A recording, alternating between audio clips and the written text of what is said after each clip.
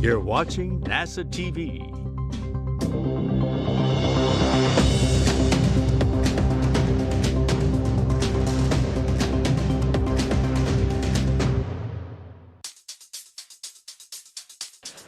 Good morning from the International Space Station Flight Control Room at the Johnson Space Center in Houston and Mission Control.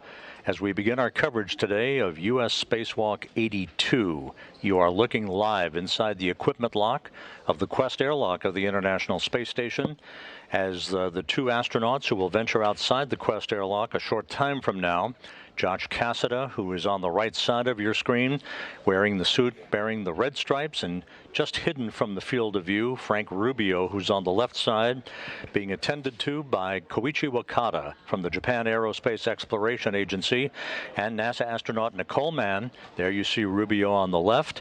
Those are our two astronauts for today who will venture outside for a spacewalk expected to last about 7 hours, the focus of which will be on the starboard fore truss of the International Space Station to install and monitor the deployment of one of the IROSAs, the ISS Rollout Solar Arrays, one of two that were delivered on a SpaceX Cargo Dragon resupply craft last Sunday to the International Outpost.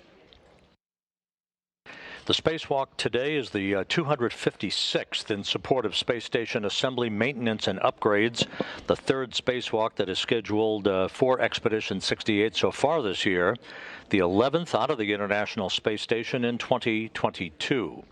Cassada and Rubio ventured outside back on November 15th for a 7-hour, 11-minute spacewalk in which they installed a so-called modification kit, basically a series of brackets on the starboard 6 truss of the International Space Station for a future spacewalk in which an IROSA, an ISS Rollout Solar Array, will be installed for the 1B power channel of the International Space Station. That 1B channel will be a prime factor in today's spacewalk activities. We'll be talking more about that in just a second. The IROSA to be unfurled today to work in concert with its legacy solar array on the starboard 4 truss. Again, delivered last Sunday on a SpaceX Cargo Dragon resupply craft, will be removed from a flight support structure on the truss of the station. It will be hand carried by Cassada, who will be affixed in the manipulator foot restraints on the end of the space station robotic arm, the Canadarm2, and transported from the stowage position in which the array is located at the moment over to a bracket that was installed back in March of the International Space Station's spacewalk array to be installed on the starboard 4 truss and then unfurled that ISS Rollout Solar Array to work in concert to augment the electrical output of the 3A power channel of the International Space Station. 20 and number 22. We are in the 2-minute torch time hold in step 20. Concur with all due. Good numbers. Nicole Mann reading out spacesuit readings back to Mission Control here in Houston. The crew is running about 10 minutes ahead of the timeline in their spacewalk preparations. They won't get too much further ahead of the timeline, though, deliberately, because all of the spacewalk work today is going to be timed out in explicit choreography to match the time that some of the work has to be done while we're in darkness or eclipse. That will match the time for the mounting of the solar array, its electrical connections, and ultimately the demating of one of 4 electrical connectors for the 1B power channel solar array that we'll talk about in just a second. Just to recap the bidding on the ISS Rollout Solar Arrays, the original solar arrays, called the legacy arrays, although performing extremely well over the course of time, are showing some signs of degradation as expected. So to ensure a sufficient power supply is maintained for the International Space Station, NASA is in the process of augmenting the existing solar arrays and the power channels for the station accompanied by those new solar arrays. Ultimately, this will provide about a 20 to 30% increase in power for space station research and operations. The new arrays, the IROSAs, 2 of which have already been installed today, will be the third of 6 currently planned for installation. These new arrays will shade slightly over half of the length of the existing arrays and will be connected to the same power system, again augmenting and boosting the existing power supply for space station operations. The 8 current arrays, the original arrays, are currently capable of generating about 160 kilowatts of power during orbital daytime when the station is flying in daylight. Half of that power is stored in the station's batteries for use while the station is in darkness. Each new solar array, the IROSAs, will produce more than 20 kilowatts of electricity, eventually totaling about 120 kilowatts of augmented power during the time the station flies during orbital daylight. In addition, the remaining uncovered solar arrays and the partially uncovered original arrays will continue to generate about 95 kilowatts of power. So ultimately, we're going to wind up with some 215 kilowatts or so of power for the International Space Station. This is going to enable us to increase the amount of research and utilization in the future years of station operations.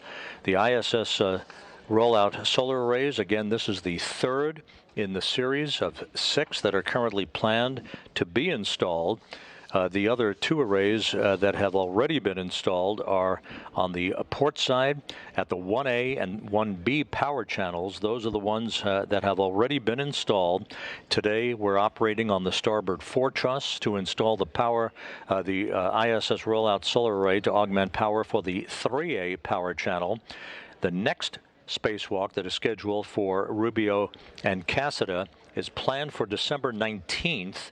That will see them duplicate their efforts that they will undertake today, but this time on the port 4 truss of the International Space Station on December 19th, when they install a rollout solar array for the 4A power channel. Now, if time permits, at the back end of today's spacewalk activity, the crew will conduct one final important task, that being the demating of one of 4 electrical connectors on the neighboring starboard 6 truss where the 1B power channel solar array is located. About a week and a half ago, there was a power trip on that solar array, very similar to what we saw back in March, that reduced the power augmentation capability for the 1B solar array. About 10 days ago, when the latest power trip occurred, it took down the 1B channel altogether.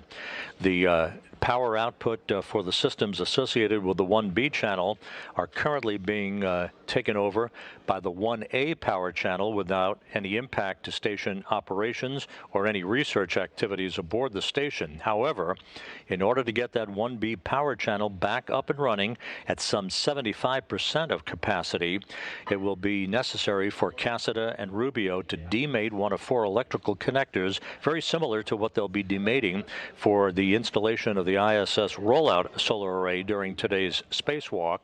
Once they demate that connector, the 1B power channel can be reactivated by the electrical systems officer here in Mission Control to get back to about 75% of its augmented capability, and that will bring the 1B power channel back online, albeit at a slightly degraded state, while it awaits the installation of its ISS Rollout Solar Array to be delivered on a SpaceX cargo flight next year.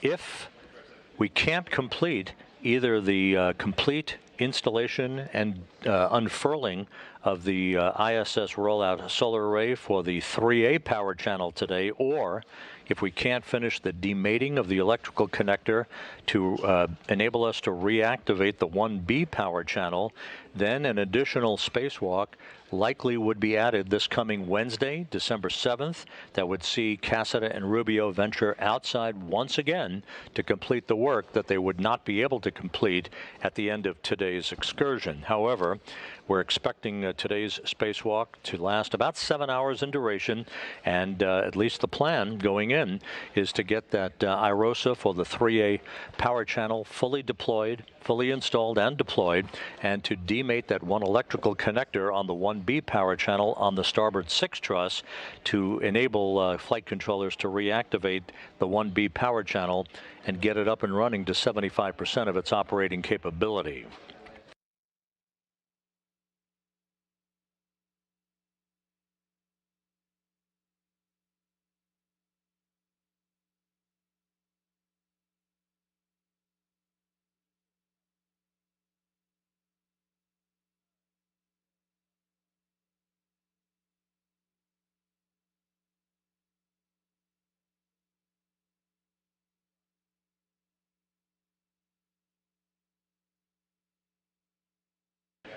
As you watch Koichi Wakata of the Japan Aerospace Exploration Agency attach the equipment to Josh Cassada's spacesuit, he will do the same to Frank Rubio, who's on the left side of your screen a short time from now, this in preparation for the installation of the SAFER units, the Simplified Aid for EVA Rescue units, jet-powered backpacks that spacewalkers wear when they go out into the vacuum of space. That enables them, in the highly unlikely event they would become untethered, to propel themselves back to the safety of structure on the International Space Station. Both crew members will have their SAFER units attached, and then they will be moved one by one into the back section, or the crew lock section, of the International Space Station's Quest airlock. The hatch will be closed, and then plans will begin for the depressurization of the airlock in a two-step fashion, down to vacuum.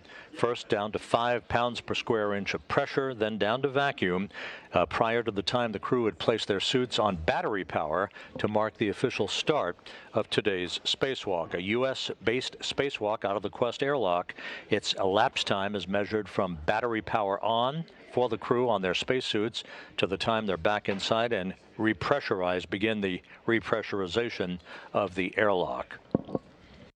Today's spacewalk, again, very intricate and very well choreographed to see the installation and unfurling of one of the two ISS Rollout Solar Arrays on the 3/8 power channel, or the starboard 4 truss of the International Space Station, to boost the power capability for that power channel.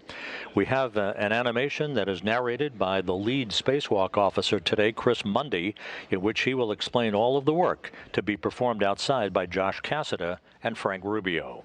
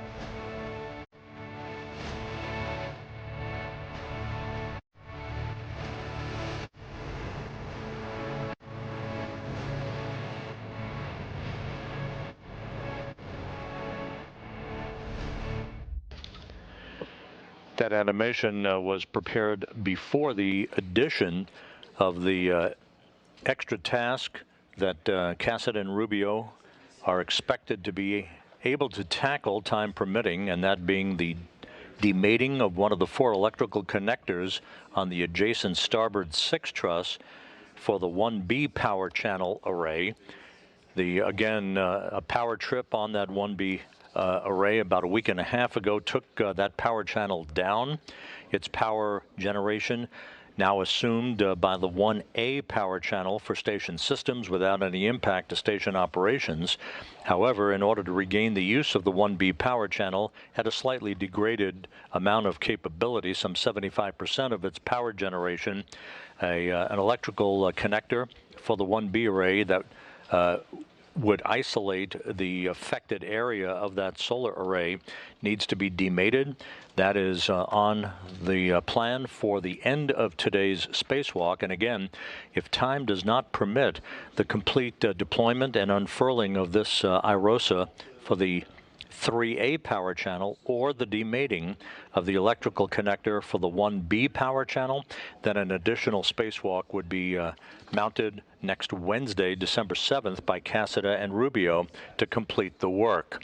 You see inside the Quest airlock, Josh Cassada wearing the suit with the red stripes around his knees. He is inside the crew lock section, and Nicole Mann there is now assisting Frank Rubio as he will be moved into the crew lock section. A thumbs up from Mann to Rubio, the 2 spacewalkers who ventured outside back on November 15th for a 7-hour, 11-minute spacewalk to install a mounting bracket on the 1B side on the starboard 6 truss of the International Space Station for a future ISS Rollout Solar Array deployment. They are going back outside for the second spacewalks of their respective careers. The IROSAs that you'll be hearing quite a bit about today on Earth, their mass is about 750 pounds. When folded, they're about 10 feet by 2 feet by 4 feet. Once unfurled, however, once they are opened up like a Venetian blind and then unfurled, these IROSAs will be 60 feet long, will shade part of the legacy arrays, working in concert with the original solar arrays to which they are attached to provide augmented power for the power channels on the International Space Station. They're 20 feet wide, 60 feet long once unfurled, and will produce more than about 20 kilowatts of electricity. The legacy arrays currently are producing between 17 and 23 kilowatts of electricity apiece.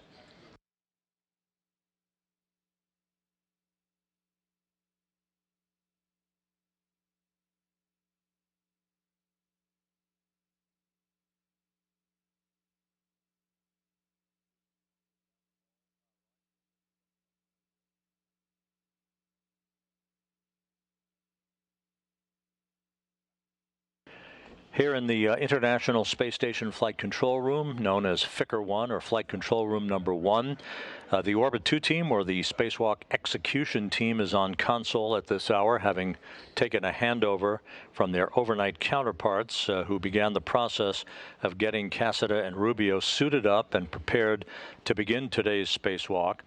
On console, in charge of today's spacewalk activities, is Zeb Scoville. He is second from the bottom of your screen. To his left at the bottom of your screen is Flight Director Fiona Turret, who will be the lead flight director for the next IROSA Rollout Solar Array deployment spacewalk that is scheduled for December 19th, in which Cassada and Rubio will install and monitor the deployment of the array on the Port 4 truss for the 4A power channel of the International Space Station. To Scoville's right is veteran astronaut Nick Hague. He will be the spacewalk Capcom, talking directly to Cassada and Rubio, calling out instructions, helping with the choreography of today's spacewalk as the 2 spacewalkers run through their procedures and checklists outside of the Quest airlock today. And to Hague's right is spacecraft communicator Megan Levins, who will be talking when required, to Nicole Mann and Koichi Wakata inside the U.S. segment of the International Space Station as the spacewalk is undertaken throughout the course of the day.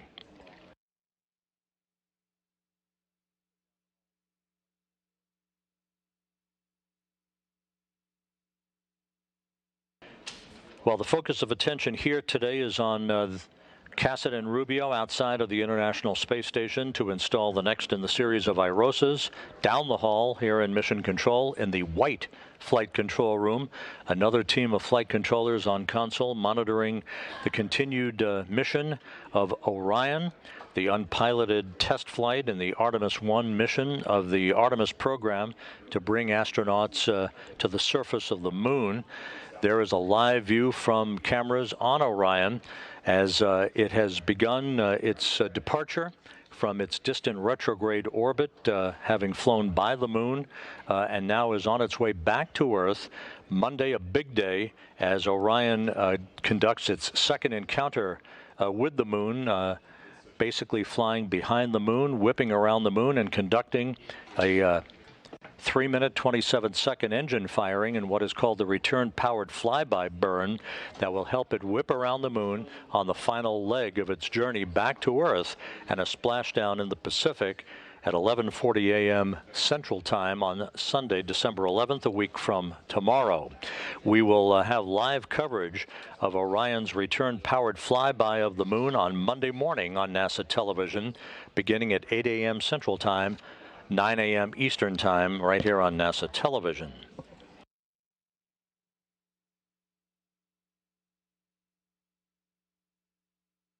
And back inside the airlock, as Frank Rubio is about to join Josh Cassada inside the crew lock section of the Quest airlock.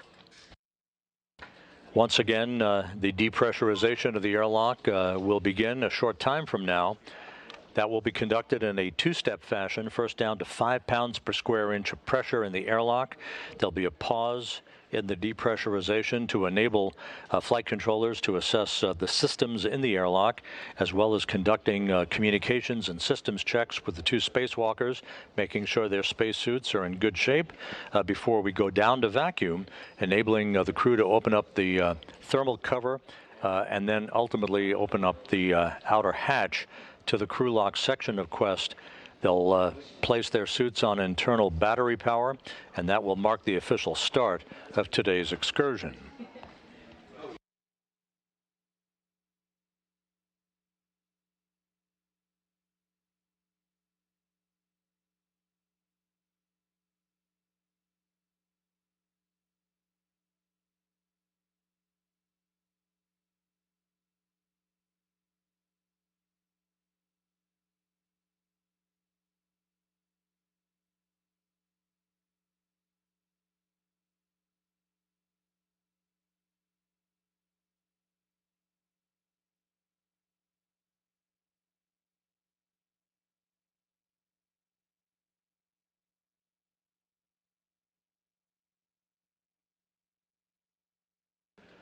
The International Space Station is about to fly into an orbital sunrise over the South Pacific, about to begin a trajectory that will carry it from southwest to northeast across the coast of South America, Chile, Argentina, and up the east coast, passing almost directly over Rio de Janeiro at an altitude of 260 statute miles.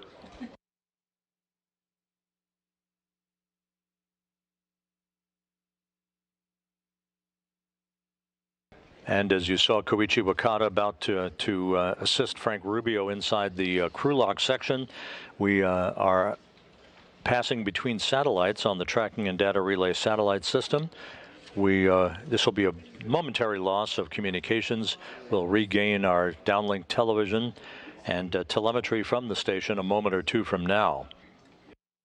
You will also see helmet cameras, the usual typical view that you see as the crew is conducting its work outside of the International Space Station. You'll see the numbers assigned to the helmet cameras for today for Josh Cassada, who is extravehicular crew member number 1, wearing the suit with the red stripes. His helmet camera number that you'll see in the lower right-hand corner is 22. For Frank Rubio, who is EV2, wearing the unmarked suit, his helmet camera number is 20.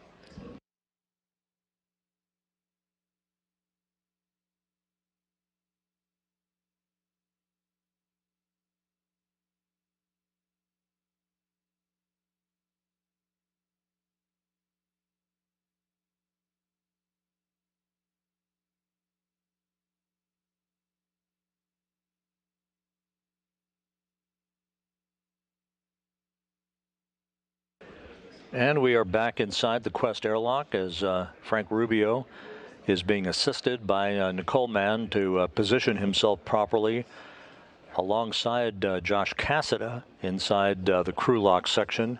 The Quest airlock is a 2-section airlock. The equipment lock where the crew suits up and is prepared for entrance into the crew lock, our outermost section of the 2-section Quest airlock. Now that the 2 spacewalkers are inside, they'll be positioned properly, after which the 2 other astronauts assisting them, Nicole Mann and Koichi Wakata, will close the hatch, isolating them inside the crew lock and setting the stage for the depressurization of the crew lock.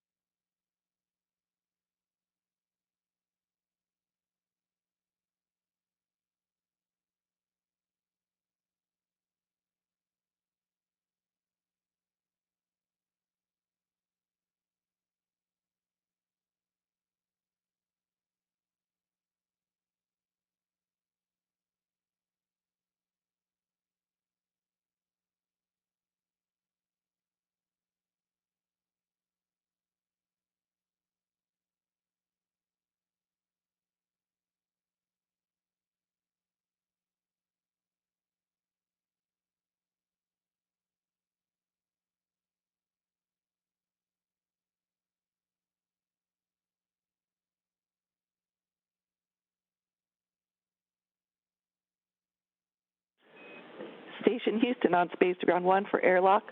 Just letting you know we're putting our ground comm config in place. You will be hot mic'd.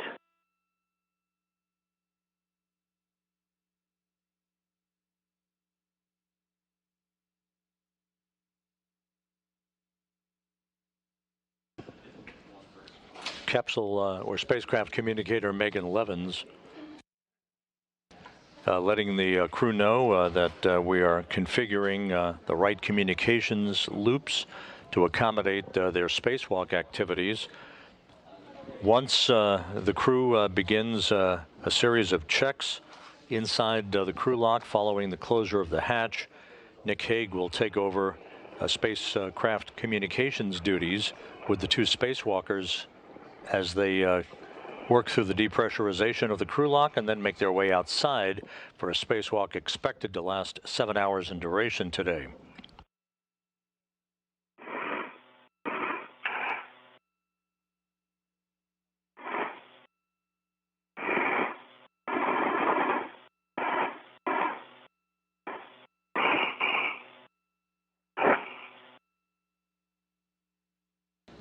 And the inner hatch now closed. So the two spacewalkers are isolated inside the crew lock section of Quest as we stand by for the start of the depressurization of the crew lock.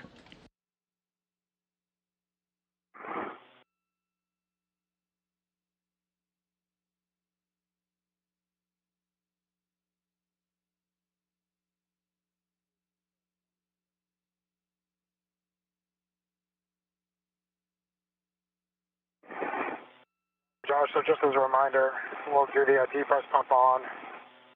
Main ISO valve will go to open, and then when we get to 6, we'll expect an alert tone. And then when we get to 5, that's when we'll do our leak check. Copy that.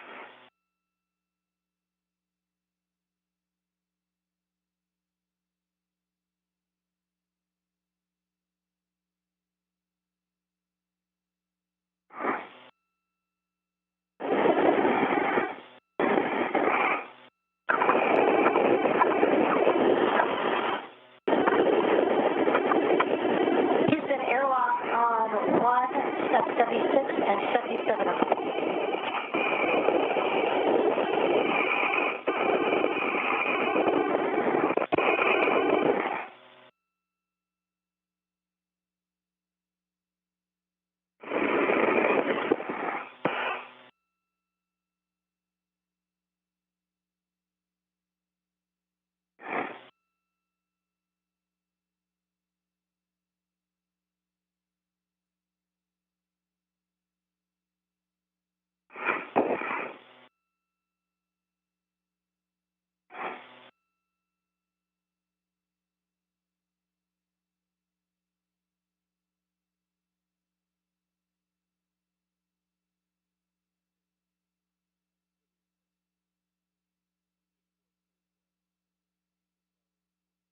Houston, airlock on 1, step 76 and 77 are complete.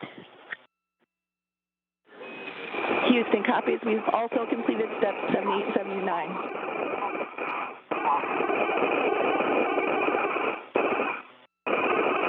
And we are standing by for your go in step 81.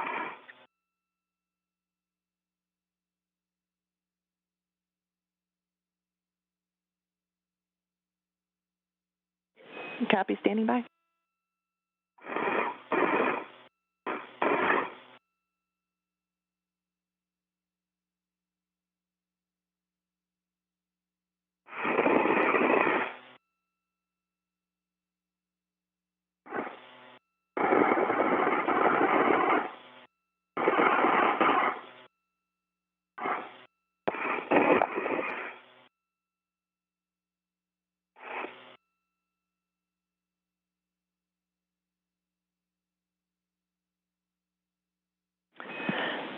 Station Houston on 1 for airlock. Step 80 is complete. Your go for step 81.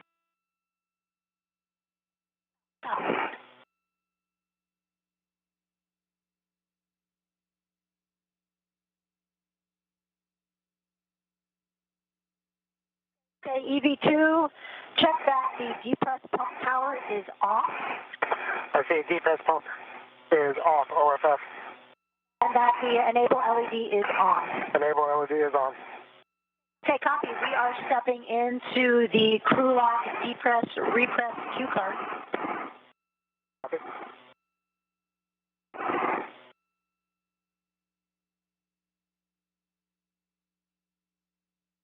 Houston, Airlock on 1, do we have a go to begin the depress cue card? You are go for the depress cue card.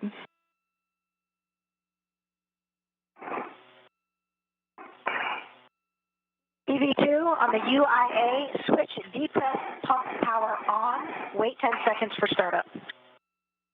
Depress pump is on. ON.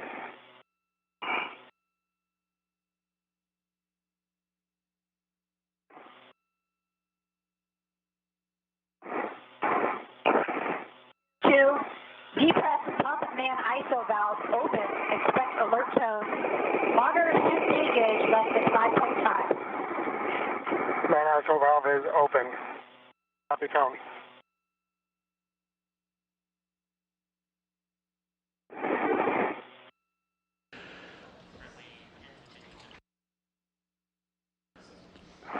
And flight controllers confirming that the depressurization of the crew lock now underway. Again, the crew lock to be depressurized down to vacuum in a two-step fashion from 14.7 pounds per square inch to 5 psi. We'll take a pause, do systems checks, and then resume down to vacuum. Earlier, during their suit-up activities, the crew conducted light exercise, basically moving their arms and their legs while in the equipment lock to increase their metabolism slightly and hasten the dispersion of nitrogen from their bloodstreams while they pre-breathe pure oxygen to avoid any condition known as the bends or decompression sickness from occurring when they step out into the vacuum of space a short time from now.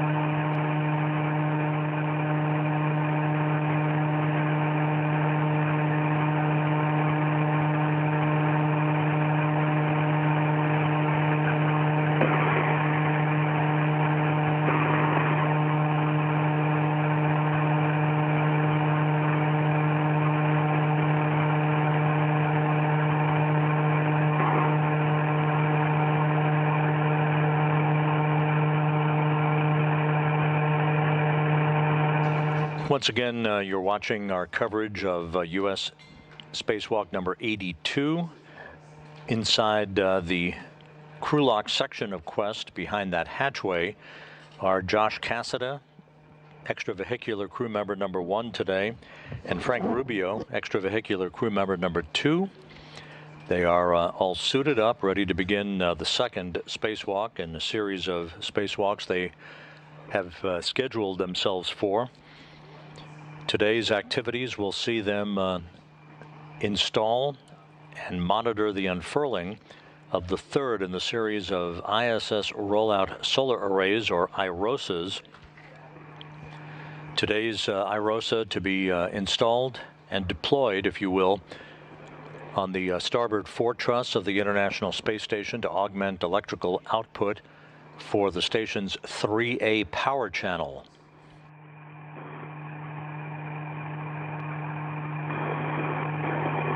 They will also, if time permits, undertake the demating of an electrical cable on the adjacent starboard 6 truss for the 1B solar array that was affected by a power trip about a week and a half ago, taking down that power channel.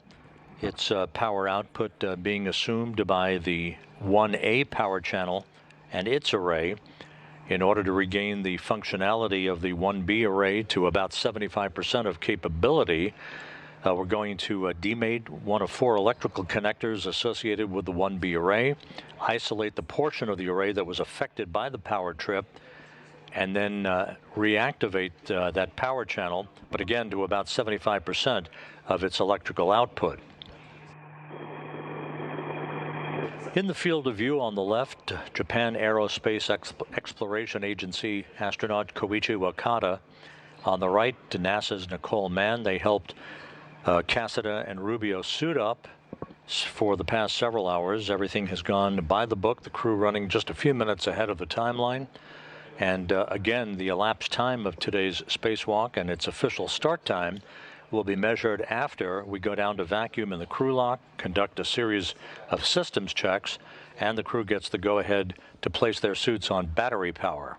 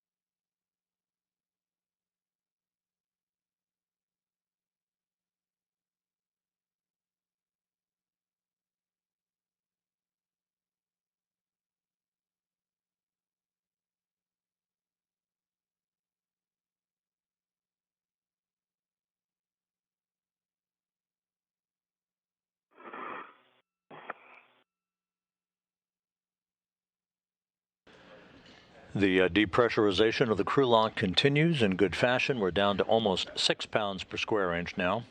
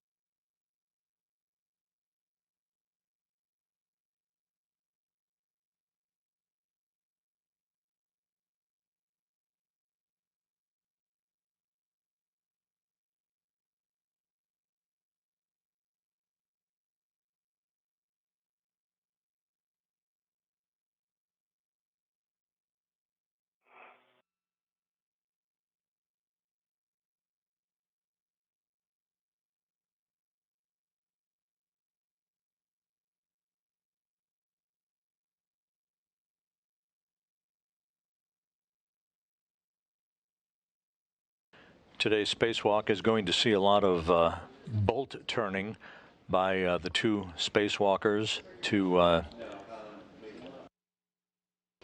release bolts and then to install and tighten bolts as they work their way through the removal of the ISS Rollout Solar Array from its flight support equipment and its mounting structure on a temporary attachment device on the truss, to which it was maneuvered to robotically over the course of the last couple of days following its extraction from the trunk of the SpaceX Cargo Dragon. Expect alert tone. Okay, depress pump man ISO valve is closed. Okay, for EV1 and 2, we're going to go into the leak check. Switch display status until leak check question mark. EV1 copy. EV2 copies.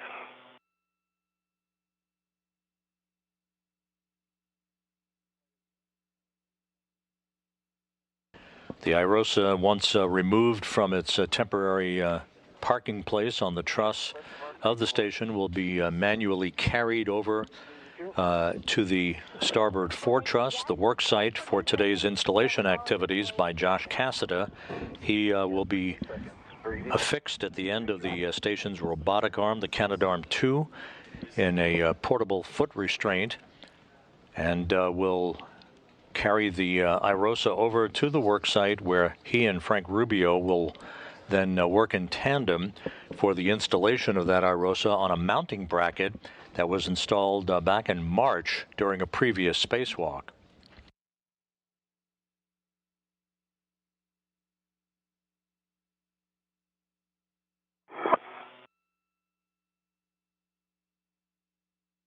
The depressurization of the crew lock has now paused at 5 pounds per square inch.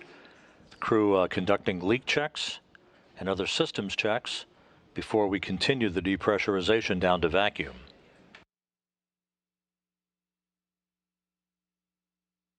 Leak check complete, EV2.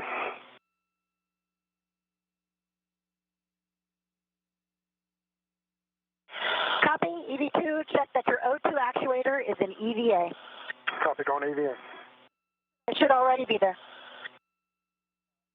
Negative. All right, I've got leak check complete for EV1, and then the next step I've got on this display is set O2 to EVA.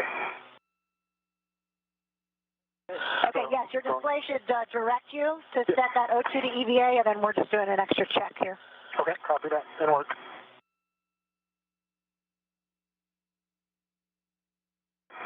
And we have 2 good leak checks on the suits. The crew now stepping through the rest of its pre-hatch open preparations. Again, the spacewalk will officially begin at the point at which the 2 crew members place their suits on battery power.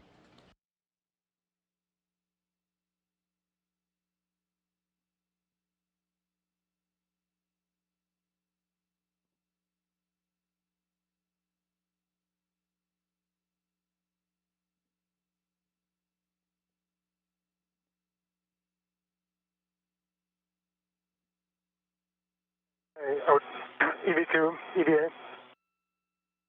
Copy.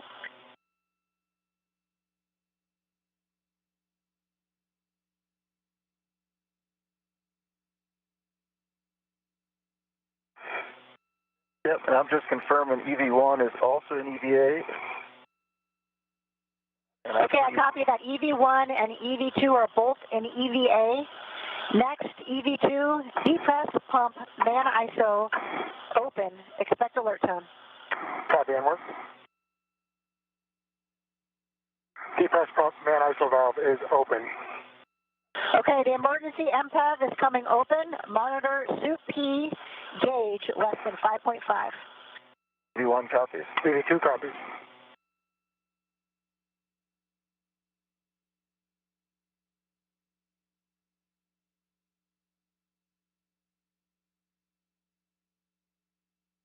Depressurization has resumed, and flight controllers letting Flight Director Zeb Scoville know that we probably are around 20 minutes from the point of Cassidy and Rubio exiting the Quest airlock.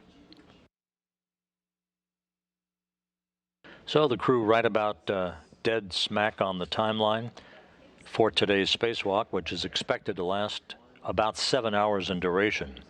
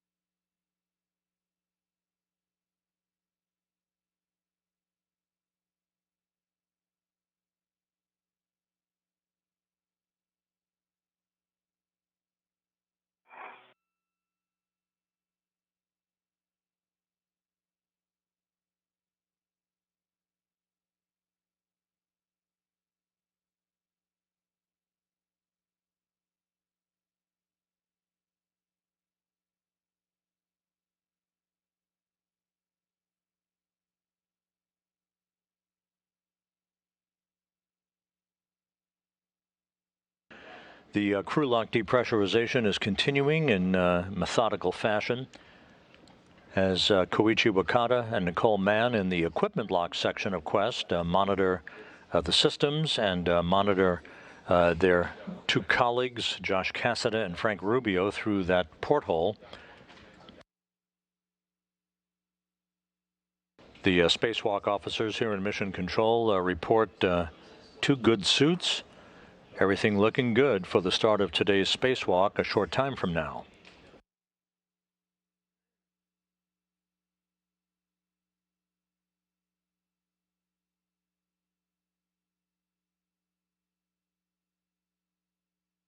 Show airlock pressure at 2.0. EV2, take a depress pump, man ISO, closed. In work. Depress pump, man ISO valve is closed. On the UIA, switch, depress pump power off. Depress pump is off, OFF. Okay, Blue and Frank, you guys are well prepared. Let's crush it out there today. We'll talk to you on Robo. I'm going to hand you over to Nick, your ground IV, for the initial tether config and the rest of the depress 2 card. Thanks so much, Duke. You guys made it so smooth this morning, and looking forward to working with you in just a couple hours. Duke, thanks, Koichi. Yeah, echo the comments, Duke, Koichi, you guys rocked it. So we are ready. Josh, Frank, team down here is ready to go. we'll take your initial tether configuration if you want to walk us through the tether packs. Sounds great, Nick. We're ready to go. Starting on my right D-ring extender. I've got a red hook, gate closed, slider lock, black on black. That goes to a red reel that is unlocked. There's a green hook on that red reel. The green hook goes to a green reel that is unlocked. And the hook from the red reel is a yellow hook, and it is gate closed, slider lock, black on black on the green reel. Also on that side, I've got my right waist tether, and on my D-ring extender, the gate is closed, slider lock, black on black, and that anchor is actually just temp stowed on my mini workstation. Josh Cassada and soon Frank Rubio reconfirming their suit configuration with Spacewalk communicator Nick Hague here in Mission Control. That goes to my single safety tether, which is unlocked on the reel. The anchor is currently on my mini workstation. Also on my left D-ring extender is my left waist tether. Gate closed, slider lock, black on black. It goes to Frank's anchor hook, and both my hook and his anchor hook are gate closed, slider lock, black on black, and that takes us to Frank's reel. Okay, I see my green reel is unlocked. Yellow hook is on my green reel, gate closed, hook lock, black on black. My green hook is to my red reel, gate closed, and it is unlocked.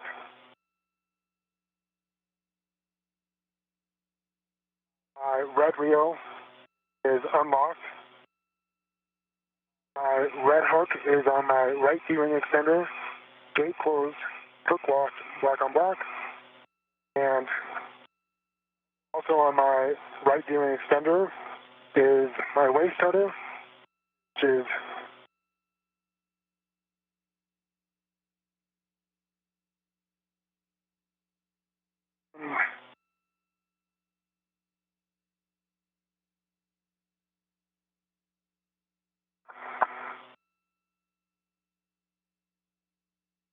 I can get it for you, Frank. I've got good eyes on it if you'd like. I just got it. Thank you. All right, I see my small hook of my waist tether on my right D-ring extender, gate closed, hook lock, black on black, and then my right waist tether, or my waist tether goes to the airlock D-ring extender, gate closed, hook lock, black on black, and that should give us a good load there. Copy, guys. We've got a handover. That's a good config.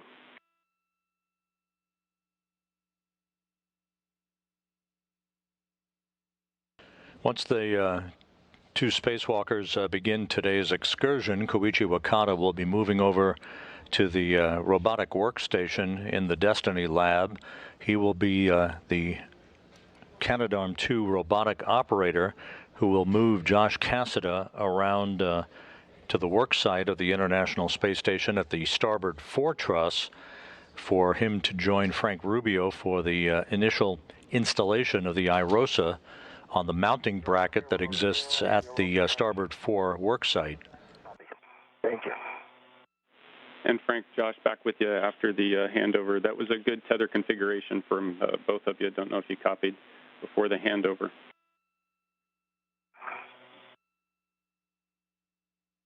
You did copy. Thank you, Nick. Copy, Nick.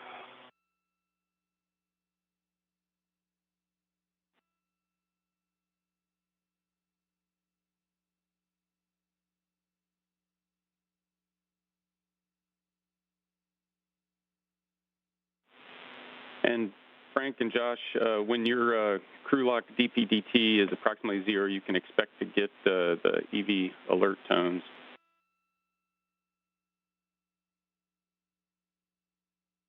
You want copies? Thanks. You need 2 copies.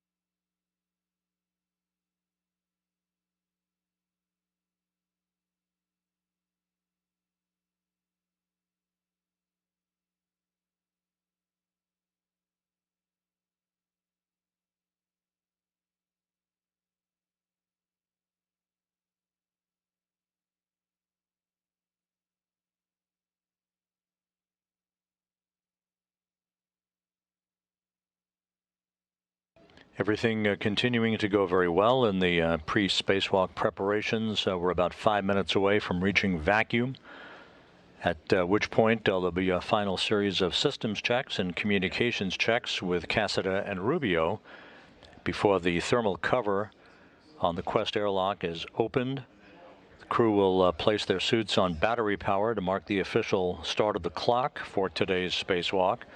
And then they will open the hatch and one by one make their way outside. Cassida first, followed by Rubio, to begin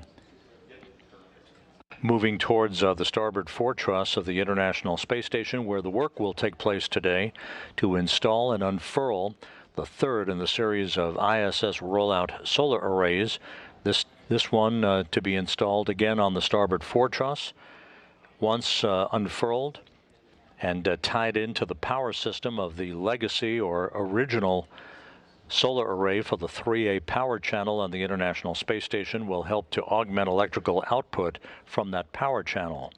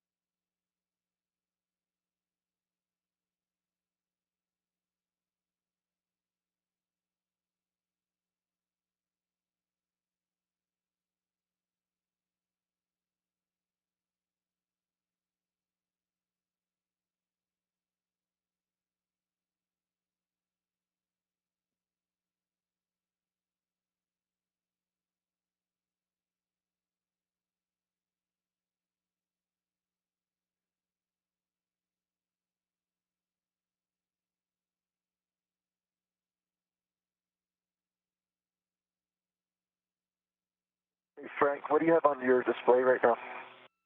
Oh, it's blank. Good.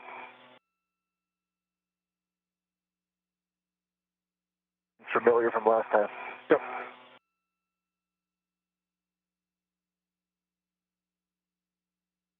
Just a few minutes away from beginning the 256th spacewalk for space station assembly maintenance and upgrades, the 11th spacewalk out of the International Space Station this year, and the second for both Cassida and Rubio.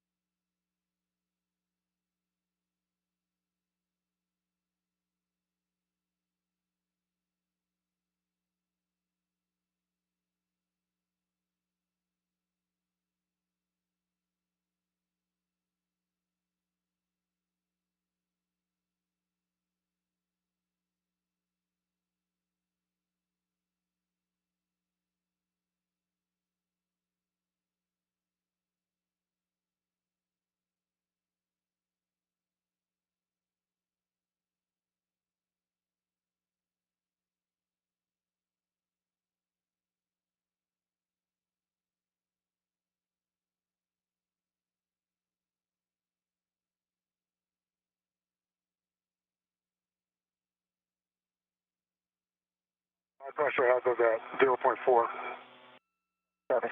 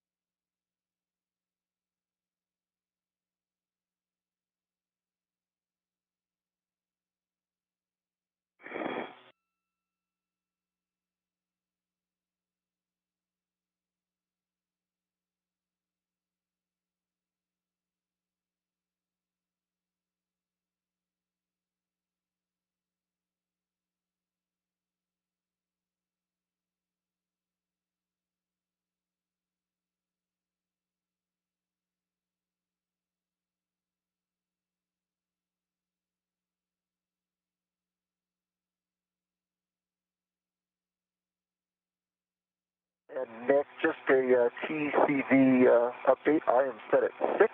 Got me a little bit on the cool side now, but I imagine we're getting to work soon. Yep, copy, Josh. You got a 6.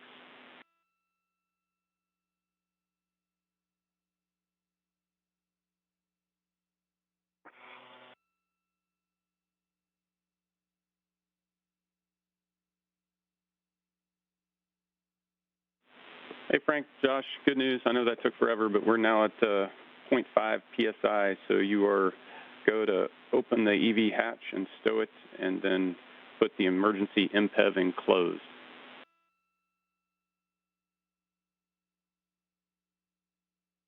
Copy, Nick. That's in work, and I'll let you know when we're done.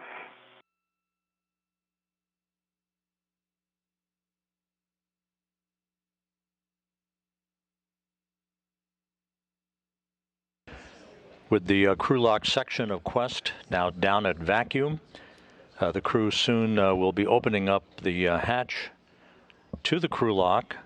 They are now at vacuum. They will move out of the Quest airlock a short time from now. You slipper out of the way. We'll be standing by for the call that their suits are placed on internal battery power to mark the official start of today's excursion. Good, thanks.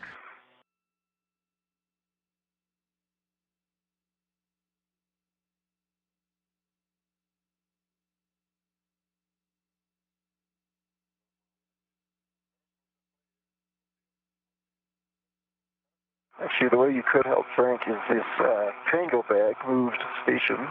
And as the International Space Station flies 260 miles over northern Kazakhstan, the hatch is open now to the Quest airlock. It's coming open.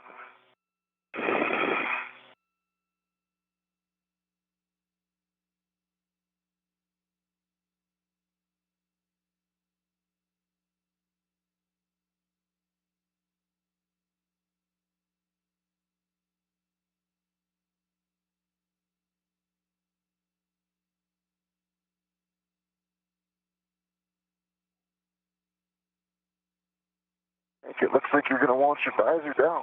Okay, awesome, thanks.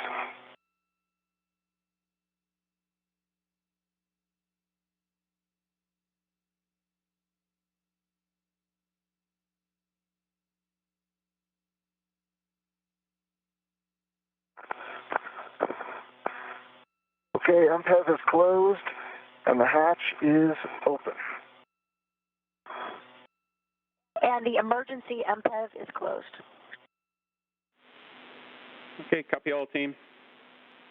Okay, so we're stepping into the post-depress So Josh, Frank, you're going to stagger your switch throws, expect warning tones, but your go for power to bat.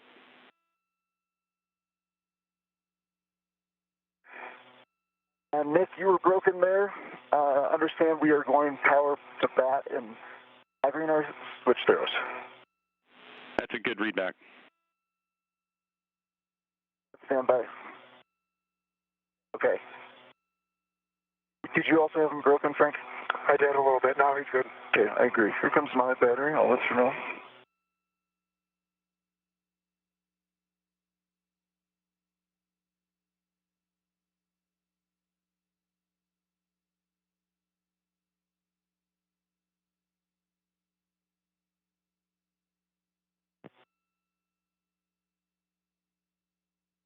EV1 is in bat. Copy, Josh.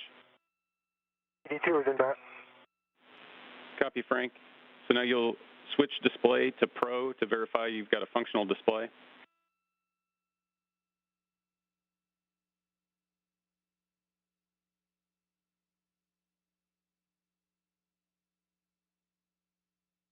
And unfortunately, I'm in the same boat. I have nothing on my display for EV1. Copy, Josh. You've got a blank display. EV2.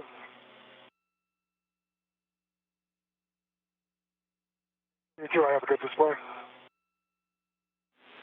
Copy, Frank. You've got a good display. Okay, Josh,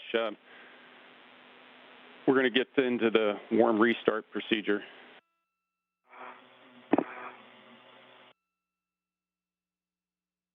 Okay, I copy that. I do have a warble tone.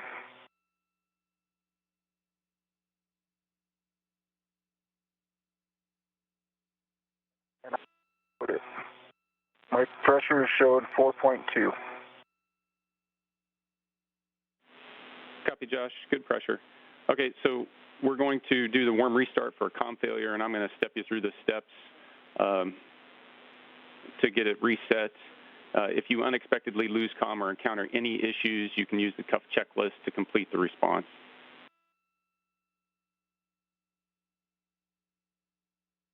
Okay, Nick, I'm on page 28, familiar from last time, and just want to make sure that this isn't user error since this is the second time in a row. I went to Pro, and I've got a blank screen. That's all you needed, is that correct? Yeah, affirm, it's not you, it's expected. This happens quite frequently.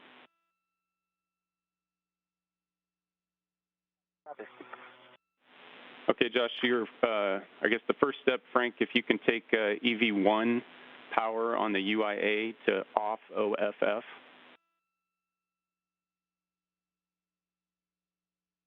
Work. Copy. And when you do get that, just let us know that the LED is off. EV1. Copy. Power EV1 is off OFF. EMU LED is off.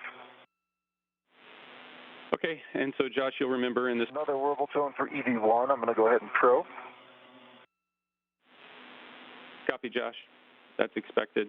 So in this procedure, you'll remember, we're going to turn the fan and the power, and that's going to go off for 7 seconds. While the fan is off, you're going to be without cooling or CO2 removal. Overheat, loss of visibility from fogging are possible. There'll be no comm until you take the power switch back to bat. If the fan operation is delayed or not restored, or power is not restored after switching back to bat, you can open and lock the helmet purge valve to restore some vent flow. How copy?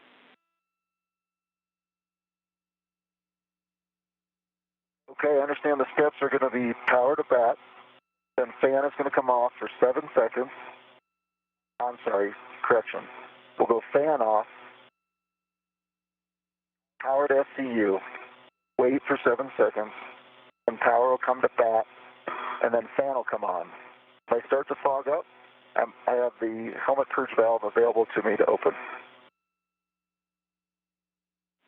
Those are the steps, Josh. You've got it.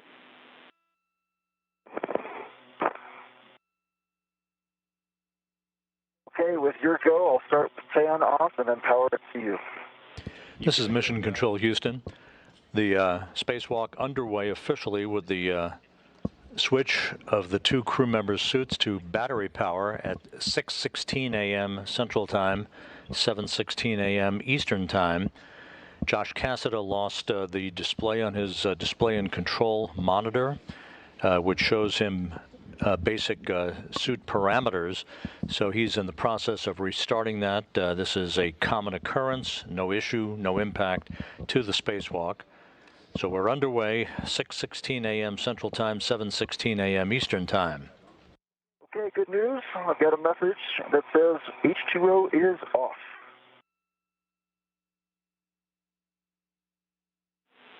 And copy, Josh. That's good news.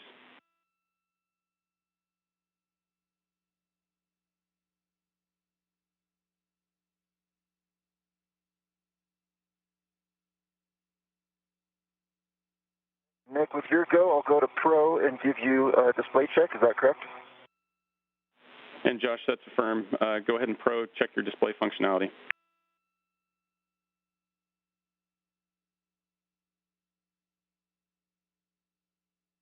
Okay, I see it. Just a heads up, it came up really dim, and then after about a half second to a second, it came up to nominal brightness. And it says N status. I could scroll if you need, but good display. Okay, copy, Josh. It looks functional, so we're going to press. We're getting back into the post-depress cue card. So, Frank, you're going to take the UIA power for both EV1 and 2 to OFF and verify that the 4 LEDs go out. Once again, the spacewalk underway. The official start time at battery power on for the two spacewalkers, Cassada and Rubio, at 6:16 a.m. Central, 7:16 a.m. Eastern Time. Cassada has restarted his display and control monitor, and now we will continue through the checklist of the post-depressurization activities that will set the stage for the two crew members to make their way outside of the crew lock section of Quest, begin to gather their tools, all of their other equipment, and make their way to the starboard fore truss to begin work to install the ISS Rollout Solar Array on the starboard fore truss on a mounting bracket that will augment the power capability for the 3A power channel on the International Space Station.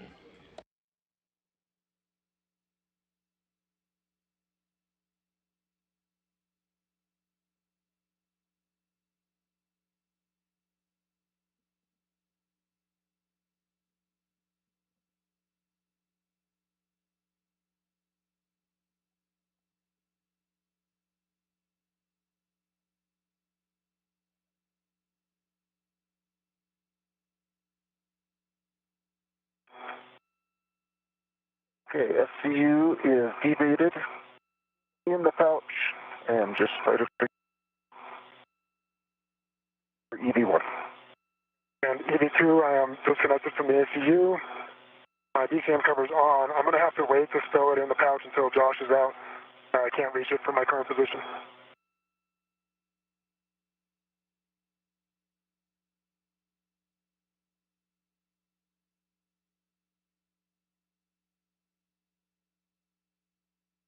And DCM cover is on for EV1. And copy, Josh. You've got the DCM cover on. SCU is demated and stowed in the pouch. And copy the same for Frank.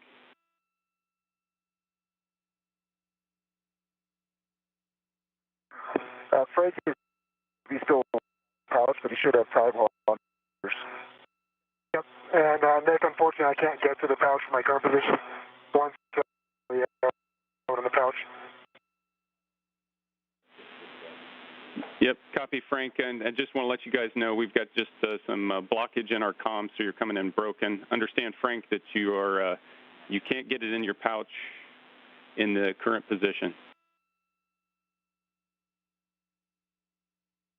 Affirmative. You can send it your way. That's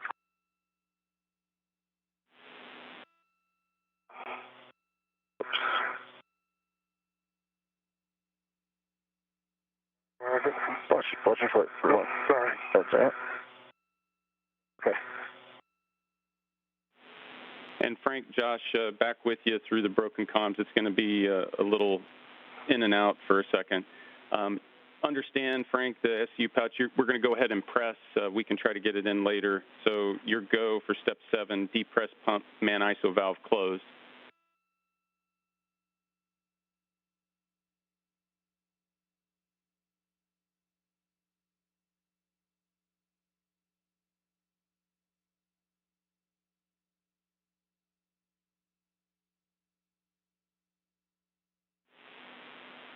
And gents, we're in a handover. Verify, depress pump, man ISO valve is closed. Copy, Frank. Depress man ISO valve is closed. So on your DCMs,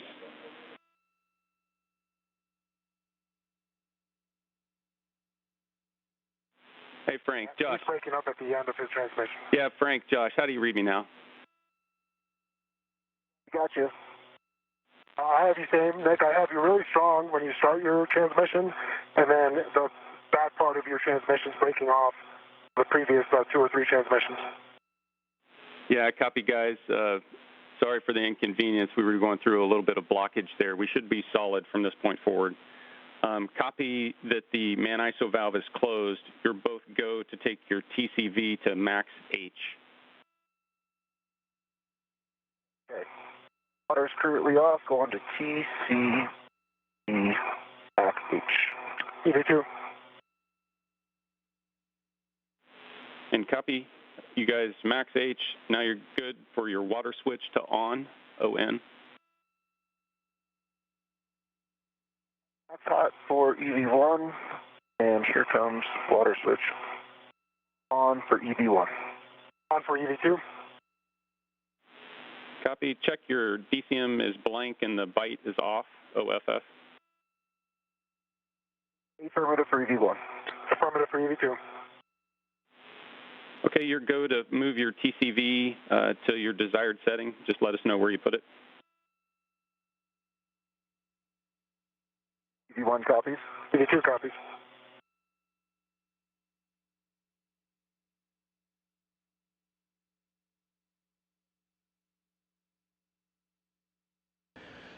So about 12 minutes now into today's spacewalk. Cassett and Rubio are soon to emerge from the Quest airlock's crew lock section.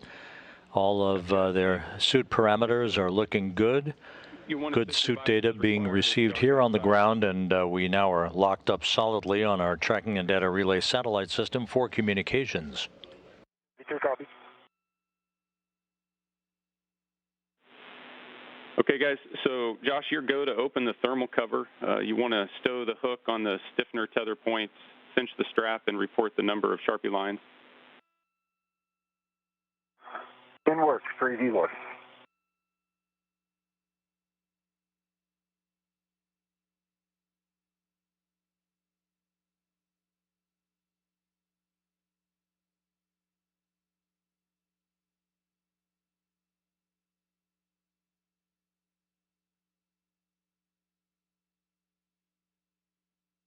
And next, this is EV2. My SCU is in the pouch.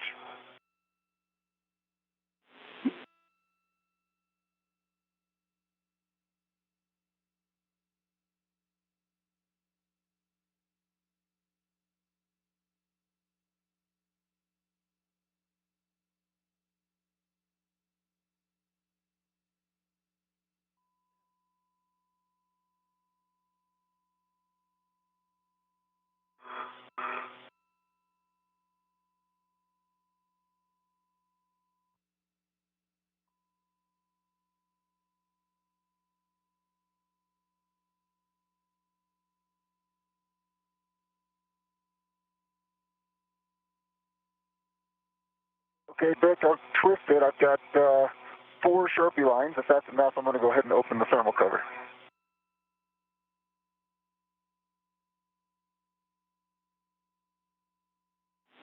Hey, Josh, if you can get it a little tighter, we'd prefer 6. Stand by.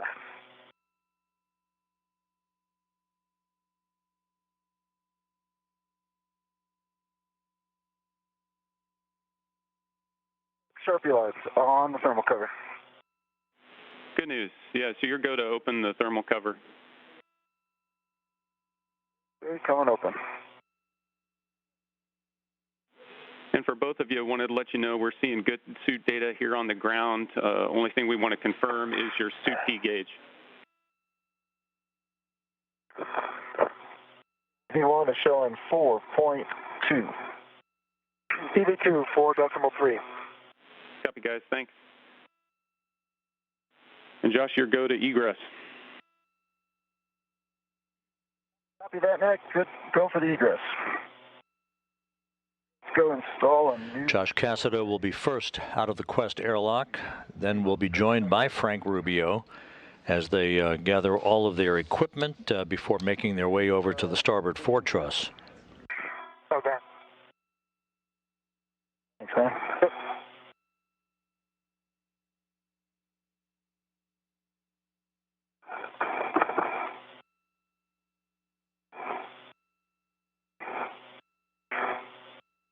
And Nick, did you cover? Did you copy my transmission about SEU is in the pouch? Affirm. Thanks.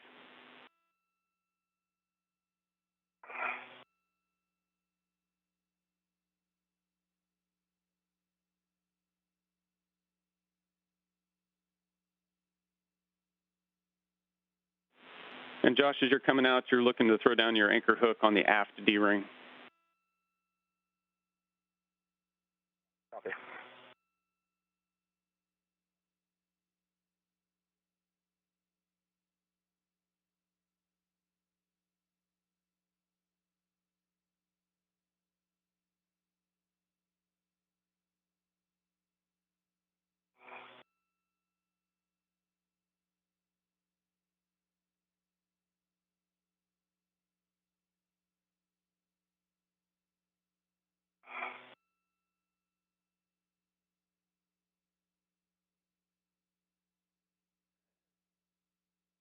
Josh Cassada now outside of the Quest airlock. He is EV1, or extravehicular crew member number 1, wearing the suit bearing the red stripes. Frank Rubio will wear the unmarked suit, both crew members embarking on the second spacewalk of their careers. Starter lock, black on black. Moving over to port on 554 for Frank. Copy, Josh. Gate close, sighter lock for your anchor. You'll just want to check your reels are unlocked at some point. We can get that in the buddy checks. You're looking to put Frank's anchor hook on that port stanchion of 554. Copy that. In work, and both reels are unlocked. Copy. Thanks.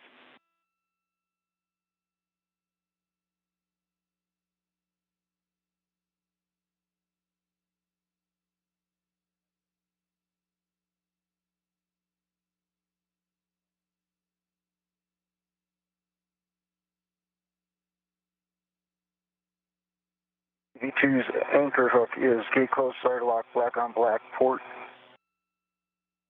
Tether point there on the 554. Copy, Josh. That's a good config. So, Frank, your go to release your waist tether, and you'll want to check that your reels are unlocked. Okay, copy, inward. And EV2, we just saw that your SCU popped out of the pouch. Okay, yep, copy. Unfortunately, it was stuck between my legs, so I had to...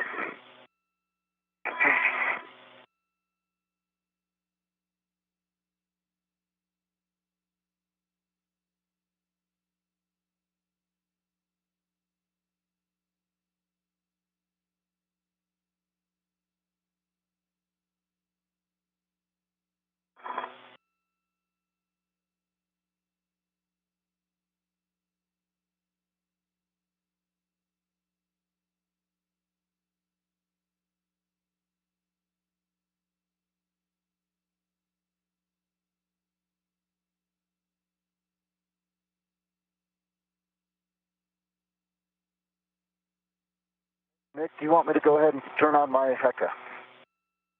That's from EV1, sir. Josh, checking. And I'm ready for the Tango bag when you've got it there, Frank. Okay, A1. And Josh, you've got to go to turn on your HECA. Understand, HECA only right now for EV1. Hey, firm.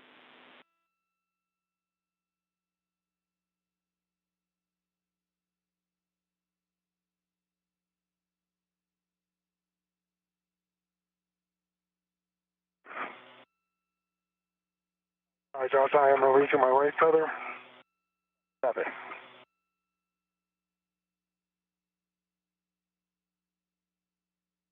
And HECA is on for EV1. I've got a green light. Copy, Josh. Good green light on your HECA.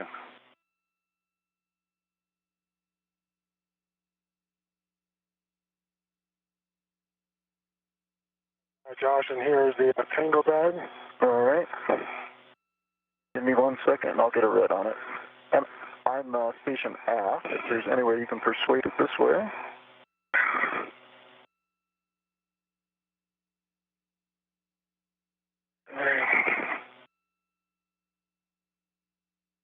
Okay, I got my hand on it. Stand by.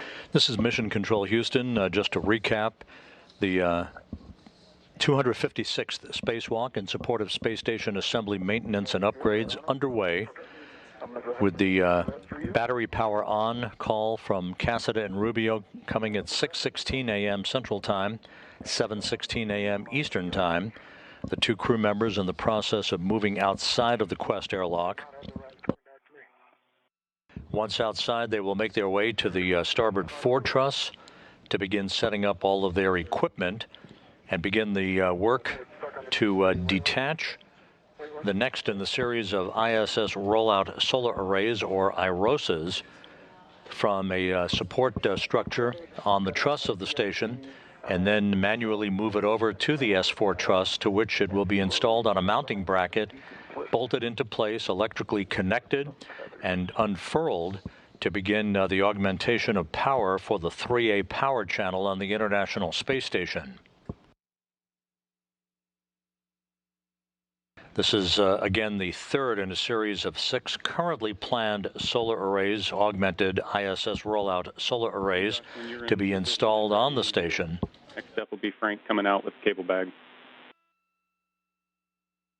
One additional task on tap for the two spacewalkers, should time permit, will be the disconnection at the end of today's spacewalk of one of 4 electrical cables on the neighboring starboard 6 truss for the 1B power channel that incurred a power trip about a week and a half ago, taking down some of the functionality of that array and placing the 1B power channel out of commission for the moment. Those loads being assumed by the 1A power channel for station systems without any interruption to station operations or research. However, to regain about 75% of the functionality of the 1B power channel, the 1 power connector at the end of today's spacewalk will be disconnected and isolated. It'll be capped off, basically, to isolate the affected area of the solar array for the 1B channel on the starboard 6 truss. Electrical systems officers will then reactivate the 1B power channel. It, in of itself, will receive an ISS Rollout Solar Array next year on the next pair of arrays that will be delivered on a SpaceX resupply mission.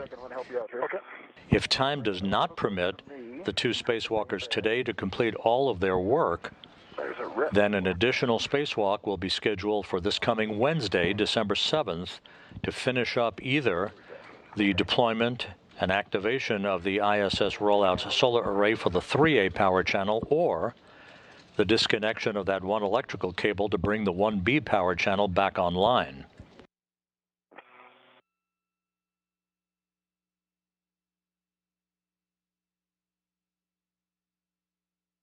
Nick, as Frank is getting set up there, I do see his WVS is on, and I do not believe mine is. I don't see the light. Okay, copy that, Josh. You can try to turn it on if you got a free hand.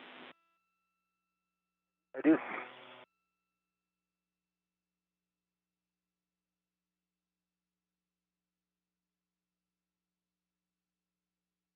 I stand corrected. I got 2 green lights. Copy. 2 green. That's good.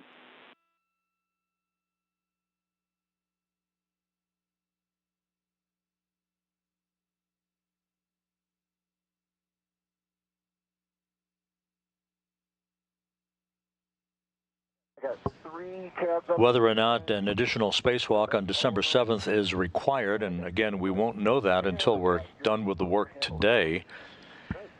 Cassidy and Rubio will venture back outside on December 19th to replicate the work they're doing today, but this time on the other side of the backbone of the station, on the port for truss of the International Space Station, taking yet another ISS Rollout Solar Array from a parking place on the truss of the station and installing it on the 4A power channel original solar array on the P4 truss.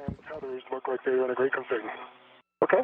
And I'm feeling a slight pull, but I'm not seeing anything when I spin to the right. With my left foot. Interesting. I see no tethers. Yep, I see you completely clear. Okay. See water resistance. Frank Rubio at the top of your screen, Josh Cassida on the bottom of your screen, still at the hatchway to the Quest airlock as the 2 crew members check and double check to make sure they have all their equipment before making their way over to the work site on the starboard 4 truss. For the reminder, that is down, and your right one is down. Okay. Awesome. Thank you. All right, with that, Nick, we've got everything except for HAP check. So my HAP is dry for EV1. And my HAP is also dry for EV2. Copy, guys. Good buddy checks. You're go to close the thermal cover. Okay. Your safety tethers there. In work, and I'll clear those out. Okay, and push. Okay. Nice.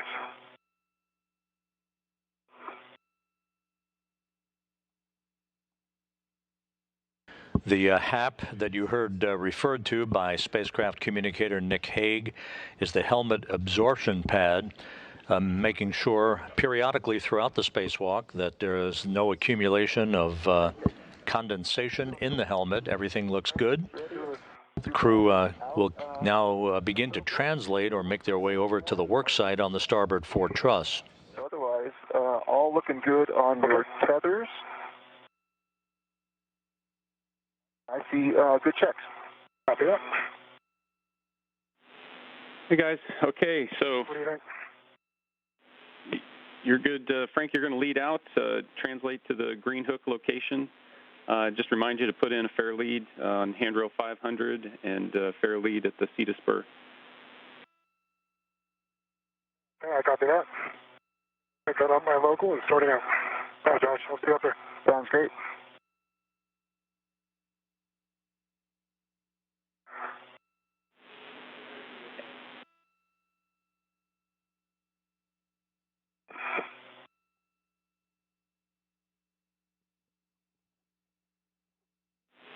And guys, as you're translating out, just want to let you know that was an on-time departure. Well done. Nice. Great job by the IVs. Yep, both on the team down on the ground and the one up here. Absolutely crushed it. Thank you, everybody.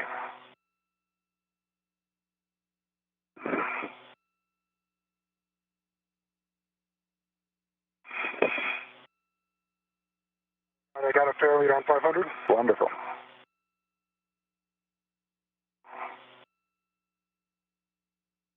Can you give me a push on my bag there? Yeah, for sure. Why this TG? For sure. The T refuses to. Yeah, sometimes that BRT seems like more like a suggestion, doesn't it? All right, good. Okay. Thank you. You got it. Getting up the CETA spur. Copy. Copy, Frank. You're going up the CETA spur. For both of you, just a caution to avoid contact with the TUS cable. Thanks, Nick.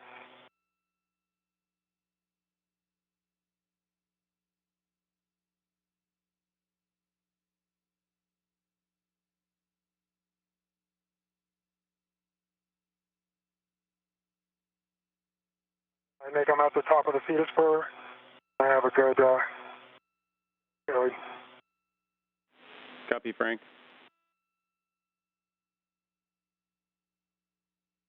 for that, Frank. Come in.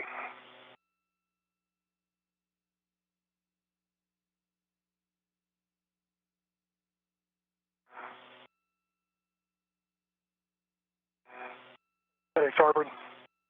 Copy. Copy, Frank. You're heading starboard. As you go out there, the handrail you're going to be looking for your green hook is 3215, 3215. Copy. Nader station.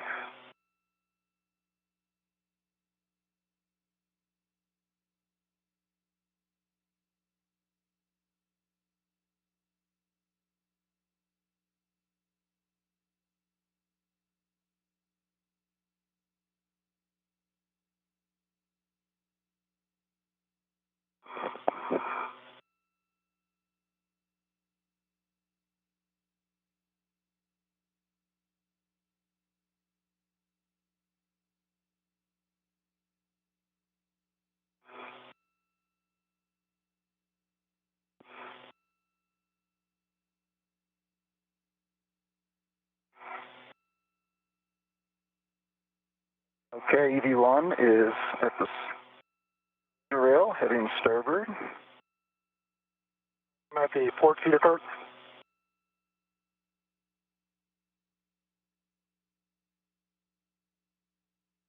Okay.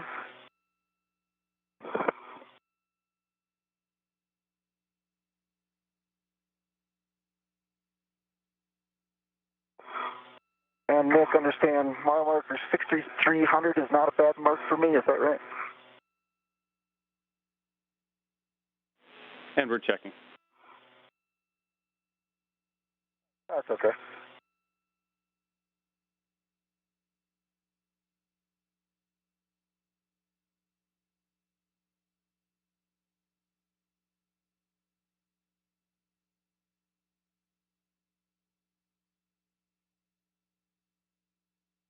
There's 6300. And 6300 should be just above those handrails that are down on the nadir side. Agreed. Thank you.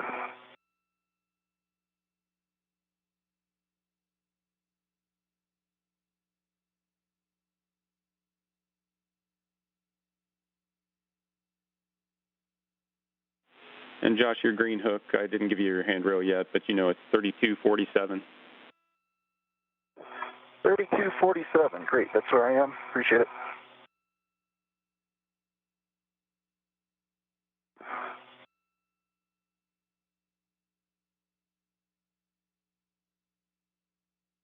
And making sure I stay zenith Franks.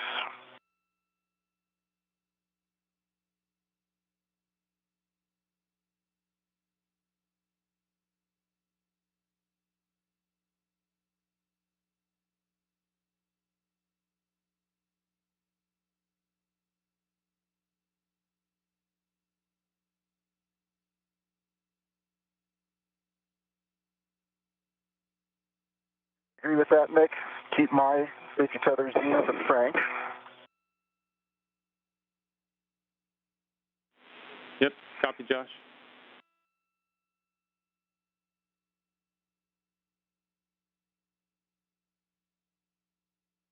And Nick, I am at the end of S1.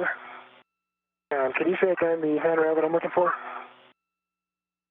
Yeah, it's 3215, 3215.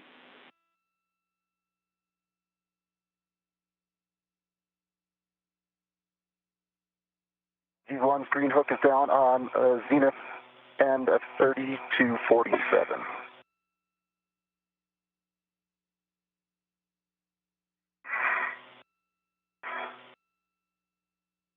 Nick, I am under the starboard feeder cart, and I see 3061, 3067. Can you vector me from here? I thought it was supposed to be kind of a diagonal handrail. Yeah, Frank, if you look at the outboard edge of the CETA cart, your handrail is going to be zenith, kind of below mile marker 5820. Copy. EV1's continuing up starboard a little bit. Frank, I will be nowhere near you when I off the rail.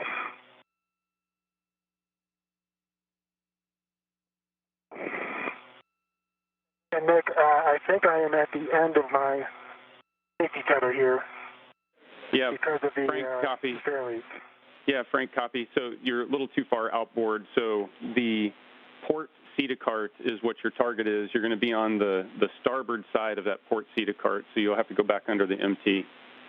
When you get to that port CETA cart, your handrail is going to just be below mile marker 5820. Copy.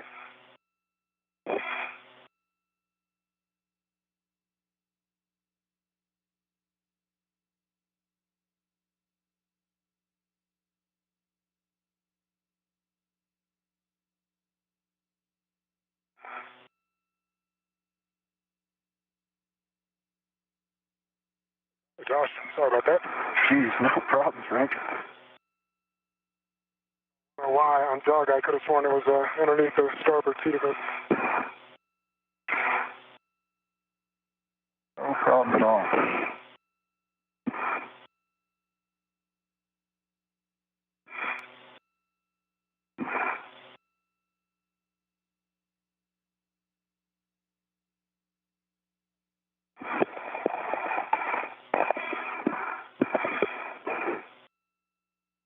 All right, Nick, I am on the nadir stanchion of 3217.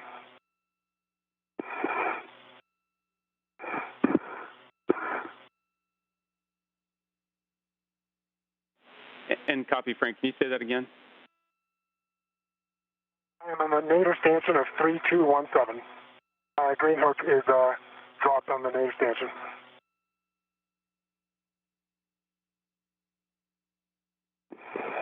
Yeah, copy that, Frank.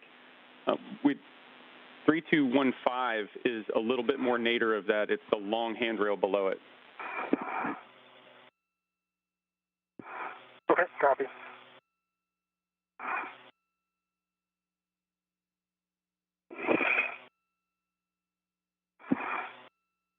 And while you guys are working into position, I'm going to read a couple warnings and cautions real quick. So warning to avoid the grapple shafts and cervic teeth. They're no touch.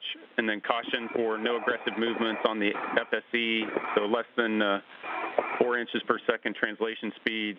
Wait until any kind of motion dampens out before imparting loads, and you shouldn't impart loads simultaneously. And do not contact the IROSA blankets or solar cells.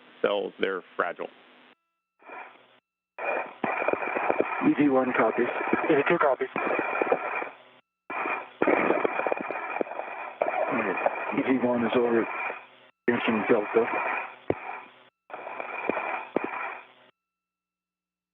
Yeah, and copy, Josh. You're translating toward the FSC tower handrail to stow the bag. 38 minutes into today's spacewalk, Cassida and Rubio making their way towards the ISS Rollout Solar Array that is temporarily parked on a payload attachment device on the truss of the International Space Station. Rubio will be using a pistol grip tool to unbolt the first of a number of bolts that are available holding the IROSA in place.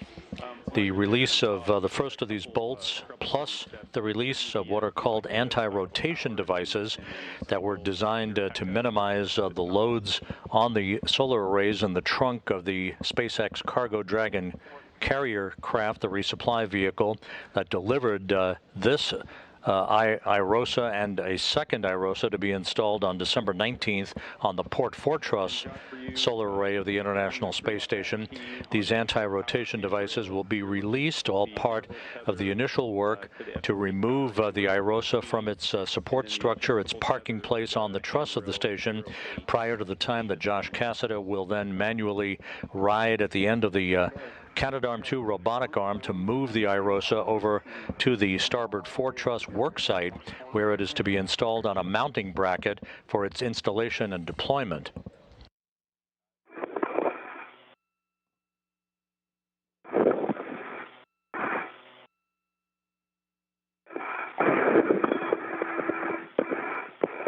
morning, Nick. So my HECA should be on now. Hit the WVS button, power cycled it twice, and I did not see a green LED. Okay, copy, Frank. HECA should be on now. We'll check it out, and you power cycle WVS. There's no green light for WVS. I see a green light for HECA. Okay, copy, green light for HECA, and we're seeing WVS.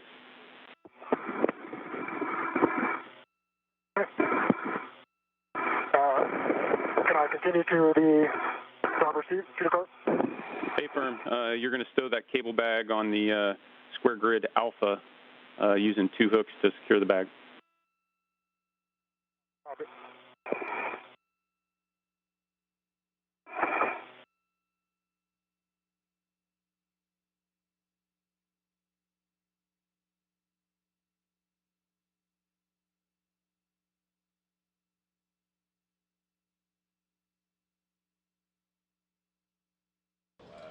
While Cassidy and Rubio are getting situated, making their way towards the IROSA that will be removed from its payload attachment device parking place on the truss of the station, Koichi Wakata and Nicole Mann are at the Destiny Laboratory robotic workstation as they begin to set up shop there.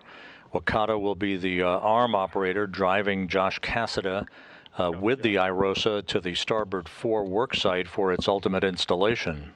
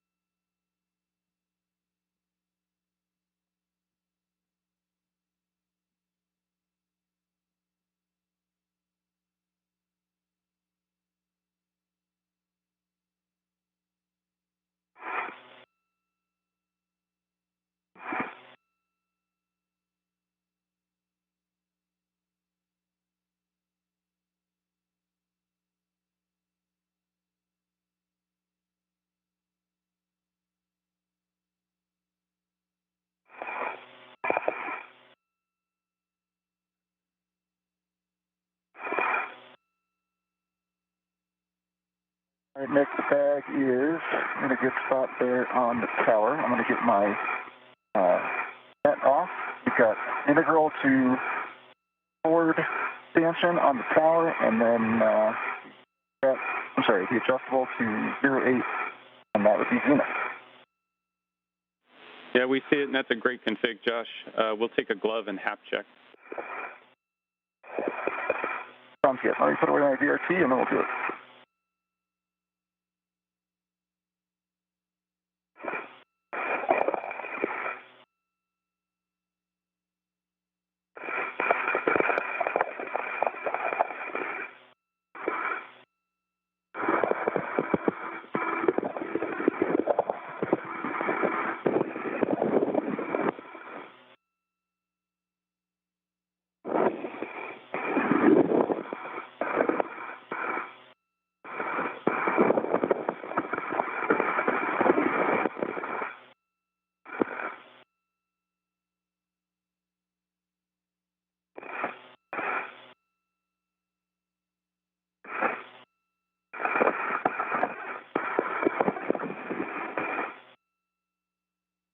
Okay, Nick, taking a look at my gloves.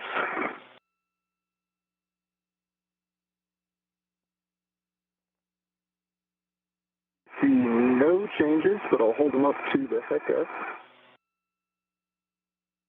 And Josh, we don't need the views. Okay. All right, and the hap is dry. So with that, I am ready for settings for R5. Okay, copy that, Josh. Good gloves, good hap. Your settings for the R5 bolt are going to be Bravo 2, counterclockwise 2. All right, Bravo 2, counterclockwise 2 for R5. That's a good readback. Frank, where are you these days? I am over on the starboard feeder cart, dropping off the cable. Awesome.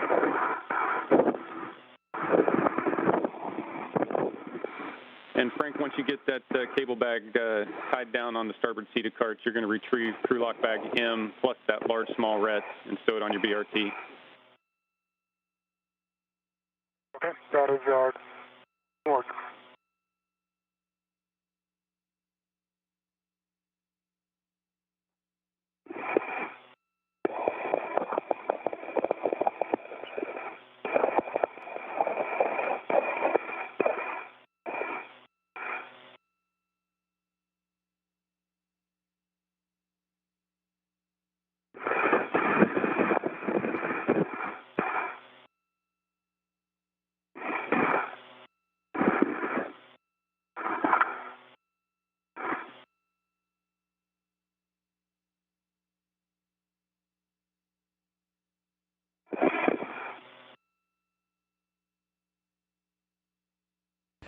46 minutes into the spacewalk, Rubio and Cassida soon to begin the first in a series of ongoing bolt turning procedures. First to release the first of a series of bolts called R5 on the lower portion of the ISS Rollout Solar Array that you see at the top of your screen. It is mounted on a attachment structure on the truss of the International Space Station after having been delivered to the station last Sunday on the SpaceX Cargo Dragon resupply flight to the International Outpost. The crew will also release the top portion of what are called anti-rotation devices. These are basically bolts that prevented any inadvertent movement of the IROSAs while they sat in the trunk of Cargo Dragon during its launch from the Kennedy Space Center. Bag Mike with that large small rets, and you're heading over to the mod kit now. You'll want to check that your gauntlets are in place. Yep.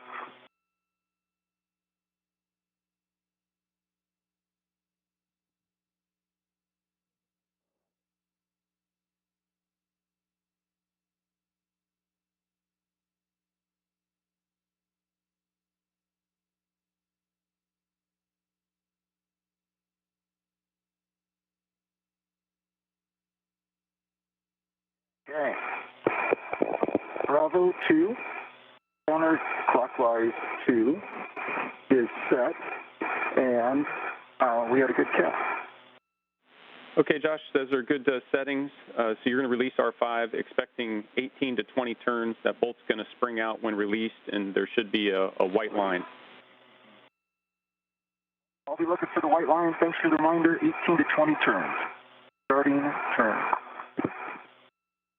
And the crew beginning the procedures and the release of the first of a number of bolts. There are some 36 bolts in all at a variety of areas along the ISS Rollout Solar Array that must be released, both on the flight support equipment parking place on the truss of the station, on the IROSA itself, and then ultimately to bolt the IROSA in place on its modification kit or bracket to which it will be affixed on the starboard fore truss of the station. Yeah, there's 18, and no white line yet. Stand by.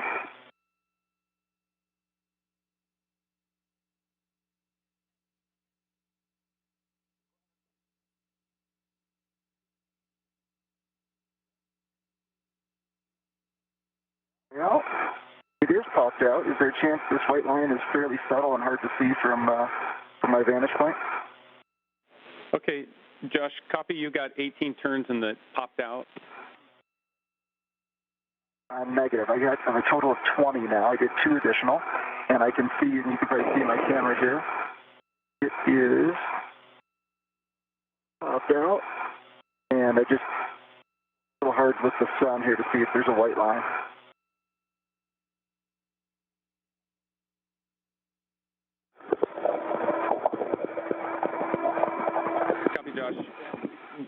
guys have good. Do you have good video, Nick? And negative. We don't have KU right now. Oh, bummer. But Josh, you've got the number of turns, and if it popped out, we're good to press. Okay. I think the white line is pretty subtle. I see it at the base, I believe. It's slightly different than the shaft of the bolt. Copy, Josh. We're go to press. Everybody's happy. Copy.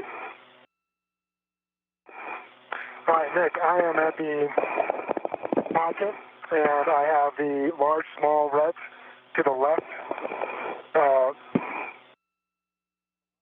mid-strut handrail, and then I have the integral to the left lower strut, lower stanchion handrail, or handrail lower stanchion. Yeah, copy that, Frank, and we'll take a glove, tap, and gauntlet check. Copy that.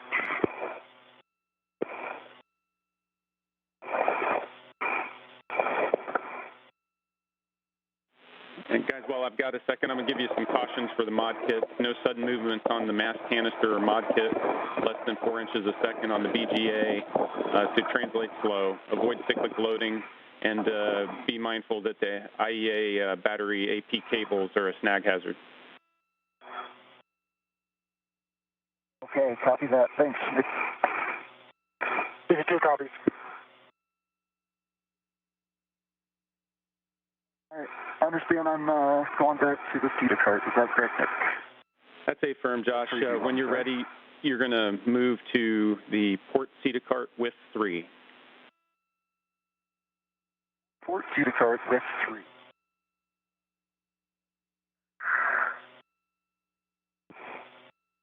Nick, while I'm out here, the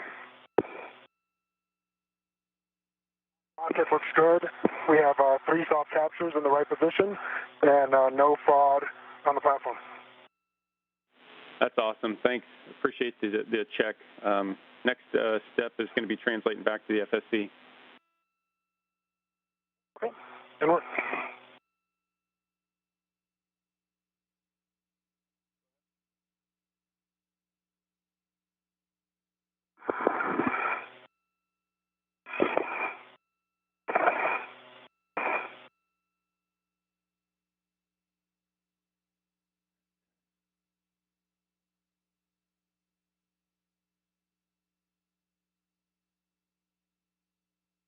Flying from southwest to northeast across the Pacific, soon to cross the west coast of South America. The International Space Station flies smoothly on. 53 minutes into today's spacewalk by Josh Cassada and Frank Rubio, running about 15 minutes ahead of the timeline so far, having begun the spacewalk at 6:16 a.m. Central Time, 7:16 a.m. Eastern Time.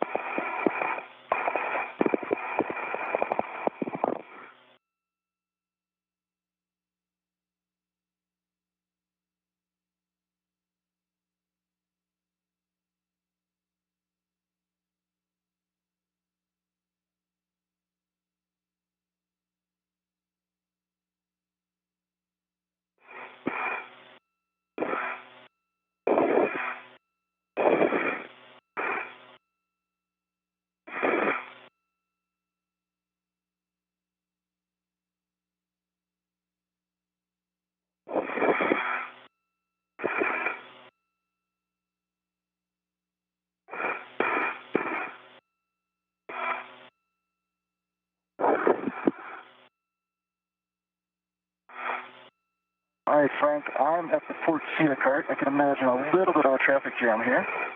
Okay. See you. Are you about to head back anytime soon? I'm getting an APFR and then well. Okay.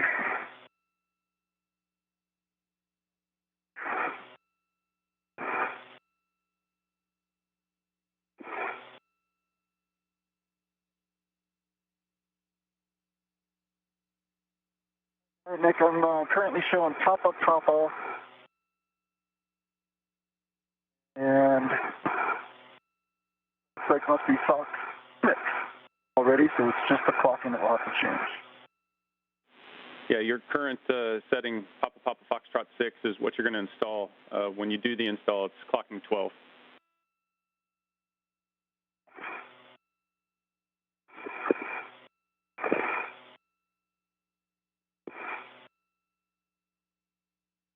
Nick, if I had Zenith here, my safety tether will go up and up. You guys want me to wait here, or is that okay? Copy, work. Hey, Frank, understand, and we've got a good view of kind of the bottleneck that we've got going on. Big picture for you guys, we're over 7 hours on consumables. We're up 15 minutes on the timeline. You guys are going great. So, Frank, if you just want to hold position while Josh works this, and then we'll let you pass through. Okay, sounds great. While you're hanging out there, if you want to give us a glove and hap check, that'd be great. Apologies, I owed you one. All right, so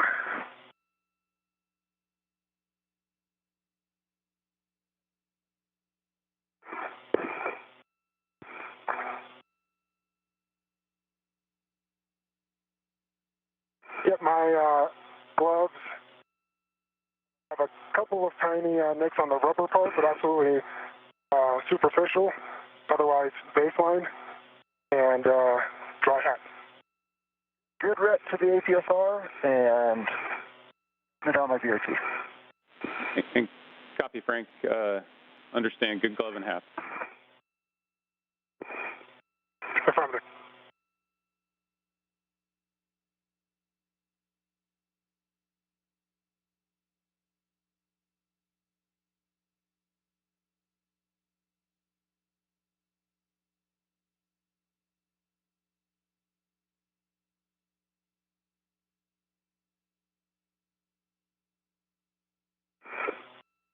White on black and removing. GFR is uninstalled.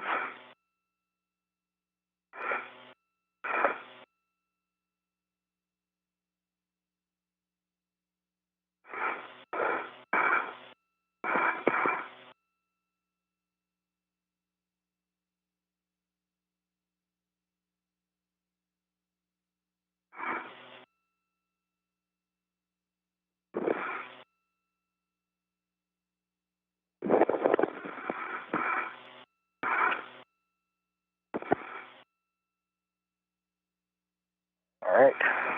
And since you're there, you can probably see I'm going to try to stick this out the side. It's probably the best way to translate, if you agree. It's going to clear stuff. Yep. It's going to hit the brake lever, but I think it'll stay, no, it'll bump into the brake lever, basically. Got it. Thank you.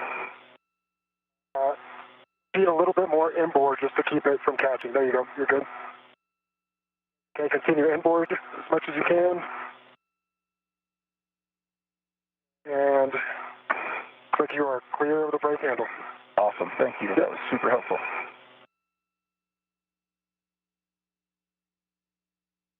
All right. That is your departure point for into the FSE, so I'm out of your way now. Okay. Awesome. Thank you. And Josh, as you head inboard toward FHRC, you're looking for mile marker 6300, 6300. That one's my favorite. Thanks, Nick.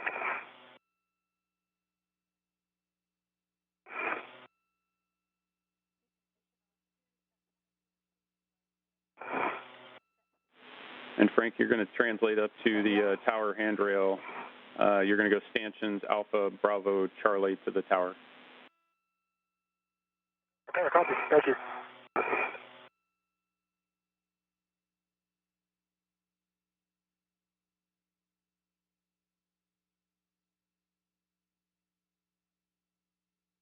Okay, I'm looking for a robotic arm around here. That's the one. All right, Frank, do you need comms? Negative, thank you. M1, M2. On Space Ground 1. Hello, EV1. We have a GCA to published APFR install position on your go.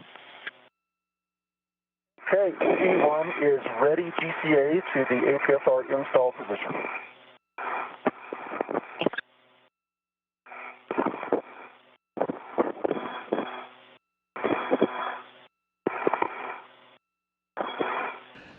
With the first of the numerous bolts having been released by the crew at the 1 hour mark into today's spacewalk, bolts holding the IROSA or the ISS Rollout Solar Array in place on the attachment device on the truss of the International Space Station. Josh Cassada will soon retrieve an articulating portable foot restraint that he will attach to the end of the station's robotic arm that will be operated by Koichi Wakata from the robotic workstation with the assistance of Nicole Mann in the Destiny laboratory of the complex.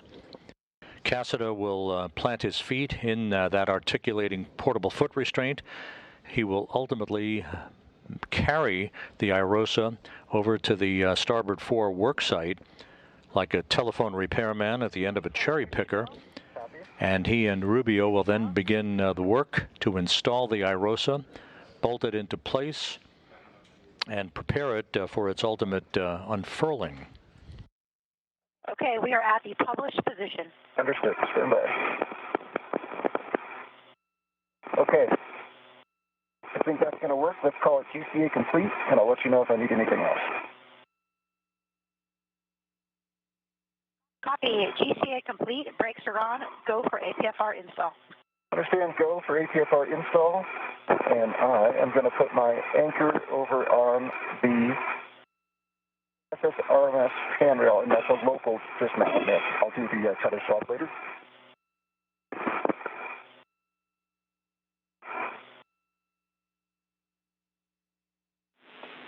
And Frank, you're going to retrieve that PGT from crew lock bag Tango and put that on your swing arm and head over to stanchion Bravo. Affirmative, inward. And Nick, did you copy? I'm just going to local to the arm itself for the install. While Cassada is in the process of retrieving and installing the articulating portable foot restraint at the end of the robotic arm, Frank Rubio will begin to release the anti-rotation devices. Again, these are devices that prevented any inadvertent motion by the delicate ISS Rollout Solar Arrays while they were in the trunk of the Cargo Dragon, the SpaceX Cargo Dragon that delivered the arrays to the International Space Station, preventing any inadvertent loads to be placed on the IROSAs during their transit, during launch and ascent. If you want to check it before you stick it in. Copy that. Thank you.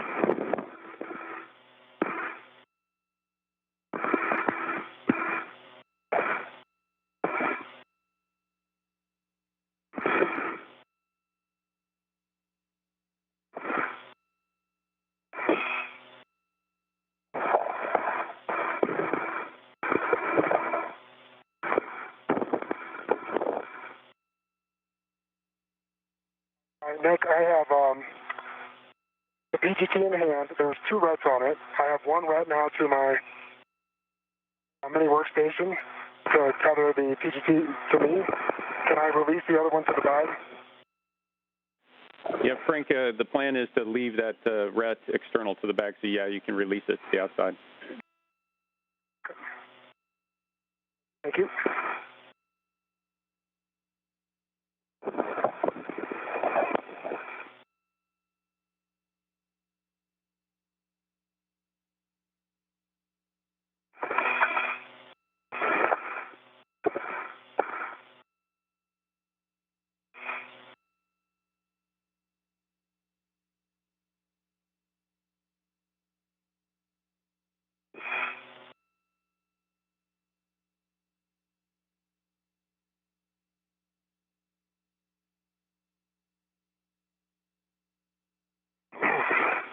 All right, Nick, I have a PGT. I'm en route to Romeo 5.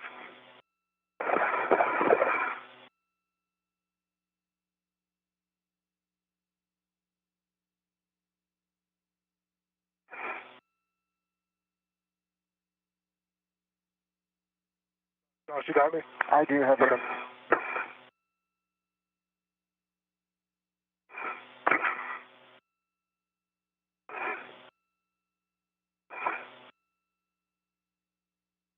A lot of tethers out here, Frank. I'm looking forward to getting down to one. Dude, I can't imagine having all that stuff on your... You're doing great with it, though.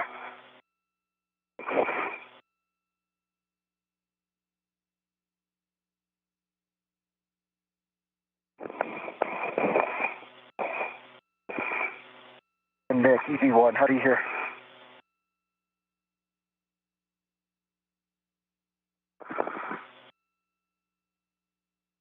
M2, EV1, how do you hear? Hey, and Josh, I've got both you and Frank.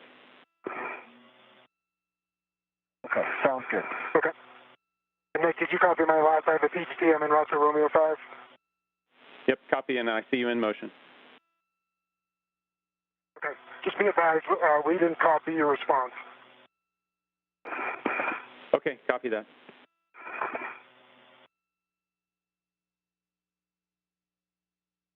And M2, EV1, you hearing us okay? Affirm, we're hearing him loud and clear. I also had one this one with you as well, just a heads up. Might have more of that ratty cough. Yep.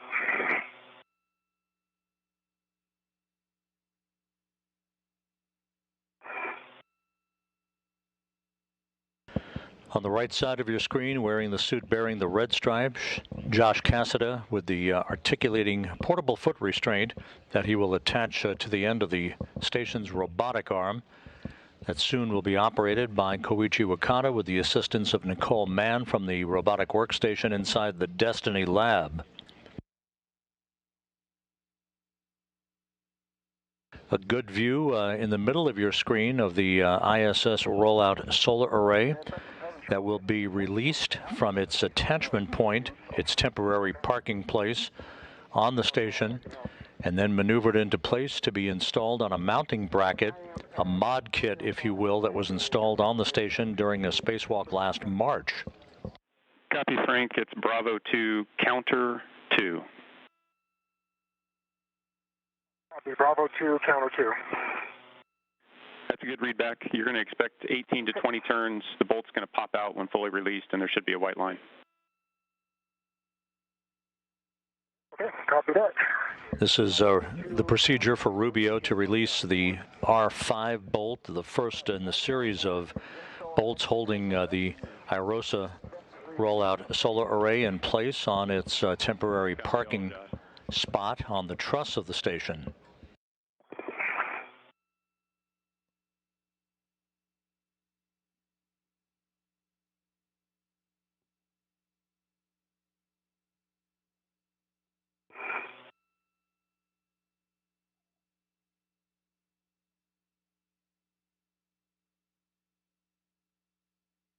Okay, black on black, good pull and twist test.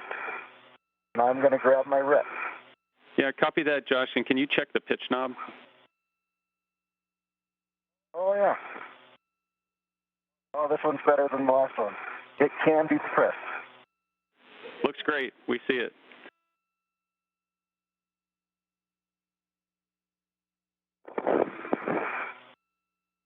EV1, and we have a GCA to publish APSR ingress position when you're ready.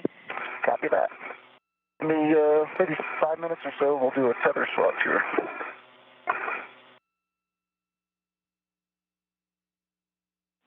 Yep, copy that, Josh. That tether swap's the next thing. Copy. All right, once I'm ready for that, Nick, I was going to drop the left anchor hook, my left 50 tether first, and then work on the red. Are you okay with that?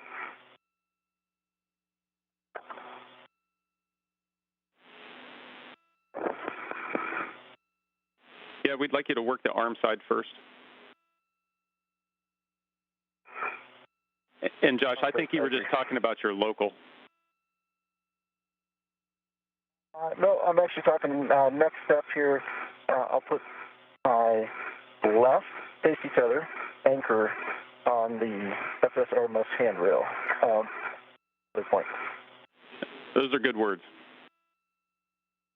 Okay, sounds good. Thank you.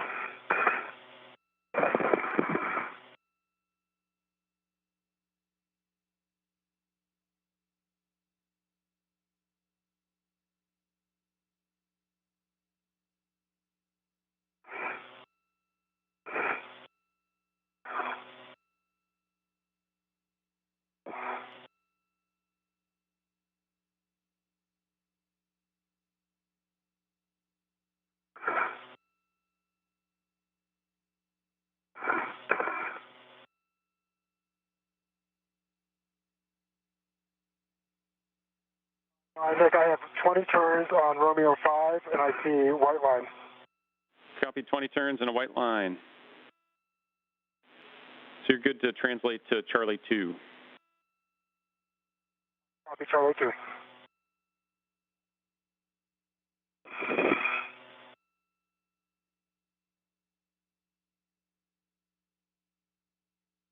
Okay, left safety tether is connected to the SS RMS tether point.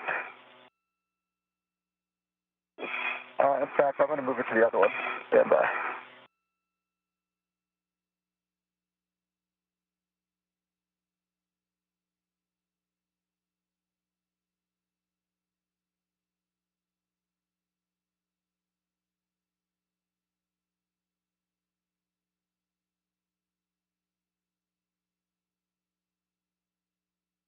Okay. Left safety tether anchor is on the SS RMS business end, handrail tether point, gate closed, spider lock, black on black. That 85 foot is unlocked, and the red and white crew hook is on my left D-ring center, gate closed, spider lock, black on black. Copy, Josh. That is a good configuration. Understand next steps are lock the red reel and put the red hook on the feeder rail. Is that correct?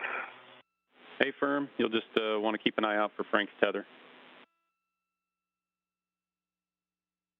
It is nadir of me, so I'm going to call that good, but thank you for the reminder.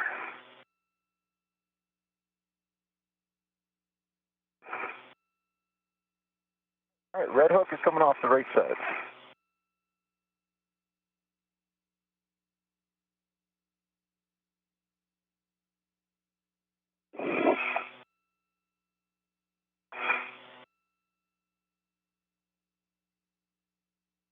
And it is at 6,300, and red reel is unlocked. Copy that, Josh. That's a good tether swap. I'm going to grab my locals off of the arm, and then you agree, Nick. I see us getting into a GCA. Hey, firm, Josh. That's the next step is GCA for the ingress position. And Frank, when you're in position for Charlie 2, you're going to attach the adjustable equipment tether from your small trash bag to the ARD tether point. Okay, that's complete. I'm ready for settings for ARD Charlie 2. Bravo 3, counter 2. Bravo 3, counter 2. That's a good readback, and you'll release 6 to 10 turns. Okay, copy that. And after I get this one out, I'll drive it back, and then I'll go to ARD 1. I'm good. EV2 is good on comms. Okay. Stand by. I'm going to bring that ingress aid in a little bit to give you a little bit of clearance when we come station nadir. Appreciate it.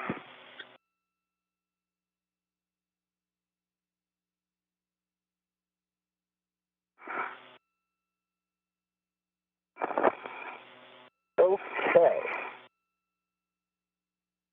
You're good on comm, Frank. I'm going to take it for a GCA. You're good. I'm good on comm. Thank you. All right. EV1 is ready, GCA, and as a heads up, M1 looks like about 6 inches from the front of the APFR to the structure. I'll keep you clear. Copy, that's what we expect.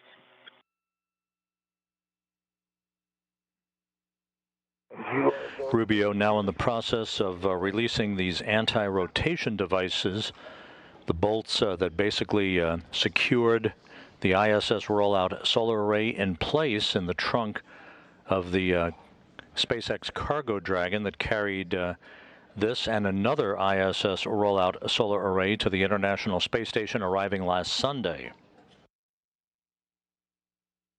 These ARDs are anti-rotation devices designed to prevent any inadvertent loads being placed on these delicate arrays until they arrived at the station for their installation. In this case today, with the first of these two solar arrays on the starboard fore truss of the station for the 3A power channel. Good motion. Start clear.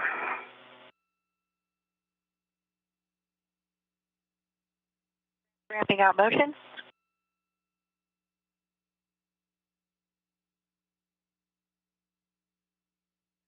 Okay, that's our published position. Okay, GCA complete.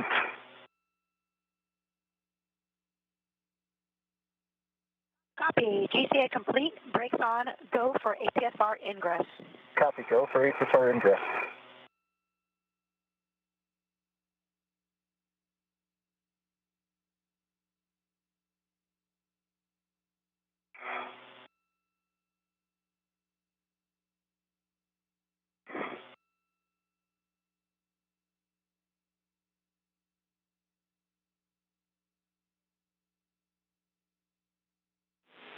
And Frank, just want to point out the white string that's across the top of that ARD, that large loop. It's there to help if you need it to pull straight out from the ARD if you've got that block rotated out of the way. The block kind of keeps floating back into where it's blocking it, unfortunately. I put 9 turns in, so it should have plenty of room.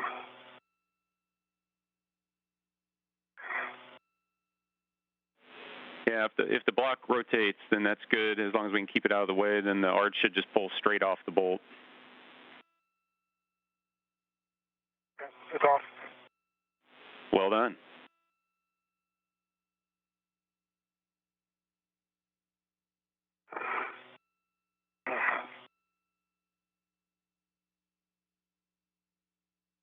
Okay, I'm ready for starting for driving it back. Yep, to drive that back, it's going to be Bravo 1, clockwise 2. Bravo 1, clockwise 2. Copy. Yep, and you're going to drive that to torque and give us the turns and light. Copy.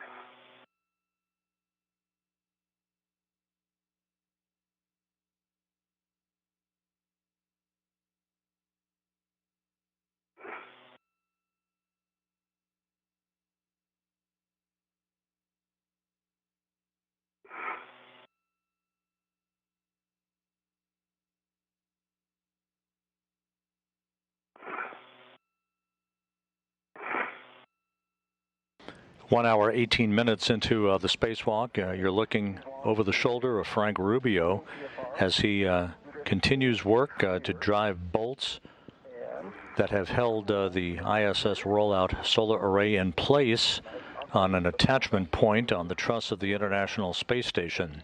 There are a number of bolts for a variety of different mechanisms that must be loosened and backed out of their installed position in order to enable Josh Cassada to move the array to the work site at the starboard fore truss for its installation. You want me to drive it back out and reset it, or leave it as is? Checking.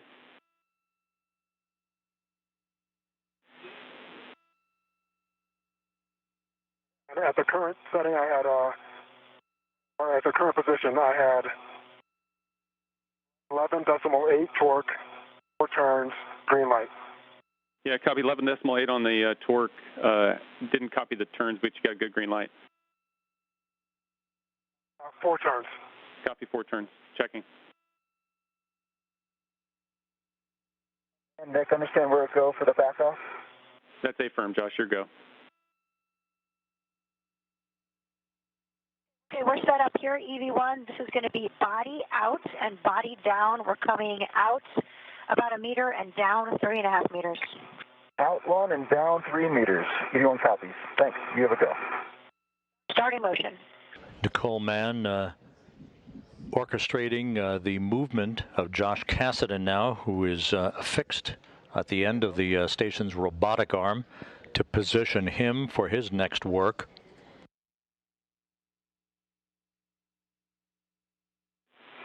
And Frank, we're happy you can press to the other ARD.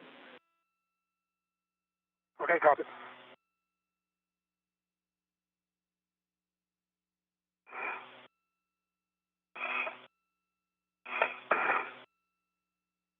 Okay, there's your X, and now we're coming station data. EV1 copies.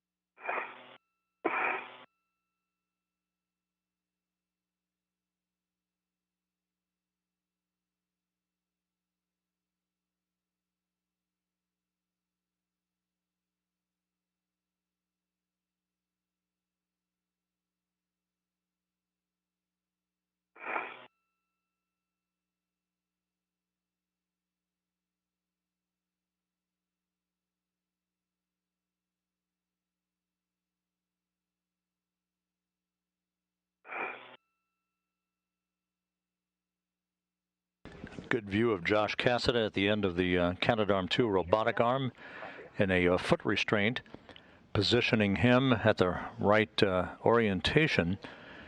He will be rotating a couple of rollers called boom deployment system rollers, 90 degrees to a deployed position, part of the work in tandem with Frank Rubio to release the ISS Rollout Solar Array from its parked position on the truss of the station. Okay, EV1, we are at the published back-off position. We are setting up for a 2.5-minute bolt access to joint OCAS. EV1 copies.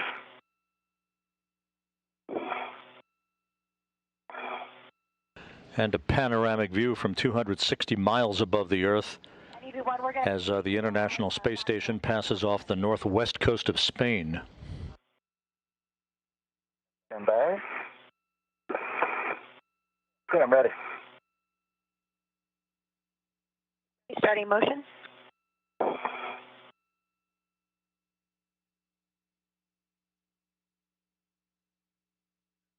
Okay, maneuver complete. Setting up for the joint OCAS.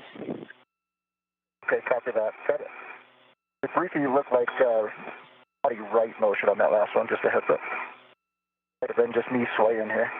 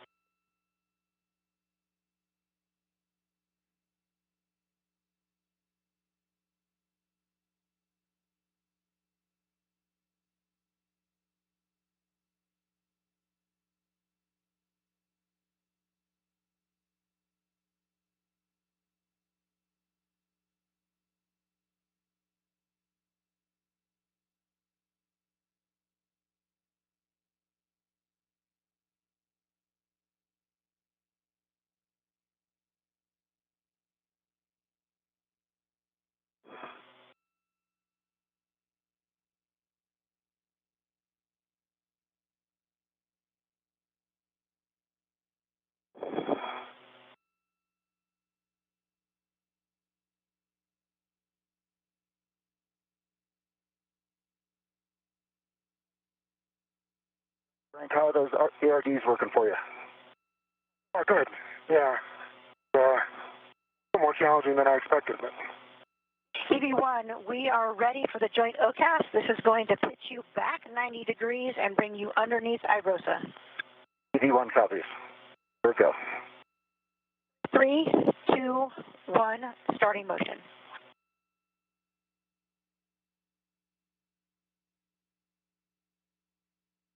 I see good motion, a little body left and towards my back.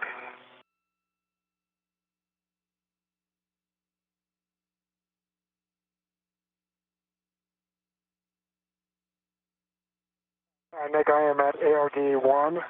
I am ready to it, and I'm ready for settings. Copy, we see the same, Frank. Bravo 3, counter 2.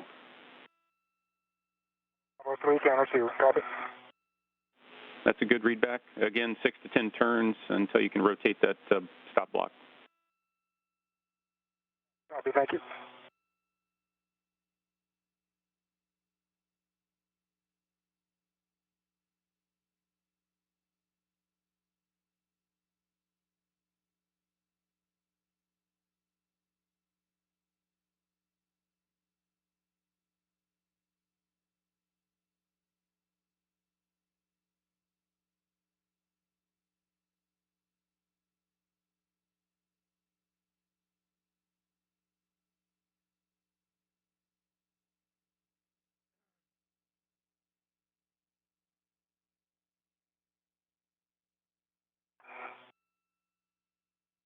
Okay, Nick, I've got...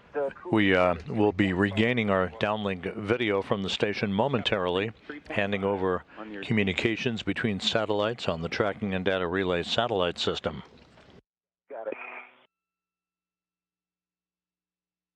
It's probably too early to tell how much of the maneuvering out to S4 will be at night. Is that right? Motion's ramping out. Understand. Motion is stopped.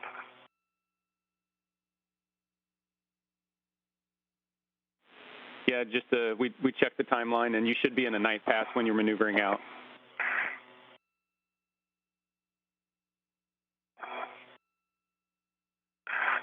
Copy.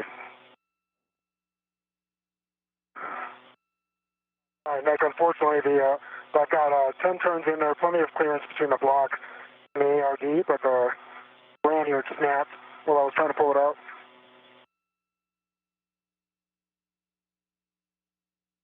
Copy, Frank. EV1, we're setting up for GCA to publish R1, R2 bolt access.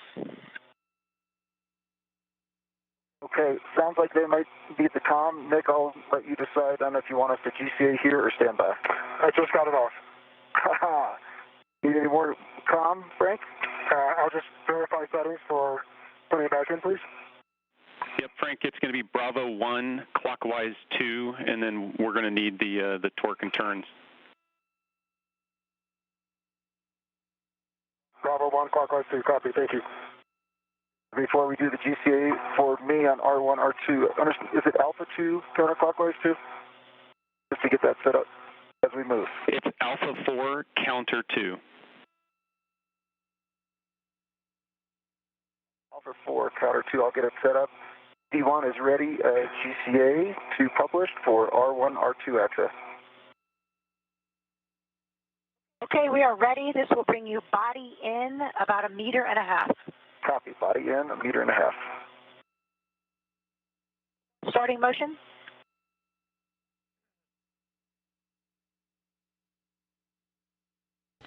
Approaching the 90-minute mark in the spacewalk, Frank Rubio continuing to back out bolts to release anti-rotation devices. Basically, these are devices holding the ISS Rollout Solar Array in a stable position. That's what they were used for during the launch and ascent of the arrays in the trunk of the SpaceX Cargo Dragon. Josh Cassett at the end of the station's robotic arm, being carefully maneuvered by Koichi Wakata under the watchful eye of Nicole Mann, who's working with Wakata at the robotic workstation in the Destiny Laboratory as he begins work to unbolt 2 bolts for the deployment boom deployment system. These are restraint bolts. 0 centimeters to go. The boom deployment system to be employed later as the ISS Rollout Solar Array is unfurled to its full length of 60 feet once it is installed and electrically connected to the 3A power channel on the starboard 4 truss of the station. You on copy? Stand by.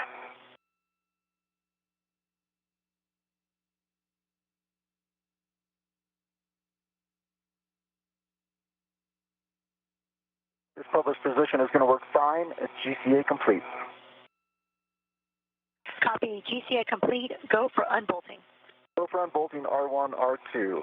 Nick, I've got Alpha 4, counterclockwise 2, set for R1. That's a good setting.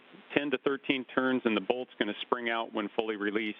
Just a caution when you rotate those booms to do it slowly, 90 degrees in 10 seconds.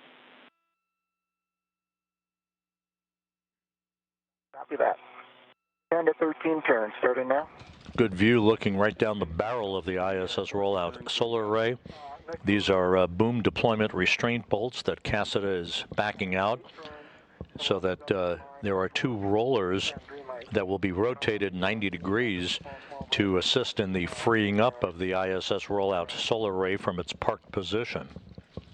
Okay, copy that.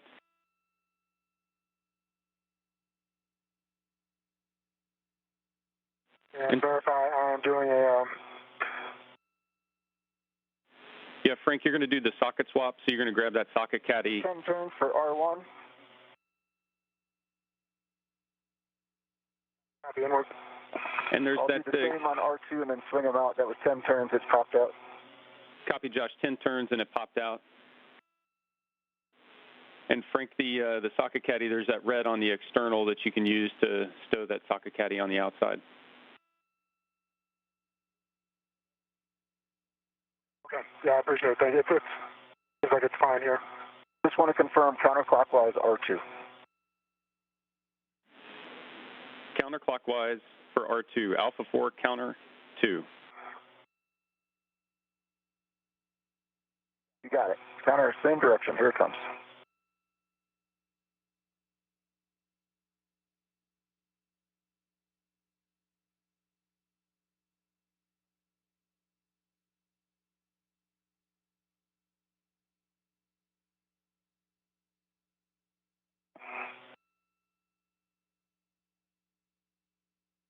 Turns. R2 is popped out. Copy, Josh. We see 10 turns and we see a good bolt release.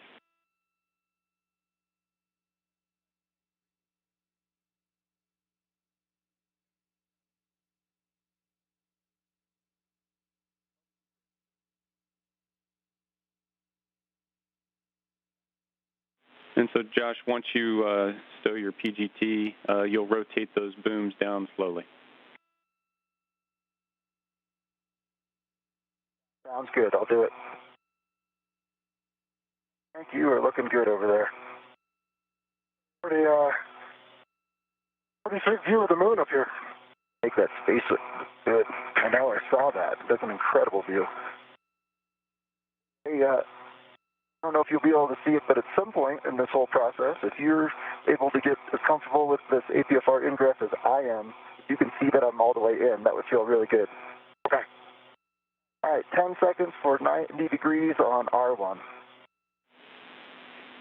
Copy, Josh.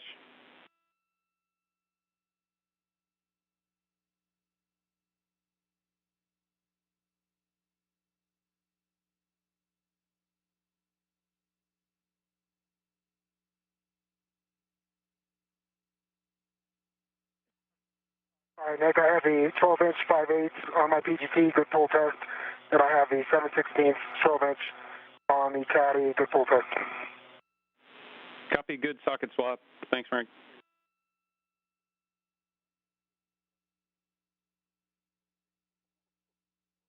Verify I'm heading over to Charlie 1. A firm, Charlie 1, next to stanchion Charlie. Copy. I'm going to head over to Delta real quick and give Josh the system APFR. Josh, I see your right foot. I think the official term is warm fuzzy. Yeah. I think that's what you're looking for. You got a warm fuzzy on your right. Okay. Your left, if you take your heel just a little more outside, can you turn it anymore? No? Okay, then you're in a good position. I can only see the inside, and it's on the edge. Okay. I think it's just large heels. Sounds good. You know what? You also have a great view when you're over at C2. Okay, sounds great. Thank you so much. Okay, I've got R1, R2 arms at least all the way swung out. Copy, good rotation on both those booms.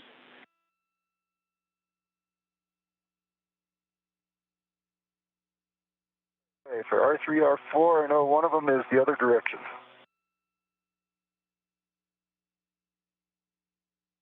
Yep, copy. R3 and R4 is going to be the next step, and you need to assess your position, see if you need any GCA to be able to reach those.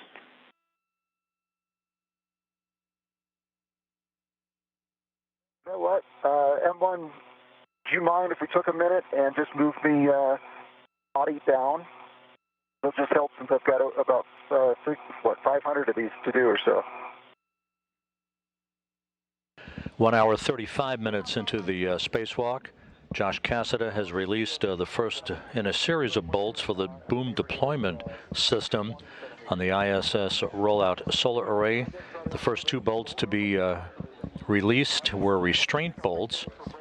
He also manually repositioned 2 rollers to get them out of the way, setting the stage for the release of another pair of bolts for the outer deployment restraints, all part of the mechanisms holding the array in its folded position prior to the time that it is manually transported by Cassada over to the starboard fore truss for the electrical hookup and installation alongside the legacy or original array that powers the 3A power channel of the International Space Station. Okay, we copy. We're going to bring you a body down 20 centimeters, and with the night pass, clearances are tough, so we'll take your clearances from the boot plate and your body. Sounds good. I've got clear space between me and IROSA. I can maintain the clearance. Copy. Starting motion, body down. Copy. I see good motion. Continue. To go. And ramp out motion there. Not motion? Okay, there is your 20 centimeters. What? I guessed it right? Nailed it. Okay. All right. Beck, I'm at R3 and ready for settings. Josh, the settings... GCA complete, sorry. Copy. GCA complete. Okay, Josh, your settings are alpha 3, clockwise 3.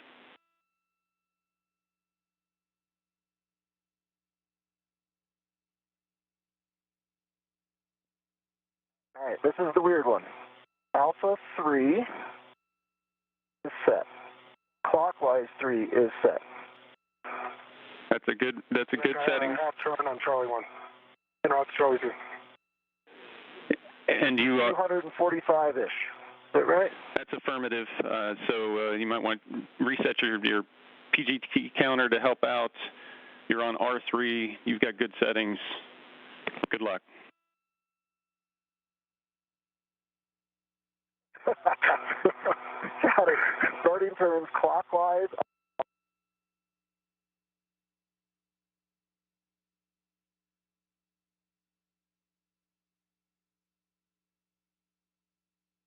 Not only did you nail that GCA, but it was a metric. Well done. Hey Frank, we've got some choppy comm. You were cut out on your last. It's okay. It was for Josh.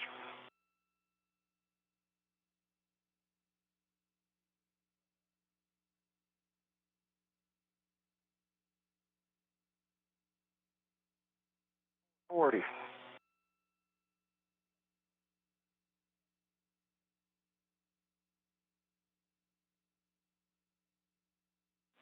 Hey Frank, when you get into a stable position before you work on Charlie 2, we want you to try to readjust your cuff checklist so that it doesn't push your gauntlet down.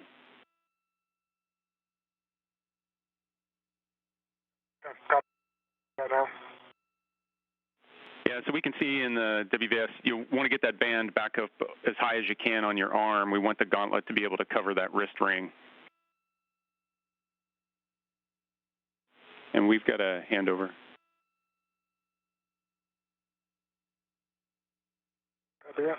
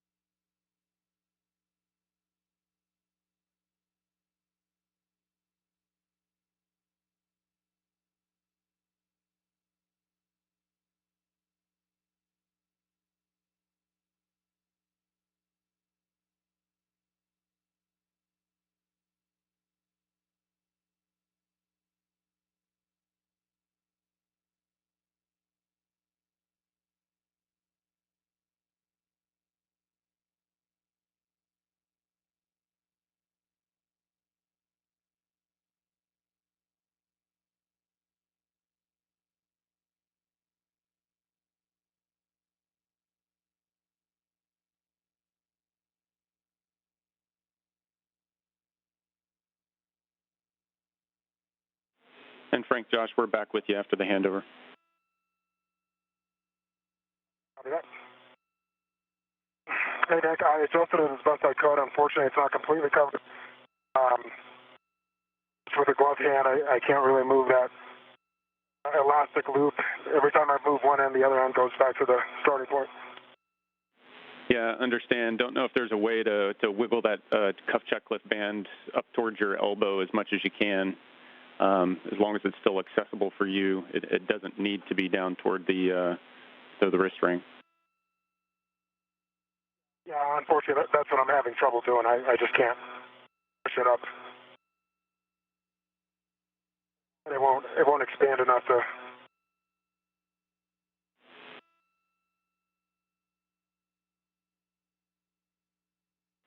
Copy, Frank. So we're going to have you continue to work on the Charlie 2. There's going to be a time in the timeline where Josh is going to be close to you. He might be able to lend a hand to fix that. Okay.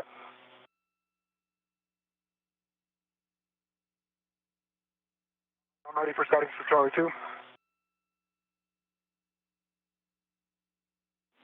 Charlie 2 is Bravo 3, counter 2. I have Bravo 3, counter 2, and I understand 27 turns. That's affirmative, 27 turns.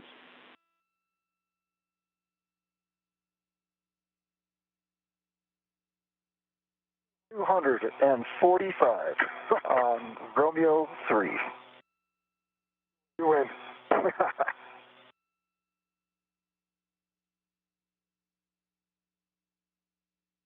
And R4 counterclockwise.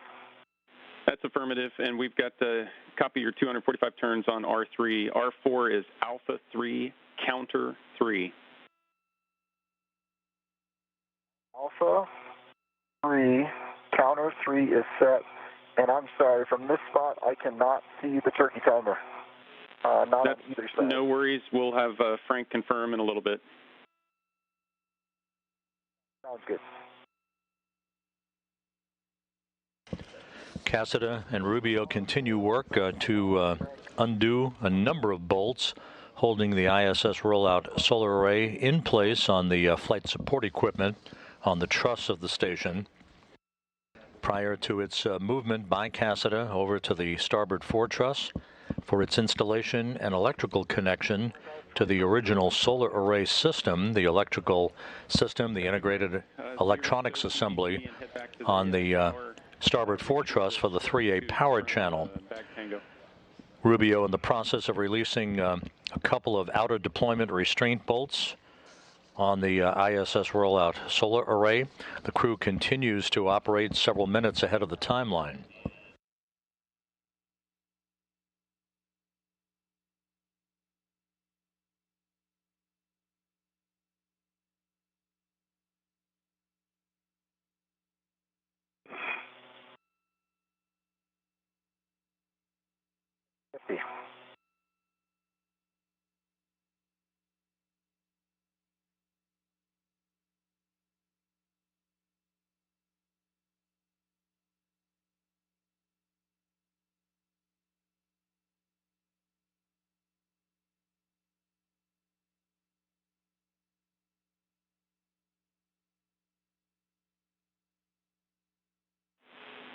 Hey, Frank, before you head back over to the crew lock bag, we'd like you to translate over to stanchion Alpha to see if you can put eyes on the turkey timers at the bottom of those root beams. Okay, no problem.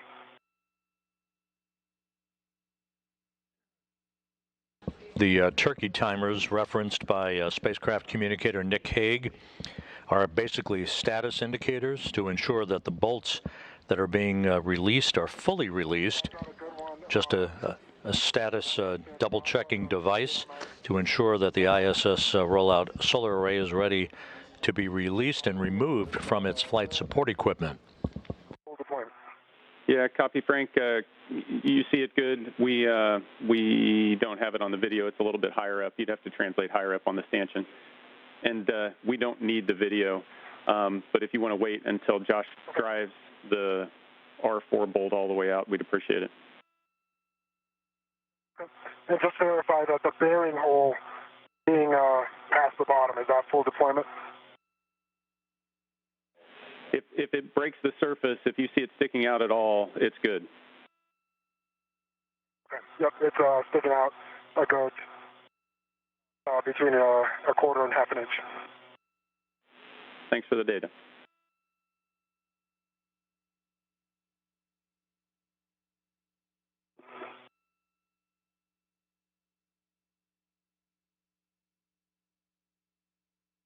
I'm going to translate to the other side. I should be able to see it from the bag. Yeah. Okay, sounds like a plan.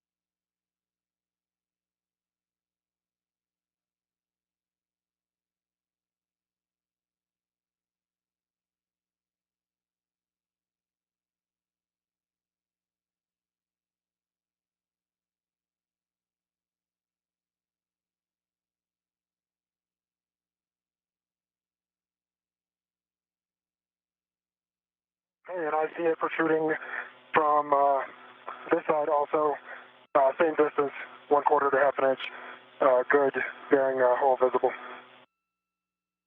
That is 245 turns on this side. You can let Miranda know that when I wake up during the night with a recurring dream of counting to 245, I'm giving her a call.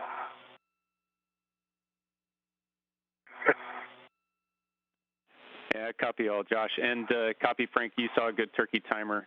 You're going to want to retrieve the square scoop out of crew lock bag T. I knew that.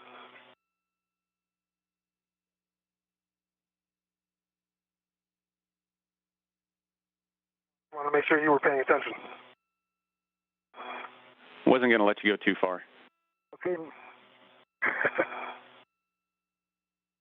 I am complete here at R4. Is it Robo next for us? Yeah, so next step, Confirm, I have a maneuver to the carrier back off position when you're ready. And guys, we want to stand by and hold position right here. We want to try to troubleshoot the gauntlet or the cuff checklist and his gauntlet on the left hand of Frank. You guys are in a close position here. And so once Frank gets a scoop, if he can translate over and extend his arm towards Josh, what we need to accomplish is clear the cuff checklist band off high enough up so that the gauntlet can cover the wrist ring. Copy.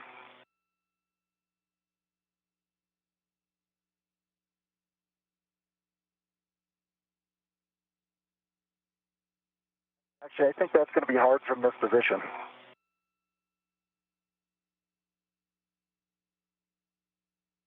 I don't know where a safe spot is for you to be, Frank. Yeah, I'm going to have to just reach out my arm too and see if you can get it. But we got to stay clear of the solar array. Right. Yeah. Sir, can you reach? No, I don't think so. I would have to GCA if that's what you want. Nick? Stand by. We're talking about it just a second.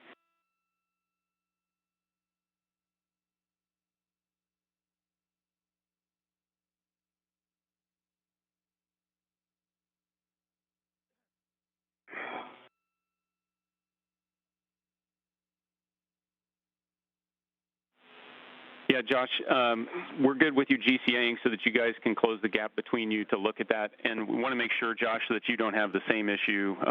We want to make sure that we can keep the gauntlets over the wrist rings. That's the priority. We will take care of it. We'll get each other set up here. Duke, if you are ready, I'm going to need a GCA to my right and end up being about a meter. Maybe I can pull it up short of that. 1 hour, 50 minutes into the spacewalk. The crew running about 15, 20 minutes ahead of the timeline, doing very well as they are backing out a number of bolts holding the ISS Rollout Solar Array in place on flight support equipment on the truss of the station. Frank Rubio will soon be breaking torque on a number of additional bolts holding IROSA in place. This Rollout Solar Array will be transported to the starboard foretruss to the integrated electronics assembly to be installed on a mounting bracket and electrically connected to join forces with the original solar array for the 3A power channel on the starboard foretruss.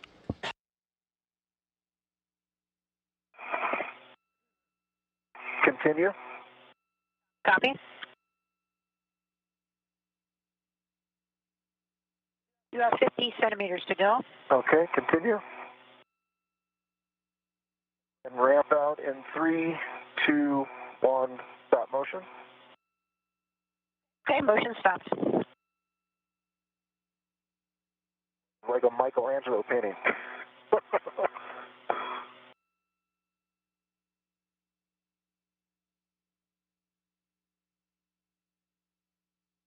Cassida now helping to adjust the cuff checklist on the left arm of Frank Rubio. Let me hold on to your main workstation. Can you work with both hands? Great. Spin it around here and then pull it. See how I'm doing? Yep. Yeah, you're doing. Yep. You can grab both ends and kind of pull out. I'm trying. Yeah. Oh man. Hold on. The International Space Station flying directly over Singapore at an altitude of 260 statute miles, moving from northwest to southeast. The part in your left hand, have the strap there. Sure. Yep. Right by your thumb. Down a little bit. There we go. That was the part that was caught. Yep. I think you got it. Perfect. All right. You are good. And let's try to get that pulled as far back as we can. Yeah, hold on there. Hold on to that mini workstation. All right, let me know when you're holding. Ready? Okay. Oh, GCA complete. Sorry, Duke. GCA complete.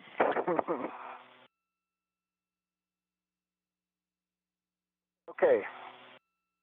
You probably have a good view of that in my heck at least. Yeah. Hey, Josh, we see it in your camera. It looks good. All right. Now, can you do something similar to me? Yep. Let's see. You unlock. I'll hold you right here. Got it? Okay. Yep. And you are clear of that solar array. I'll keep you clear. Just watch your right hand on that panel, and I'll try to keep you stable. So after a minor wardrobe adjustment for Frank Rubio, the two spacewalkers continue on in this 256th spacewalk in support of space station assembly maintenance and upgrades. I'll tell you what, if I pull this side, can you do that side? That's the problem. We'll just need to be... If I can... I don't think there's a way we can affect our locks, but let's be careful. Yep. Yep.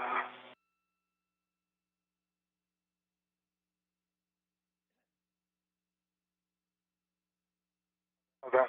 It's not. It's the bottom part here. So I'm going to spin it. So you see down here, I'm going to turn my hand this way. Right. Almost there. And guys, we see you working with it. Just watch any of the sharps that are on the cuff checklist. The coil binding can snag on things.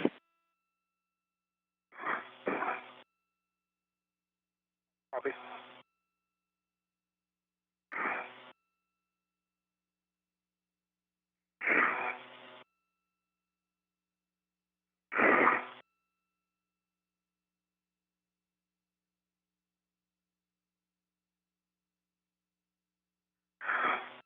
All right, Nick, how much more time do you want to devote to this? Is this worth it? It's also a ton of energy. It's just, unfortunately, the strap is like maxed out. Yep, copy, guys. Appreciate the effort on that. It looks like the gauntlet's able to cover it up, so we're good to press. I agree. Yep, and I'll be sure because I can pull mine back. So I think we're good. Appreciate the attention there. All right. We'll leave it to Nick and M1 to figure out where we go from here on Robo. So I have a maneuver to the carrier back-off position. That's going to bring you body out about 1.5 meters, and then we can take out the Y during that flight. I'm good for that, and that is not a GCA, so you have the comm if you need it, Rick. Okay, copy. Thank you. Okay, we're bringing you body out. Copy. Starting motion. Rick, I'm heading over to Charlie 1 to release and put on the scoop. Yep, those are good words, Frank. Syncing back up, we've got Charlie 1, full release to do over there, and then we'll get you in position for Charlie 2 to do the final release. Okay, copy that. I see good motion.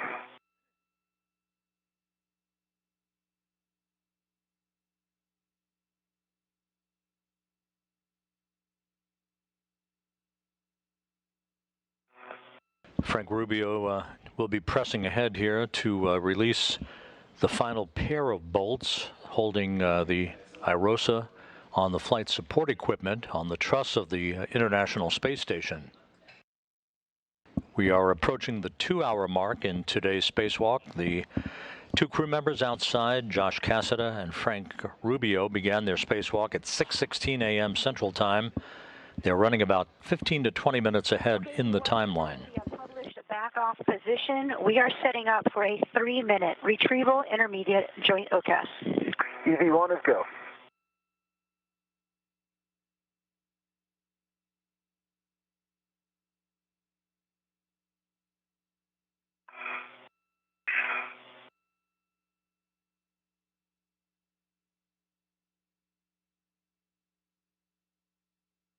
Nick, I'm set up for Charlie 1. Okay, Frank, your settings are going to be Bravo 3, counter 3. Bravo 3, counterclockwise 3. Yep, 51 to 54 turns, and the bolt should spring out when released. 51 to 54. Start.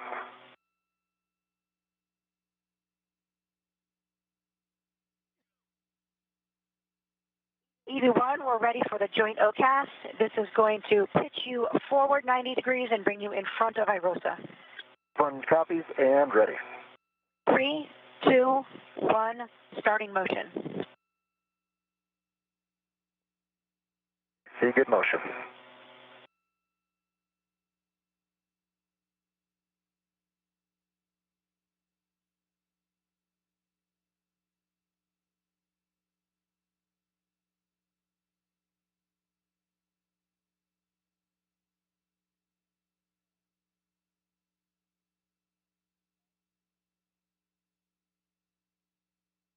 Nick, how are you feeling about the timeline for removal from the FSC?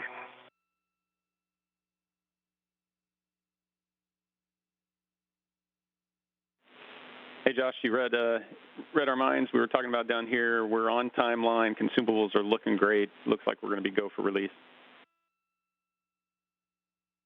That's awesome news. You guys have put together such an incredible plan.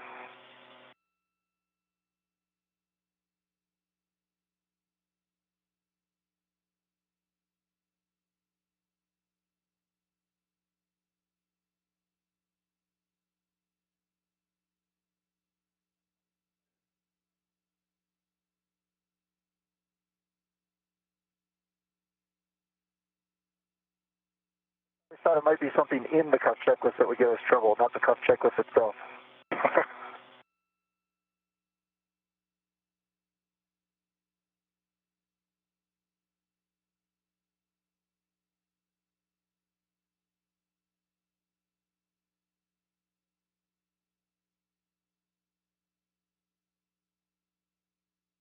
At the 2-hour mark in today's spacewalk, flight controllers here, very comfortable with where the two spacewalkers are in the release of all the bolts.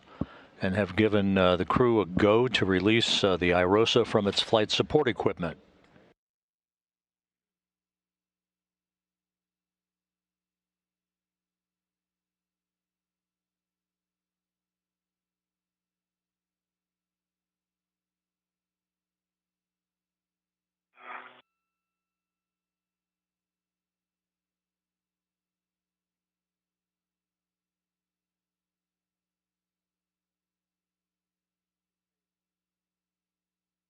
Okay, that's the completion of that joint OCAS. We are setting up for another 3-minute retrieval lineup joint OCAS. EV1's ready.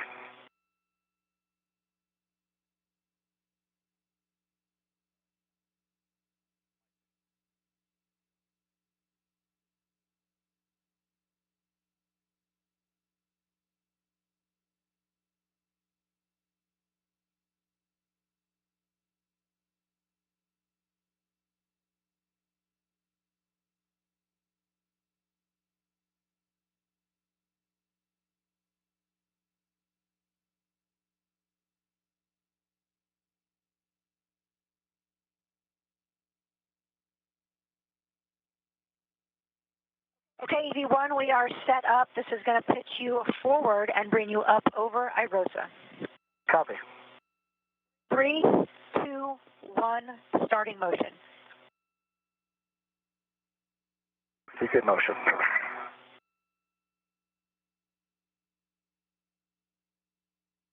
Hey, Nick. Question about Charlie 1. Hey, Frank. We're with you. So about 54 turns. The bolt is really loose, but I guess when you say it pops out, I physically be able to push it back in?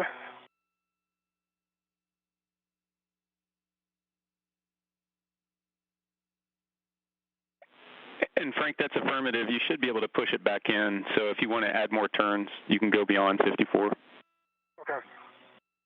Copy. Yeah, it's super wobbly side to side, but I don't seem to be able to push it back in any amount.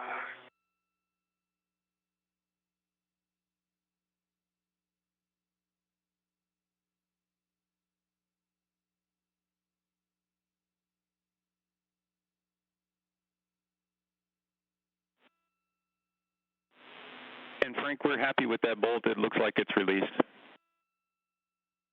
Okay, copy.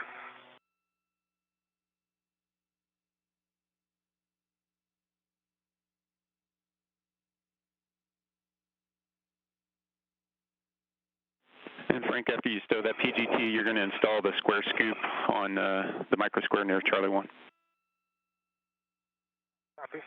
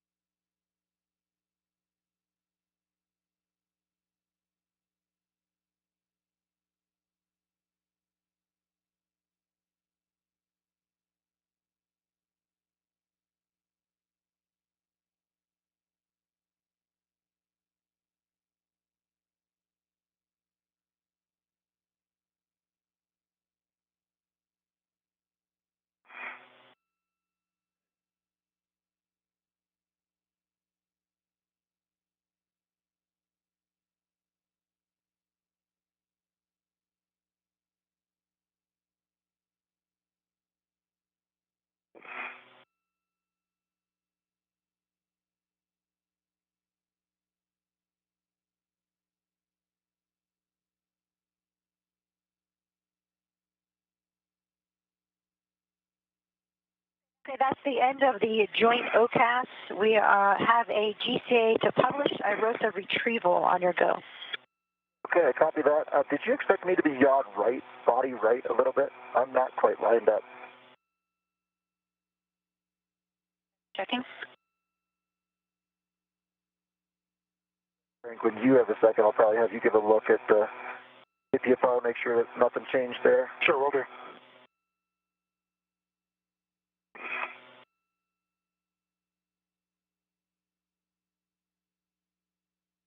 And EV1, your yaw is 0 and should remain that as you come into IROSA. When we bring you in, it's just body in. Everything else should be set up. All right, Nick, I have that scoop on Charlie 1. It is in lock position, 45-degree angle towards the bottom of IROSA. Copy, Frank. Can we get a quick glove and hap check?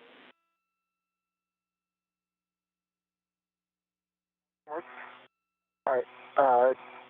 Can I steal the comm after your hap check? Yes, and I have good gloves, good hat. EV2. Copy. Good gloves, good hat. I'm going to steal the comm.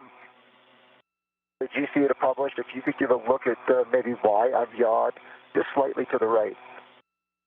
And M1 EV1 is ready for a GCA to published for the retrieval position. Copy. Stand by.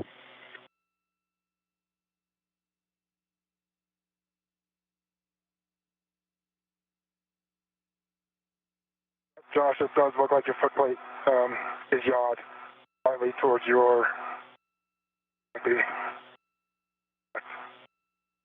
And it's the plate, it's not... Actually. Oh, correct, sir. You're right. That was just me. Okay. That looks better. The plate looks good? Yeah. Yeah. All right, Duke, ready GCA, no need for yaw.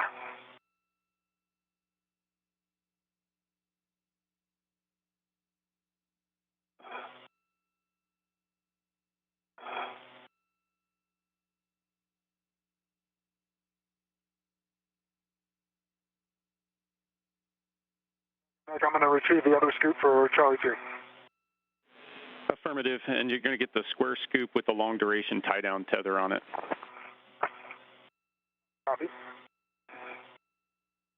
Okay, we're ready for the GCA to publish. This is going to bring you body in 80 centimeters, and we still have challenging views with the cameras, so if you can help us out.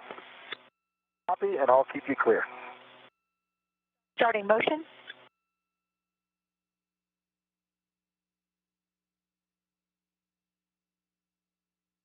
I see good motion.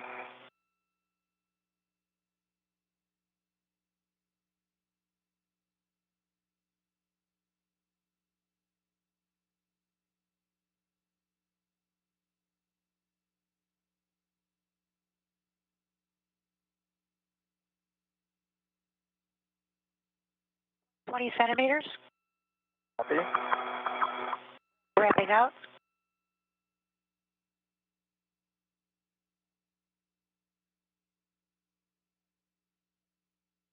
Okay, I'm going to need 15 centimeters body in, and the sun is coming out, and I have clearance myself.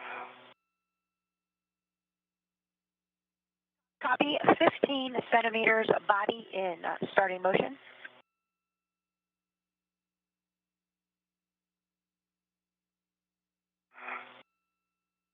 I see good motion.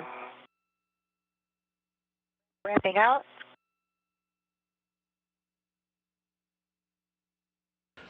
Two hours, 9 minutes into the spacewalk. At the top of your screen, Josh Cassada, his feet planted at the end of the Canadarm2 robotic arm, ready to remove the ISS Rollout Solar Array from its flight support equipment.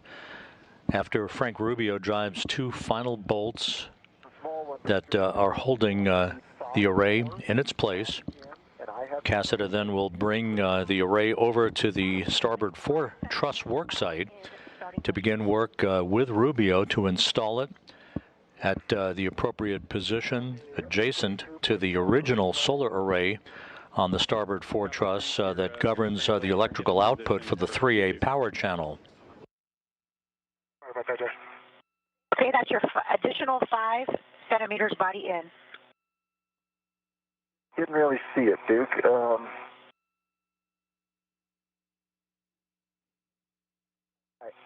5 more centimeters body in, and that'll be it. Copy, coming 5 centimeters body in, starting motion.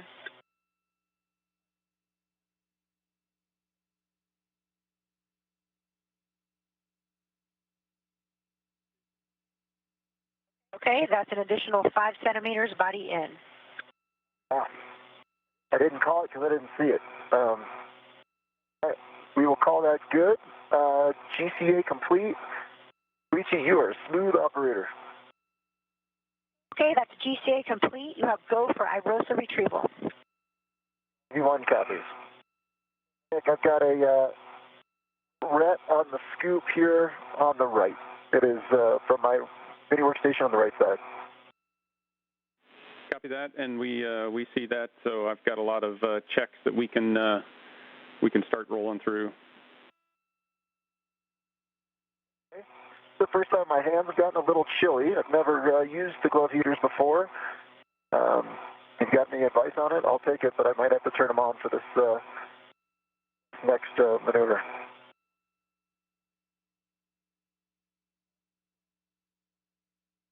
In fact, they are on now, and I'll let you know if I need to turn them off before we go.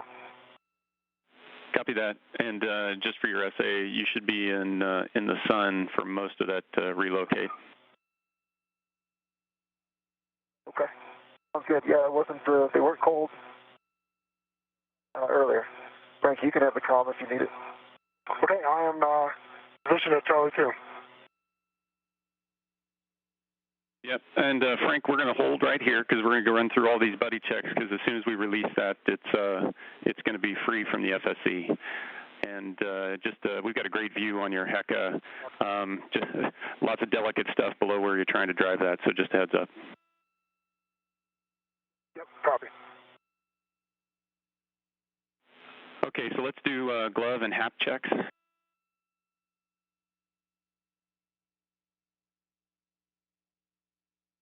Okay, sun's not in a great spot for me on this one, but no deltas to the gloves for EV1. No deltas for EV2. Copy. Deltas dry for EV1. I have for EV2. Okay, and so let's, Josh, you want to make sure your tools and tethers are clear.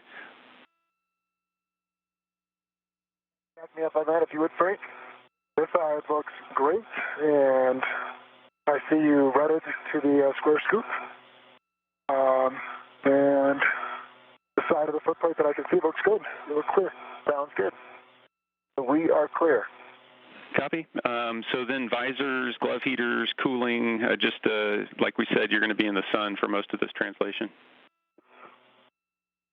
Any risk of my hands getting too hot with the gloves on, glove heaters on? Affirm, that's a risk. Not do that. Okay, so glove heaters are going to come off. Copy. Visor, let's open them now, do water checks, and then visors will come back down. If you bring your visor up so I can see if you've got water. 2 hours, 13 minutes in. Josh Cassada about to pull the ISS Rollout Solar Array away from the flight support equipment to move it toward the starboard forward truss work site for its installation. And, Josh, you want to make sure that your heels are secure. Give me one more check on that. They feel secure to me. That works. The left one was the one I think you were looking at earlier. Looks secure for me. Okay. Heels are secure, Nick. Okay, one last check. Gauntlets. I am closed on left and right.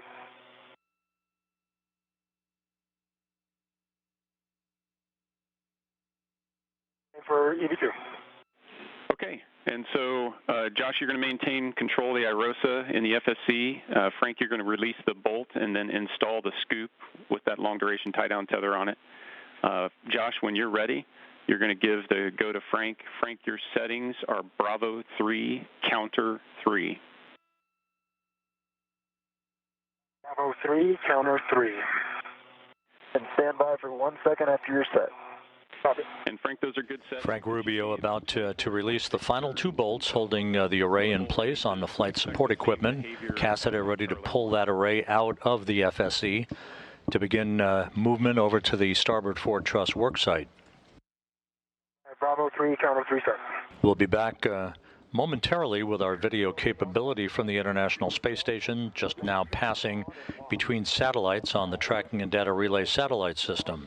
Release it, I'm going to have to push it away from me. Once you get it on there, if you can confirm that, I just want to plan ahead. Sure. That way it's going to be a little harder to get off when we get over there to the mod kit. Okay. With that, you've got my go for sure. And guys, we're 10 seconds from a 20-second handover. Verify I have a go to release you two. You have a go. Okay. All right, let's do it, Frank.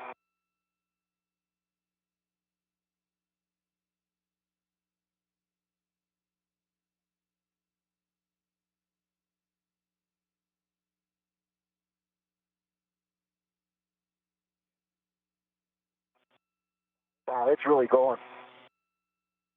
Oh, Okay. 20. It's better. Get it on there quick. This one's really trying to get away. Okay. Wait, one.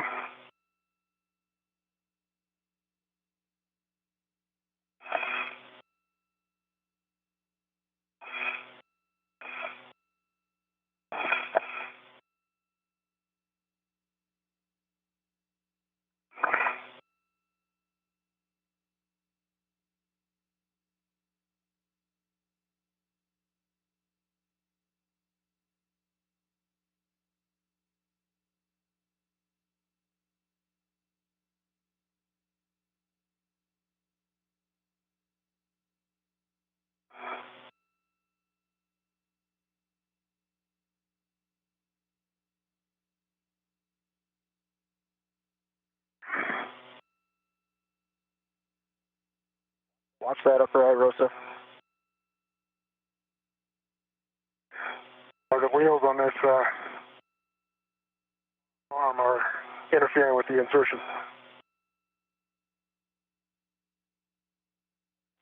The upper arm? Yep. Or our arm? Don't. It's trying to get away here, Frank. Okay. Hold on, I gotta put it on lock.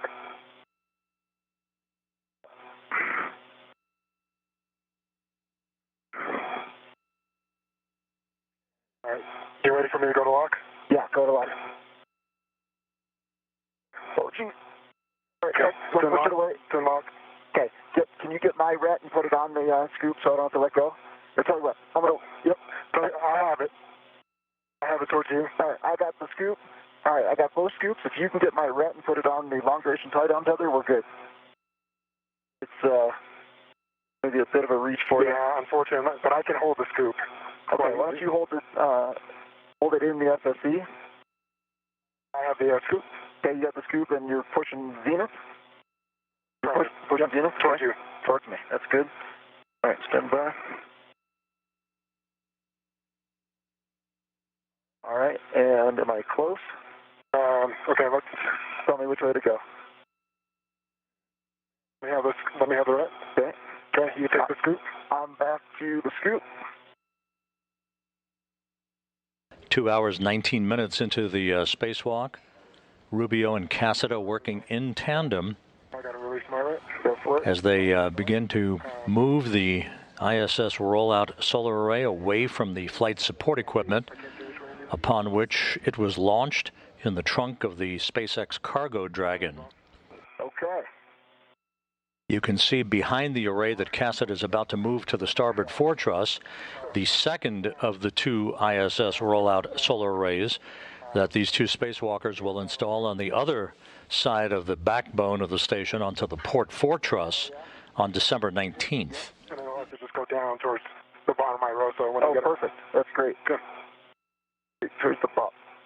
I'm sorry, towards my head. Yes, correct. Oh, Yep. okay. Sorry. Got it. Upside down here. Hey, Nick, we got it. It's on there. It was pushing pretty hard to get off, and now it no longer is. So we're in a good config and stable. Copy all, Josh. Good news. Nice work together on that one. And so got a caution here not to release the IROSA, or prior to releasing the IROSA, make sure the FSC is not moving. So when Frank gets into a good position, you'll be able to slide the IROSA nadir to release it from the pins. Copy. I am en route towards, okay. Sounds good.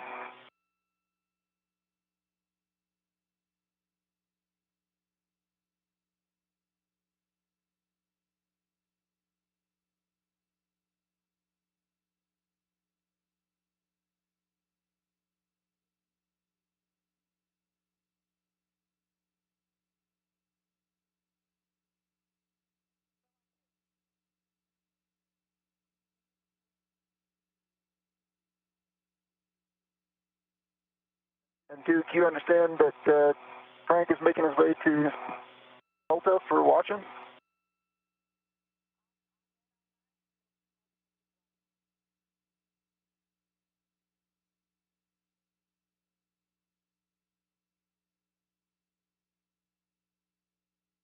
Duke, you with us?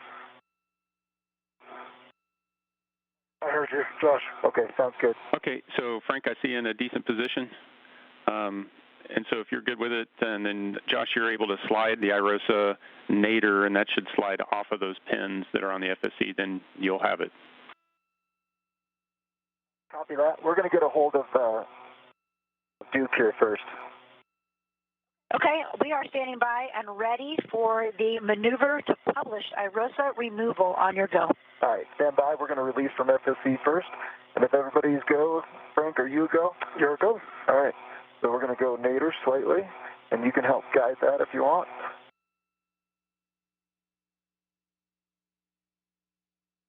Okay, that's good. Got the pins. Okay. All right. Now pull. There we go. Okay. And the ISS Rollout Solar Array, the third in the series of upgraded augmenting arrays for the station, is free from its flight support structure. All right, Frank. You've got the comm for the robo. Okay. And Duke, you have a go for GCA to publish IROSA removal. Okay, this is going to bring EV1 body down 4 meters. Copy. Starting motion. I should have about 3 inches of clearance from the grapple fixture. Copy. I see motion. Good motion.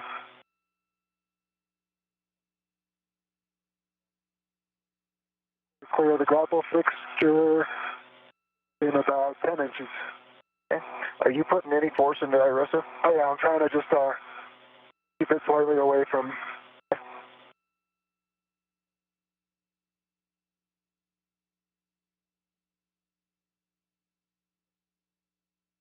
So I have about 2 inches of clearance. Okay.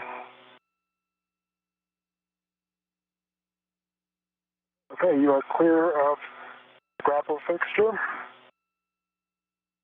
Continue. Copy. How's it feel? Somehow heavy and light at the same time. Okay, you are completely clear from this side, so Copy. safe travels. Thank you. All right, Nick, I'm going to Half meters to go. copy. Say it again. How many meters?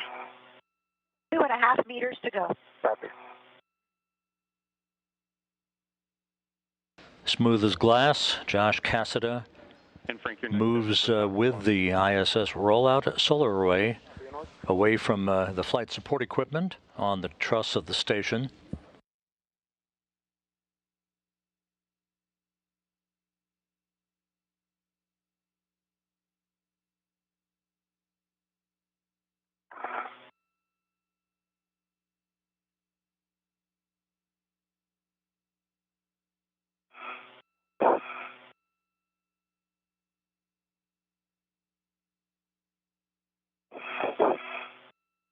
And Frank, big picture here, you're going to put that 12-inch on the socket caddy. The socket caddy is going to end up in the crew lock bag, and then you're going to install your 2-inch from your trash bag.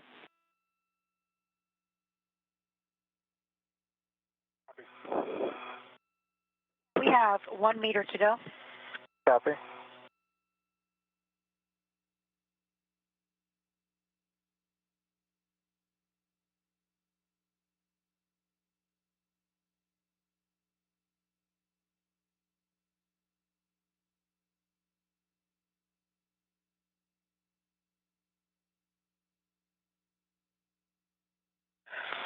Ramping out motion. Copy.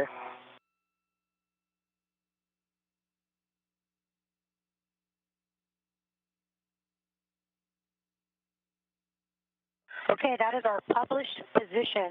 We are setting up for the 2.5-minute IROSA pitch joint OCAS. Copy.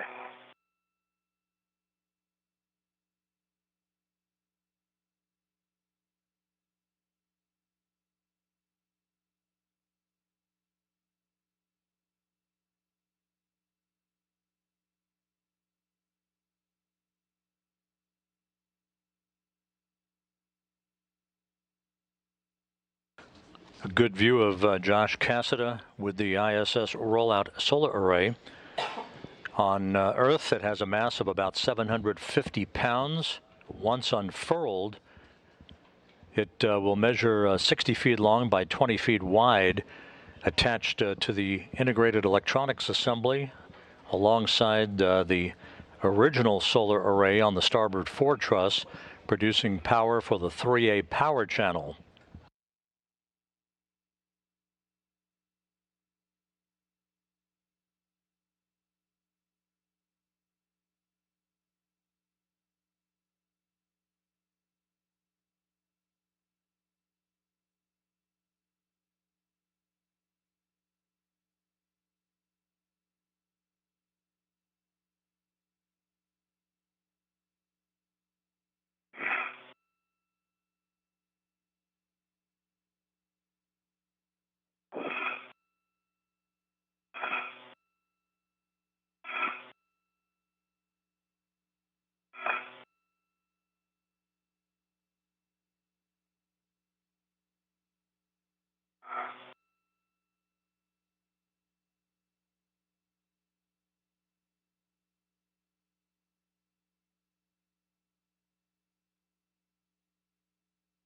All right, Nick, I have a good socket swap with a 2-inch on my PGT, good pull test, and a 12-inch back on the caddy, good pull test.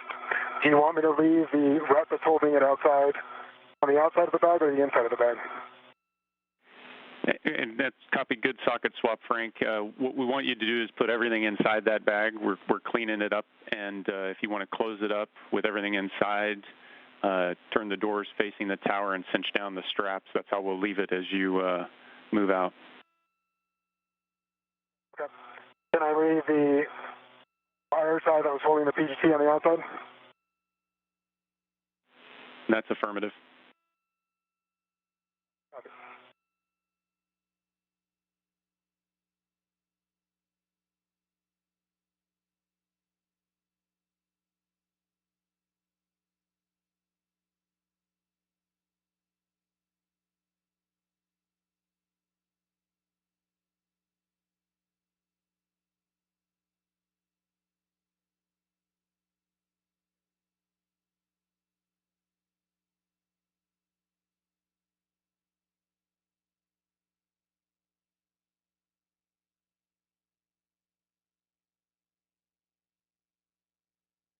Okay, EV1, we are set up for the joint OCAS.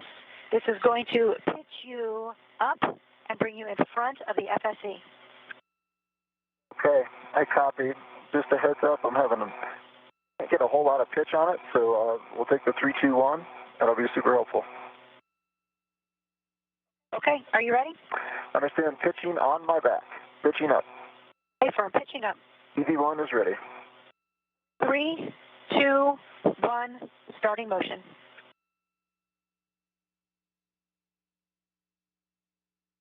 Hey, Nick, everything is inside the bag, and the bag is... Stay. Copy.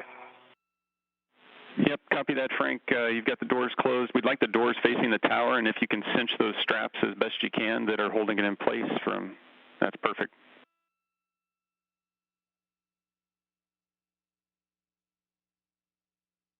Ground's happy, Frank. Okay, great.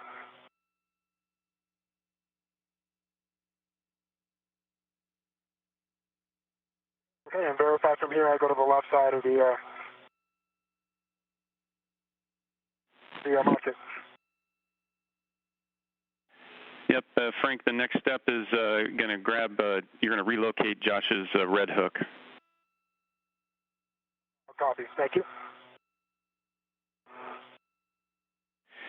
And Frank, that's out there on the cedar rail, mile marker 6300.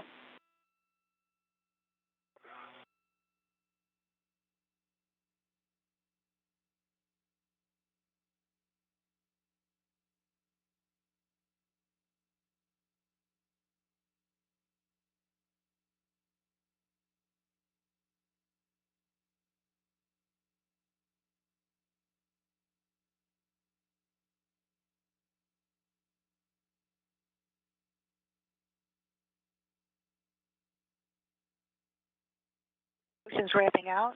Copy that. 3, 2, 1.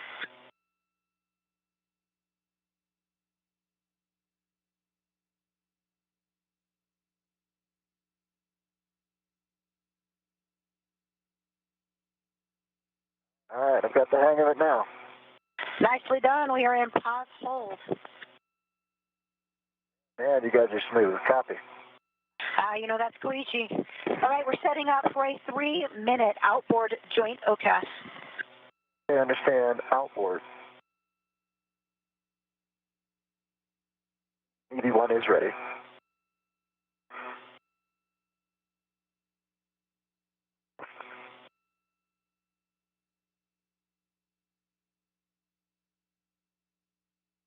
Frank, let me get a picture of you.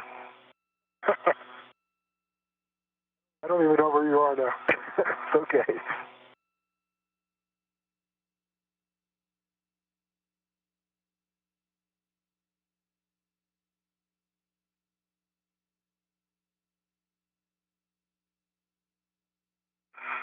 ED1, we are set. This is going to bring you body left and body down a little bit.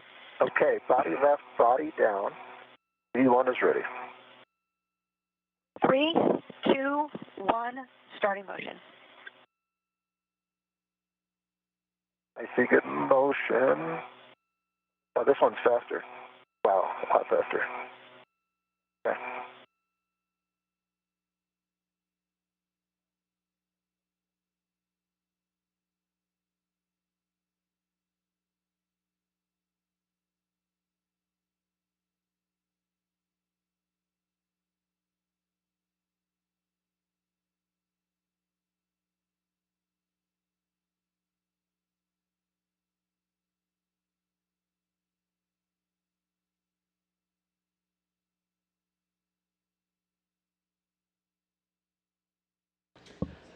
Flying toward the west coast of South America, Josh Cassada holding the ISS Rollout Solar Array, being maneuvered toward the starboard 4 truss work site for its installation to augment power capability for the 3A power channel on the International Space Station.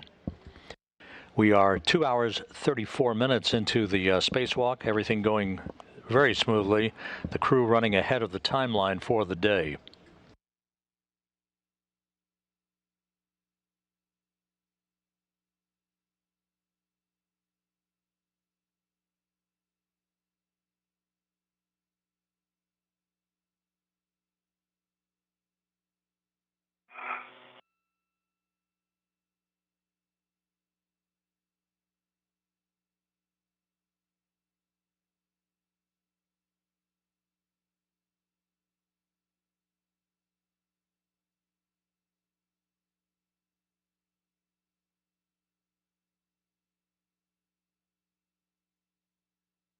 Okay, Nick, I have Josh's red hook on my red reel. Reel is unlocked, and his hook is unlocked. Okay, Frank, we copy that. Check your gauntlets down, and then you're heading out to the S4 IEA, and you're going to be stowing the red hook near the radiator. Copy that. And gauntlets are down. Okay, and we are ramping out. Copy.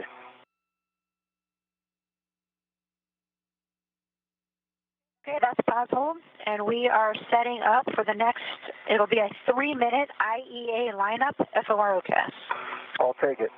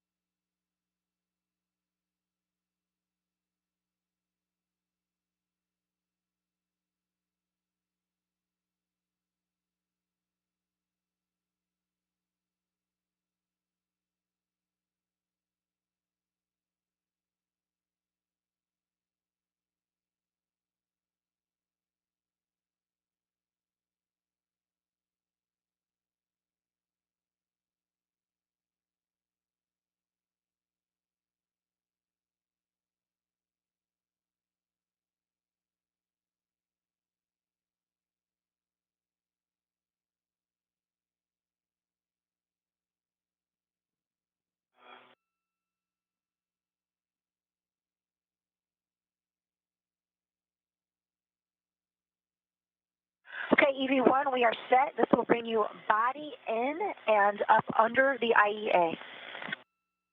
EV1 copies, and I'm ready. 3, 2, 1, starting motion.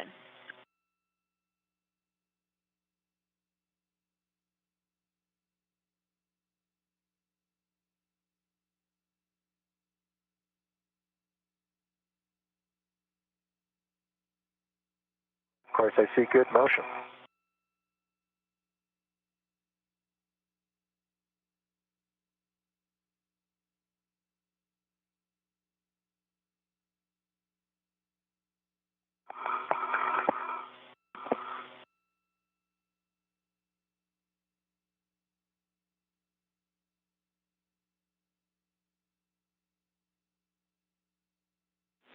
And Frank, Nick's back with you. Got a caution here about the red hook location is going to be near an IEA radiator, so just be aware of that.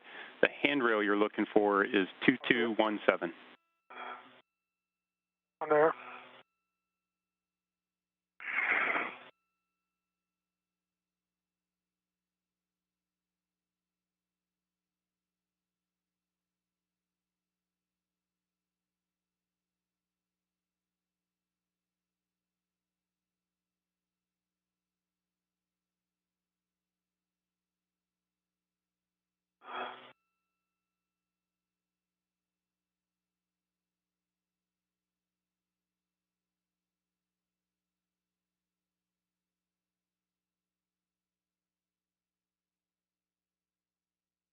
You are clear of the IROSA, but I don't think you realize how close we are. We're only 3 feet away from each other when you're doing. Oh, really? Yeah. Thank you for letting me know. Oh, no problem. It's not an issue.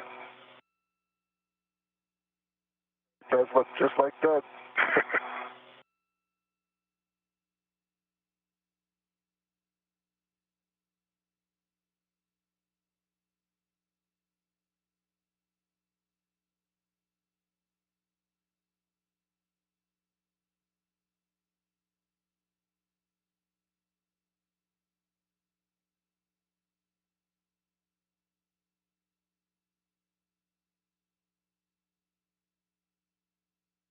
Ramping out motion. Copy.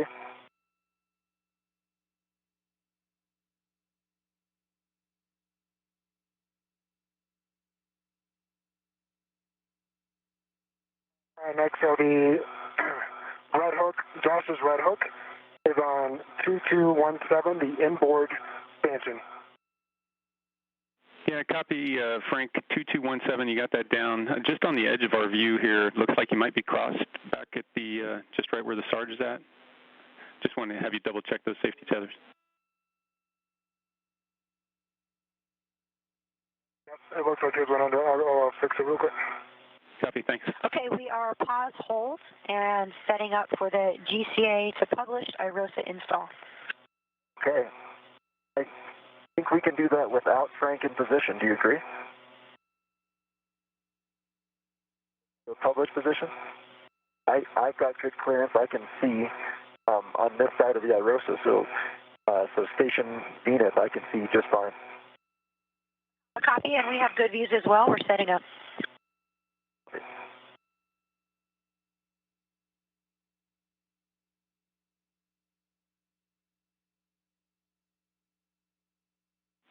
And Josh, we chatted over it. If you got good clearance, we're good to press with the GCA for the published install. I've certainly got good clearance from right and forward, and from my chin up, from my chest up. I'm in a good config here, interrupt. Okay, copy that, Frank, and you're going to head out into the left side of the mounting bracket.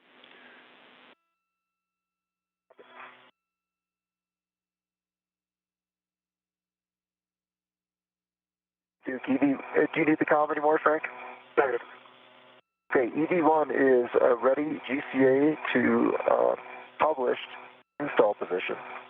I'll let you know if I lose clearance. Okay, we copy, and we're setting up. You okay with this, Frank? Yeah, I'm 30 seconds away.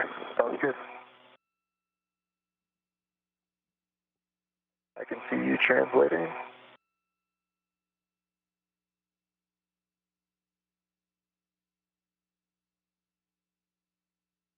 No rush, dude, but we are ready, GCA.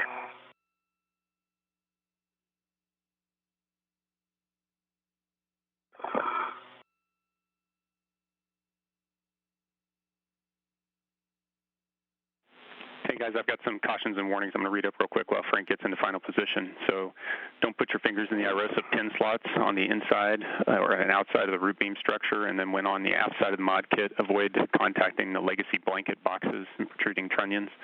Also, you're going to want to, when on the mod kit, not impart loads simultaneously. That's translation, unfolding, bolt tops, connectors.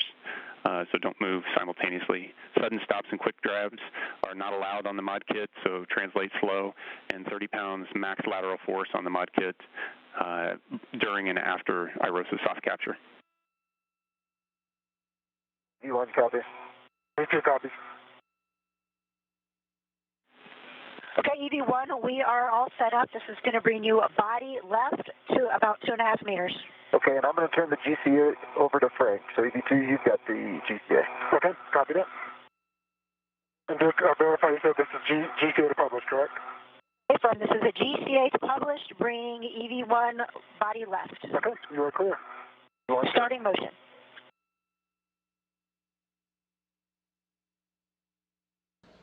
Two hours, 43 minutes into today's spacewalk. Josh Cassada and Frank Rubio about to begin work to install the ISS Rollout Solar Array onto its mounting bracket on the starboard forward truss of the International Space Station.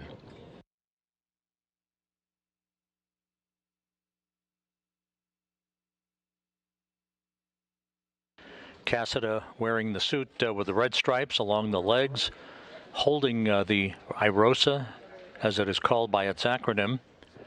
Again, these are 750 pounds apiece in mass.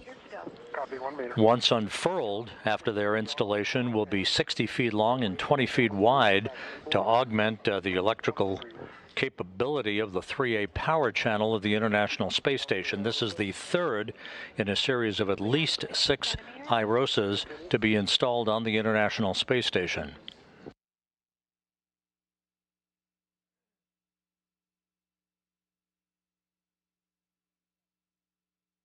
We are ramping out motion. Copy.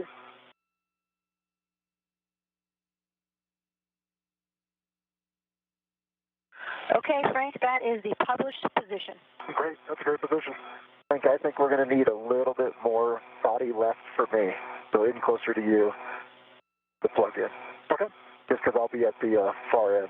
Yep, so the scoop bottom only has about 3 inches clearance to the bracket. Do you want to remove that first? I see it. Why don't we do it this way? Okay. We'll move this way, GCA, and then take off the scoop. Careful, careful, careful. Let's see. Give me 1 second to just impart the forces here. Okay. All right. Okay, Yeah. Duke, let's go GCA, 10 centimeters, body left, towards the mass canister. Copy, 10 centimeters, body left, towards the mass canister. Starting motion. See motion, good motion. Jump out in 3, 2, 1. All right, Josh, unfortunately your press only has about an inch of clearance. Yep, I'm watching it. I can see my shoulder. We're good here. Just watch your helmet on the bottom there. Okay. So we don't push it away. Yep. Do you want to go co-linear with the strut there? You put your feet wherever you want. Yeah. I'll turn it over to you, and I'll put the one handrail there, and then I'll take off the scoop. Okay. I've got this hand here. Okay, let us know if you're done with the GCA. We have GCA complete. Copy, GCA complete. Are you good with our plan? He's got a hand on it. I'm going to take off the scoop in my left hand and do my best to put it on the mini workstation.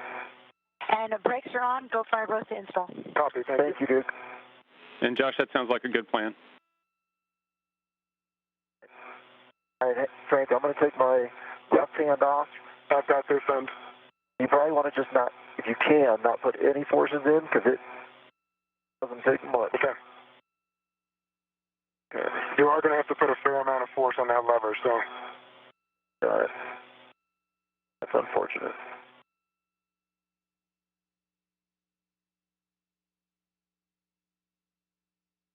I'm going to go through. Yeah, through capture and all the way to release. Yeah.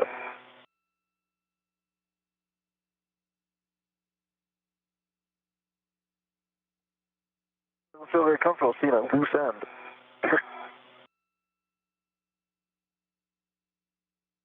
It looks like you're past capture. Looks like you might be in release. It's hard to tell from there. You don't. Yep, you're good.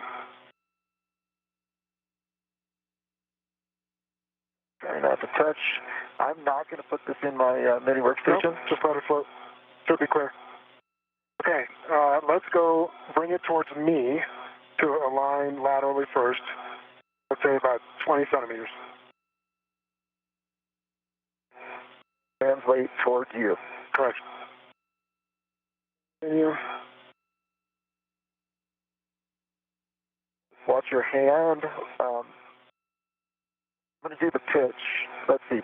Roll for our frame of reference. Okay. I'm going to roll it your end towards you. Cassett and Rubio in the process of installing the IROSA on a mounting bracket on the starboard fore truss. There'll be two soft capture features properly engaged when the IROSA itself is correctly aligned on the mounting bracket. We are on the platform and aligned. We just got to bring it towards the soft capture features. All right, straight back. We'll stick it in the holes first and then go to the soft capture, yeah? Okay, yep, ready? Yep. Continue. Push, again, continue. More? Yep. Okay. That's it for going towards the... No, bring it maybe a centimeter towards me. Translate. Yep. And now keep pushing towards the mass canister. Have about...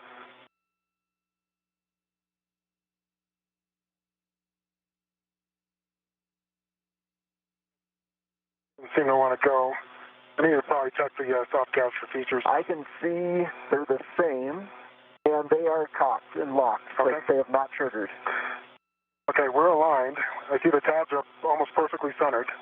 So maybe manually release a soft capture? That just feels like we're in the slot. No, we're not in the slot. Oh, okay. We're aligned, but we need to bring it back towards the mass canister. About 2 inches. There we go. Something's blocking it.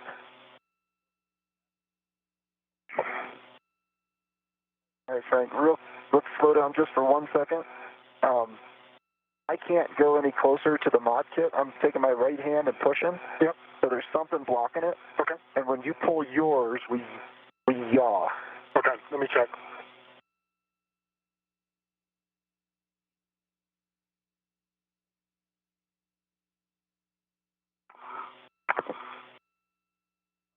Do you have it? I need to go a moment. Don't push it. Nope. Got it.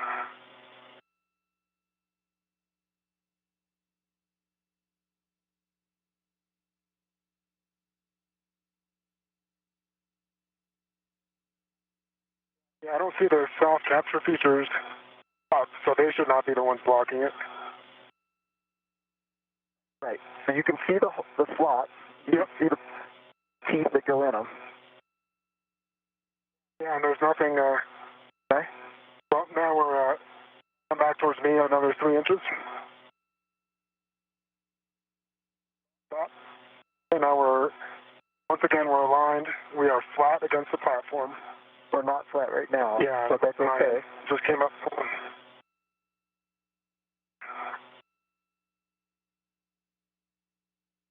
Okay, we're aligned. All right, can we go straight aft? Towards the runway? Towards the mass canister, yep. Okay.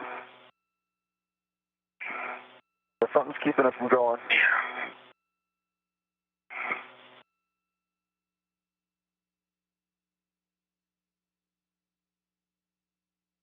Okay, both are in, both of the tabs are slightly in there. Is it an angle thing where we're not flat enough? My side looks perfectly flat on the platform. How's yours? It is flat and flush. Yeah.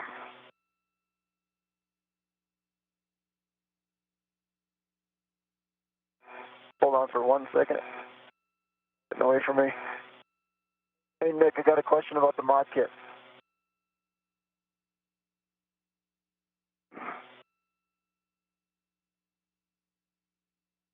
Nick, you there?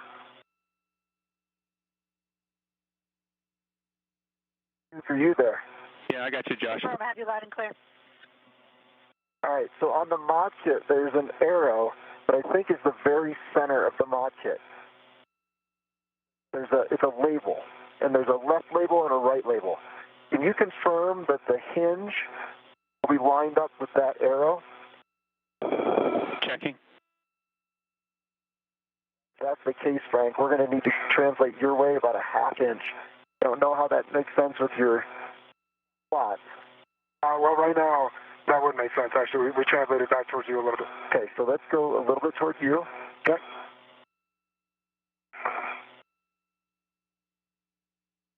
Continue about, okay, right there. Okay, so that arrow is not at the hinge. Hinge is going to be about an inch my direction from that arrow. Okay. I would have thought that the hinge would have lined up right with that midpoint.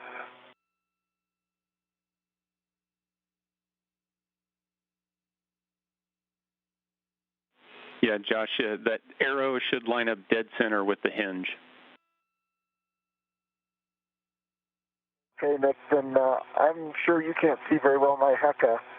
The problem is Frank's got the slot aligned, but that arrow is not where the hinge is going to be. That arrow is about, right now, a ½ inch towards him, meaning the hinge will be a ½ inch mod kit right from the arrow. If we were able to open it. Yeah, copy, Josh, and we can see it in the WVS. We're talking about it. Okay. So I got to let go real quick just to realign my body. Got it. You got it.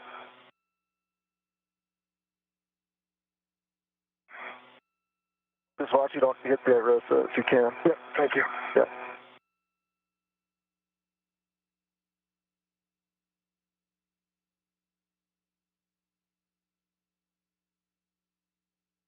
So right now our yaw is off a little bit. The tabs are aligned, but my tab is no longer. Watch your hand. Yeah, we're pitching down. Okay. Thanks. All right. So you got to go your way and a yaw, you said?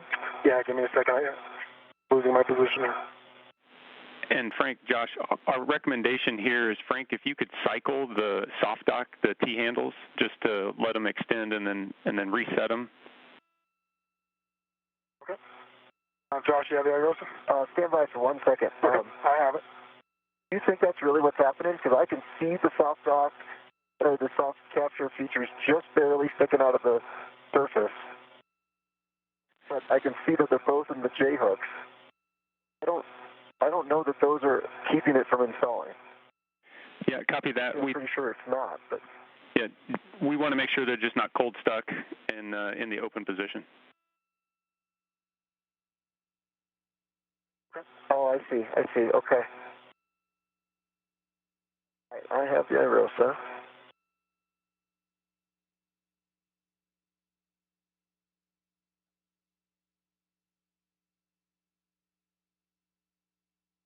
Watch your helmet on the IROSA. Okay, thank you.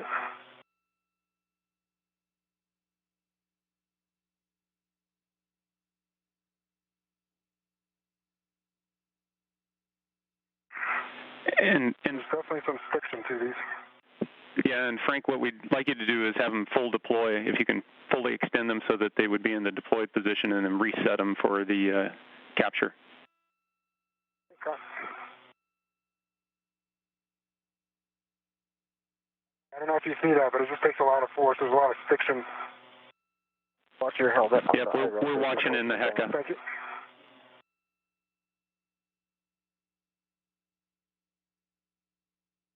They are cycled several times, and they are in the J position. So, Nick, if I understand, have Frank get these in the slots and then manually release the soft captures, correct? Yeah, if you've got it lined up and they're not extending, that's an option to manually release them. We try that, Nick? Or Frank, should we do that? No, Sure. I'll do my best to hold it in spot. Let me see if I can get you aligned, and then... Okay. Looks like it's going to need to translate your way at least an inch. And then roll your end towards you. Yep.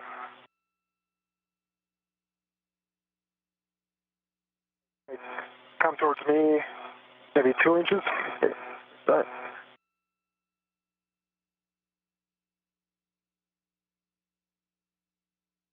Ready.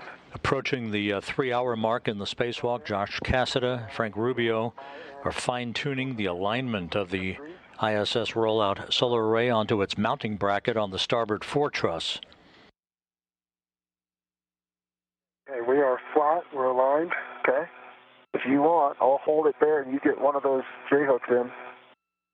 Oh, but we're not in yet. We have to slide it in maybe 1.5 inches. I mean, so we're aligned. Just got to go aft. But we can't see what's keeping us from going Yeah. If you can hold this, Yeah? yep, I'll go down and I can actually push on the beam also. Can you hold it here? I can. Okay, you got it. Be real careful not to bump it. Yep.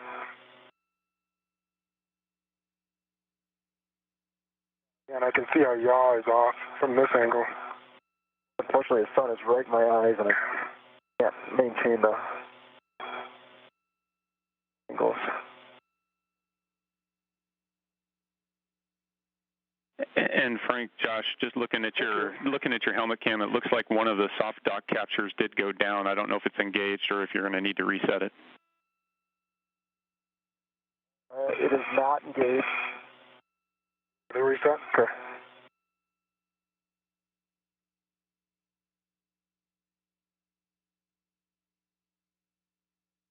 I can actually kind of line us up from this end because the bolt holes are right there. That's great. I guess we got to figure out what's keeping us from getting inserted. All right, so right there we should be lined up. I'm going to pull the soft captures down. I have a third hand right now. That's good. Yep, that's what it was. I can't wait to hear that lesson learned in the debrief. Okay. That's one. Watch your helmet. Okay, that's true. Well, Houston, he did it. We got 2 installed. Holy cow. No kidding. There's a huge sigh down here. Well done. That's not the way it was supposed to be, but it worked. All right, nice job, Josh. I know you've been muscling through that. No, it's okay. I'm just trying to blink the sweat out of my eyes. Yeah. At the 3-hour mark, the IROSA is now engaged and mounted on the mounting bracket on the modification kit on the starboard foretruss. A little elbow grease required, but nonetheless, IROSA is on its mounting bracket on the S4 truss. A couple second breather here after struggling with that. That's more than cool. Nope, the sun's setting. I did too. Yeah, that sun setting is going to help. All right, my ret is off. We are saying we're installed because we've got 2 shaft captures. So the ret is off. The scoop is going to stay on for now, correct, Frank? Or correct, Nick? That's affirmative. Okay. Koichi and Duke, we are installed and ready for the back-off maneuver. Copy, we are setting up for the IROSA backoff.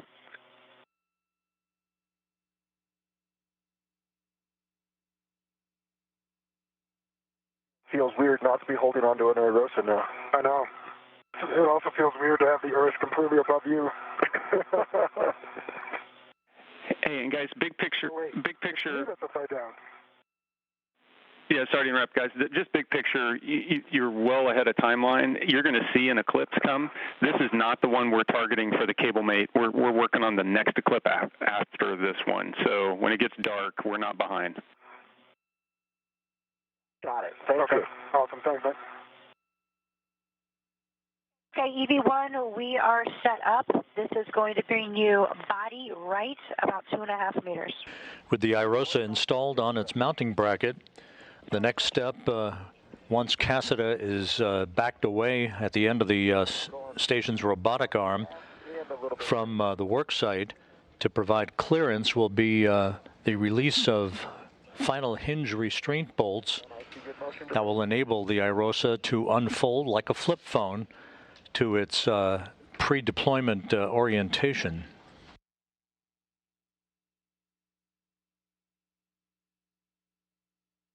Nicely done, Frank. I cannot wait to hear what it was.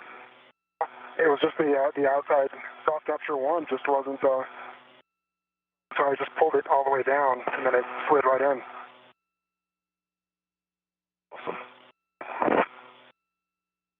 I see, it just wasn't sliding past the little nuts. Soft capture wasn't so soft. Not quite soft enough.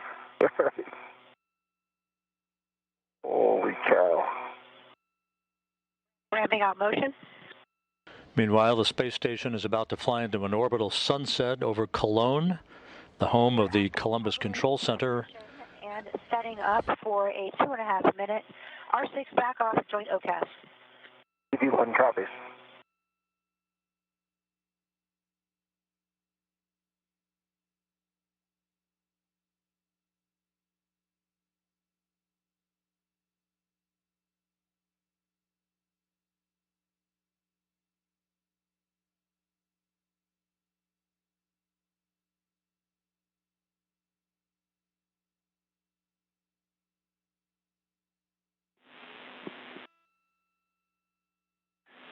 Hey, Frank, we see you in position, waiting for Josh to get in position through these JOCASs. If you can go over to that third soft capture, the one we're going to use when we unfold it, we'd like you to try to cycle that one as well to see if we can get ahead of the game.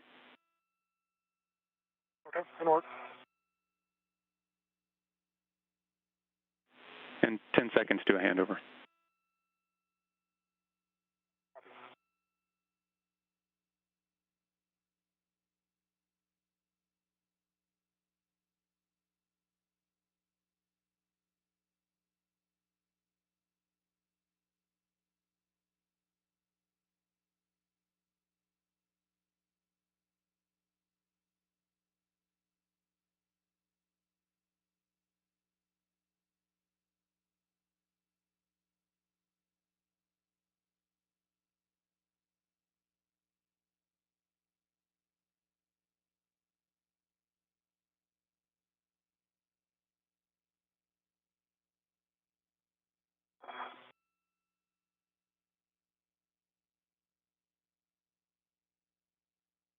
Okay, EV1, we are set up for the joint OCAS. This is going to basically body, yaw, you left 90 degrees and bring you over to face IROSA. EV1 copies, and I'm ready. 3, 2, 1, starting motion.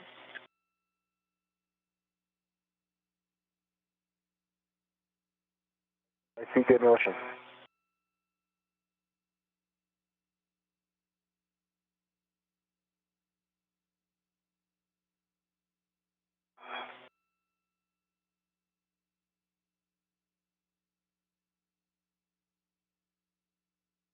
Nick, can we start talking about settings for R6?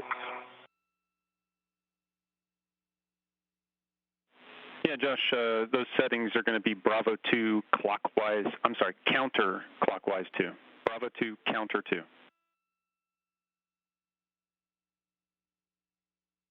Bravo 2, counterclockwise 2, copy. Yep, Josh, and before we drive R6, we're going to daisy chain those scoops together and hand them off to Frank.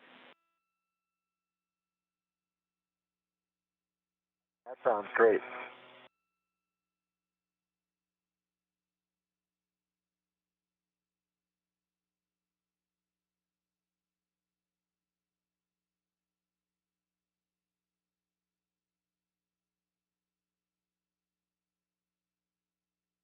All right.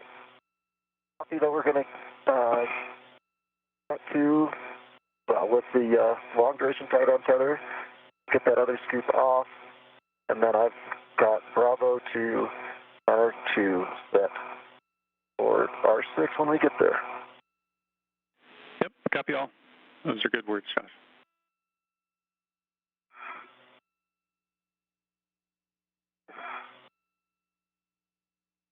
Sure haven't gone very far for a whole lot of trips.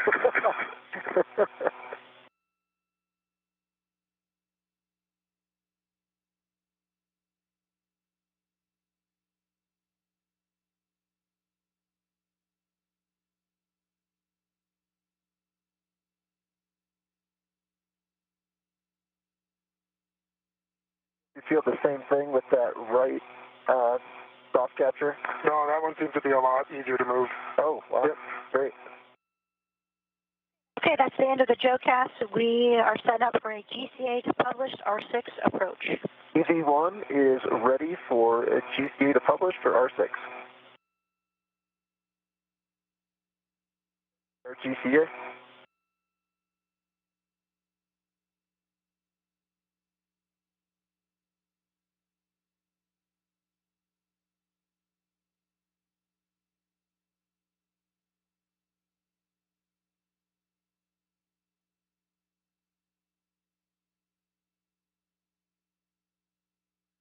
Okay, EV1, we are set. This will bring you body in 120 centimeters.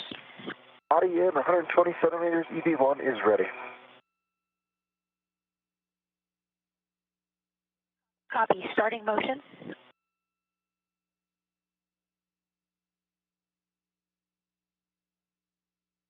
I see good motion. Okay, our cameras are degrading. If you can watch your boot plate and your ingress aid. Got them both.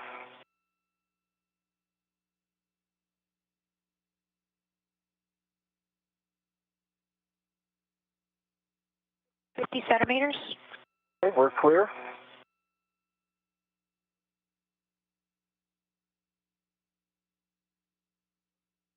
Ramping out. Concur.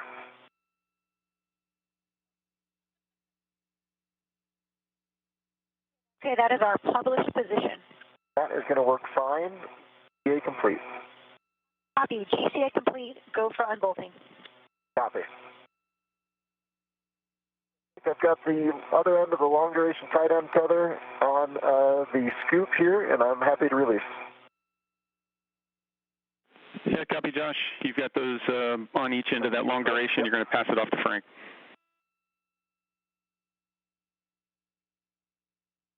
Sure. You want me to give you a rep? I'm ready right now to both. Okay. I'll pass them both to you, and then we'll do a rep swap. No problem.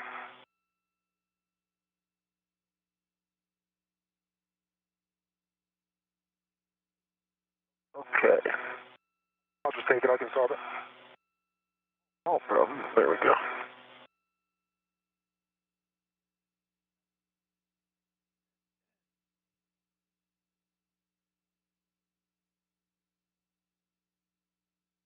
Slowly pass you on.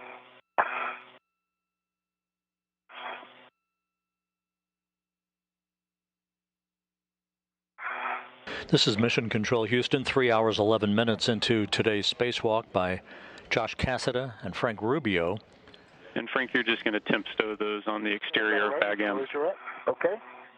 The two spacewalkers began the 256th spacewalk in support of space station assembly, maintenance, and upgrades at 6:16 a.m. Central Time, moving out of the Quest airlock after placing their suits on battery power and working extremely efficiently, have removed the ISS Rollout Solar Array, one of two delivered last week on the SpaceX Cargo Dragon resupply craft to the International Space Station, removing it from its flight support equipment.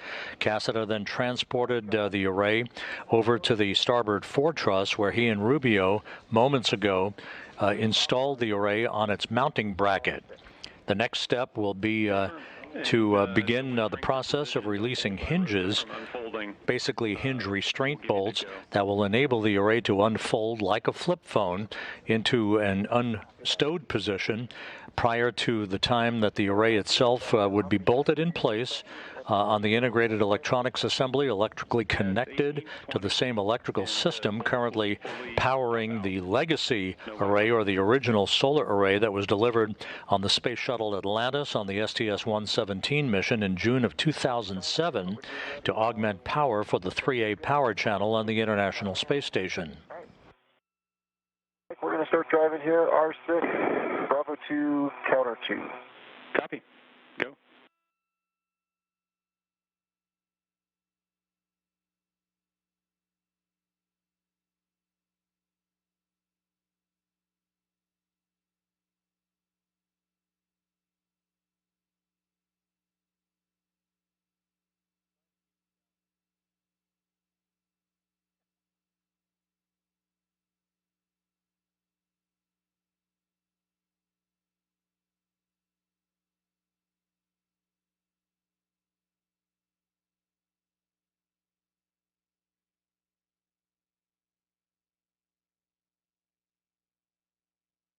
There's 19 turns. It has popped out, and actually this one does have a white line. Copy, and we see the white line as well. So you can stow the PGT, and then you'll work with Duke to go through some maneuvers to get in position for the unfold.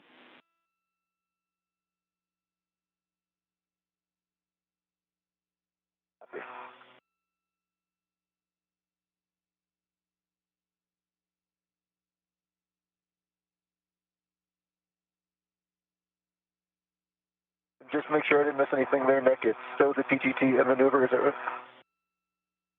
Yeah, affirmative. It's you're going to go to a R6 back off position and then work for the APFR egress maneuvers. Great. Sounds good. Okay, and we have a maneuver to the R6 back off when you're ready. All right, stand by.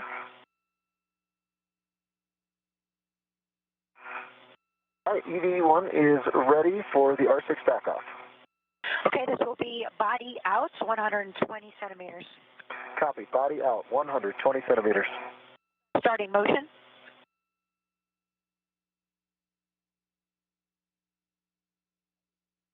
I see good motion.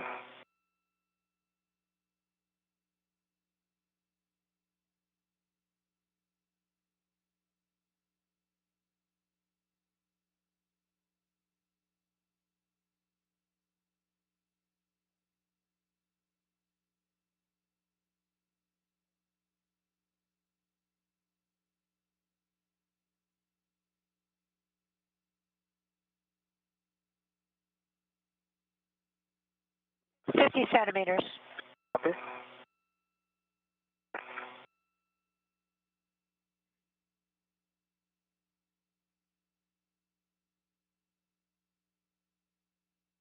Ramping out motion. Copy. Okay, that's our published position. We are setting up for a 3-minute APFR egress JOCAS. Okay, stand by. Frank, I'm seeing your safety tether go right over my head. I'm assuming it's not caught in my helmet. Fortunately, with your light shining right on me, I can't.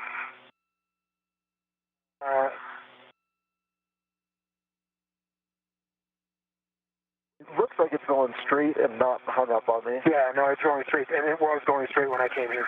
Okay. Yep. And do you know if we're moving towards my head or hopefully towards my feet?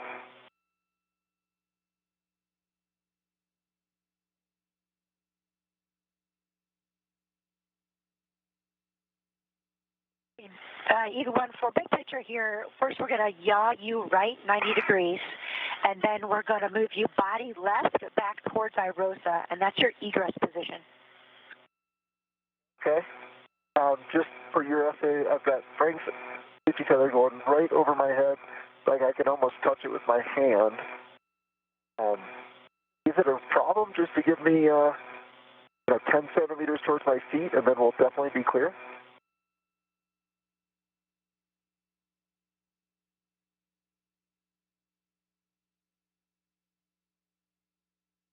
Okay, checking. It's a joint OCAS, so I don't think it'll keep you nadir if that's what you're looking for.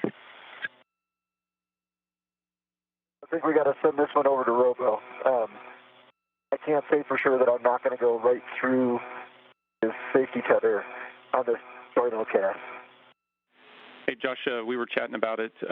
In this next maneuver, there's no body up motion. If we do go body down, we'll need to change up some modes, but you shouldn't go body up at all in this next maneuver. Perfect. Thank you so much, Nick. That, Duke, I am a go, and I'll keep an eye on the safety tether as best I can. Copy, standby.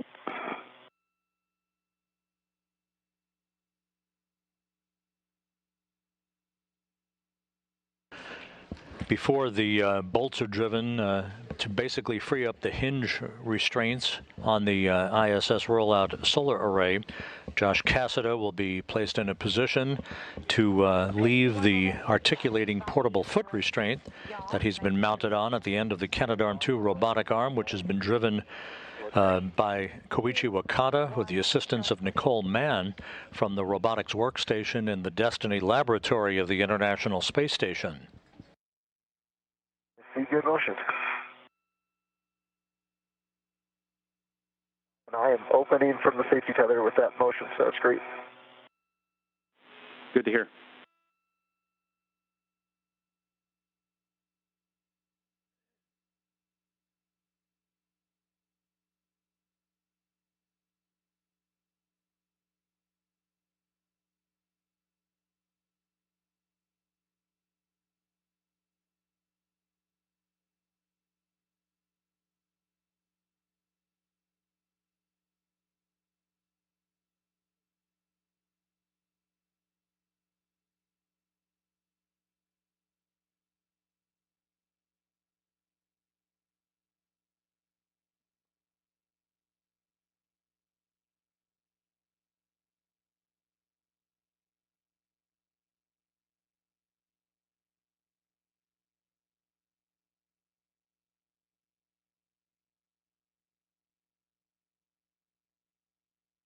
Doing okay, Frank?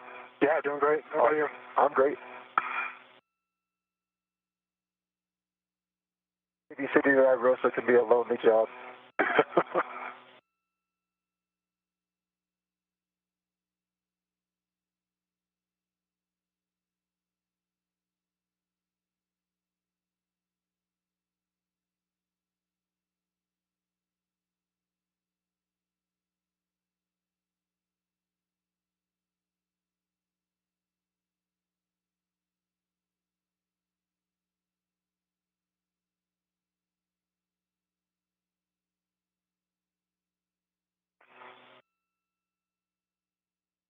Amazing how quickly your brain adapts to, like I see myself being right side up, and I'm sure you see yourself being right side up. Yeah. Join you here shortly. Well, go slow when you get off, because it'll be a little disorienting. Yeah, absolutely. Thank you.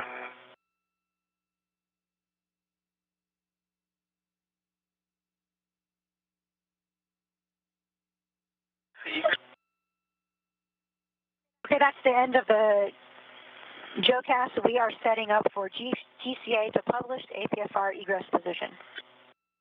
Copy. And you are a go and ready GCA to the published EPFR egress position. We copy?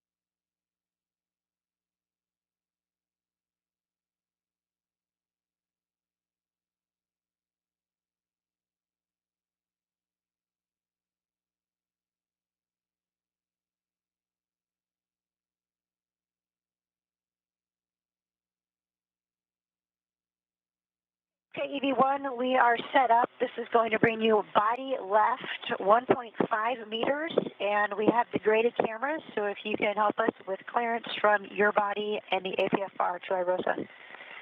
Okay, that's going to be hard because we're moving towards my left shoulder, but I can see right now all of IROSA. We are currently clear. Okay, if at any point you lose IROSA, let us know and we will pause. Okay. Starting motion.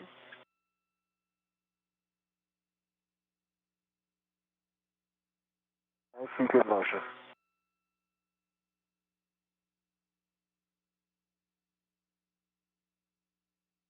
We're clear. Copy, 1 meter to go. Copy.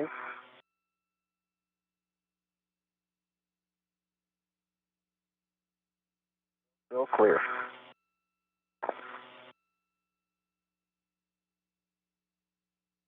Clear of IROSA, I cannot see my boot plate or anything below me. 40 centimeters. Copy.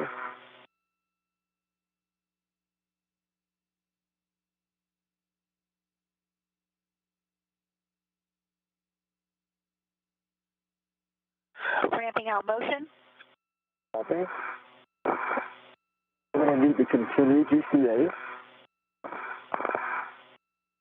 Let's go body back 20 centimeters. Okay, copy. Body out 20 centimeters. That's right. Starting motion. And confirm you have clearance? In front of me, yes. Behind me, no. I can see you. You're clear. Okay, we're coming. Body out 20 centimeters. Starting motion. Copy.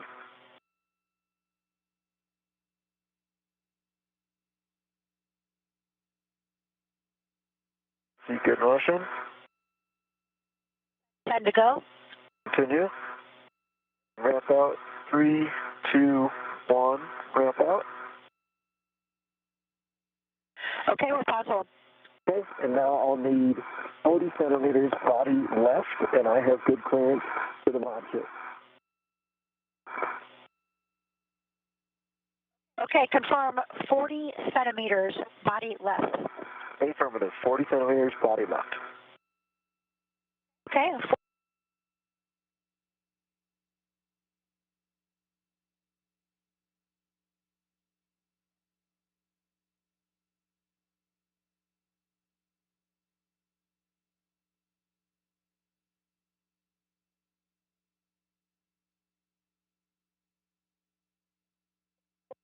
Three, two, one. Ramp out.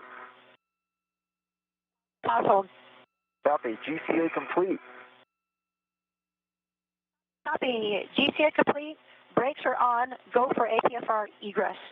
Copy. Go for APFR egress. And Josh, you'll want to just use that ingress aid only when you're egressing. I know the mounting bracket might be in easy reach, but just use the ingress aid. And when you're done with it, you want to stow it in a low profile. Okay, I am egress now using only the ingress aid. Now I can touch the mod kit. My understanding is correct. Affirm. Understand your egress. You'll want to stow the ingress aid in a low profile. Understood. Okay.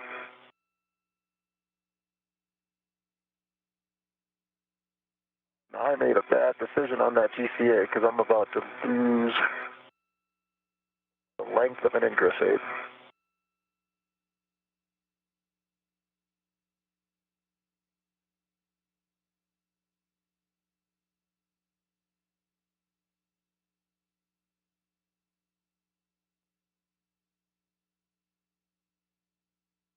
This is Mission Control Houston, 3 hours, 26 minutes into the spacewalk by Cassada and Rubio. About 26 minutes ago, the ISS Rollout Solar Array, the first of 2 delivered last week on the SpaceX Cargo Dragon resupply mission to the station,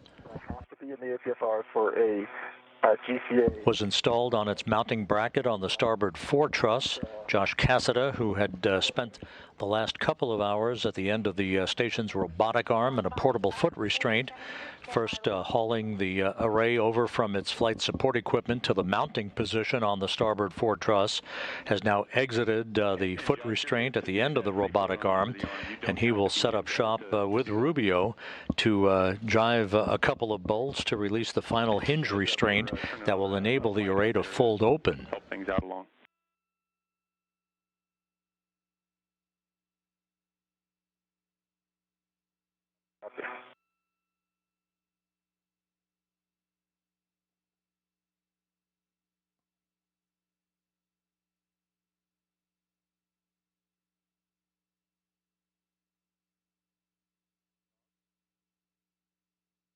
Disregard. We will not need the GCA. Copy. No GCA required.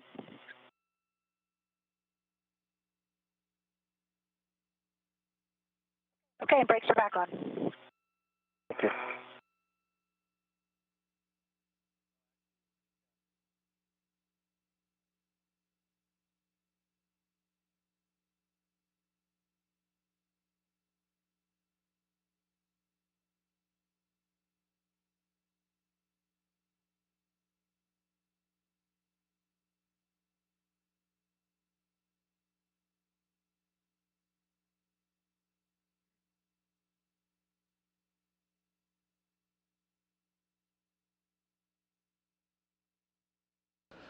Once the array is folded open, then Cassada will be working to drive a series of bolts that will affix the array to the integrated electronics assembly on the International Space Station.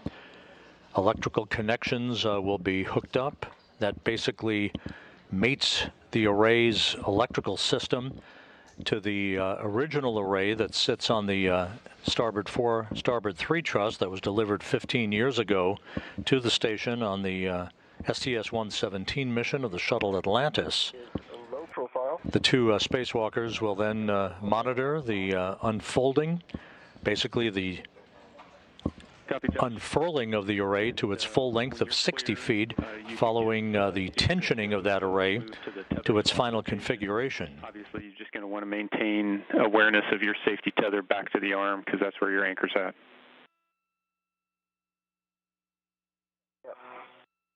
Give me 1 second, and I'm just going to get it in front of my body as opposed to behind.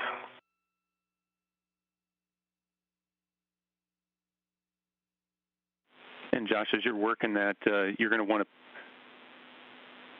eventually get a fair lead on that lower right strut and lower strut, or lower handrail to help keep your safety tether clear. Copy that. Sure. Yeah, we want to put that in after the maneuver. After the maneuver, okay. With that,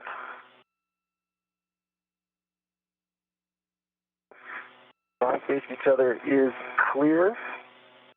This is the third in the series of at least 6 IROSAs that are being delivered and installed on the International Space Station. The next one, also carried to the station on the SpaceX Cargo Dragon a week ago, is scheduled to be installed on the port fore truss of the station by Cassada and Rubio on December 19th. This is going to be ISS port, 3 meters, and zenith, 2.5 meters. Okay, we copy. And Frank, when they're way clear, let me know, and then I'll flip around, and we'll get to work. Okay. Each of these IROSAs will produce and are producing more than 20 kilowatts of electricity. Again, designed to augment the existing power supply of the International Space Station for future research and utilization operations. You should have enough clearance to swing your feet down, body towards your right.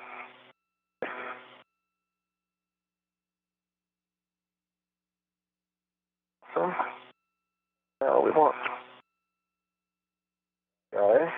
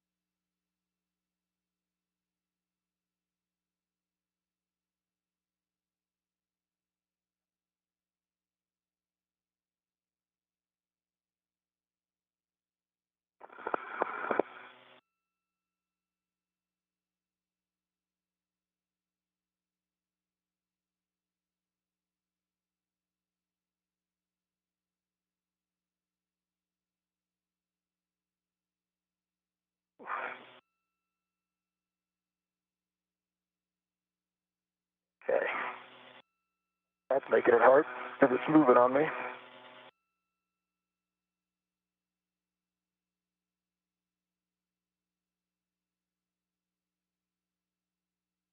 Okay, EV1, we have about 85 centimeters zenith to go, and we're having a hard time seeing the APFR from the truss. Can you help us out? I cannot. Frank, can you? Give me 1 second. APFR is clear. If you're looking for clearance on the IRA, we're clear. Okay, we're going to continue zenith 85 centimeters. Copy.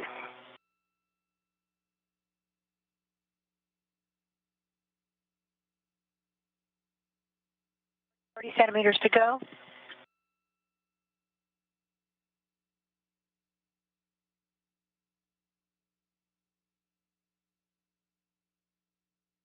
All right, Duke, I'm kind of losing you now because of a light that's kind of directly at my eyes, so I can't quite clear the last 10 centimeters or so. Okay, we are at the published position, and brakes are on. Stand by while we set up some cameras.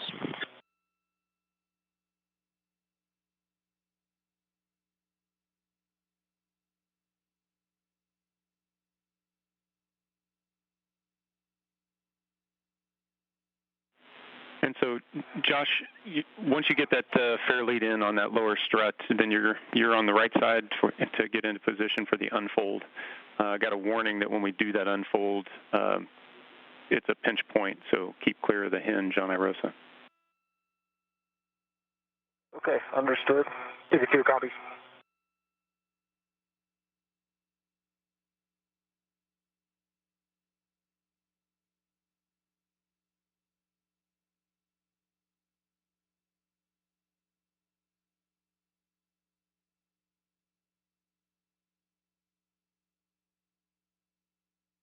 I don't think this fair lead's going to stay, given where they are.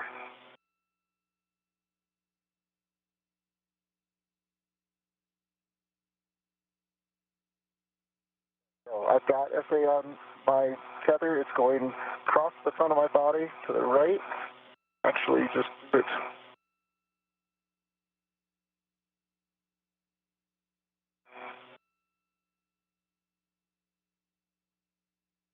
I'm going to try to get it on my left side. Right, you got me? Yep, I got you. Copy. And Josh, just to let you know the intent of that fair lead, we're just trying to clear your safety tether out of the way of the unfold as that happens. So, using that lower handrail to try to string it down towards your feet was the idea. Understood. Yep. Josh, I think for now, if you just leave it on that side, your body will help kind of clear it. I think so too. Yep. So we're just going to go across my body on that one. Yep. And I think that will keep it out of the way of the unfold, if you agree. Yep, I agree. Yep, and if you guys have awareness of it, you're good. Okay, EV1, we're set up on our end. Let us know if you need a GCA once you get to the tether swell. Okay, that's a little bit down the road. I appreciate it. Koichi, that was amazing. Thank you for the ride. I will definitely get on my rideshare app and give you 5 stars when we get back inside. That's the V of your health, Josh. Okay, Nick, we are ready for the unfold if you are. Your go. Okay. Starting to open. Coming your way. All right.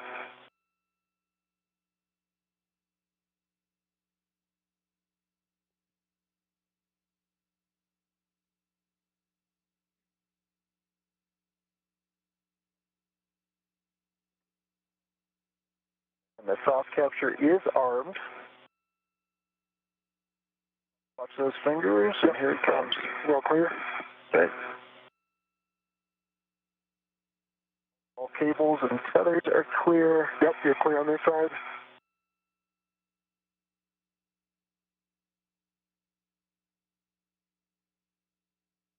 Help you out with that cross capture. Oh, actually, it's engaged. Nice. No, it's not airless. Okay. Let me release it. Okay. Okay, it's released. Okay, now. Now it's got you. Okay. Nice. Very nicely done. Copy, guys. Great work. That's a good install. It's a great config. While you're in that position, we'd like to get glove, HAP, and gauntlet checks from both of you. Okay. Gloves for EV1. No noticeable changes. And HAP is dry, and gauntlets are covered. And EV2, no noticeable changes on my gloves and dry hat. Gauntlets are covered. Copy. Good checks for both of you. 3 hours, 38 minutes into the spacewalk. The ISS Rollout Solar Array has unfolded. You're going to work to stow the long-duration tie-down tether with those scoops on it inside of crew lock bag M. And Josh, you're going to translate to work the hinge bolts. Copy. R7, R8. Correct? That's affirmative. R7 and R8. And you can start with whatever one is convenient. Frank, just for a heads up, when you are in the bag, you're going to retrieve the AET with the AMS knob on there. Okay, copy that. Frank, with that moving anchor of my safety tether, just want to make sure that now I can get it off to my left. It's currently open my right. Yep. So I'm going to do... It's clear. Just see it. Yep. Oh, Yeah. That'll work. Keep going. Keep going. Bring your legs down. Keep going down on your legs. Good. You're clear. Awesome. Perfect. Thank you. Yep. The two spacewalkers now will tighten a pair of hinge restraint bolts to make sure that the unfolded ISS Rollout Solar Array does not have any motion at the hinge itself. We're 3 hours, 40 minutes into the spacewalk. The crew continues to work slightly ahead of the timeline. Everything proceeding in excellent shape.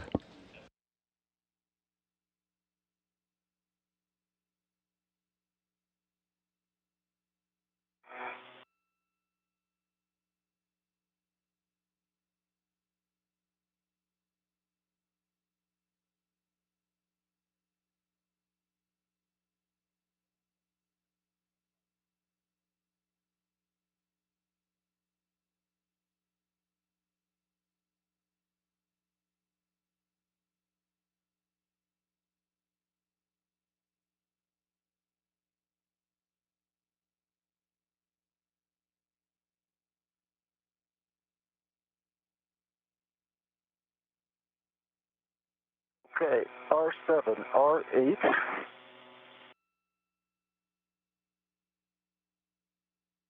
I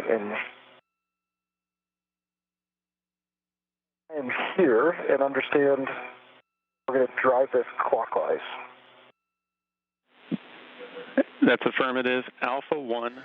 These bolts that the two spacewalkers are driving will physically attach the IROSA to the mast canister that basically also is the base, if you will, for the original solar array on the starboard forward truss of the International Space Station.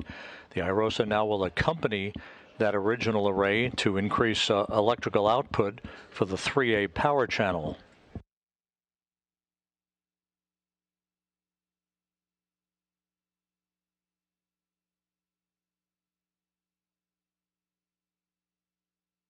Okay, Alpha 1, clockwise 2 is set. That's good settings. And so you're going to drive those hinge bolts 14 to 16 turns. Just let us know which one you're starting with. Copy. Sorry, it was 14 to 16?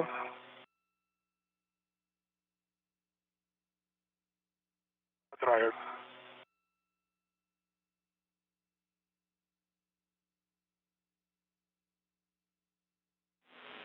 And based on that body position in the pool, that might be a position that Frank can help stabilize you a little bit.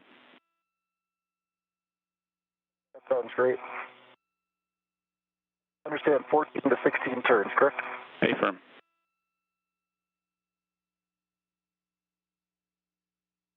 Here.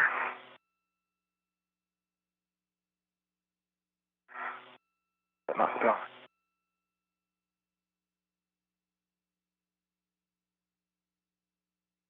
Oh, we just missed it, the power. Okay. It was on, but I think we just expired our 50 or 45 minutes.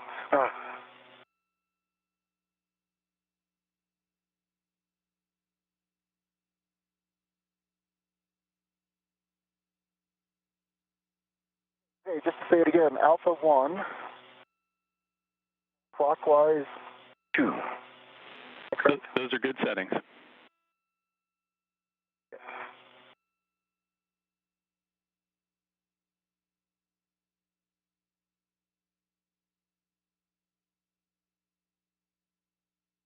I'm going to try to put my feet here, and if there's a way you could stabilize my shoulder, we shouldn't get too much torque into the sky. Okay. You want higher? Nope, it's good. 4.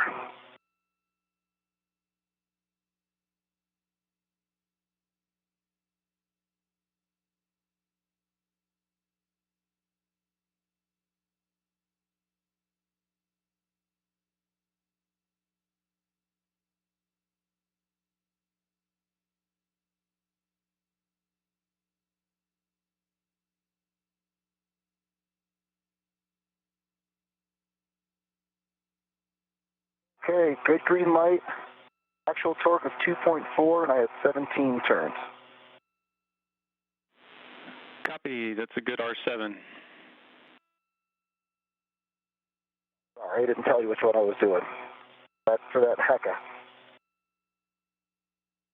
All right. That leaves R8, and Frank, if we could do something similar. Okay. My feet a little bit parallel with the mod kit. Okay. Yeah, that's perfect. Thank you.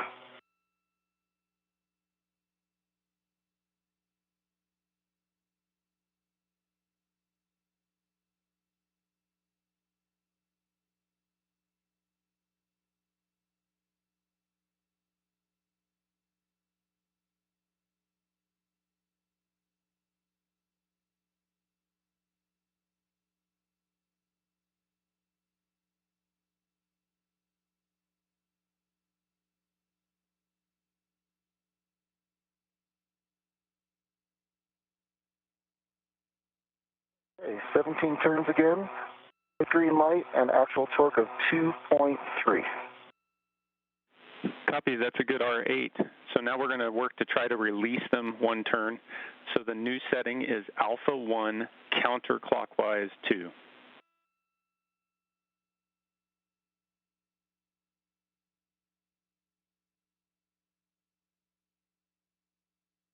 Alpha 1 is set. Counterclockwise 2 is set. And I'll try to go get R7 first here, and we're doing turn or less, correct? Copy, one turn or less.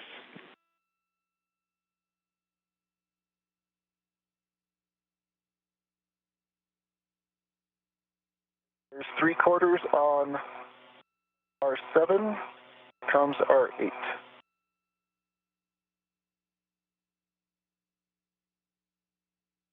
3/4 on R8.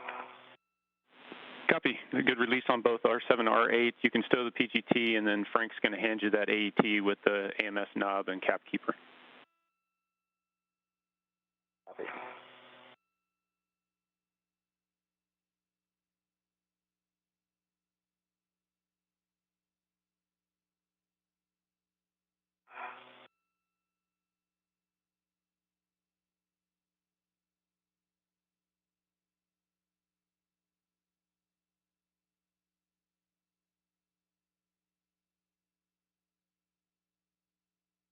Okay. This, thank you. And there's 2 reds on there, so you should just be able to use it as is. And Frank, there should be enough stretch that you can just leave it redded. Affirmative. All right. On hand tight on R7. Copy, that's going to be less than 1 turn, less than 30 inch-pounds.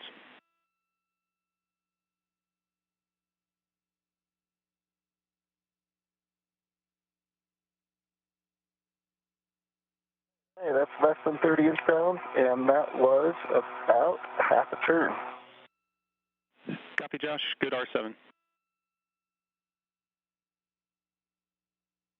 R8.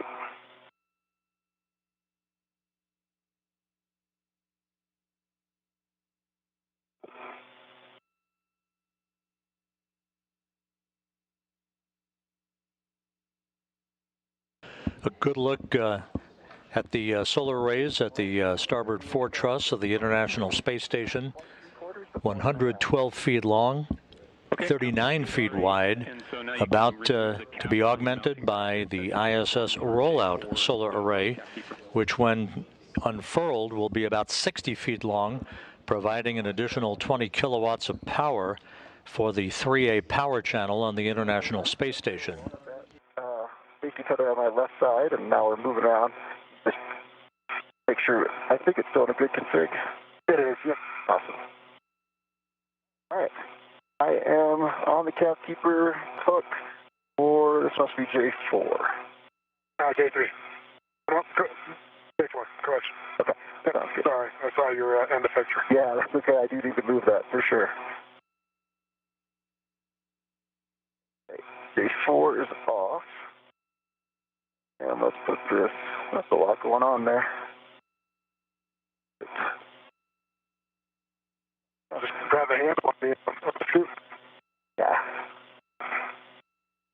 Oh, I see what you mean. Yeah, right. That's okay. That's super clear. Here it is. Thank you.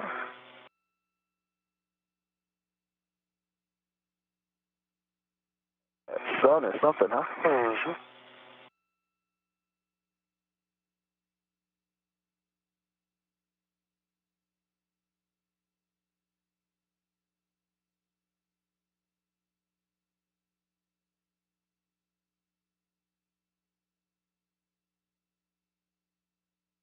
All right.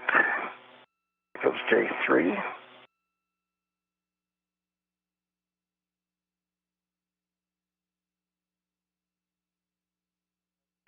That might keep happening, Frank. Yeah, I'll put it on for you. Oh, sweet. Oh, okay. Sounds good. And then the next one, let's try to do all 4 in the same area. That doesn't really matter. There's plenty of hooks, right? Yeah.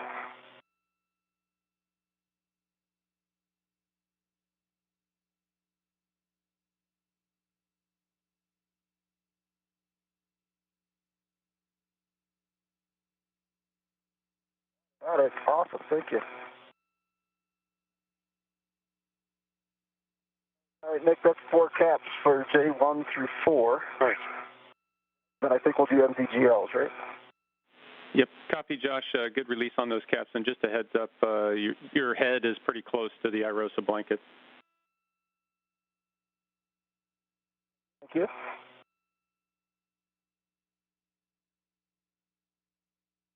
Way out of the sun. IROSA's already attracting it. And so we're going to use the cap keeper from the bag and get the caps on the pre-routed cables now.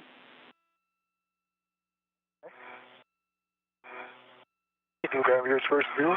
Sure. Good idea. I do. I have it. Hold it here for me. Yeah.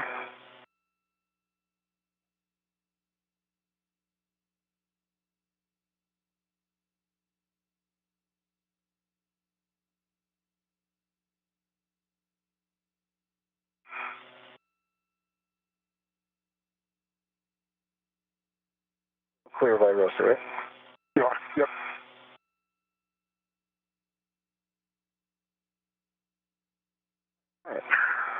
that cap. Pull forward over center now. Coming aft.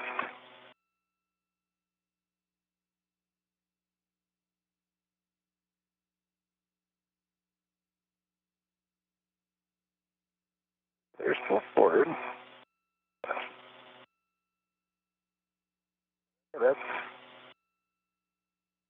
That's full aft. That's here over center. Do you agree? Yep. No, I think it creeps back on you. It's got to go back a little further. I want to force it. I'm showing that guy's over center. That guy's over center.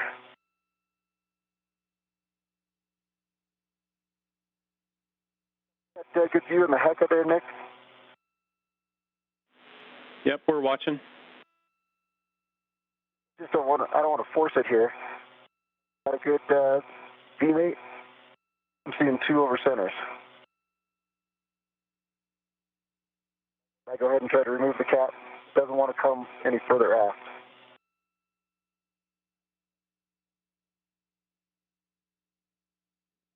Got it.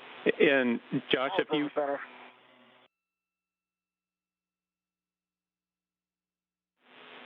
you need, you can pull on that back shell to help actuate that. Thanks, Nick. I just did that. We are full over center. That was great training.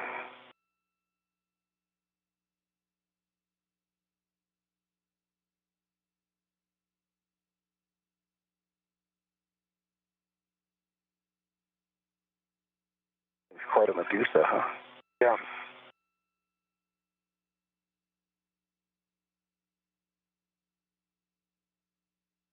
I got a cap keeper on it.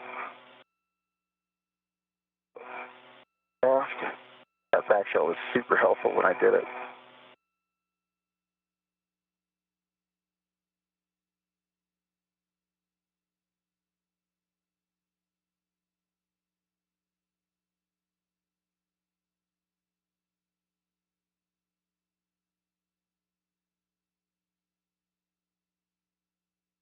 Remember these being so hard inside.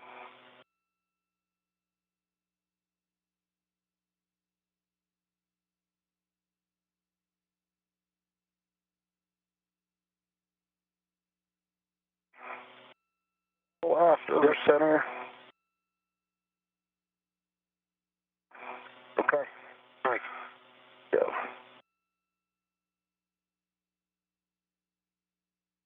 Hey, Nick, 3 and 4, or at least the connectors for 3 and 4 are demated. Copy, Josh.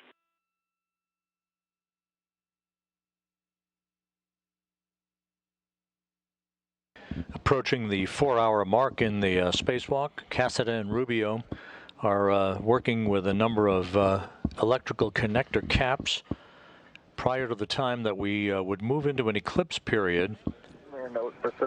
We will not do any electrical mating or demating of cables during daylight to ensure that the integrated electronics assembly and the solar arrays that exist on the space station are not electrically charged at the time that that delicate work is taking place. The ISS Rollout Solar Array is bolted into place on the starboard fore truss of the International Space Station. It has been unhinged or unfolded into its unfolded position, and now a series of cables will be connected to mate the new augmented solar array to the existing solar array on the starboard fore truss, ultimately to produce about 20 additional kilowatts of power for the 3A power channel on the International Space Station.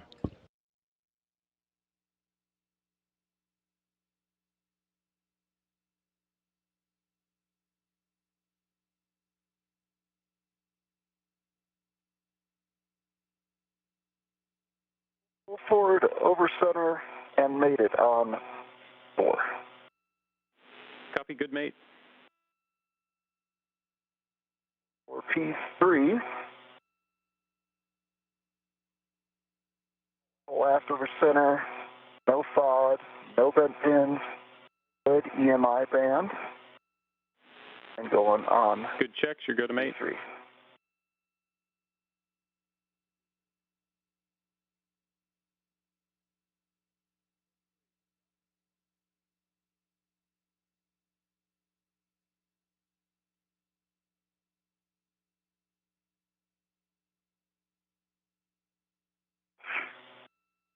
Full forward over center, mated on P3. Copy, good mate. Good connections on P3 and P4. Somebody does not want to come off. Okay, but I recommend that back shell thing that Nick was talking about. Yeah. I'm pushing it.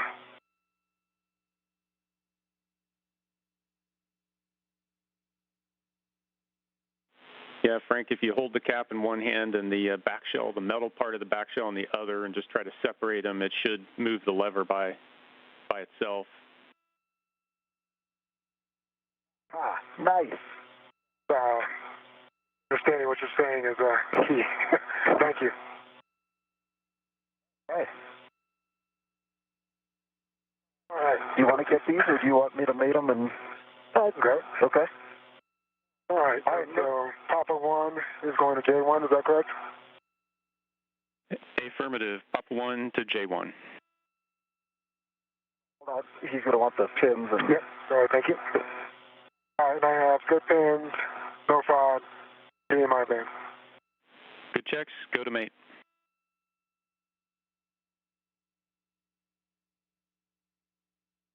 What worked for me is getting it right there, and then I took my thumb on top and breathed on the structure. Okay. Yeah. Did you already get it? No, well, I just did what you did. Yeah, kind of close. Nice, thank you. Made it look easier. And P2 to J2, and I have good pins, no FOD, good EMI band. Good checks. Go to mate. Do you want me heading over to 2217? That's affirmative, Josh. You're good to go over there for your tether swap. Okay. And that's both P1 and J1 are full forward over center. Copy. Good connections. So, Frank, you're going to start working the M bolts, starting with M31 through M34.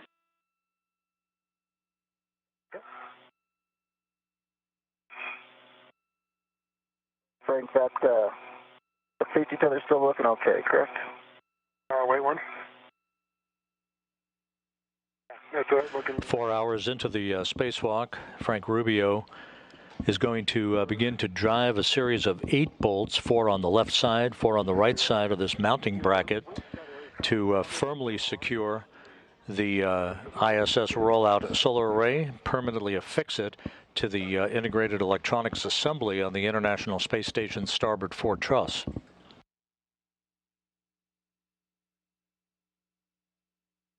Nick, I am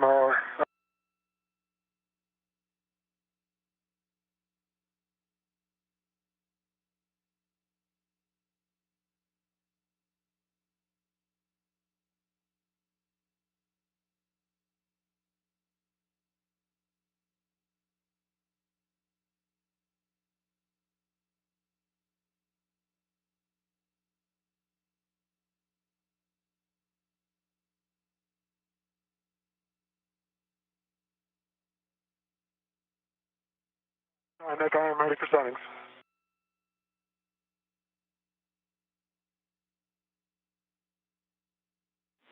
Hey guys, we're back with you off a short handover. Just wanted to provide you with a big picture as you're moving into position for the next task.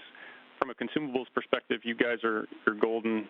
We've got plenty of time. You're on track for the timeline. So we're going to work these bolts. We're going to work the cable as a priority. When we get into Eclipse, we'll mix in the cables as we need to. Then we'll step into the deploy, and we're completely on track for trying to get after 1 Bravo. So you're doing great. Thanks a lot, Nick, for the heads up. Sounds great, thanks, Nick. I am ready for settings. Copy. You've got Bravo 5, clockwise 2. Spacecraft communicator Nick Hague reporting back to the crew a status and the big picture. The 1B cable that he referred to is one of 4 electrical connectors on the adjacent starboard 6 truss, to which this ISS Solar Array, the Rollout Solar Array, is attached now and will soon be unfurled. Back in March, there was a trip, an electrical trip. You could call it a short in the circuitry of the 1B power channel on the starboard 6 solar array that took down some of the power capability of the 1B solar array, the 1B power channel itself. The array had been operating at a somewhat reduced or degraded capability until about a week and a half ago, when there was another electrical trip that further degraded its capability and took down the 1B channel altogether. All of the electrical loads for systems usually powered by the 1B power channel went over to the 1A power channel seamlessly, so there was no interruption in space station operations or payload or utilization work. However, in order to get the 1B power channel back up and running at about 75% of capability, the two spacewalkers are going to disconnect one of the 4 electrical connectors between that 1B power channel and the integrated electronics assembly on the starboard 6 truss, isolating the affected area of the solar array, and then the 1B power channel can be reactivated to about 75% of its rated performance. The 1B power channel is going to get its own ISS Rollout Solar Array next year, when the next pair of solar arrays are launched on another SpaceX Cargo Dragon's resupply flight.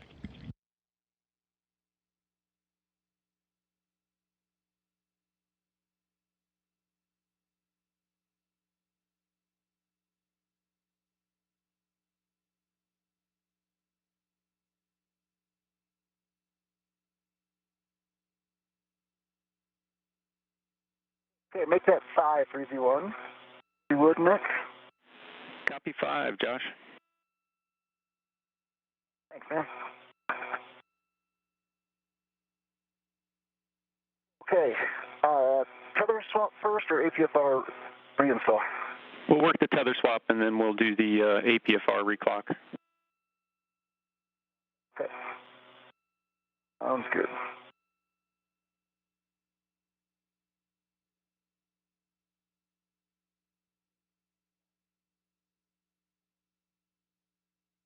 All right, Nick, I'm going to go get my red hook here on 2217. I'm going to put a red on it. And then I'm going to put it on my right D-ring. I'll lock it out first.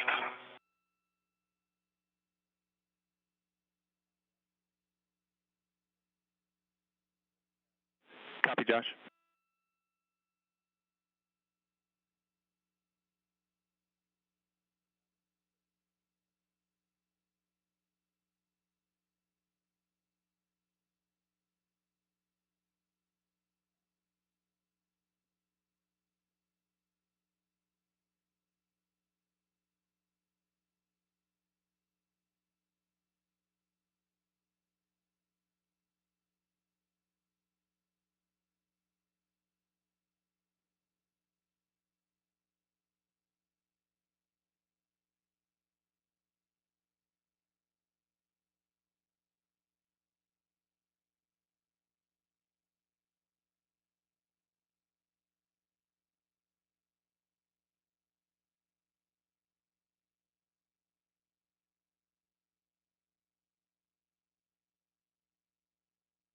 All right, red hook is down on my right D-ring, center gate closed, slider lock, black on black. Copy, Josh. Good configuration. On my 31, or correction, on 31, I have 21.9 on the torque, and I was 13 turns. Copy, Frank. And from the heck of you, it looked like it might have been turning a little slow. Just want to confirm settings that you're clockwise 2. I thought I did. It's with a clockwise 1, so apologies. Yeah, no worries. And can you see black? Correct. Yeah, black line is flush on that one. Okay, copy. No, we're good with that bolt, so you can move on. Copy.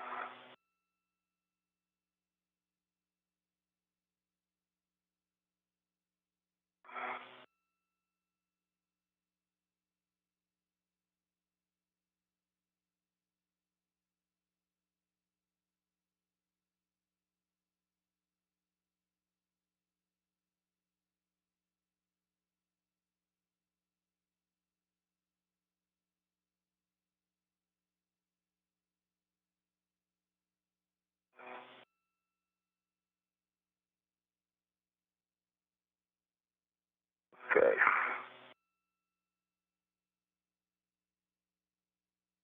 The red reel is unlocked, so I understand I've got to go to just grab my anchor from my left safety tether off the SSRBS.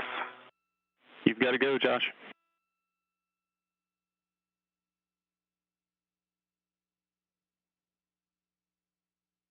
I make on 32, I have 13 turns, green light, 22.2 on the torque. Copy, Frank. Good bolts. Black line is flush.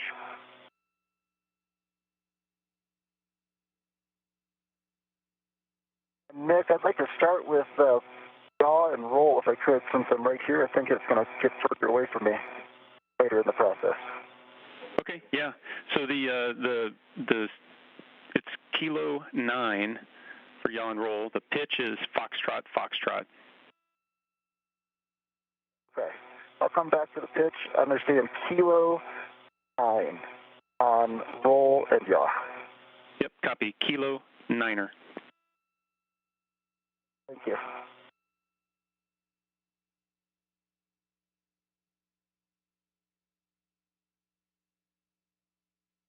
On my 33, I have 12 turns, green light, 22.3 on the torque. Copy, Frank. Good bolt. Black line is flush. Copy, and we're following along in your Hecka. Okay.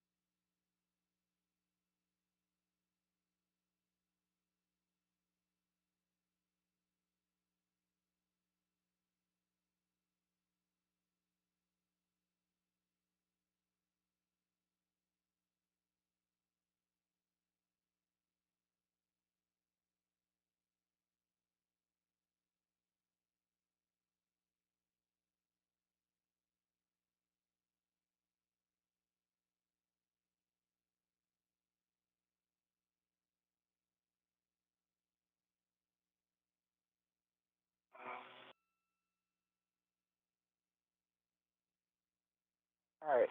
Yaw is 9. Roll is Kilo. Going for pitch. Foxtrot, Foxtrot.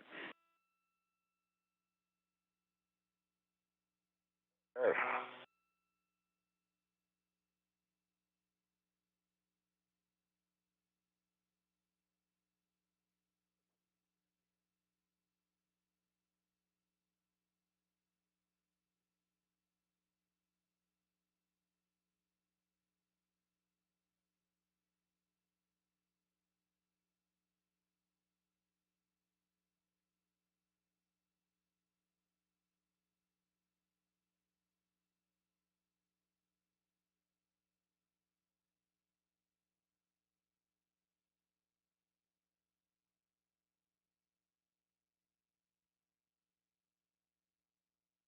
Nick, I'm sorry I lied to you. I'm going to do clocking first, and then come back to Foxtrot, Foxtrot. I think it's a clocking at 9. Is that correct? Stay firm. Clocking 9. All right, I've got a mini workstation ret on the APFR. 1, 2. We're trying to get to on black. Nick, on my 34, I have 12.5 turns, green light, 22.3 on the torque. Copy, Frank. That's a good bolt. Hey, before you move on to the right side, you were working around the mod kit strut there. There's a lot of MLI. I just want to give it a chance to wrap that strut back up if anything came loose. Okay. Can I do it when I come back to the bag? Stay firm.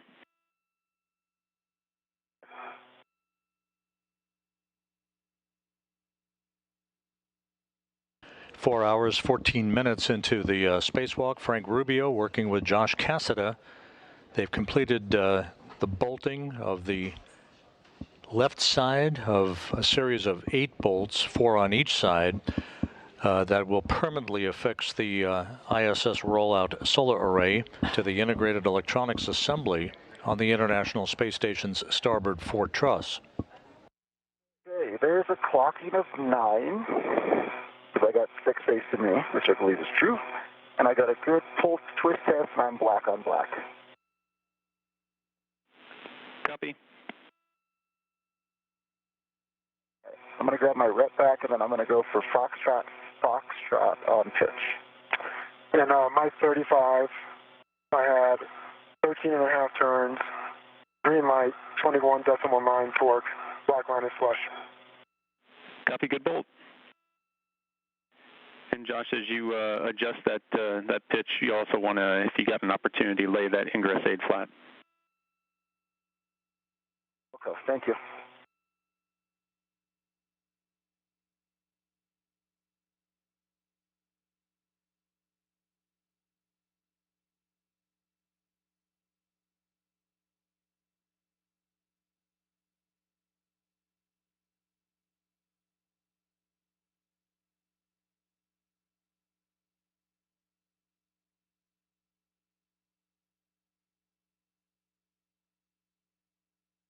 How do I like this APFR better than that other one?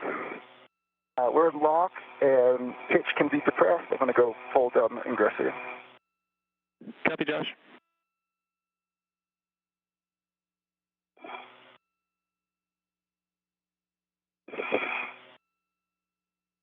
Any chance we could someday bring that other one back in for some onboard maintenance? Maybe I'll just put that on the comment card for the day.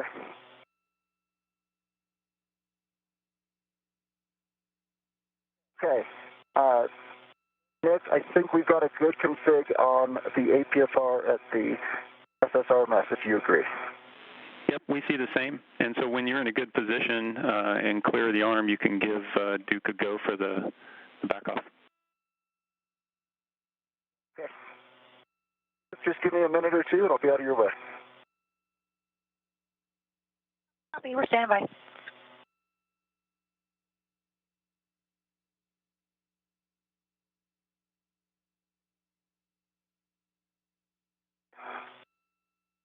Nick, on Mike 36, I have 12 and a half turns, green light, 21.9 on the torque, and black line is flush. Copy, that's a good bolt.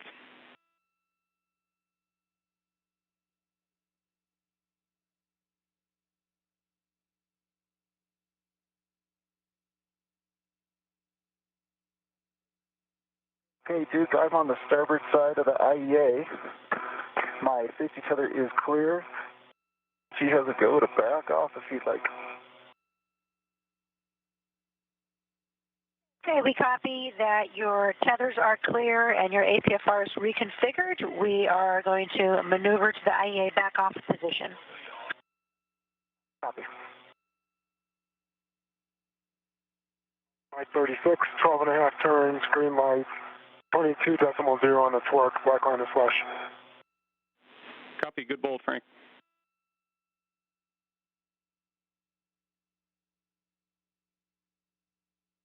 Okay, EV1, we are starting our movement nadir of 50 centimeters, starting motion.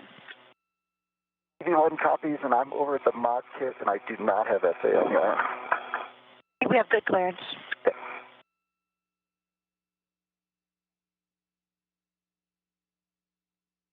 Nick, I'm back at the mod kit. Josh, can I hand you this PGT and you grab that bolt that's over there? Sure. It's on the other end of the...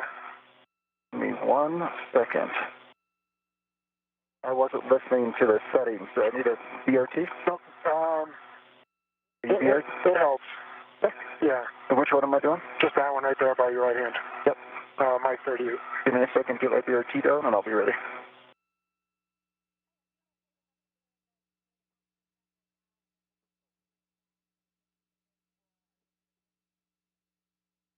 I'm going to grab this one on the far right here, as you probably heard. And say again, Josh? I'm getting this far right bolt here. I can't really see the label. Mike 38. Mike 38, Yep. Frank says. Yep, M38's the only bolt over there. Okay. All right, I've got Bravo 5 and clockwise 2 set. Good settings. 11 to 13 turns. Looking for a black line. This is the last of the 8 bolts that will permanently affix the ISS Rollout Solar Array to the starboard fore truss of the International Space Station.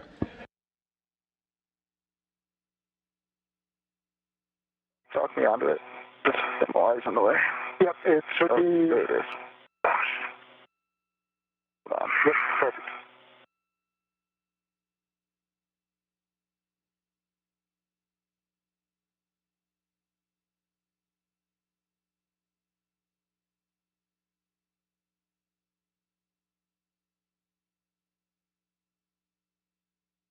It's a tough spot. An MOI does not help. Nope. 1 iota.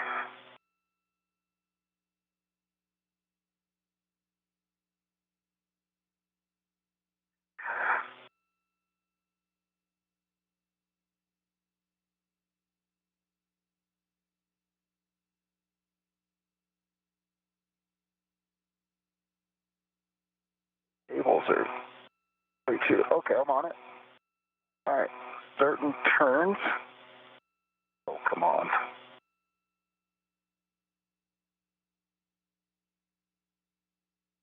Should be 11 to 14, but it's been about 12 or 13.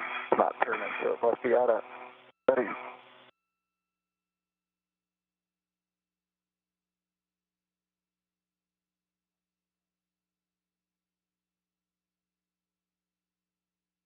All our air, so this is the one you were talking about. Yep, it might be just one of the clockwise. 2 might just be slightly out of. Clockwise 2.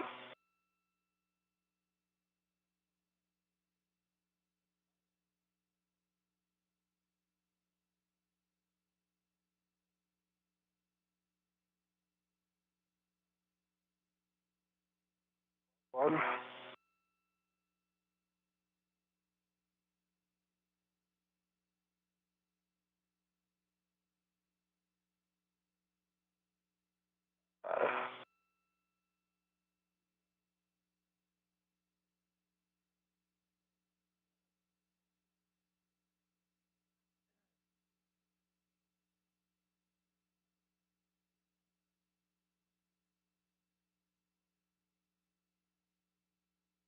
All right, man, I didn't know it was not going to be that involved. That's okay.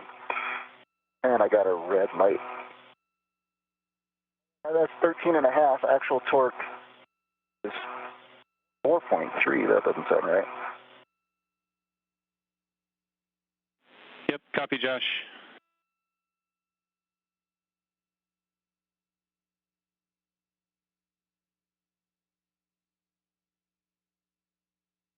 A good view of the ISS Rollout Solar Array that has been installed on the starboard fore truss of the International Space Station. Now 4 hours, 22 minutes into today's spacewalk by Josh Cassada and Frank Rubio. Display is not in front of me, but I saw 22 as the program. Yep, that sounds right. And starting turns again.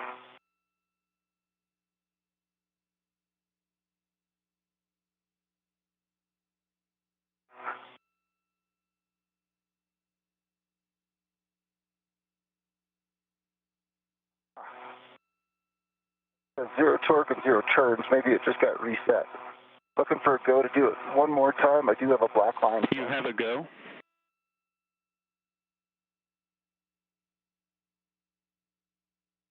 Although 5 place.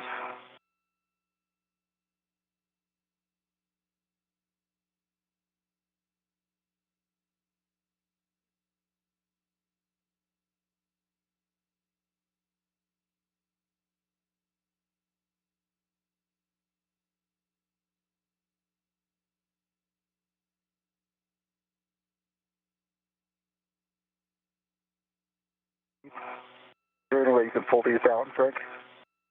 Out of the way. Pull down.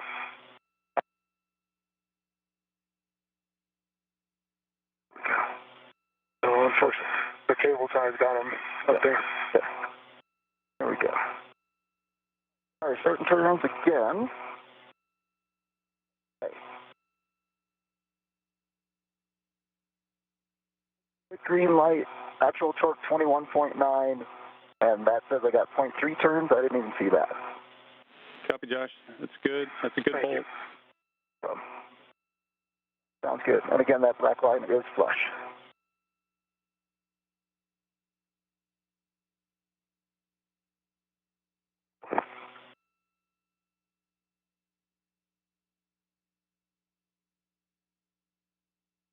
All right, Frank, what does that leave?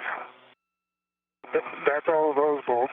So, do you want us heading to R9, R10, or do you want us going to cables? Okay. Hey guys, big picture. We've got about 18 minutes till eclipse. We're going to work on some cleanup steps here with the M bag, and then we're going to get in position for cable mates during eclipse. Perfect. And then we'll deploy after that. Affirmative. Okay, sounds good. Spacewalk communicator Nick Hague letting Cassidy and Rubio know what the big picture is here at the 4-hour, 25-minute mark. The ISS Rollout Solar Array permanently affixed now to the starboard fore truss of the International Space Station. The crew will do a little bit of cleanup here, waiting for the start of a nighttime pass about 17.5 minutes from now. It is during that nighttime pass that there will be a mating of cables that will electrically connect the new ISS Rollout Solar Array to the integrated electronics assembly joining the solar array that currently exists, the original array that was delivered 15.5 years ago on the STS-117 mission of the Space Shuttle Atlantis.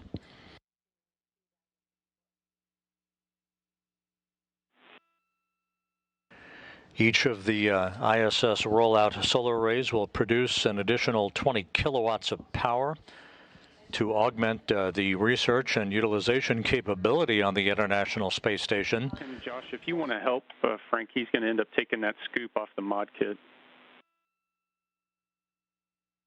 Oh, absolutely. I was thinking that might be useful for doing 9 and 10. It was really useful for doing 7 and 8.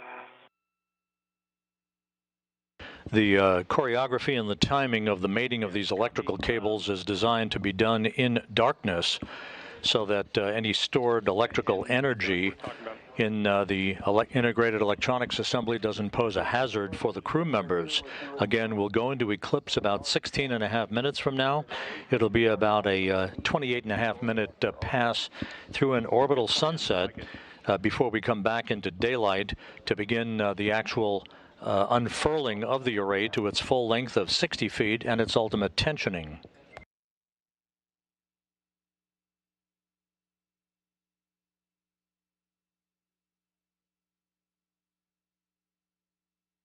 Nick, it is tethered right now. Do you want me to take the time and I can try to get it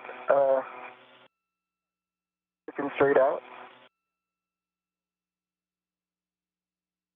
If you wanted to try to release it and get it reclocked into the straight-on position so it doesn't provide interference, you can give it a shot.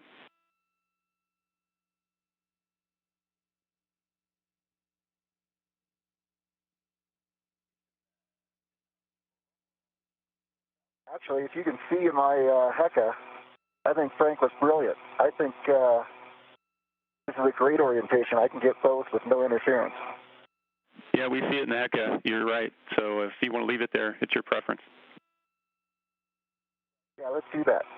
Don't mind. Copy all. No, Miranda, I still appreciated those scoop lessons.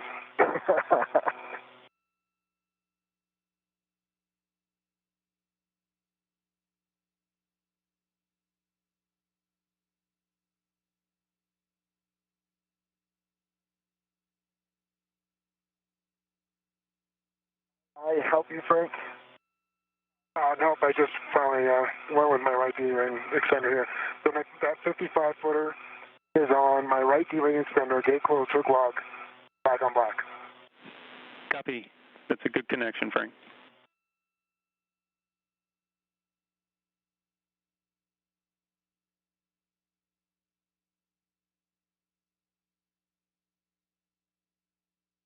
Thanks, Josh. Appreciate it, man. No problem.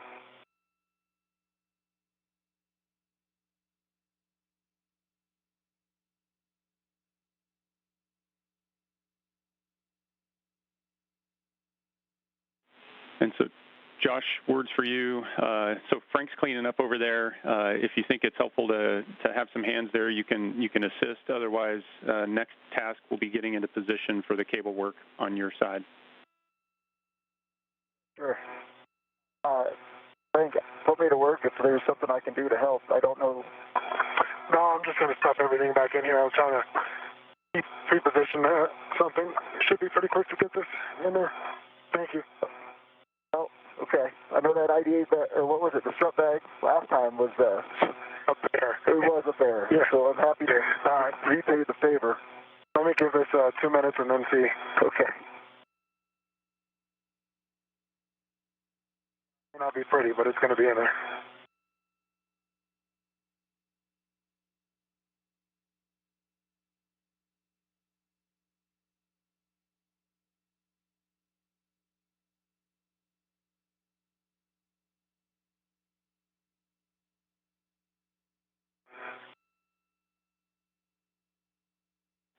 And Frank, just a heads up, we're going to end up opening those doors again. So if you can't get everything in, we can move on and deal with it later.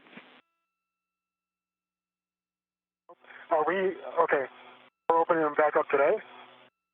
Yeah, so that scoop that Josh wanted to leave in position is going to go inside. Oh, okay, then I'll just leave it open. Well, we actually staged that ret, we staged the end of that ret on the outside. So we actually aren't going to have to open up the doors for more than a second. Okay, I'll close it up.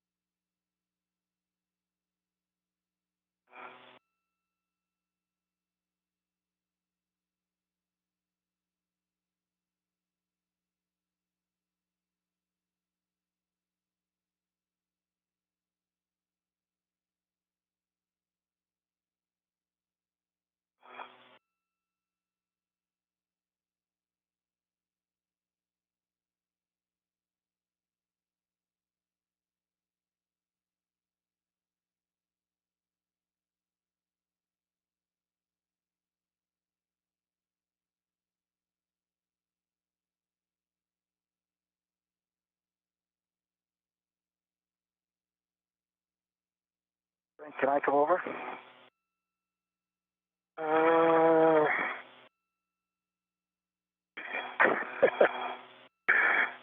Invitation only to the left side of the mod? Yeah. I think I just got it. Awesome. Dude, you're awesome. Yeah, by just got it, I mean almost just got it.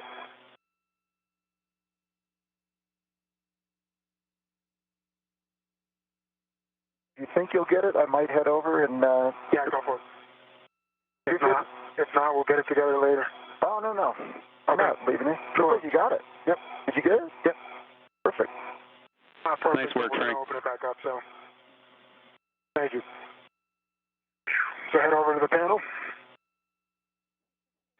Yep, so as you guys can tell, the sun's getting low on the horizon. We're about 10 minutes away from the start of our working eclipse. So if you want to get in position, we're going to sit here and wait. About the only thing we can do is demate the wingtip connectors, the cables from themselves.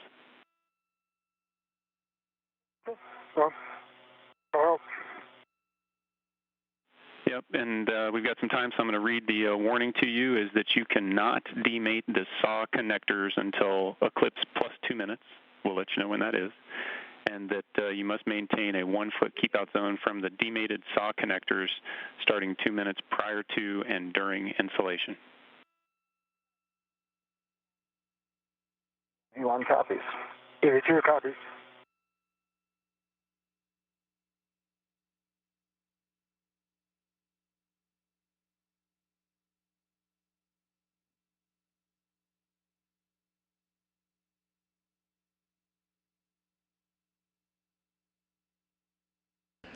This is Mission Control Houston. We're about 9.5 minutes away from entering the eclipse period, a period of orbital sunset and darkness, during which Cassida and Rubio will begin to mate cables, electrical cables, that will provide the electrical connections for the newly installed ISS Rollout Solar Array that is now permanently affixed to the starboard forward truss of the International Space Station. Take them off, put it on the handrail, and then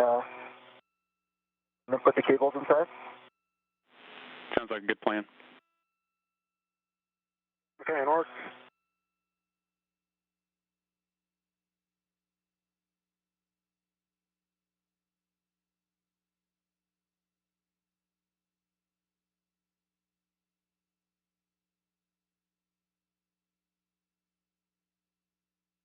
I feel bad about this, Frank. You worked so hard on this one. Nope. Okay. Hey, Josh, is there a wire tie further outboard? There is. It's on the long handrail. Yeah, copy. That's the one we want to try to release.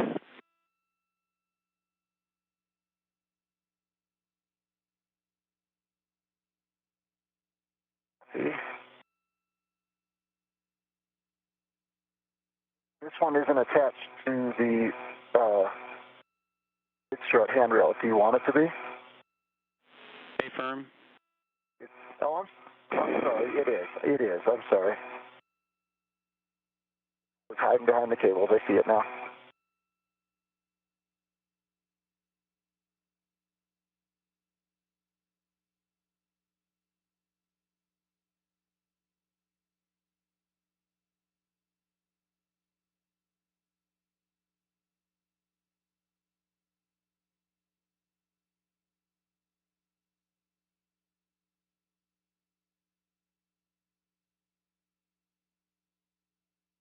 Once we enter the period of eclipse or orbital sunset, there are a series of 4 connectors, 2 for the left blanket box on the integrated electronics assembly, 1 and 2 for the right blanket box.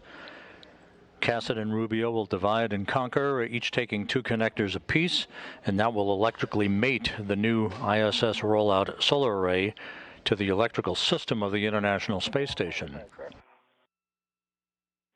Affirmative. Affirmative.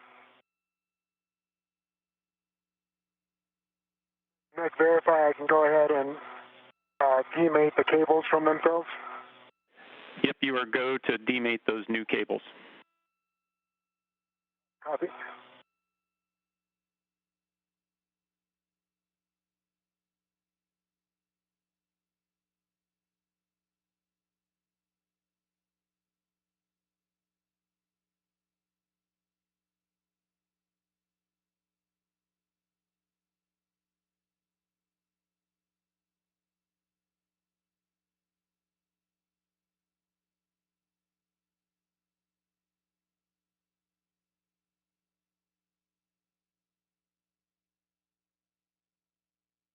Nick, understand I am not putting these cables back in this long handrail, I'm sorry, this long wire tie now, but do it after the mating. Yeah, copy, Josh. Yeah, so it's there. After we finish the mating with the cables, you'll use that to help clean up some of the slack. Okay, sounds good. So it's on the long handrail now, so I'm going to take off my ret and we'll use the wire tie later. Copy.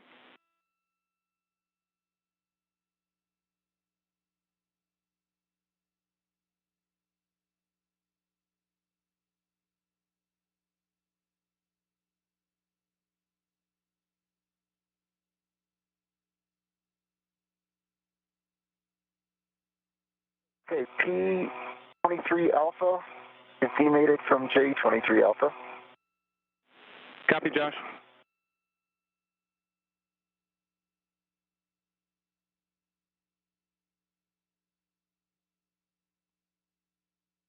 And same for J9 Alpha and P9 Alpha.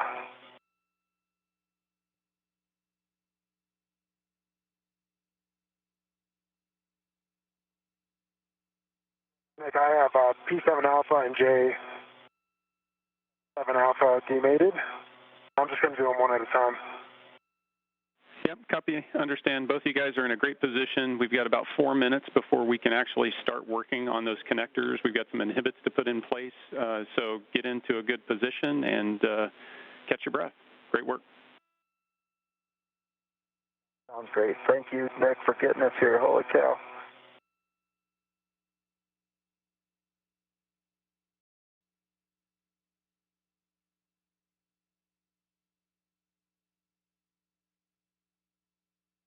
Nick, while we do catch our breath and take in this incredible view, after these are mated, understand we're going to go back to the deploy 9 and 10, and then Frank will hang out for a couple minutes and then start making his way to S6, is that right?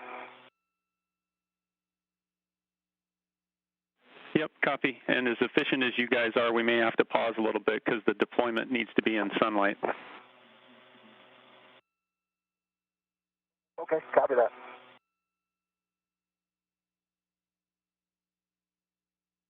I bet you say that to all the EVAs.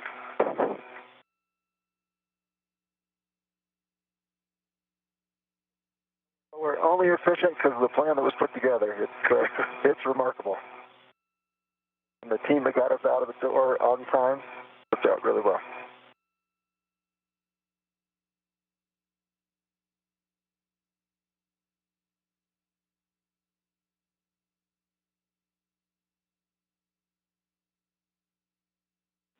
Hey guys, well, we got a couple minutes here while we're waiting. It looks like you're in good body positions based on HECA. Just to let you know, you can drop a BRT on handrails there if you want to get stable if you haven't done it already. And then when we are working the electrical connectors, we're looking for the checks on both connectors.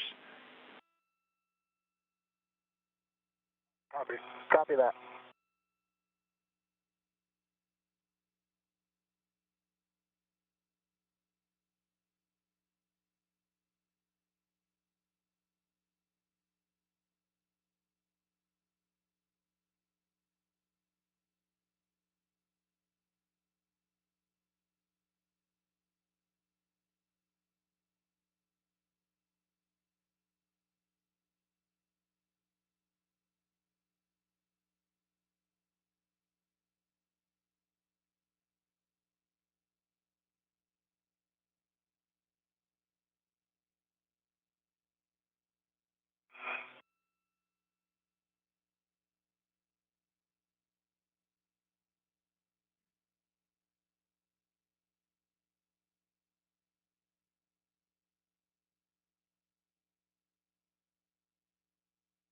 Four hours, 42 minutes into the spacewalk. Frank Rubio and Josh Cassada soon will begin the mating of electrical cables, 2 on each side of the integrated electronics assembly, 2 for the left blanket box, 2 for the right blanket box that will electrically tie the new ISS Rollout Solar Array to the original solar array delivered 15.5 years ago to the International Space Station. Just to let you guys know, right as we give you the go to start work, I'm going to end up being in a 20-second handover. Okay, understood. After P9 Alpha goes to the panel, can P23 Alpha go to the panel? Can I do those in parallel, or does P9 need to get complete before P23? Yeah, and copy. And we're still putting in some inhibits, but we'd like to do them serially. So we'll work everything on one cable and then move to the next.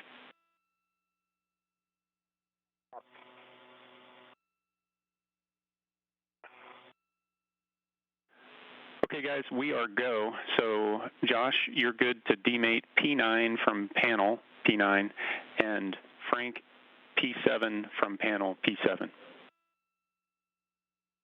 7. Okay, P9, work. 9 is demated. 7's demated. Copy, and it's P9 Alpha to the panel P9. And we're in that handover between satellites. As you just heard from Nick Hague, the Spacewalk communicator. We'll pick up video here in just a moment as the mating of electrical cables between the newly installed ISS Rollout Solar Array and the International Space Station's S4 truss electrical system begins. I have a good EMI band, no FOD, and good receptacles. All right, and I'm mating P9 Alpha to panel P9. Copy, and Frank, we were in and out with a handover. I copied all your checks, Frank. Josh, I'm sure you checked as well. Your go to mate. Copy. And those checks were completed. Yep, you got it.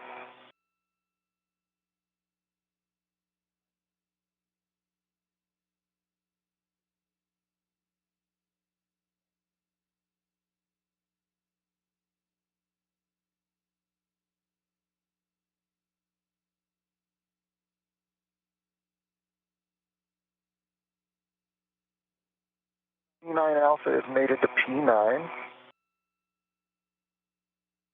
Copy. P9 mated to the panel, or Alpha to the panel, and you got a good hard stop.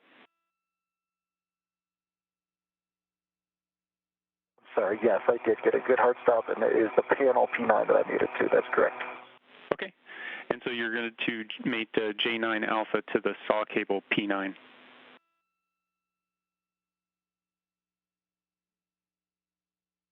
The saw cable referenced by Nick Hague is the solar array wing cable. Mated. And pins, no FOD, and good EMI band on the saw cable, and on J9 Alpha, bend pins, no FOD, no EMI band. Copy, Josh, and we see it in HECA. Good checks are good to mate. And copy. Go to mate, thanks. Your go to mate, Josh. And Frank, you were able to mate P7 Alpha to the panel. Affirmative, good hard stop. Copy, good hard stop. So you're working J7 Alpha to the saw cable P7. Affirmative, good checks on both. Good hard stop on J9 Alpha to saw cable P9. I have the same. Copy, good connections. So Josh, you're working P23 to panel 23 demate, and Frank, you're working P21 demate from panel P21.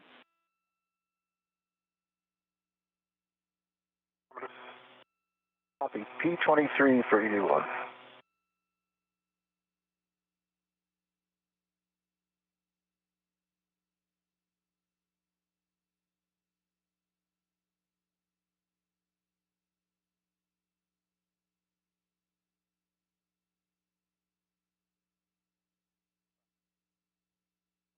23 is demated on the saw cable. Good EMI band, no FOD, no pins. And on the panel, no EMI band, no FOD, good pins.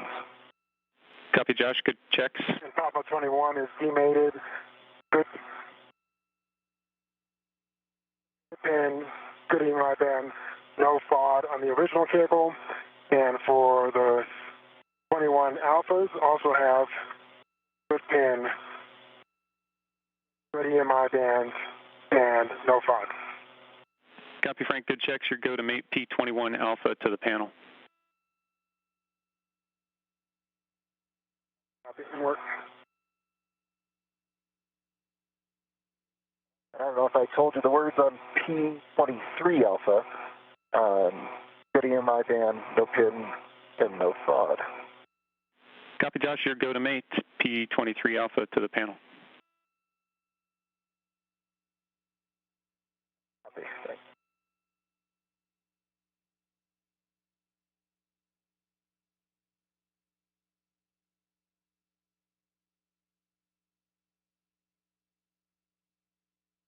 All right, P23 Alpha is mated and hard stop on the panel.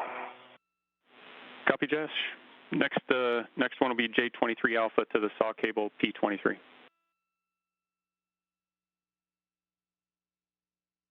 Copy, saw cable, P3, and I gave you the words on that one. Again, I might have already done this, but J23 Alpha, pins, no EMI band, and no FOD. Copy, good checks. Your go to mate, J23 Alpha to P23.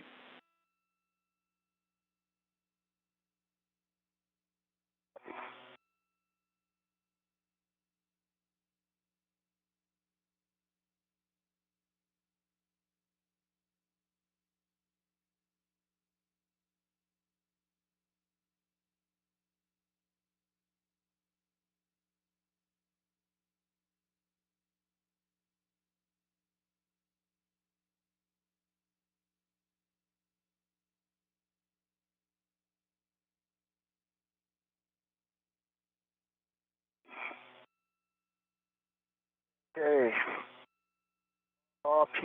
P23 is connected to J23 Alpha. Copy, Josh, and just want to confirm. Yep, there you go. And so now you can work on cleaning up the cable slack.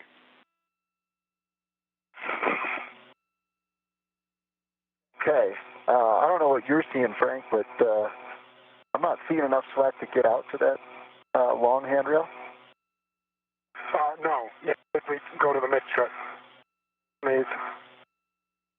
So the long wire tie that I attached out there, do I need that?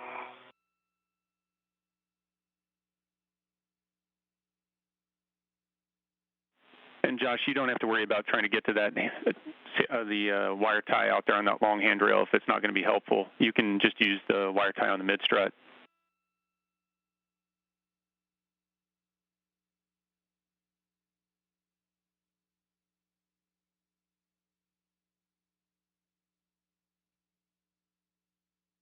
See, I think you can see in my HECA, I don't know that it needs anything here on the mid strut if it's already connected, but I'm happy to do what you need.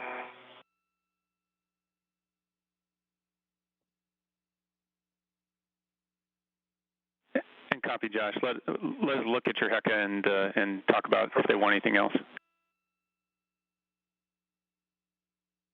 Okay. In the interim, do you want me to go out to the long handrail and get that long wire tie?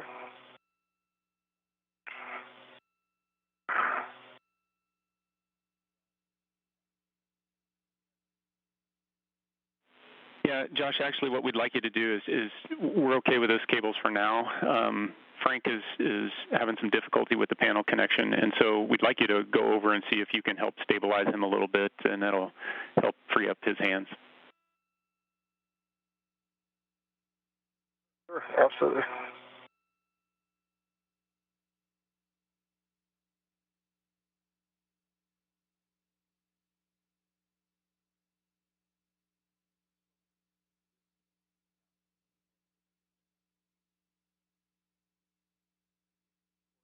And copy, Frank, you've moved on to J21 Alpha to the saw cable P21. Yep, I'm just going to get these two real quick. Okay. I just want to double check good check.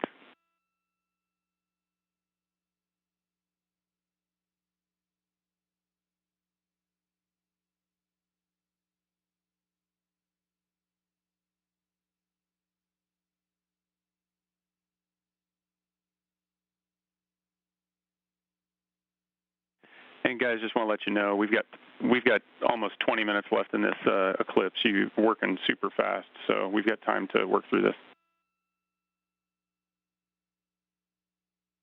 Okay. Copy that. Oh, thank you, Nick.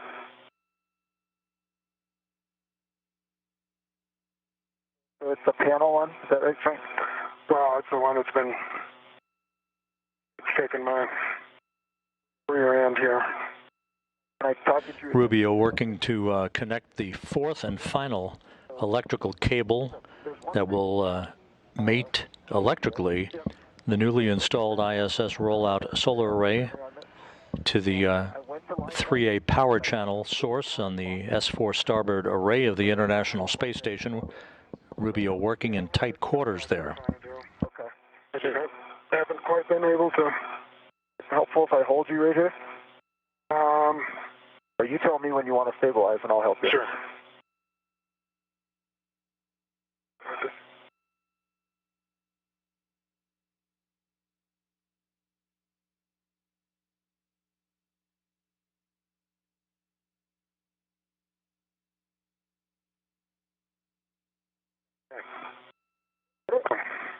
Got it? Awesome.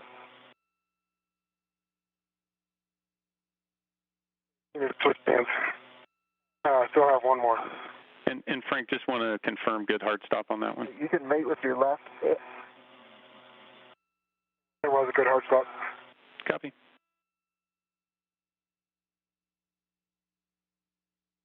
You're able to mate with left or with your right? Well, on that one I was. You're amphibious. Something like that. All right, and good hard stop on. Okay. Copy that. Good hard stop on J21 Alpha to the saw cable P21. Alpha 21 to 28. All the cables now have been mated. Excellent work, guys. And so if you want to work on cleaning up the slack on the cables.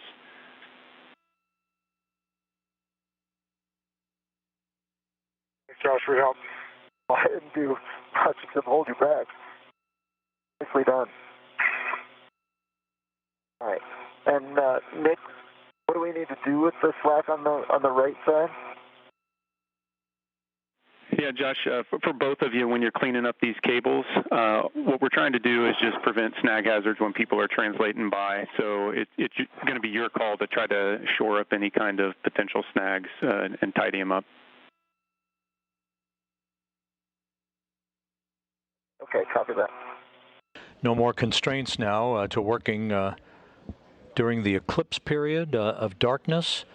We'll come into an orbital sunrise in about 15 minutes, at which point there is one final step before the unfurling of the IROSA array, that being the release of a pair of launch restraint bolts that will basically remove all the stored energy in the rolled up array and allow it to begin to unfurl to its full length of 60 feet, followed by the driving of 2 bolts that will provide the tensioning for the array that's required.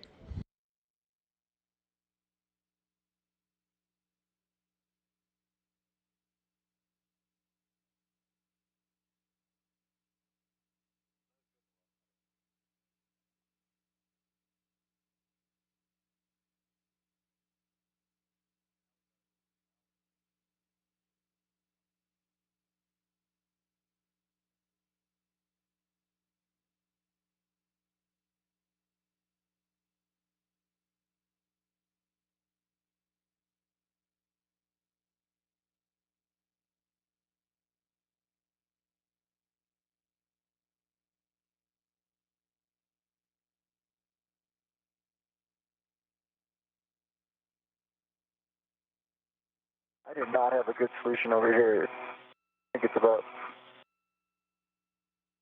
as good as it's going to get.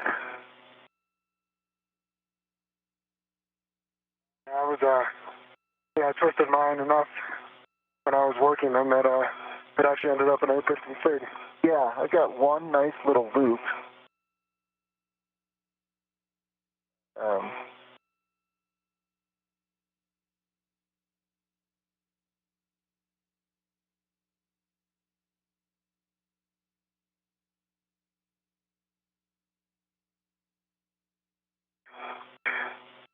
Nick, I have a good config here on the left.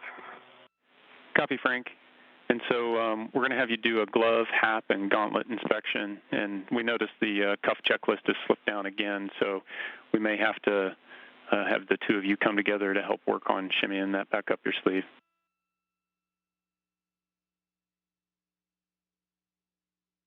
Okay. I can push it here and after they have the gauntlet cover the ring. Yeah, and Frank, if you can just flip the pages back and pull the gauntlet up over the wrist seal, then you're good. Yep, just did that.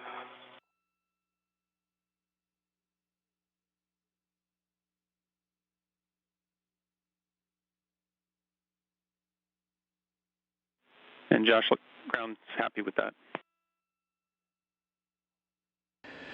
This is Mission Control Houston at the 5-hour mark in today's spacewalk. Josh Cassada and Frank Rubio have sailed through most of the work associated with the installation of the first of the 2 ISS Rollout Solar Arrays delivered last week on the SpaceX Cargo Dragon resupply mission to the International Space Station. Josh, if you can give me a glove, HAP, and gauntlet check, and then Frank, I don't know if I copied your glove and HAP.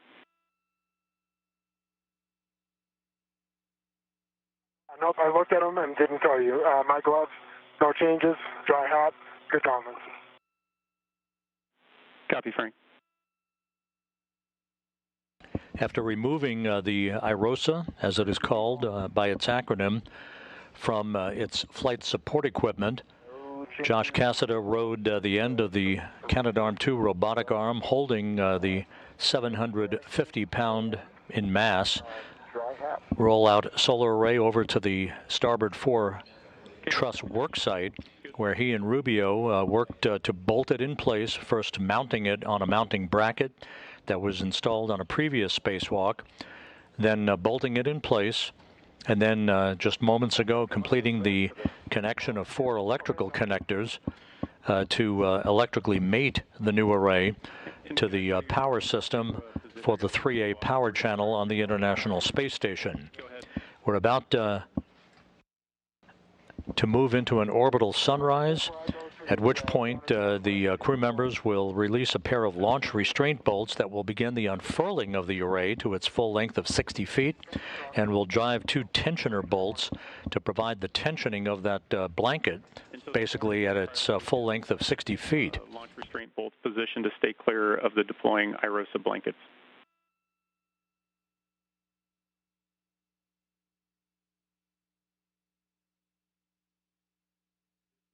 EV1 copies. 82 copies.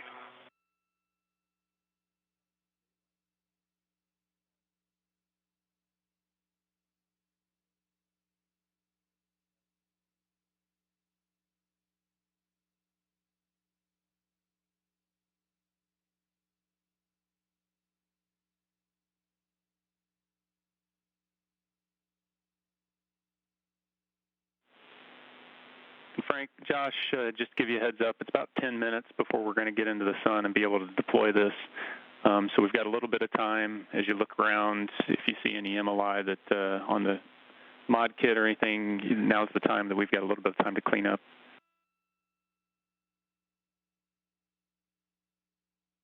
Copy that. All right, Josh, I bailed on you before being able to help with that. Once we complete the unfurling of the array and the tensioning at its point of 60 feet in length, IROSA will be complete, and then we'll have to wait for the next eclipse, which will start in about 1 hour and 13 minutes before the crew can tackle the other major task that was added to the back end of today's spacewalk, that being the demating of a single connector on the adjacent starboard 6 solar array truss. The 1B array incurred a power trip about 10 days ago that took the power channel down for the starboard 6 solar array, the 1B power channel. The power loads, the electrical loads powering systems on that channel were seamlessly transferred to the 1A power channel without impacting any space station operations. But to regain the use of the 1B array, one electrical connector needs to be demated. That has to be done during an orbital sunset or eclipse in order to isolate the affected area of the solar array, the 1B solar array, out on the starboard 6 truss. Once that cable is demated, then the 1B array or the 1B power channel can be reactivated to bring its power capability up to about 75% of performance. That 1B channel is awaiting delivery of the next pair of solar rollout solar arrays, IROSAs, on the next SpaceX cargo delivery mission that will bring IROSAs up. That is targeted for SpaceX 28.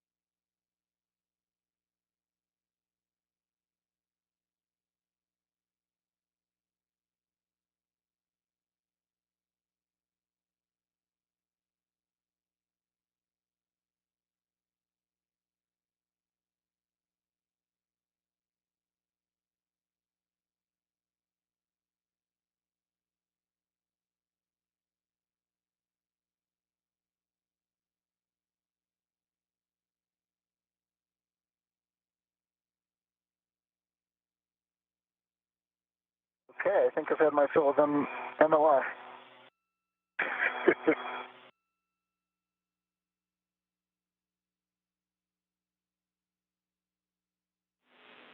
You guys got about 5 more minutes.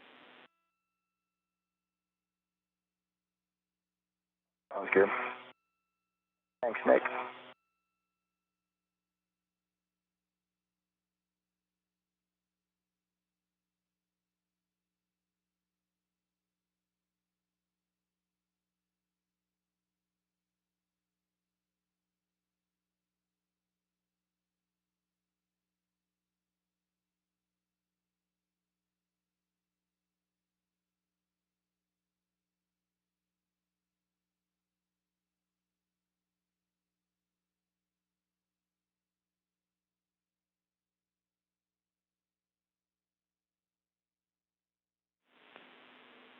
And Josh, the looking at you trying to BRT there in the pool, it was helpful. There's a handrail on that the strut that's just off to your left. Might make it for a decent BRT position. Your call.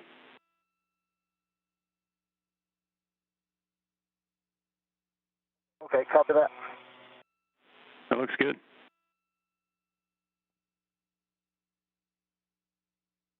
I think that might work okay.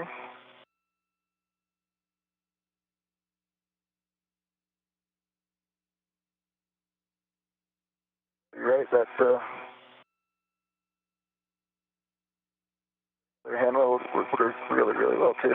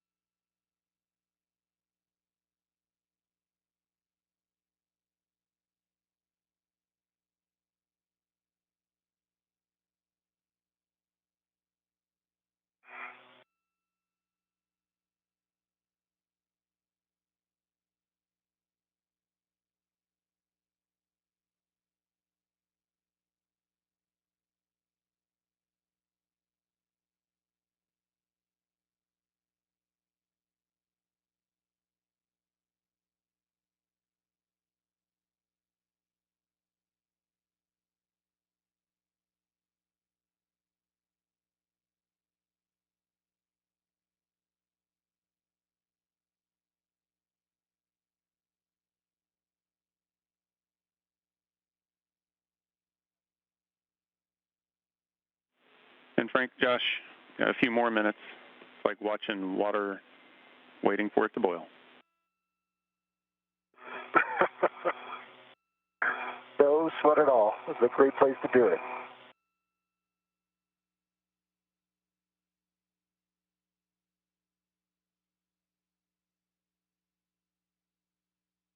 Also much better to be in this position than to be rushed to try to beat the sun. Yep. Very exactly right.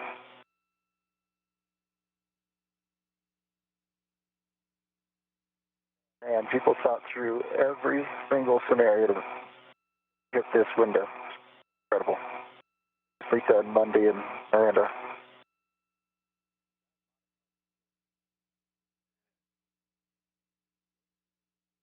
Nick, I just put the PGT on there because that's an easier place to put it, but I know we got to wait. And I understand Bravo 7, not sure on the counterclockwise. Yep, I hadn't passed it up to you. So it's Bravo 7 counterclockwise 2. I guess right. I got Bravo 7 set counterclockwise 2, and we'll wait. Yep, and it's going to be 17 to 20 turns. I'm on R9 here. Tally. And when these release, they show a white line. 20 turns. Copy that.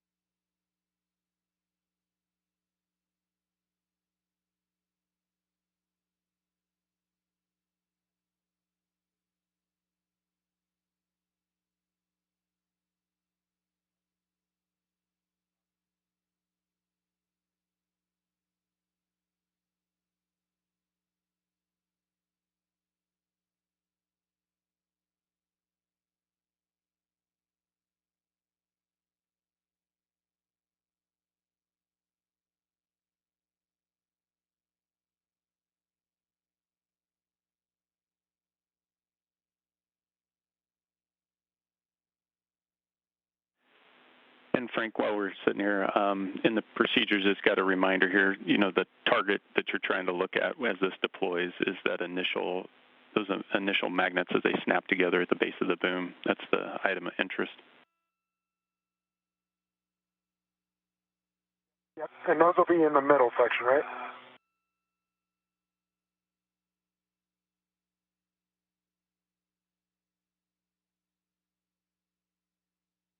Yeah, so it's located on the... just directly over the hinge point? Yeah, negative. It's on the outside, so it's on the very ends of the boom, and it's rolled flat, and you'll see them fold back and make that tube. And it's the thing we kept yelling at you not to touch that has the white skirt.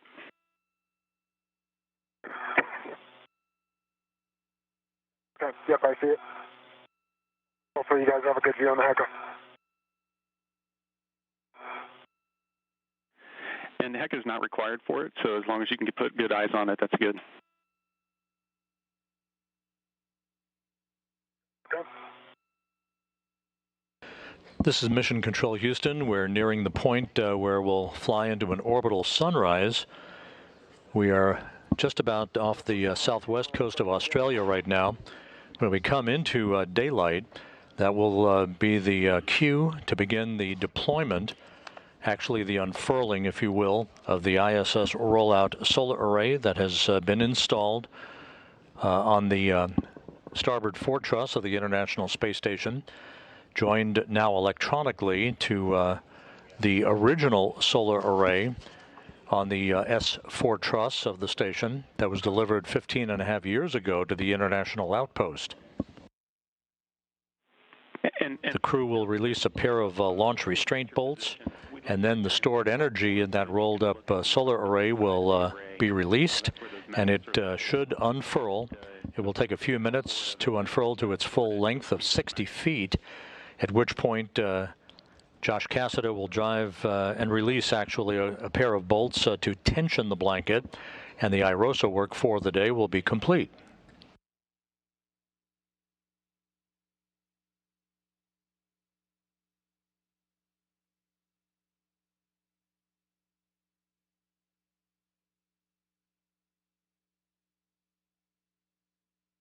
Nick, I'm at the edge of the IEA here. Do you want me to kind of go in the middle of it, or?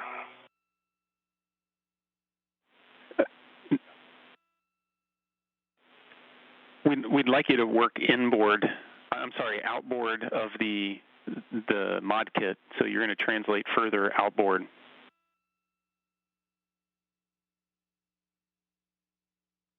Correct. Yep, but I came all the way to the, I guess, edge of S5, or direction S4.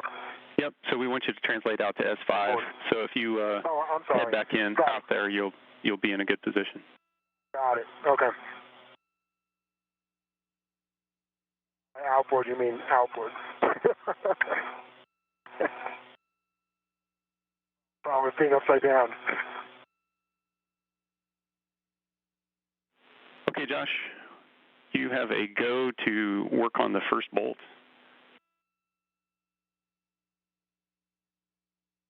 Okay, R9, Bravo 7, counterclockwise 2. I heard 17 to 20 turn. That's a good readback, and you should see a white line fully appear when released. This is the first of 2 launch restraint bolts that once both are released will begin the unfurling of the IROSA. Looking back at IROSA? Yeah, affirmative. Handrail would be 2101 is something that worked in the NBL.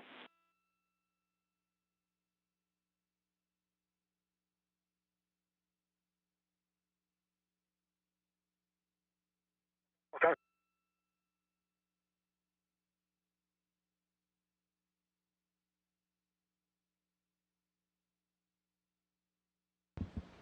And we're in a quick handover between satellites, so we'll get back momentarily our downlink video from the space station.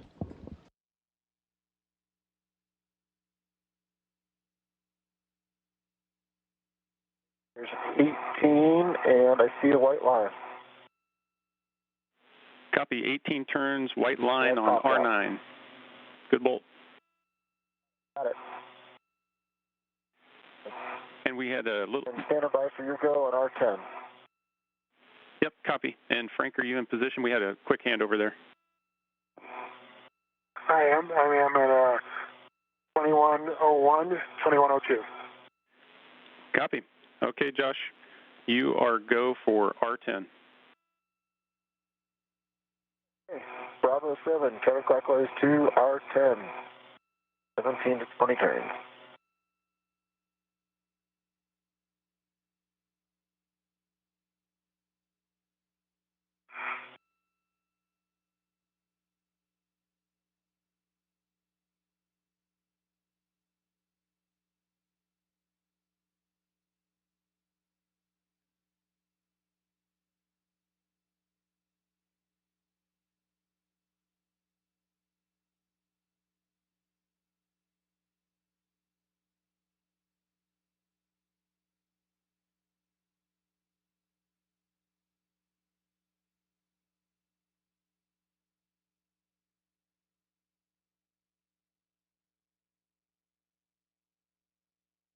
Here's turn.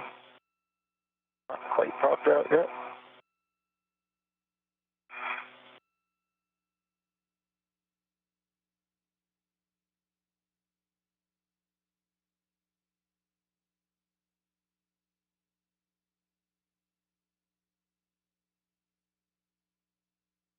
I'm at 21 turns.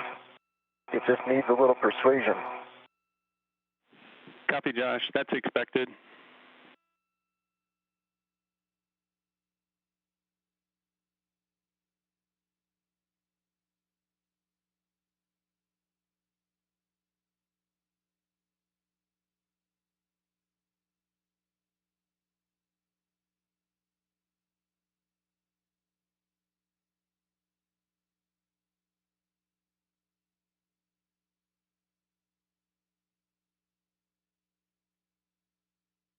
Okay with it, Nick. I'm going to put a couple more turns on it. Yep, your go. You can't overturn it. Okay, sounds good.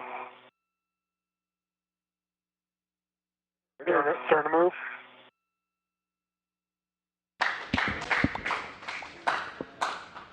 And applause here in Mission Control. The Rollout Solar Array begins to unfurl. This will take a little under 10 minutes to reach its full length of 60 feet.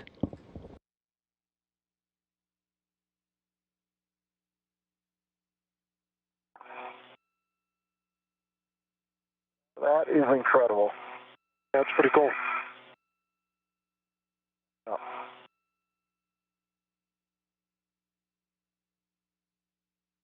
Amazing job from the engineers who came up with this idea and the ones who put together the plan. This is remarkable.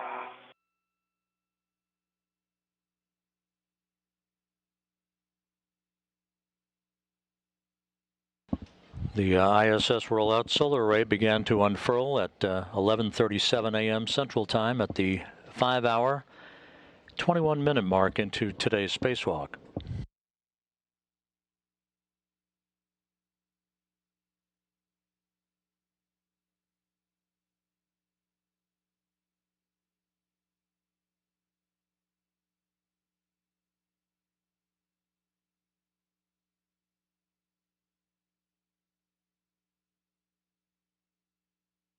Okay, Nick, the first set of magnets are all clipped together. Yeah, copy, Frank. And if you could roll a little bit to your right, we'd might help us see it on your HECA.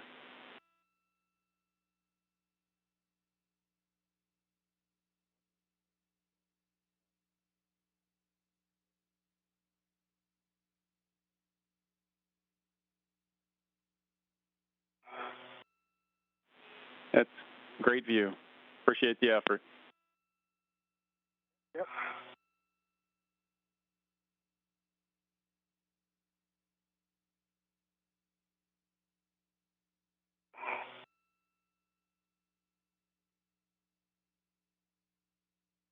This array, when fully deployed to its length of 60 feet, will shadow about half of the original array on the starboard fore truss, providing an additional 20 kilowatts or so of electrical capability for the space station.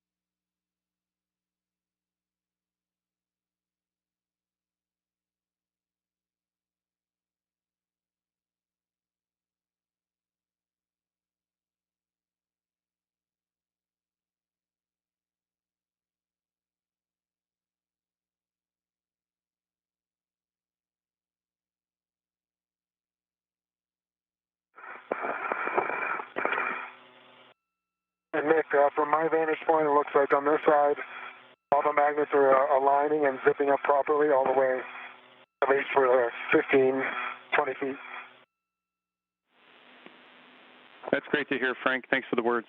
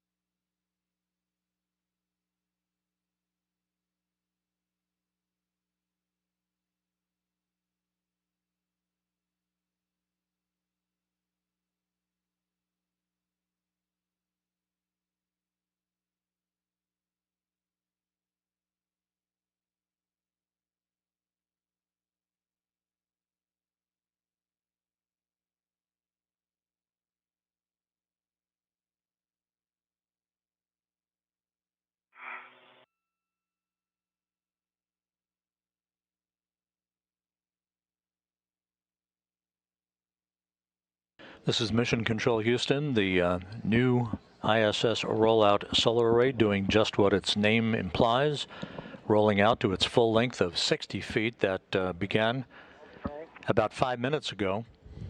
I know that I'm really speechless, but this will do it. That's pretty cool. A pretty amazing view to backdrop the dudes, you know?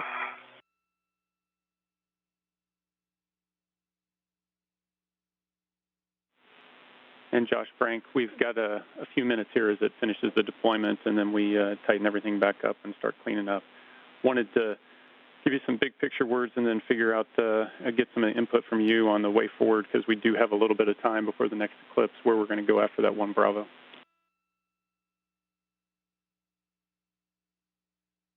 Okay. Ready to copy.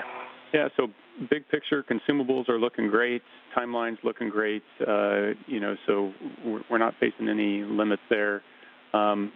We've been scratching our heads on the things that Josh might be able to do while you're out working the 1 Bravo.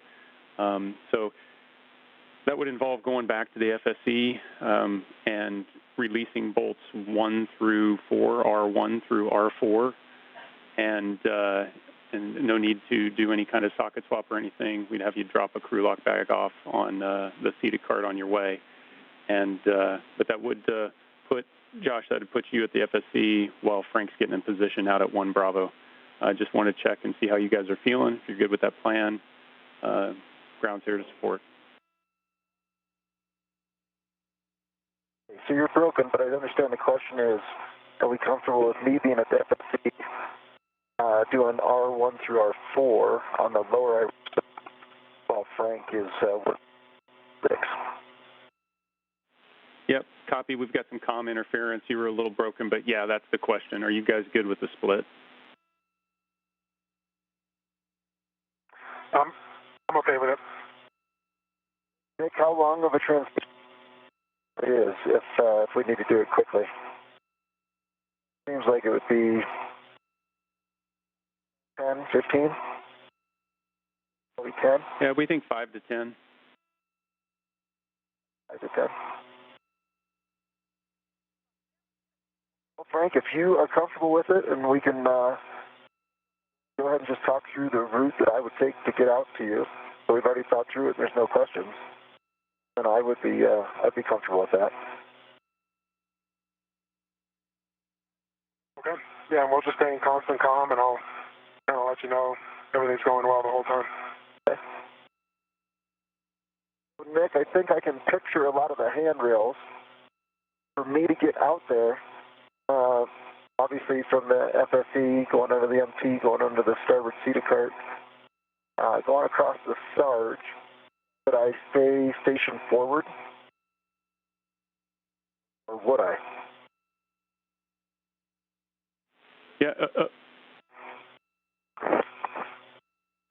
yep, that would work.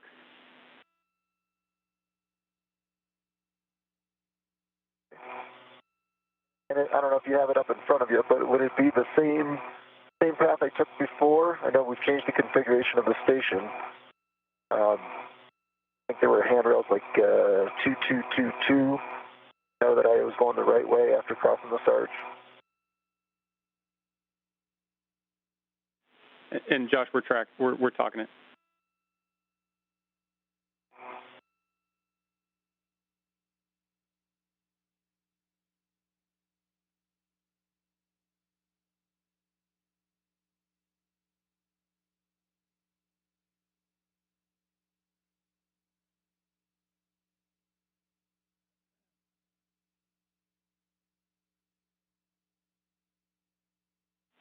Yeah, copy, Josh. It'd be nadir forward corner all the way to the FSC, or all the way out, I'm sorry. Okay. And that was a pretty clean path, if I'm not mistaken. It's a straight line shot, and it's per what we had sent you in the brief. Okay. It still does have that grapple fixture, but just that one obstruction, is that right? Affirm.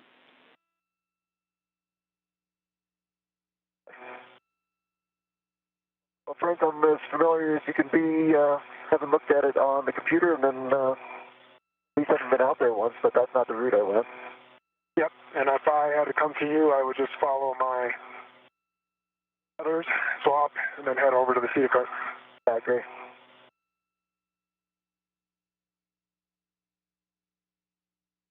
Okay, Nick, if we end up going that route, EV1 and EV2 are game.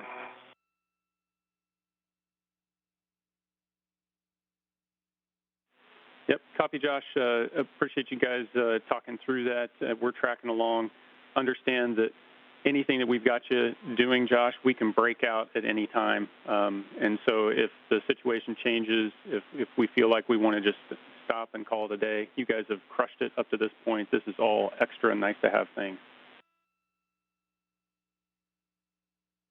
Okay, sounds great. And this spacewalk was crushed. We certainly didn't do it by ourselves.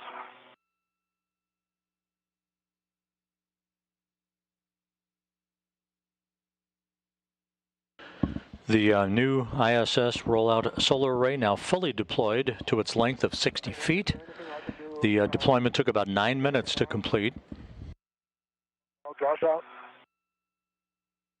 The deployment or the unfurling of the array began at 11:37 a.m. Central Time and was complete about 2 minutes ago. Two bolts now will be driven to tension the array, and then all of the IROSA work will be complete. I'll head back up that way. Sounds good. Okay, Nick, then I'll go ahead, Nick. I was going to say your settings for the PGT are Alpha 1, Counter 2. Okay. Alpha 1, Counter 2. So the new ISS solar array joins the original array delivered to the space station at the starboard fore truss more than 15 years ago to augment the power capability and output for the 3A power channel on the International Space Station. 221, whatever it takes.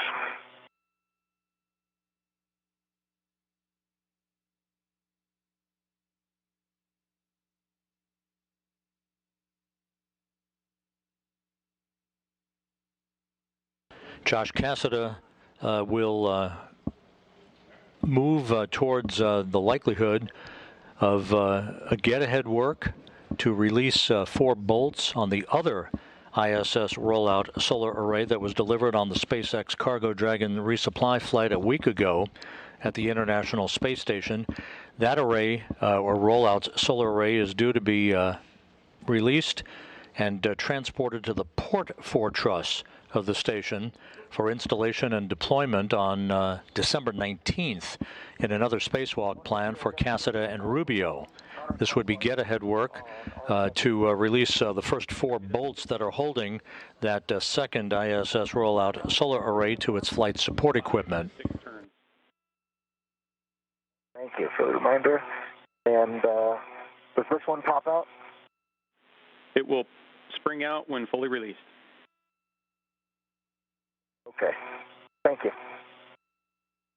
Meanwhile, we're about 42 minutes from entering the next eclipse period in darkness for the station, at which time Frank Rubio will be at the starboard 6 truss and will work to demate one of 4 electrical connectors for the 1B power channel solar array that experienced an electrical trip. We're taking down that 1B power channel about 10 days ago. The loads for generation of electricity for station systems through the 1B channel were seamlessly transferred over to the 1A power channel, but to regain the 1B power channel capability at a somewhat reduced efficiency of about 75% of capacity, one electrical cable needs to be demated to isolate the affected area of that array. Rubio will demate the one electrical connector, and the electrical systems specialists here in Mission Control will reactivate the 1B power channel, bringing it back into operation, albeit at 75% of rated performance. Good R12. And the two bolts to tension the newly deployed rollout solar array have now been driven, so that solar array work is now complete. Yep. Release it.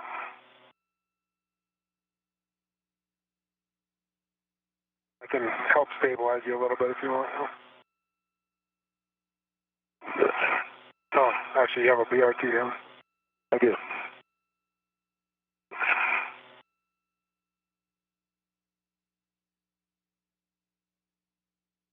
Okay. And guys, just want to let you know we're seeing good power off IROSA, so it's up and working. Nice. Awesome news. Awesome. Holy cow. And my TTV setting is now 4. Copy, Josh. And that word long awaited by spacecraft communicator Nick Hague, that the newly installed IROSA is generating full electrical power. Thanks, Nick. I'm surprised. Oh, never mind. Okay, so I'm going to get my mini workstation in effect. I'm going to keep that BRT down. Okay, got it. I'm kind of red eagle here.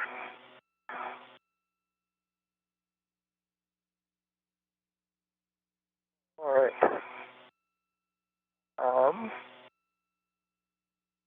You want to give me a rep? Yep.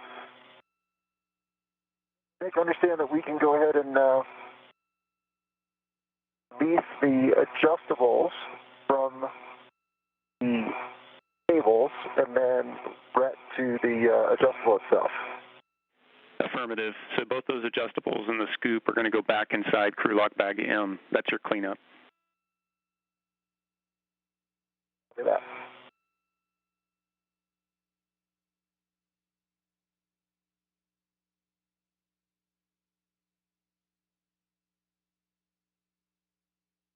All right, we've got a ret to the D-ring on the adjustable, so now I'm going to release the large hook onto the left cables.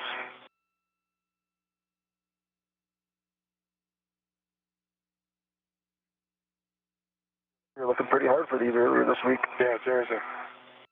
And then other hook.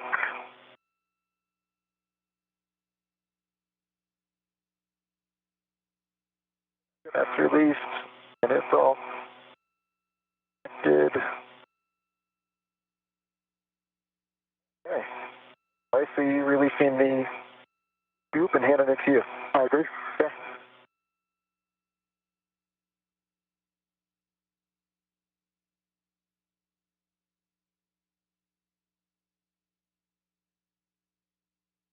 All right, here it comes. Got it. Sounds great. Thank you. Yeah, and that's the red I was telling you about on that software. I see it. Good idea.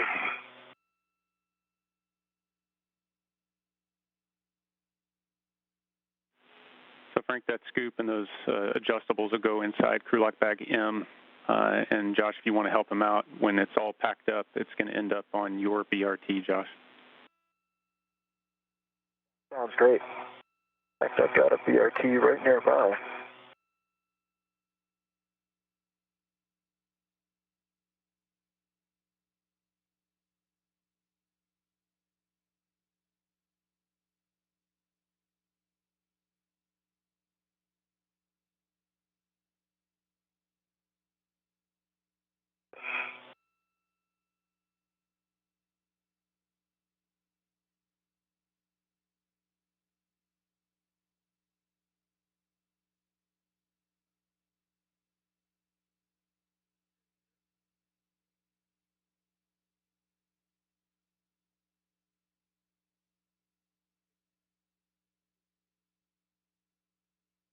I'm trying to make your life harder. Yeah, I'll hold that.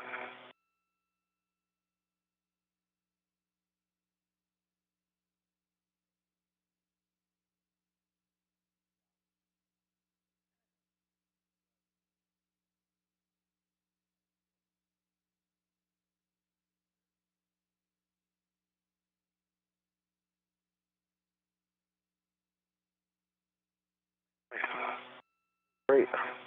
Is that your red already on it? That is my BRT ret. Let's just make sure that works clear and that we're happy with that being secure. Okay. I can release it for you. You're going to release from the mid strut? That work?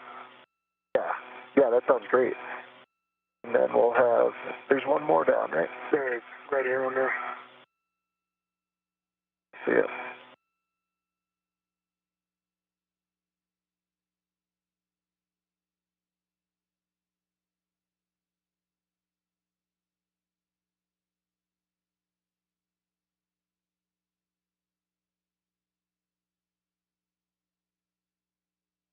All right, Nick, I'm ready to the bag on my from my BRT, so we're releasing the 2 integral and, what is that, an adjustable up there? Correct. No, that was a large, small red, sorry. Large, small. Great. It's on the bag, right? Yep. Okay. Here comes the integral coming off. Okay.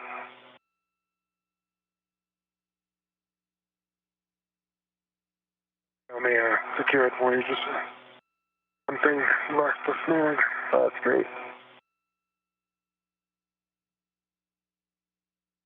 With my luck, it's a loop now. Yeah, it's true. You want me to just leave it? Nah, it's fine. It's fine. Thank you. You can put it on.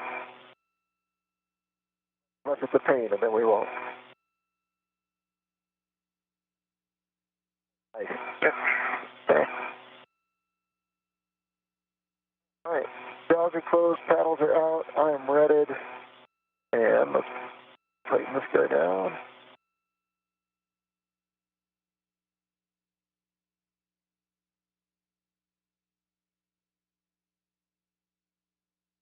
How much time till a night pass? We got about 30 minutes until the next night pass, so we've got a little bit of time, Frank. Oh, okay. Okay.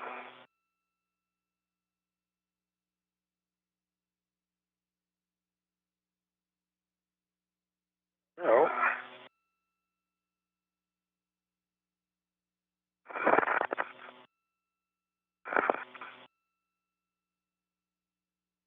Look at that. Pretty.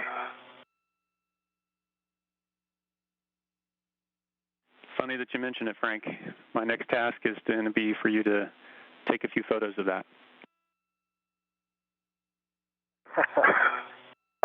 Okay, we'll try. I tried to take a few photos of Josh earlier when I was just kind of watching, and my camera did not appear to work that great, so I can still try. Okay. And I didn't see the shutter activating. Yeah, it's going to be best effort.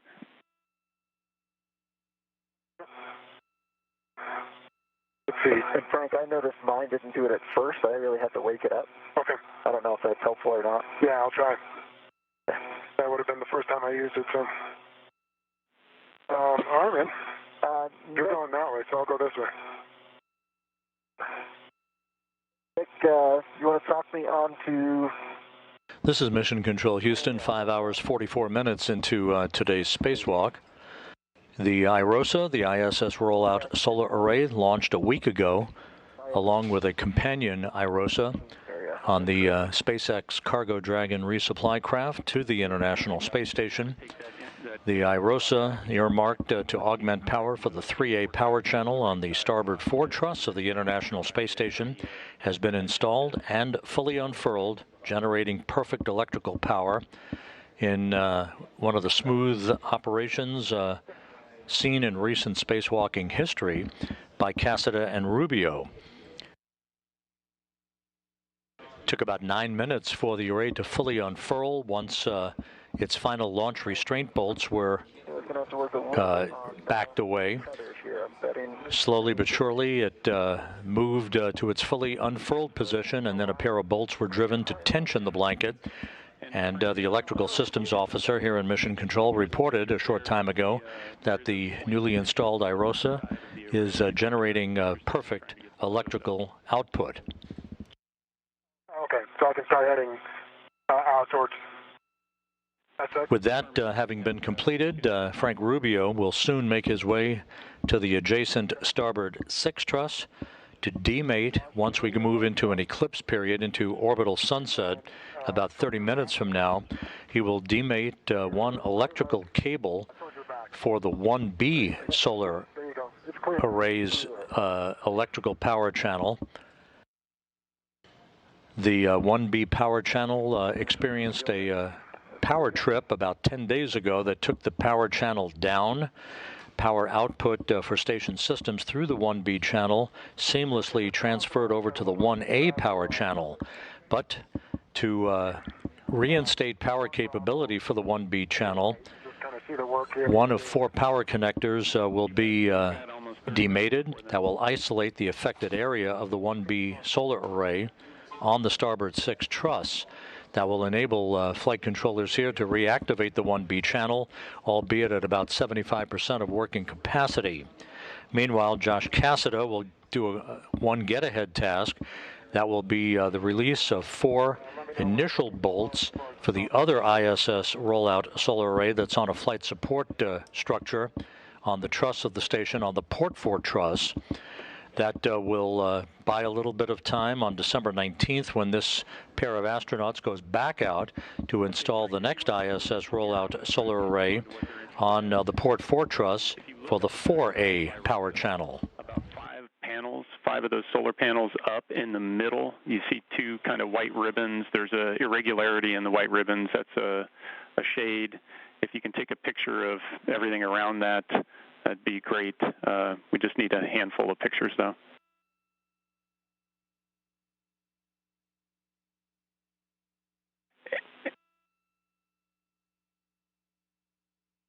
And Frank? And so, Nick, go ahead. And Frank, it's if you move a little bit further outboard, you might be able to see it between the legacy arrays through the longeron. We're just looking at that seam between the IROSA panels. Got it.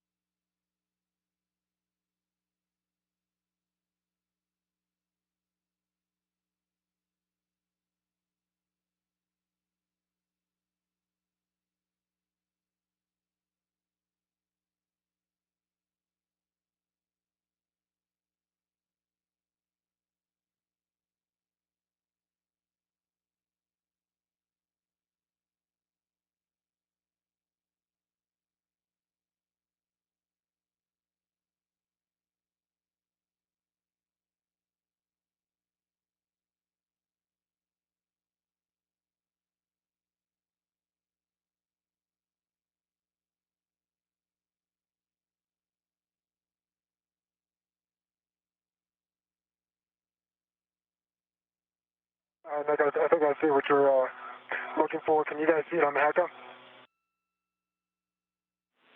Negative.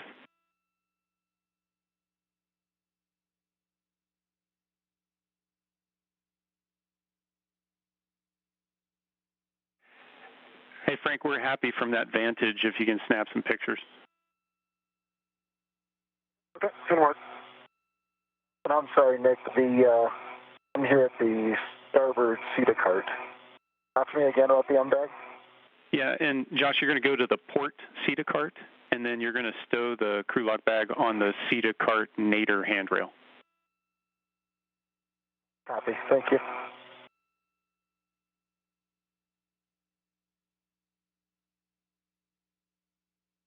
And Josh, for your essay, it's a temp stow because we're taking it back in the airlock.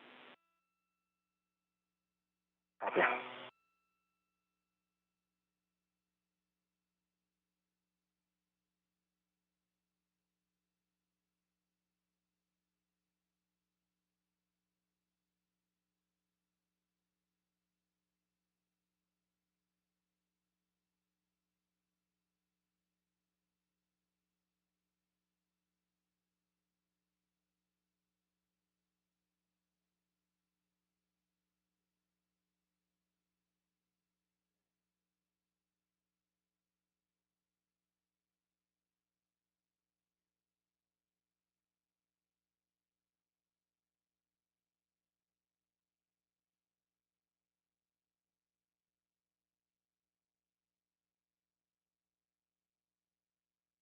Okay, Nick, I think I have at least 5, 10 finger pushes on the button. Not sure if I have pictures.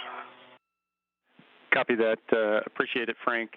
So if you want to, we'd like you to, if you want to move into position for your safety tether swap, and when you're doing that, we'll also do a glove and half check while you're stopped.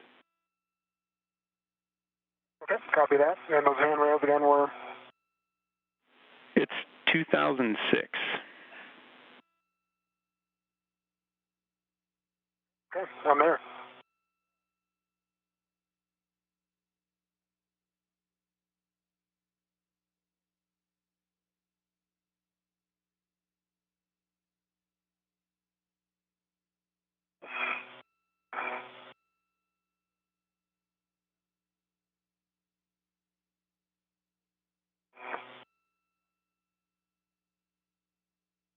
And Frank, we see you in a good position, so you're go for that tether swap. Yeah.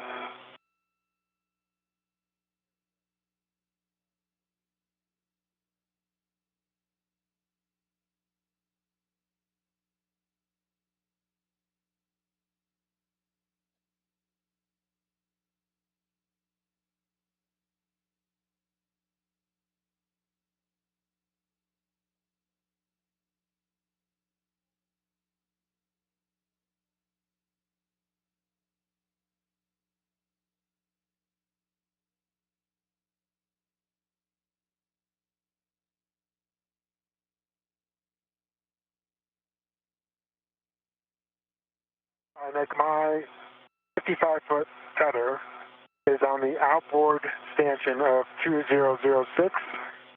It is closed. Hook is closed, locked, black on black.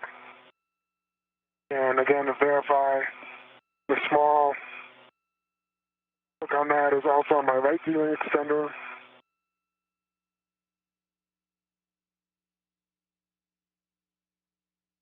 I see gate closed, hook locked, black on black. Okay, so I see a good load pass. Do I have a go for my right tether release? That's a good path. You are good to release. After that, good work. And we've got a call out to put that down on handrail 2005. Copy that.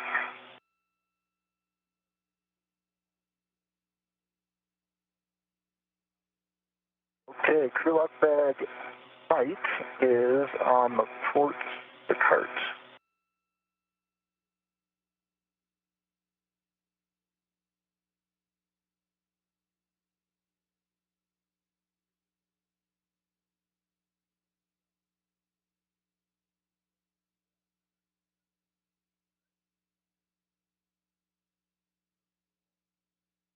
Okay, the right hook is on.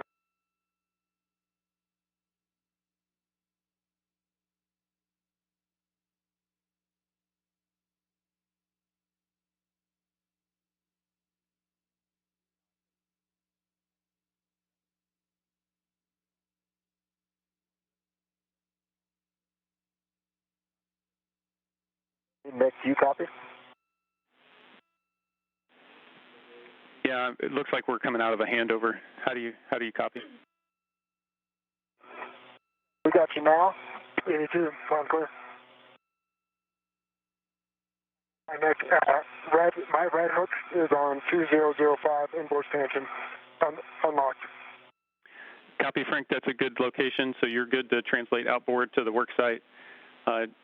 Just remember to not translate up to that location via the mod kit. Okay, copy that. No. All right, Nick, I am at the port feeder cart. I've got the crew lock bag mic down there on the feeder cart. Understand you need me over at the FSE, and I have not studied ahead. Am I going Alpha to Charlie? Yeah, it should be Alpha to Bravo. Okay. And then it'll finish you on the zenith end, or the zenith side of the...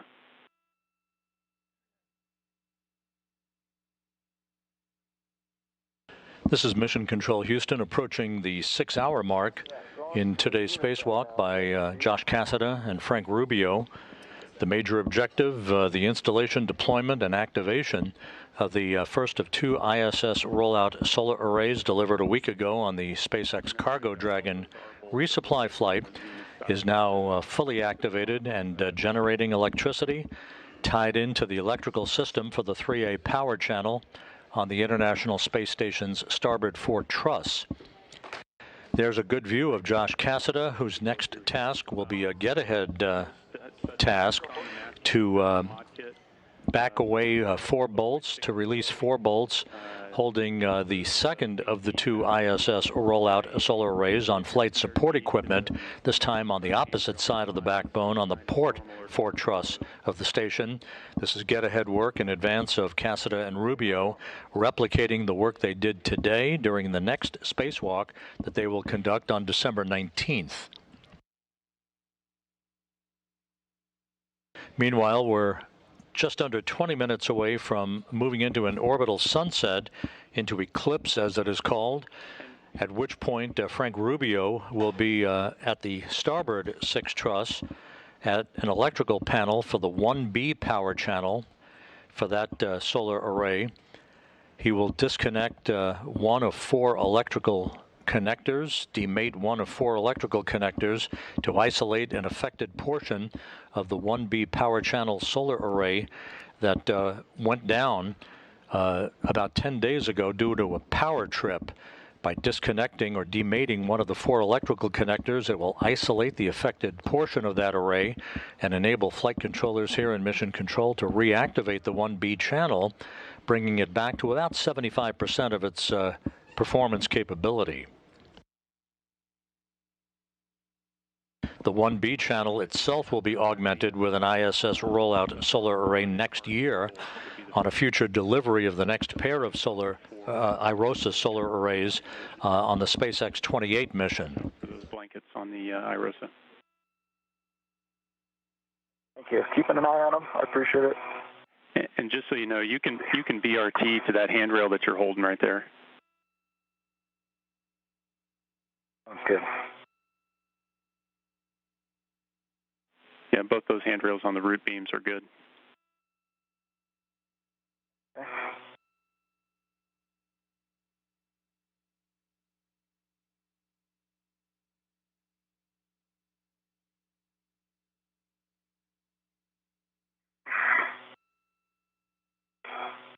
Okay, Nick, I am at the work site.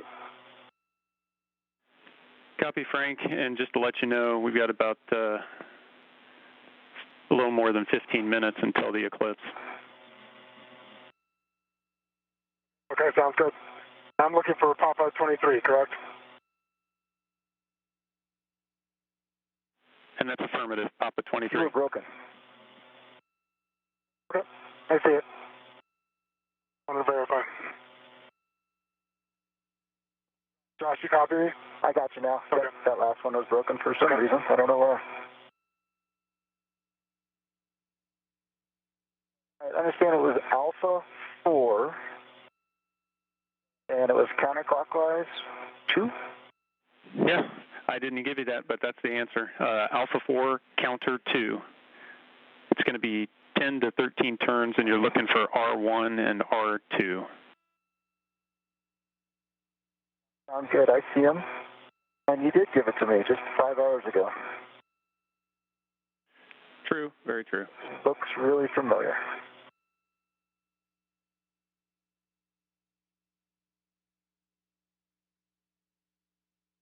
Can you guys see the moon and the earth and the heck up? Is that unbelievable? We do, Frank. Thanks for sharing. The moonrise. Yeah. Yep. Ooh.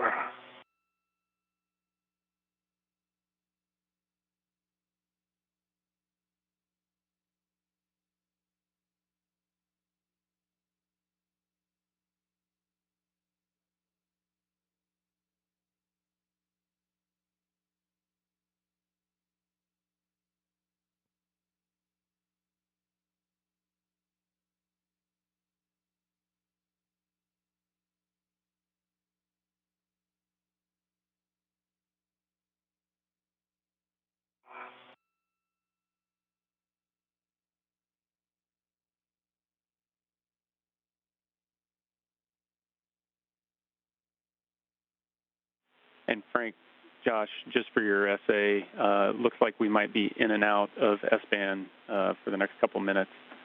We should maintain lock, but it could be ratty. Okay, copy that. Copy. Understand I'm a go for both R1 and R2, 10 seconds to swing them 90 degrees. Is that right? Yep, that's correct. It's once they're released, you rotate them slowly, 10 seconds for 90 degrees. Expect 10 to 13 turns and the bolts pop out when released. Copy that. All right, I've got Alpha 4, counterclockwise 2. I'm really hard to stay clear of everything here that's white, of course. A little bit more of a challenge when you're not in the arm. Copy, and those are good settings. You're good to go. Okay, thanks.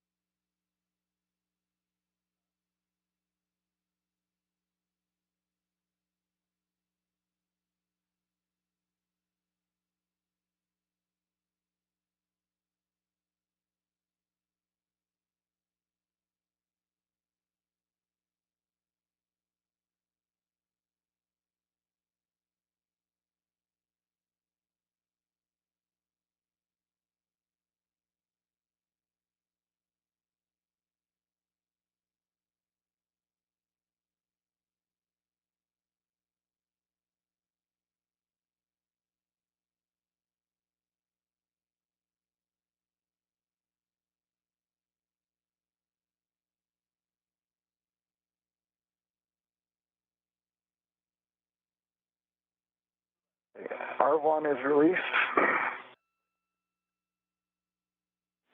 Copy, good release on R1. Turn count? That was 10 turns. Copy 10, thank you.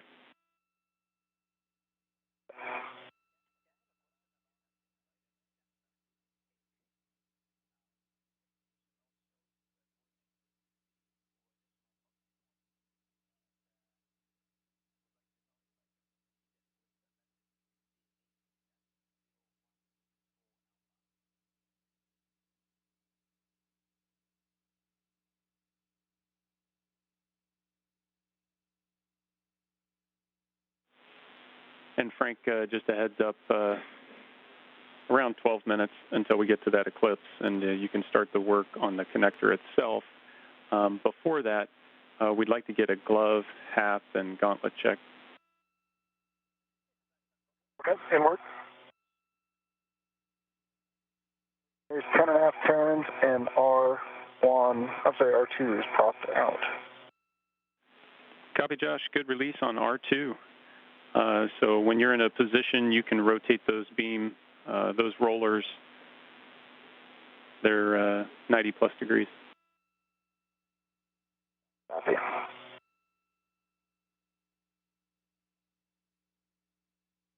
Nick, the only change to my gloves is on my right ring finger. I have a small little nick in the rubber. Doesn't go all the way through. Otherwise, no changes to my glove, dry hat, and gauntlets are down. Copy, Frank. Thanks for the checks. And so you can go ahead, and we're going to put that short wire tie on the P23 cable with the 3 twists. So you're good to do that. Okay, in work.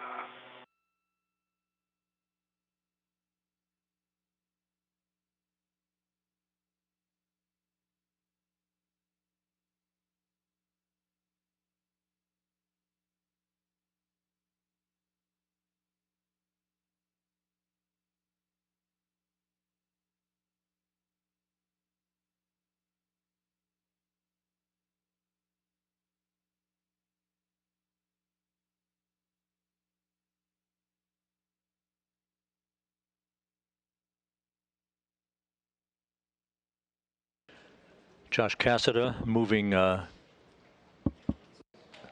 the boom deployment mechanisms into the correct rotational position after releasing 4 bolts as a get-ahead task on the second set of ISS Rollout Solar Arrays on the P4 truss, or earmarked for installation on the P4 truss of the International Space Station on December 19th, when he and Frank Rubio conduct their next spacewalk to augment the 4A power channel on the station. And once you finish that wire tie, that's essentially what we're going to do, is just wait for eclipse, and then I'll give you the go. Okay. And you want that wire tie on the cable itself?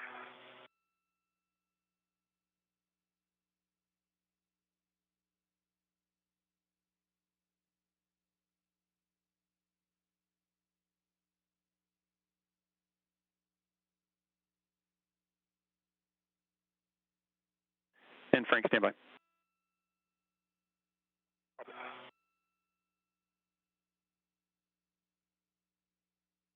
The arms are swung out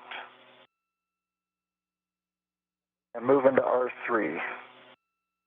Copy, Josh. We see a good config. Okay. Give me settings for R3 when you have a chance. I know the turn.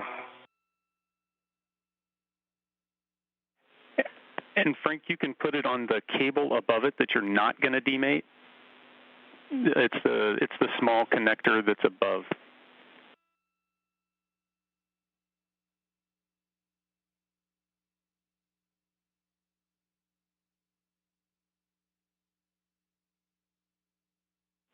And Frank, back with you.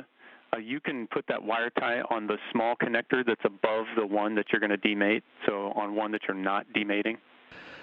This is Mission Control Houston. A few minutes ago, Josh Cassada mentioned that he could see the Earth below and the Moon above him in his bird's eye perch.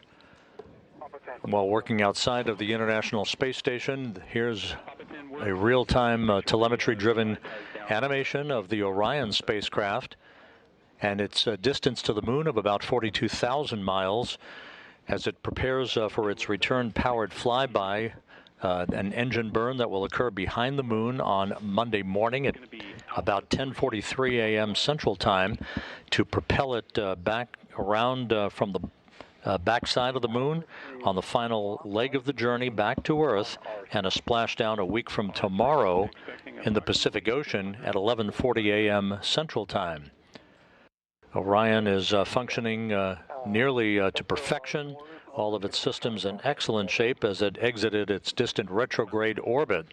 Our coverage of the return-powered flyby of the Moon by the unpiloted Orion spacecraft on the Artemis 1 mission will begin on Monday morning at 8 a.m. Central Time, 9 a.m. Eastern Time, through the return-powered flyby of the Moon. And we will have a briefing on Monday afternoon to discuss all of the particulars regarding the final major maneuver for Orion prior to splashdown. That briefing planned for 4 p.m. Central Time, 5 p.m. Eastern Time on Monday here on NASA television.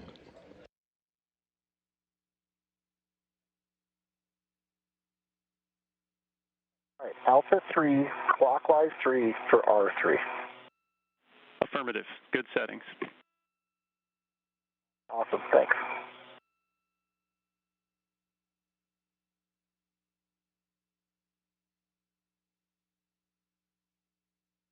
And I said wire ties on Papa 10. Copy, Frank.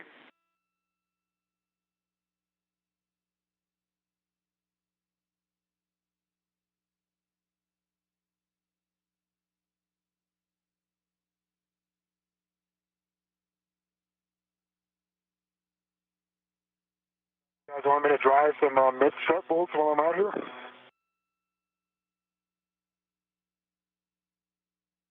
Thanks for the offer, Frank, but we're going to pass.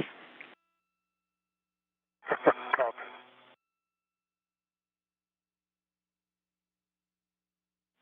Enjoy the view. I am. About 5.5 minutes away from entering an orbital sunset over the northeastern Atlantic, the International Space Station moving from northwest to southeast at an altitude of about 260 statute miles. Frank Rubio is at the starboard 6 truss of the International Space Station, and once we move into eclipse, he will demate one of 4 electrical connectors to isolate the affected area of the 1B power channel and that solar array that generates electricity out on the starboard 6 truss that experienced a power trip about 10 days ago, taking the 1B channel offline. The demating of that electrical connector will enable flight controllers here to reactivate the 1B channel and bring it back up to about 75% of its electrical output.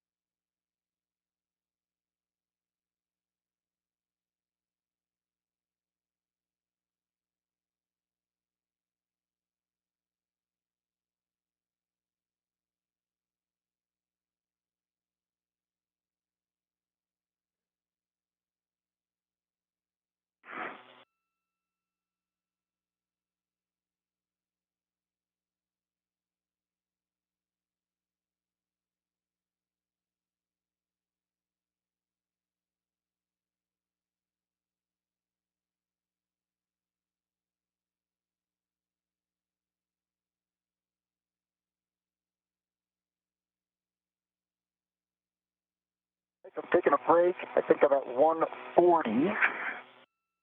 Sorry. I'm trying really hard. And just confirm again, that was Alpha 3 counterclockwise 3. Alpha 3, clockwise 3 for R3.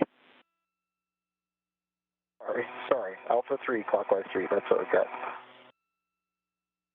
Yep, and understand you got about 140 turns in. It's not possible to overturn this, and from your vantage point, you may be able to see the turkey timer come out when it releases. I think I definitely will be able to see it, and thanks for the backup there. I'll keep going and make sure I get at least 245. I'm sorry, the collar moved, so I have the backup there. The 140 is where I'm starting from.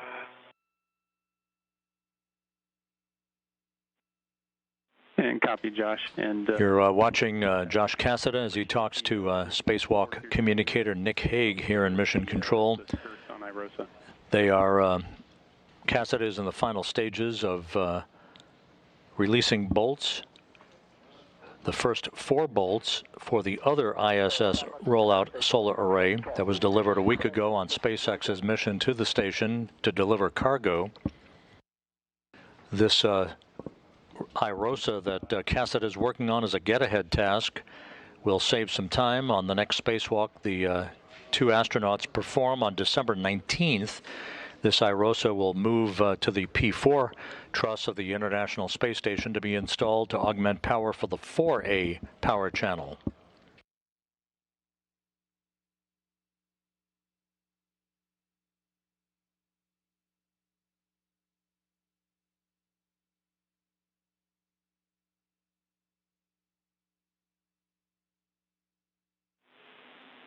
Hey, Josh, just watch your helmet with the that skirt hanging off IROSA.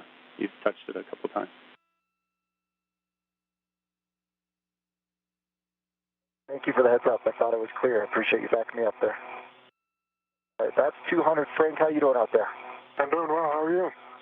Okay. Counting. I hear you counting. I didn't want to say hi because I knew you were focused. All right. Okay, Frank, we are go for demate. So you're going to demate Papa 23 from panel 23. Hey, Mark. And Rubio is about to demate the electrical connector for the 1B power channel.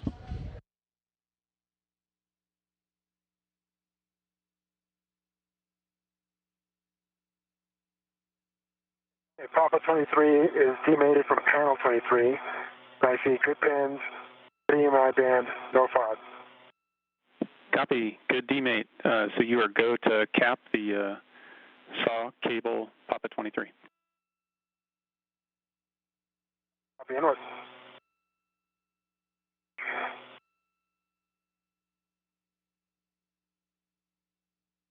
Okay, that is over 245, and I see a turkey.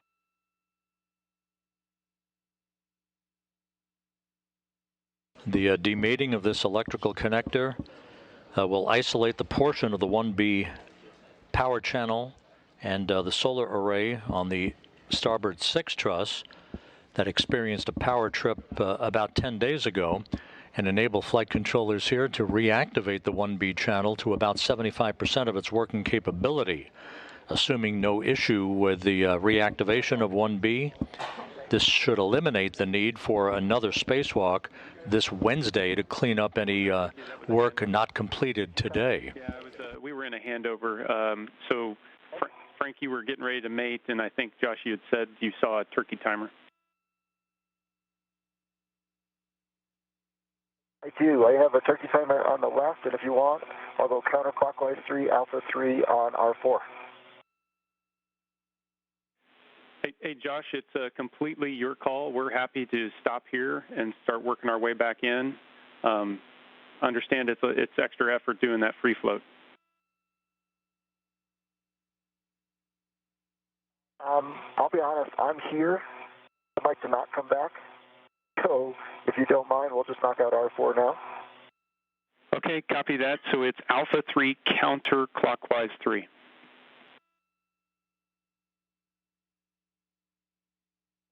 Alpha 3 counterclockwise 3, 245 turns, and I am going to make sure that I stay clear of anything white. All good words.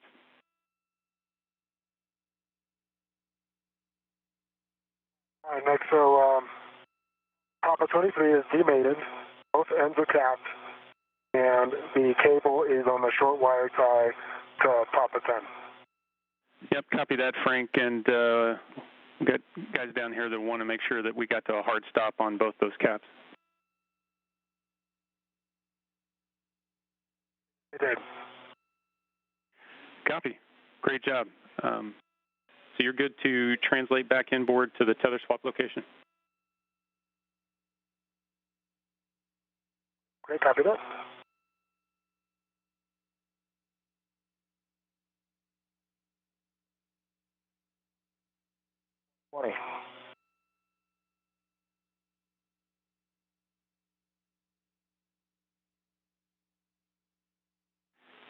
And Frank, it's a little tough for us to tell, but we just want to give you some heads up about your tether config. It may be going behind your back. Tough to tell because it's dark out there, but just a heads up. Okay, I appreciate that. Let me get back to the IEA and I'll try to take a look. Copy.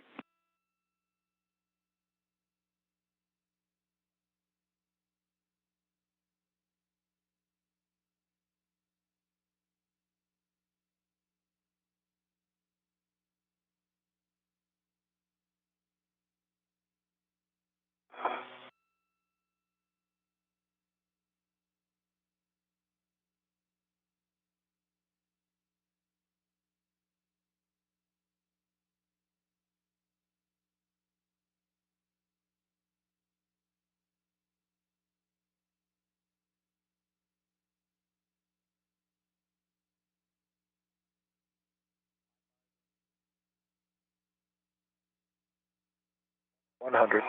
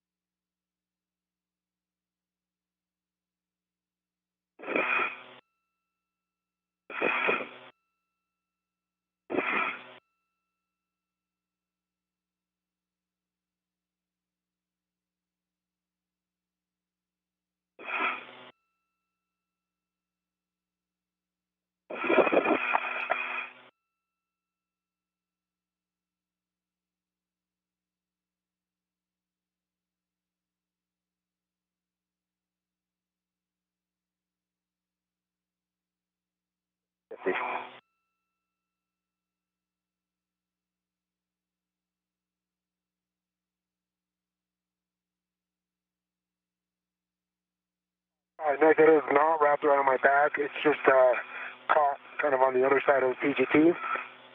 But I can translate like this with it without any issues. Okay, copy that. So you're heading back to the to do your tether swap. Yeah.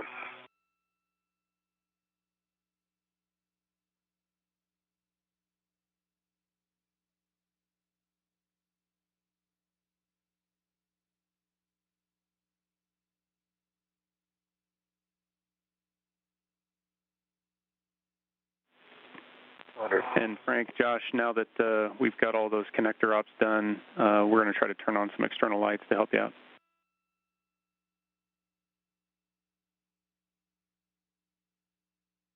I appreciate it.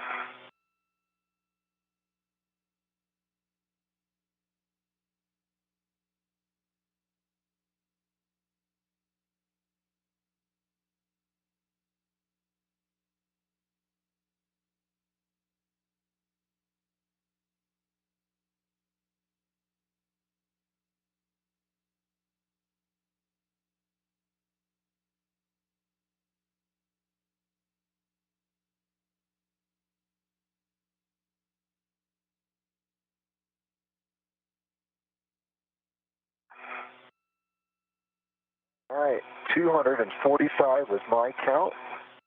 The PGT says 243 and a half. Do you see a turkey timer? I'll throw a 1.5 on there for you. And copy, Josh, you said you saw a turkey timer? I do, affirmative. That's a good release then.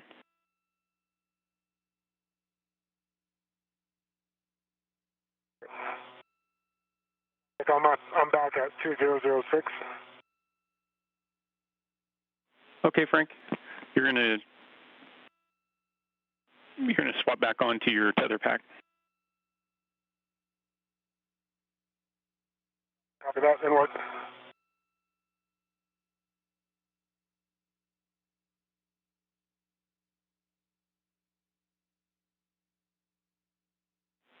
Josh, thanks for the work on those.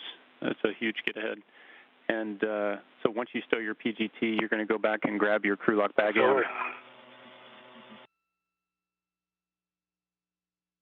Okay, sounds good. And no problem at all. Fun stuff, even if you're just counting.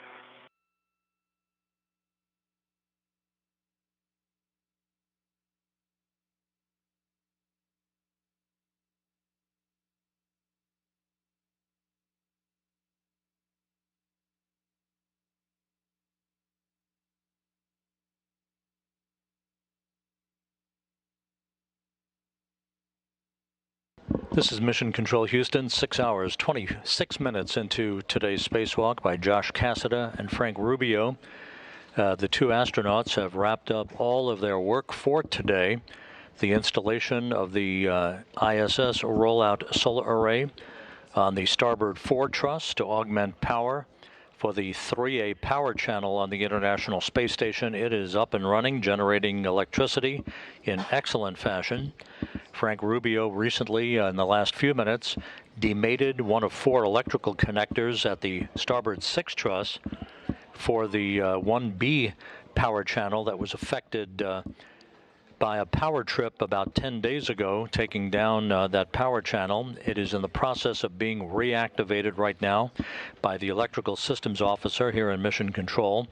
Once reactivated, it should be back up and running to about 75% of its power capability. It will receive in of its own an ISS Rollout Solar Array next year, the next pair to be delivered on a future SpaceX cargo delivery mission. The two astronauts will soon begin cleanup work and make their way back to the Quest airlock to complete today's spacewalk.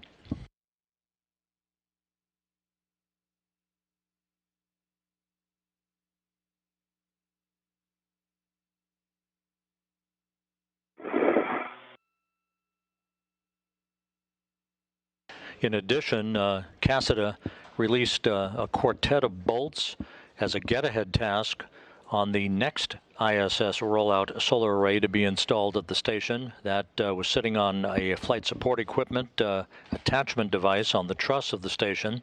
That get-ahead work will reduce the workload for CASIDA and Rubio when they venture back outside the station on December 19th to install that next ISS Rollout Solar Array on the port 4 truss of the station for the 4A power channel.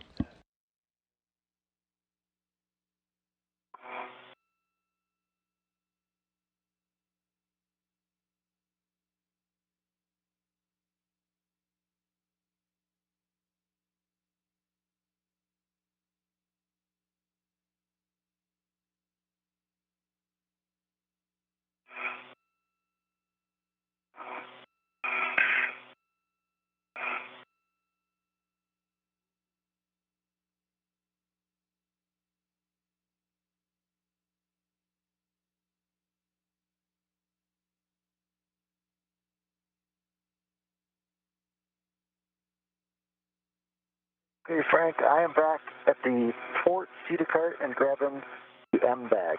Okay. I'm just working on this. Unfortunately, this camera's getting in the way, but... And before I get the M bag, you and I both know that cameras can complicate life. Do you need me to come help? No. 1 second here. Not yet. Let me work this for a second. Okay, I'm going to hang out.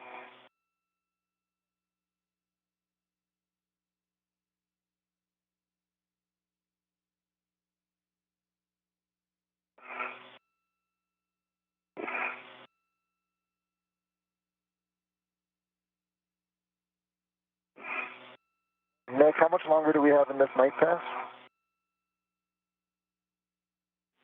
17 minutes. Thank you.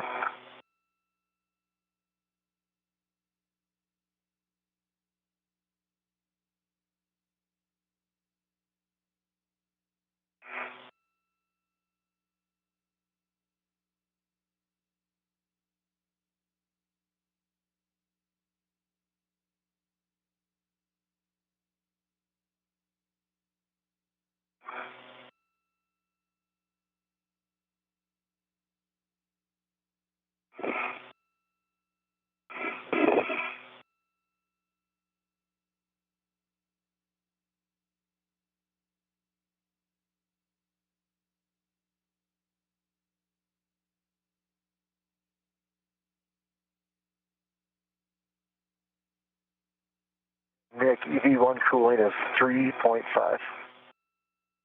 Copy 3.5 on your TCV.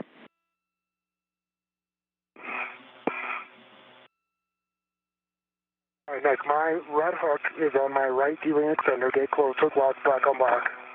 And my reel is unlocked. Copy, Frank. That's great. I think you got it. All right, I'm going to...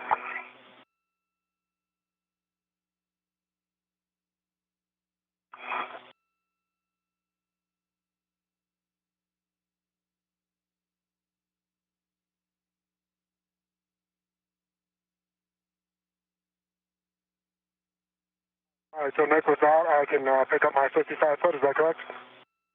That's affirmative.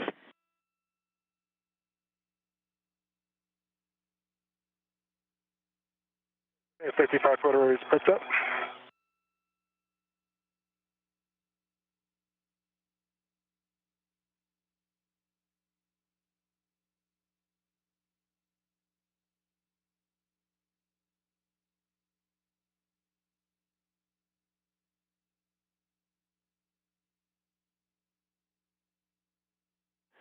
And Frank, when you're ready to pick up your local, you're going to translate inboard.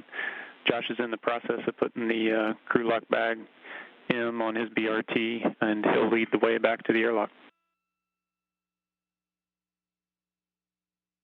Okay, copy that. And I see a good translation path, picking up my locals, just cleaning stuff up a little bit.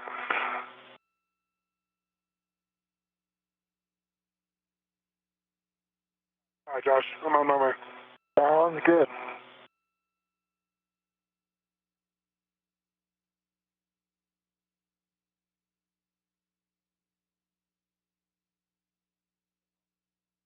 All right, I've got a BRT rep on the bag. I'm going to release the bag from the cart.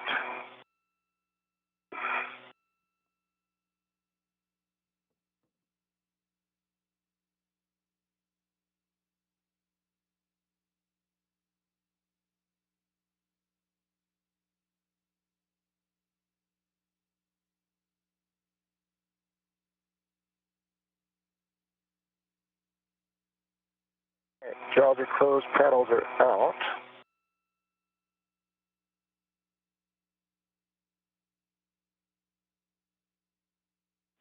And Josh, real quick, looks like one of the door tabs may come open. Don't want all that stuff to spill out on you.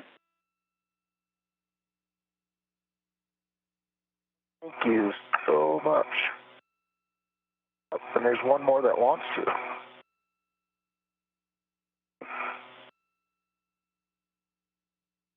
We maximize the capacity of that bag or something. That right? Okay. Thanks for that catch there, round, and we got all four closed.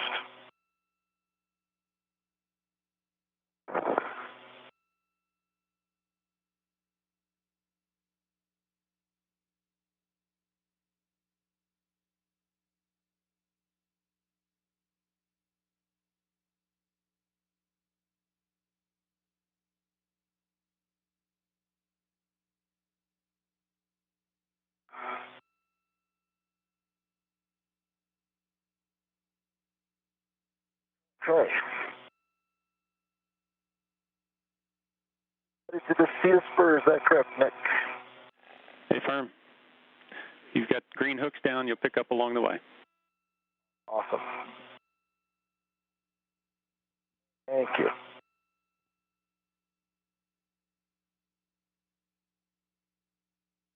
And Frank, as you're making your way over to your green hook, So I'm over at the... Go ahead. Yeah, Frank, I was just going to tell you to hit the brake release on both of the seated carts as you're translating by them.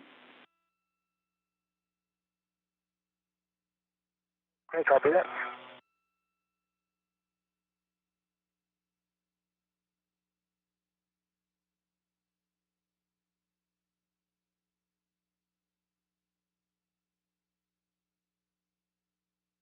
Okay, I've hit it twice on the starboard seat cart. Copy, thank you.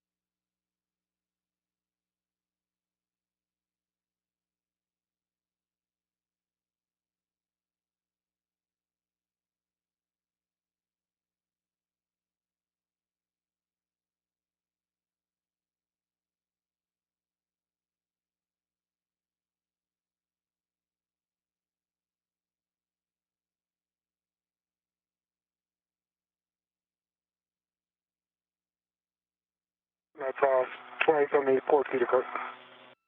Copy, Frank. Thank you. I appreciate it. Okay. That's great.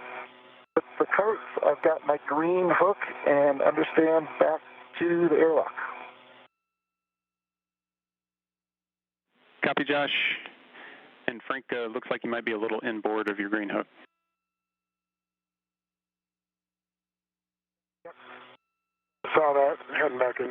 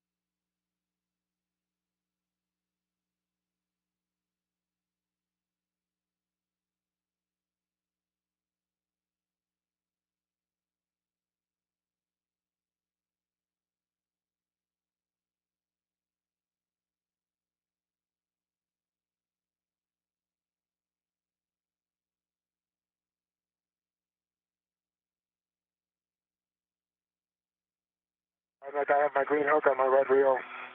Both reels are unlocked. Copy, Frank. It's a good config, and as you translate back by that port seated cart, if you could hit the brake release again for us, appreciate it. Will do.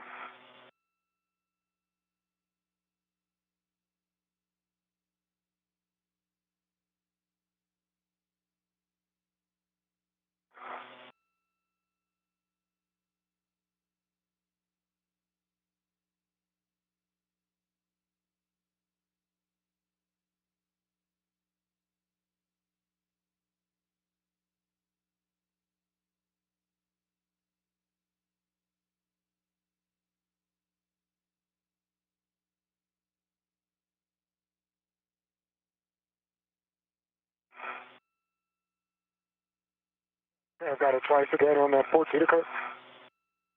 Copy that, Frank.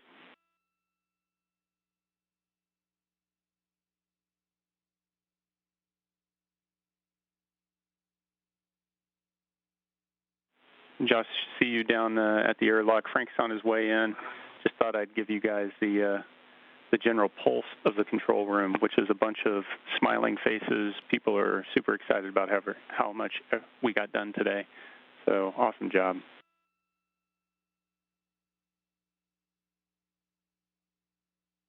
Thank you so much. You got two giant smiles out here as well. What an amazing team. You guys definitely deserve your Sunday off, that's for sure. And Frank, what do you think? We maybe use this new station power to catch up on some college football. Sounds good. The game's not till next week, but, you know, we can give our Go Army beat Navy today if we want to. Wow. That wasn't my fault. I didn't know he was going to do that.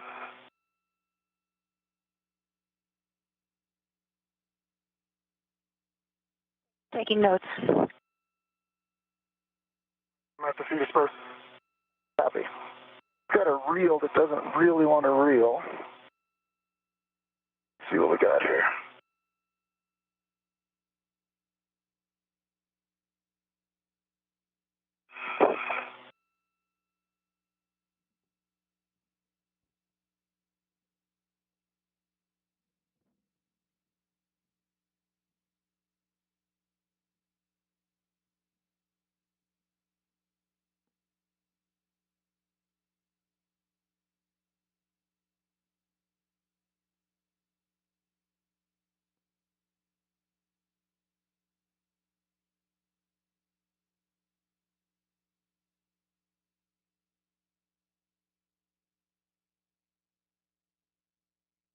Nick, you okay with me opening up the thermal cover? Hey, Affirm. You're good for the thermal cover.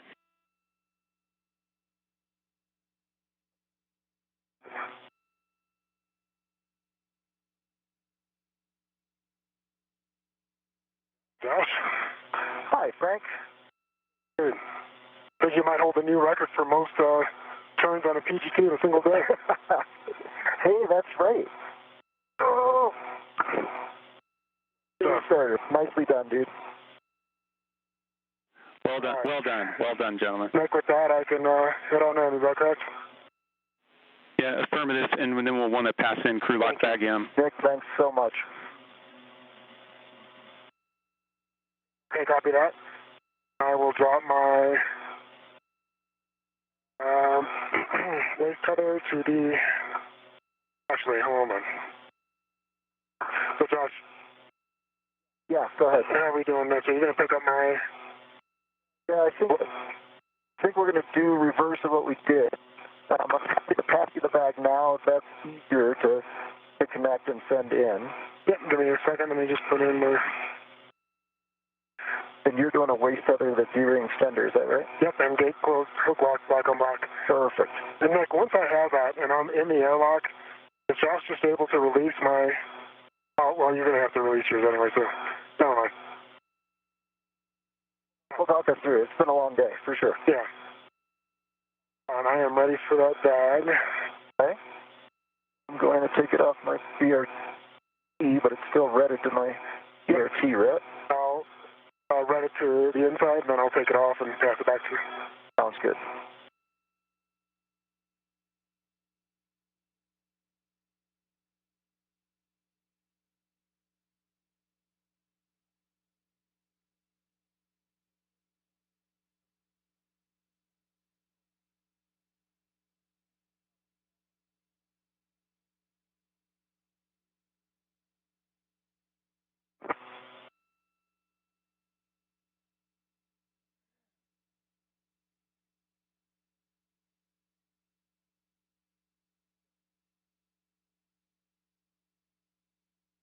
All right, Josh, you ready for your right? I'm ready. Okay, come to that. Got it. All right. And guys, the next step would be for each of you to turn off your HECA. Yep, sounds good. That's before I make the tether connection, is that right, Nick? Yeah, I'd like to get you... Yeah, Frank just turned off his HECA. If you can check and turn off your HECA. And then Frank wanted to check your waist tether that you've got to the airlock D-ring extender. The small hook on your waist tether, just to make sure that that's locked. Yep.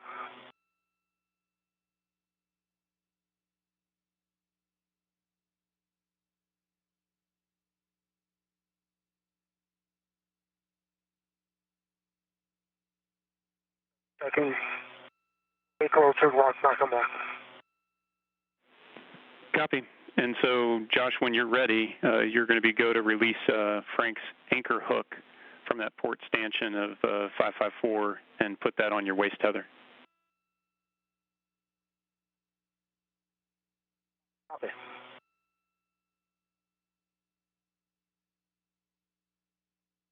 This is Mission Control Houston, 6 hours 45 minutes into the spacewalk.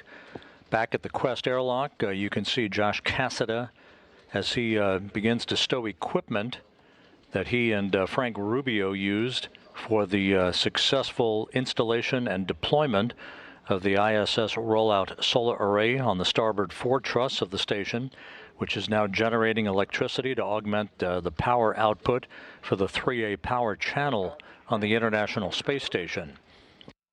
The crew also disconnected or demated one electrical cable on the 1B power channel on the starboard 6 truss of the station to enable flight controllers here to reactivate the 1B channel, which has been down for the past 10 days. It is in the process of being reactivated back to about 75% of its capability. And close the thermal hatch. And Cassada did a few get-ahead tasks as he unbolted 4 bolts on the flight support equipment holding the next ISS Rollout Solar Array in place that he and Frank Rubio will install on the port 4 truss of the station on December 19th during their next spacewalk to augment the power for the 4A power channel on the complex. Yeah, being ring. All right.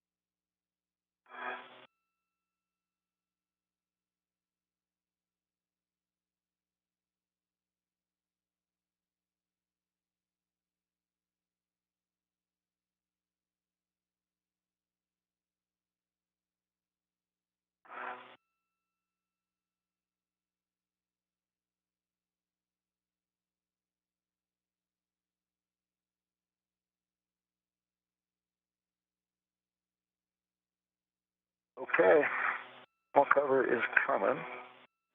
Copy, Josh. And so you'll attach the hook to that magnetic plate D-ring, cinch the strap, and report the number of lines visible, expecting 6. Okay, welcome.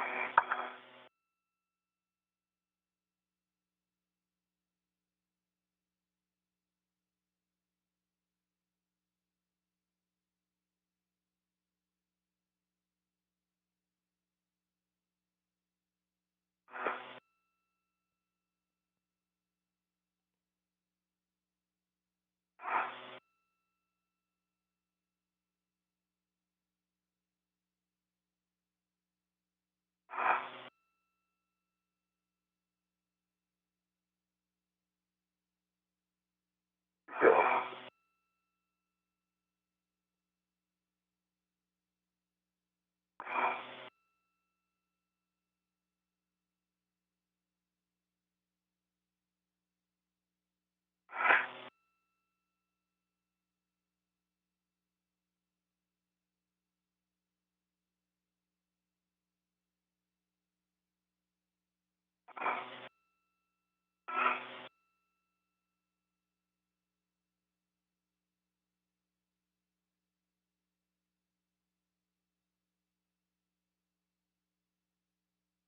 Frank, is that you there? Yep. And 10 seconds from a handover. Good. The thermal cover on the Quest airlock being closed. If you're able to go station. And a view back inside the equipment block where Koichi Wakata and Nicole Mann will be in attendance shortly to begin the work to help Cassida and Rubio back inside once they return to the crew lock section and repressurize the crew lock at the start of repress. That will mark the stoppage of the clock on the phased elapsed time for today's spacewalk. Once we have repressurized the crew lock section, the hatch will be open between the crew lock and the equipment lock, and the 2 spacewalkers will be helped back inside the equipment lock to begin an inspection of their gloves, their helmets, before they doff their helmets, and that will wrap up our coverage for the day.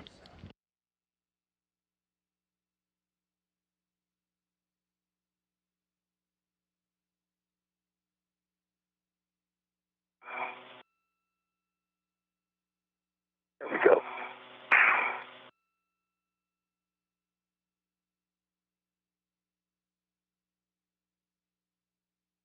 All right, it is cinched, and I've got 1, 2, 3, 4, 5, 6 lines. Copy, Josh. 6 lines. So you'll both remove your SCUs from the stowage pouch uncover your DCMs, and then connect to the SCU. Copy. Copy. And we're 3V1. And 3V2.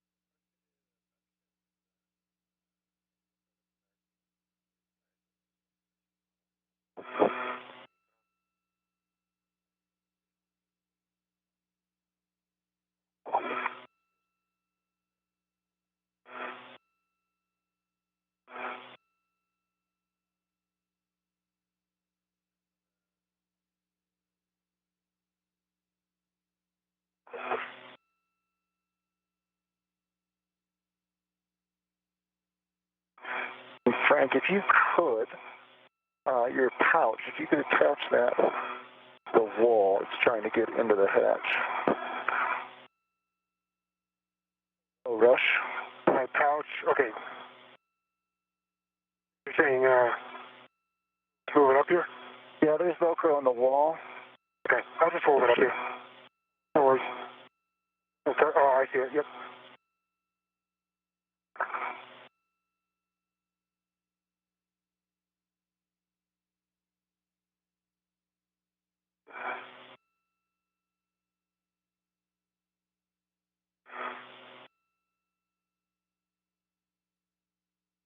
Okay.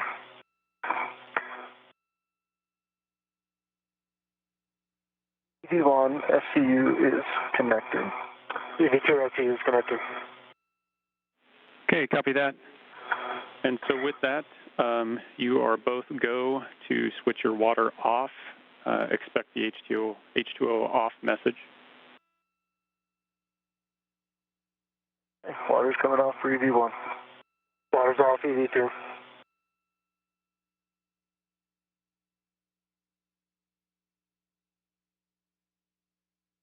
And it's off for EV1. Off for EV2. And copy, off for both of you. And so we're going to sit here and wait for 2 minutes before we can close the hatch. I may have missed it during the handover, Josh, but can you confirm on the thermal cover that the magnetic, the magnet's attached? It is not. It doesn't stay. We are cinched down 6. Copy. Do you see anything between the magnet and the plate that would prevent it from staying put? Now that I'm looking,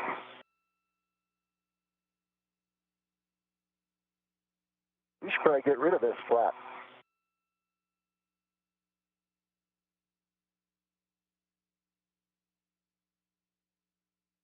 It is connected. Thank you for backing me up on that. I appreciate it. The flap no problem. is out of the way, and the magnet is connected. Copy, thanks. And we're just going to wait for those 2 minutes to elapse. Copy.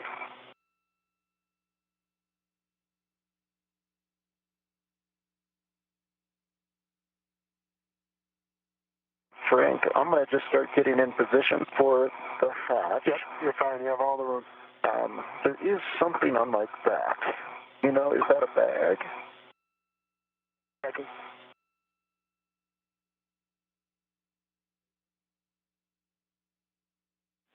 And Josh, as you're moving into position, yeah, you're just confirming that the hatch is going to be clear of any kind of hardware and that the handle's in the position per the hatch decal.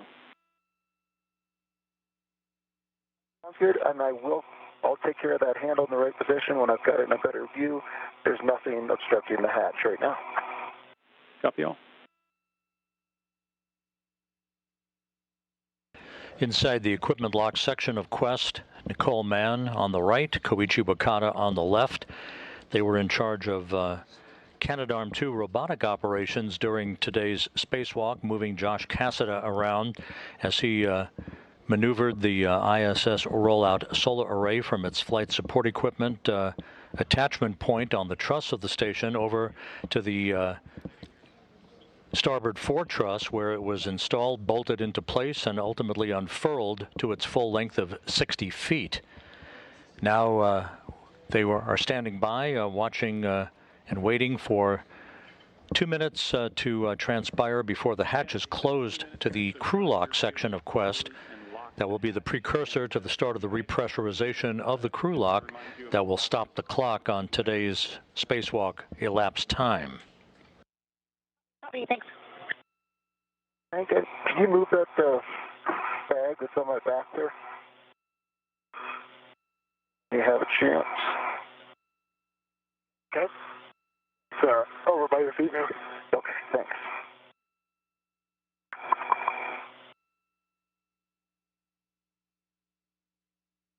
There we go.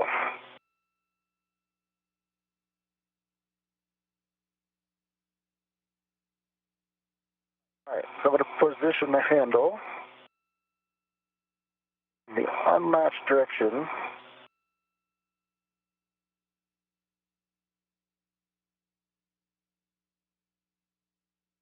Handle is currently at 2 o'clock. I think I need about 8 o'clock, Nick, and just confirm before I put it in place, it needs to go in the unlatched direction, correct?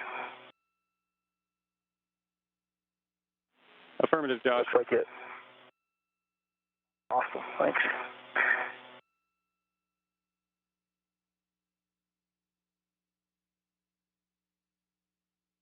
All right.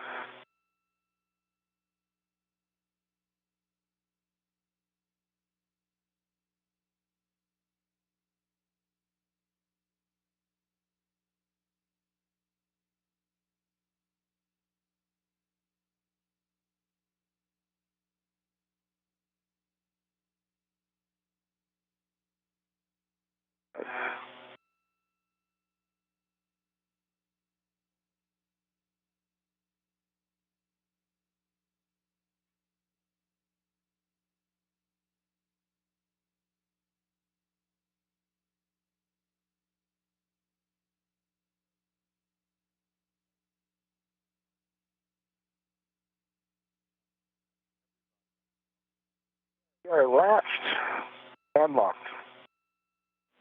Copy, Josh. Understand lacked and latched and locked on the hatch. I've only got 7 hours on this mouth. Well done. Flight's got a few words for you. Hey, for Frank, Josh, and Guichi and Duke, I just want to say that this is the kind of day that makes you want to clap your hands. And to the station, we bring new power, more power generation restored on this EVA than ever. So let MCC be heard to the ISS.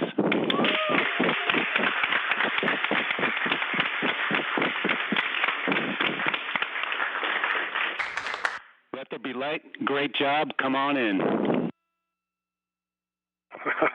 Wow, that is overwhelming. You guys are incredible. Thank you. Okay, Frank, let's finish up this pre-repress cue card. So you're going to, on the UIA, you're going to check that oxygen for EMU 1 and 2 valves are open. Oxygen, EMU 1 and 2 are open. You're going to power EV 1 and 2 to on. Check that you've got the LEDs and volts. Copy. EV1 power is on, good LED. V2 power is on, good LED. 18. This is Mission Control Houston. Those congratulatory words from Flight Director Zeb Scoville, who is the Deputy Chief Flight Director of the office here at the Johnson Space Center. Now Josh Cassada and Frank Rubio in the final stages of preparations prior to the repressurization of the airlock. One is in FCU. Copy. Two.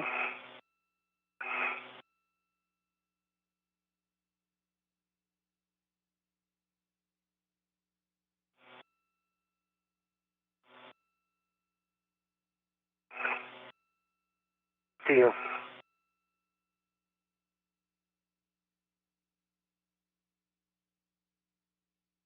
Copy. And copy, Frank. Josh, you're both in SCU.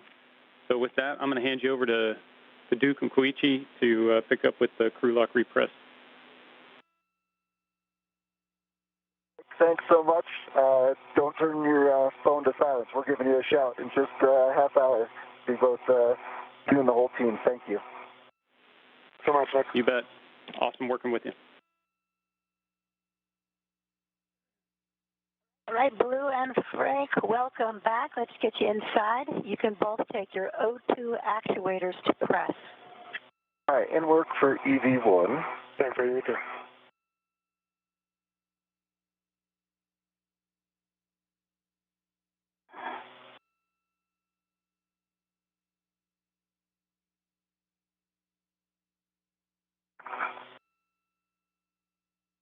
To see with that SCU. Yeah, it really is.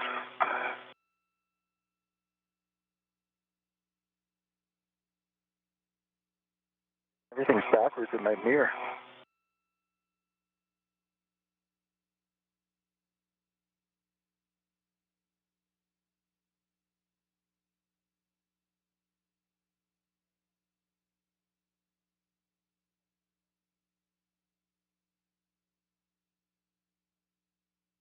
Okay, EV1 is in press.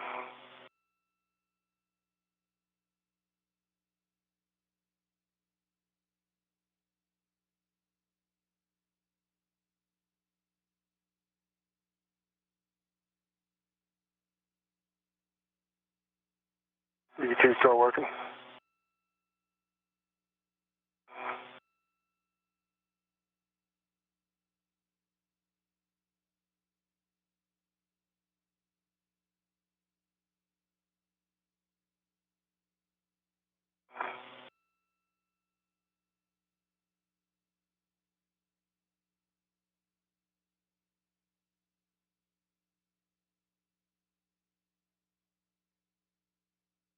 Yeah, I'm in press.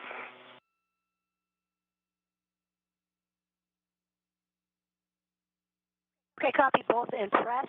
One, can you check that the EV hatch MPEV is closed? The EV hatch MPEV is closed. Okay, we're going to throttle the IV hatch equalization valve off to norm. Let us know if we need to adjust the rate.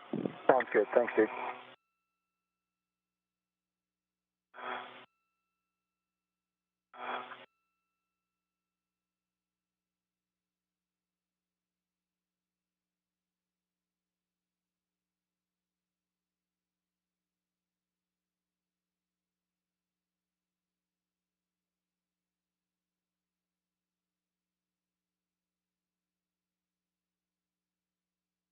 This is Mission Control Houston. The repressurization of the Quest airlock is now underway, ending today's spacewalk at 1:21 p.m. Central Time, 2:21 p.m. Eastern Time.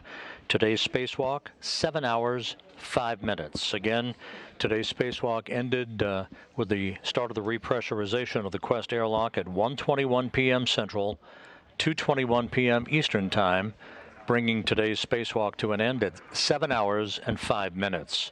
We'll have complete statistics for you here shortly.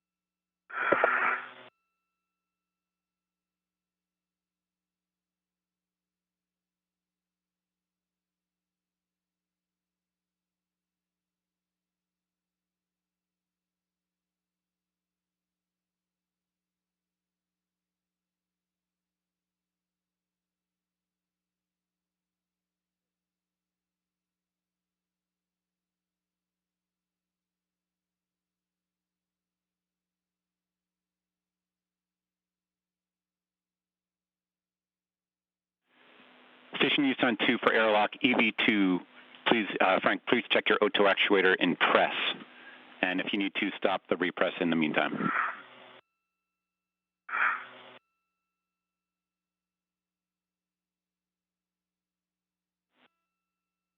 Say again? Stop the repress. Yeah, stop repress. And Frank, we need your O2 actuator into press. Affirmative. I see it in press, and my PCN said O2 actuator was in press. We're showing it in off, OFF. Needs to be press. Okay, copy. Inlet.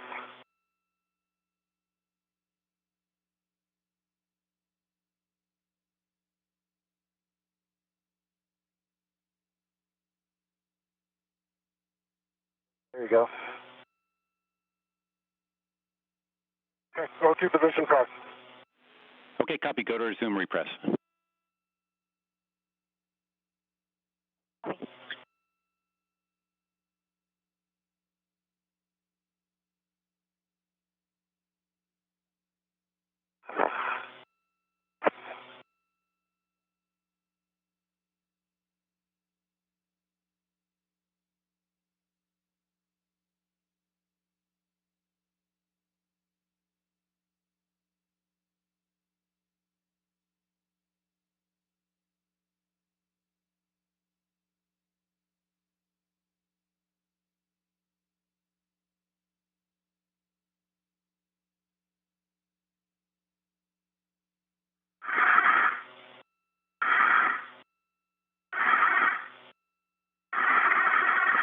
Okay, at 4.0, you can expect another alert tone. Copy. Copy.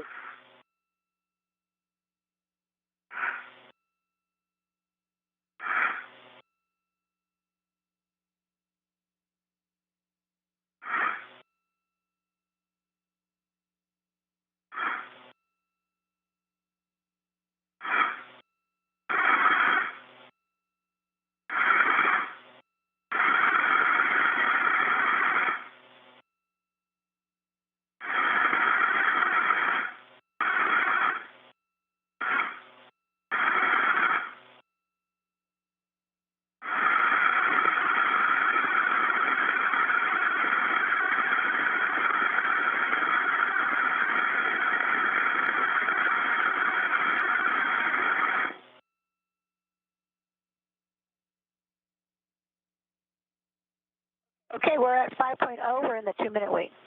Sounds good. You copy.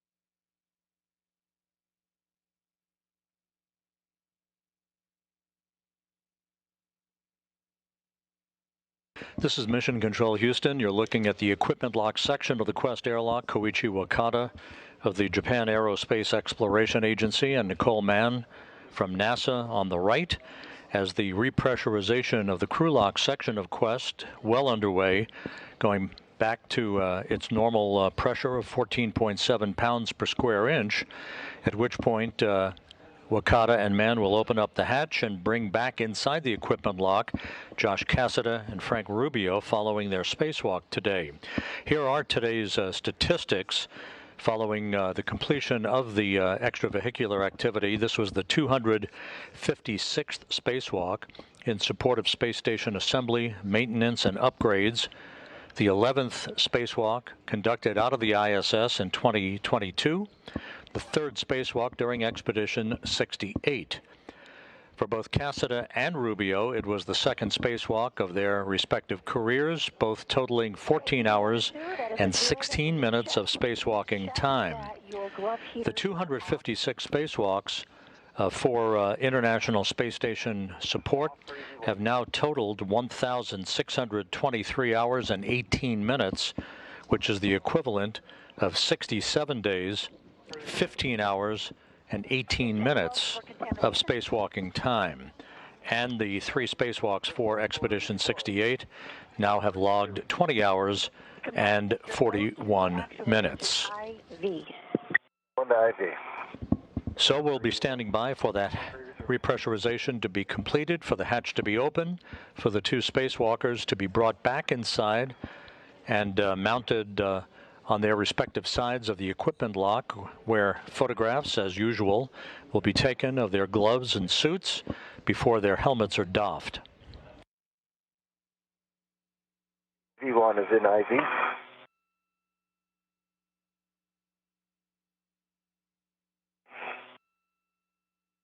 EV2 IV. Copy. We are resuming the repress with the hatch equalization valve. You can expect an alert tone, and when DP/DT is about 0, you'll get another tone. Copy. Copy.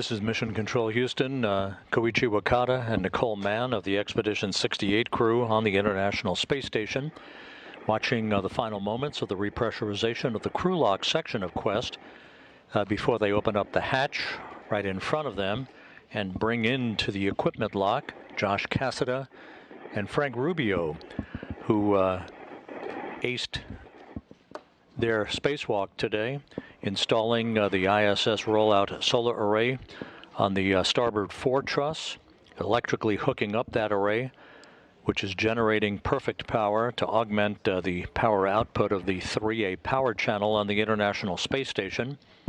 Also disconnecting one of 4 electrical cables from the 1B power channel on the starboard 6 truss to isolate a portion of the solar array on S6 affected by a power trip about 10 days ago that took the 1B channel out of commission. The 1B channel is in the process of being reactivated as we speak to about 75% of its operating capability. Also, Cassada did a few get-ahead tasks, including the unloosening of 4 bolts on the next ISS Rollout Solar Array that is on a flight support structure on the truss of the station, and which will be moved by Cassada and Rubio to the port fore truss of the station and installed and deployed to augment power for the 4A power channel during the next spacewalk the 2 will conduct on December 19th. And the hatch is now open between the equipment lock and the crew lock, as Nicole Mann will now begin work to bring in Cassada and Rubio.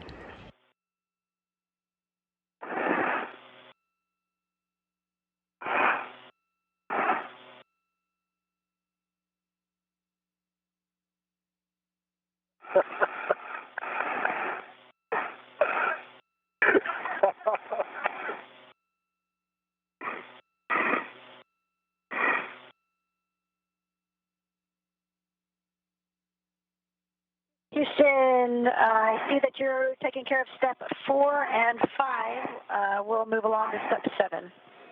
Concur, we're putting it in work.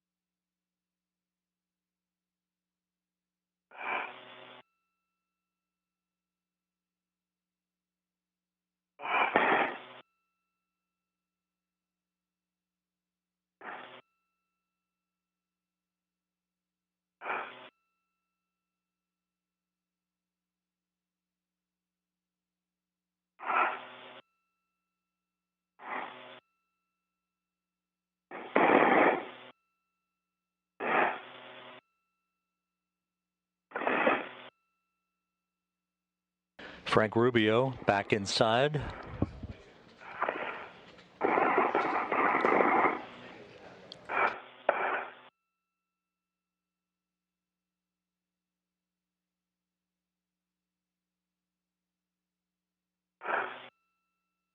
They will first work to remove the jet-powered backpack, the SAFER unit, Simplified Aid for EVA Rescue unit, from his extravehicular mobility unit.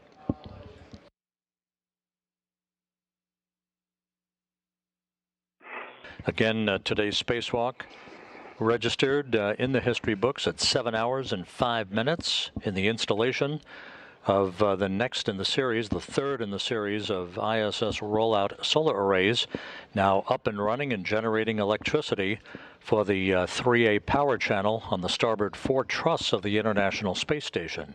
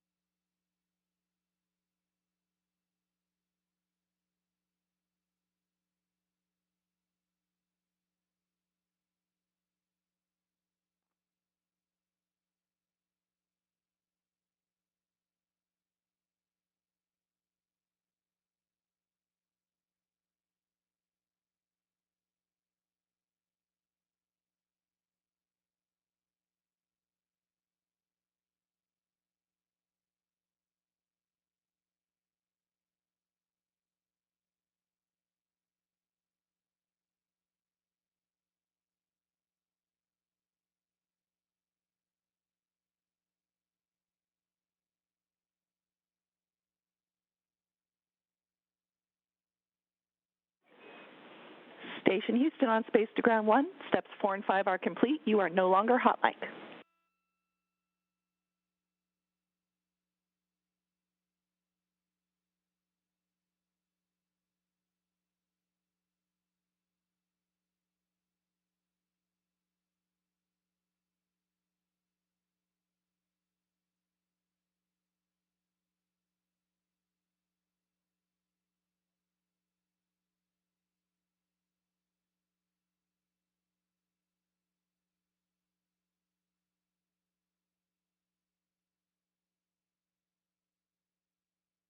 And Josh Cassada back inside the equipment lock.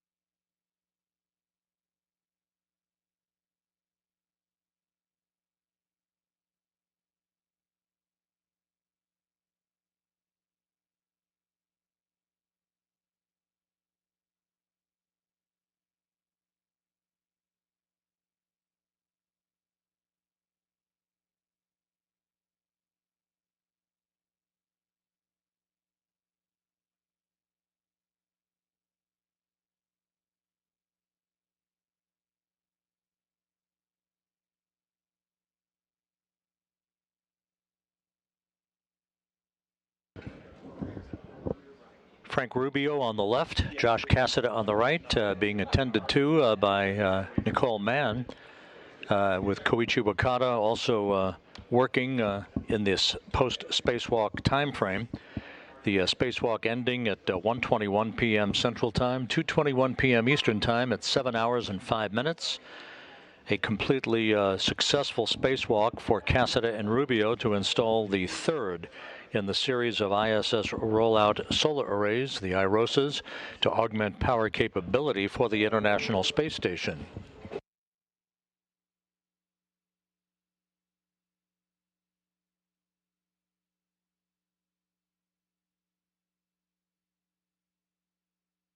And here is a replay of the actual rollout of the IROSA after it had been installed on the starboard 4 truss of the International Space Station. It took about 9 minutes for the array to roll out to its full length of about 60 feet.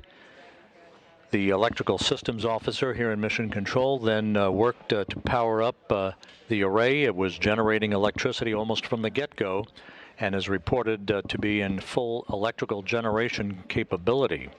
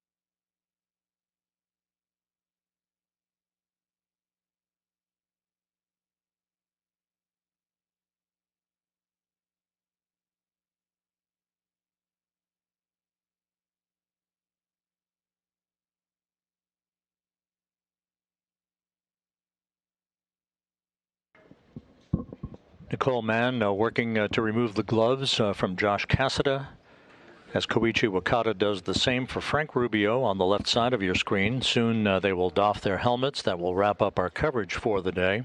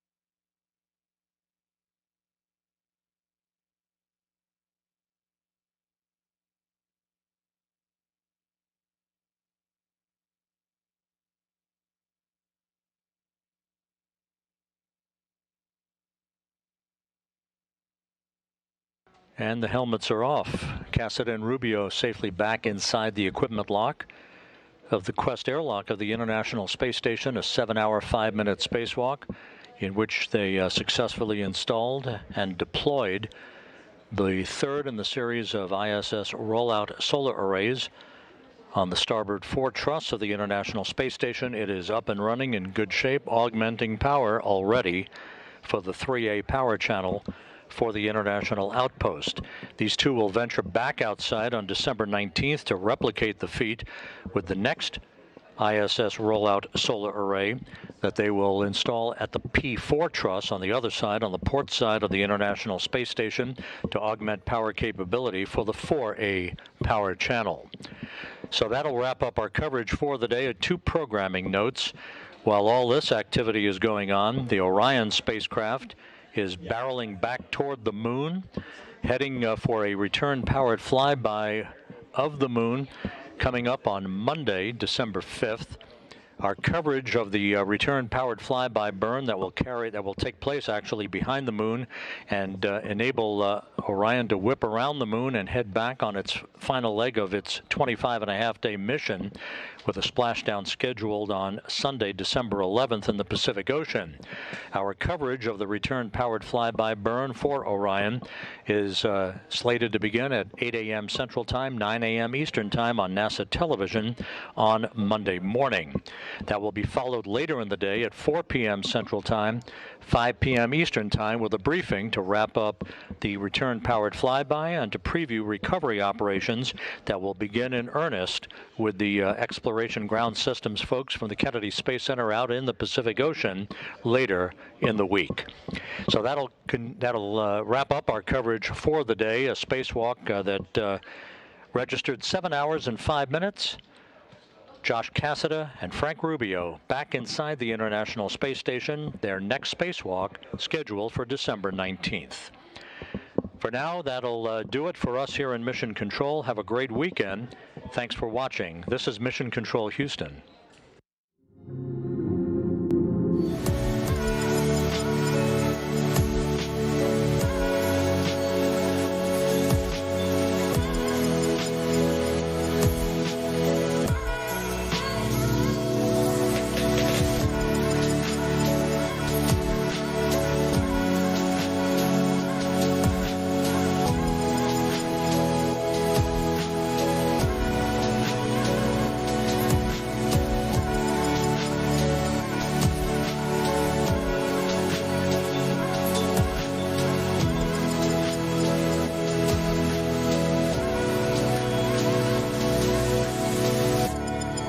Space, night, death, darkness, not being there is an essential component of being.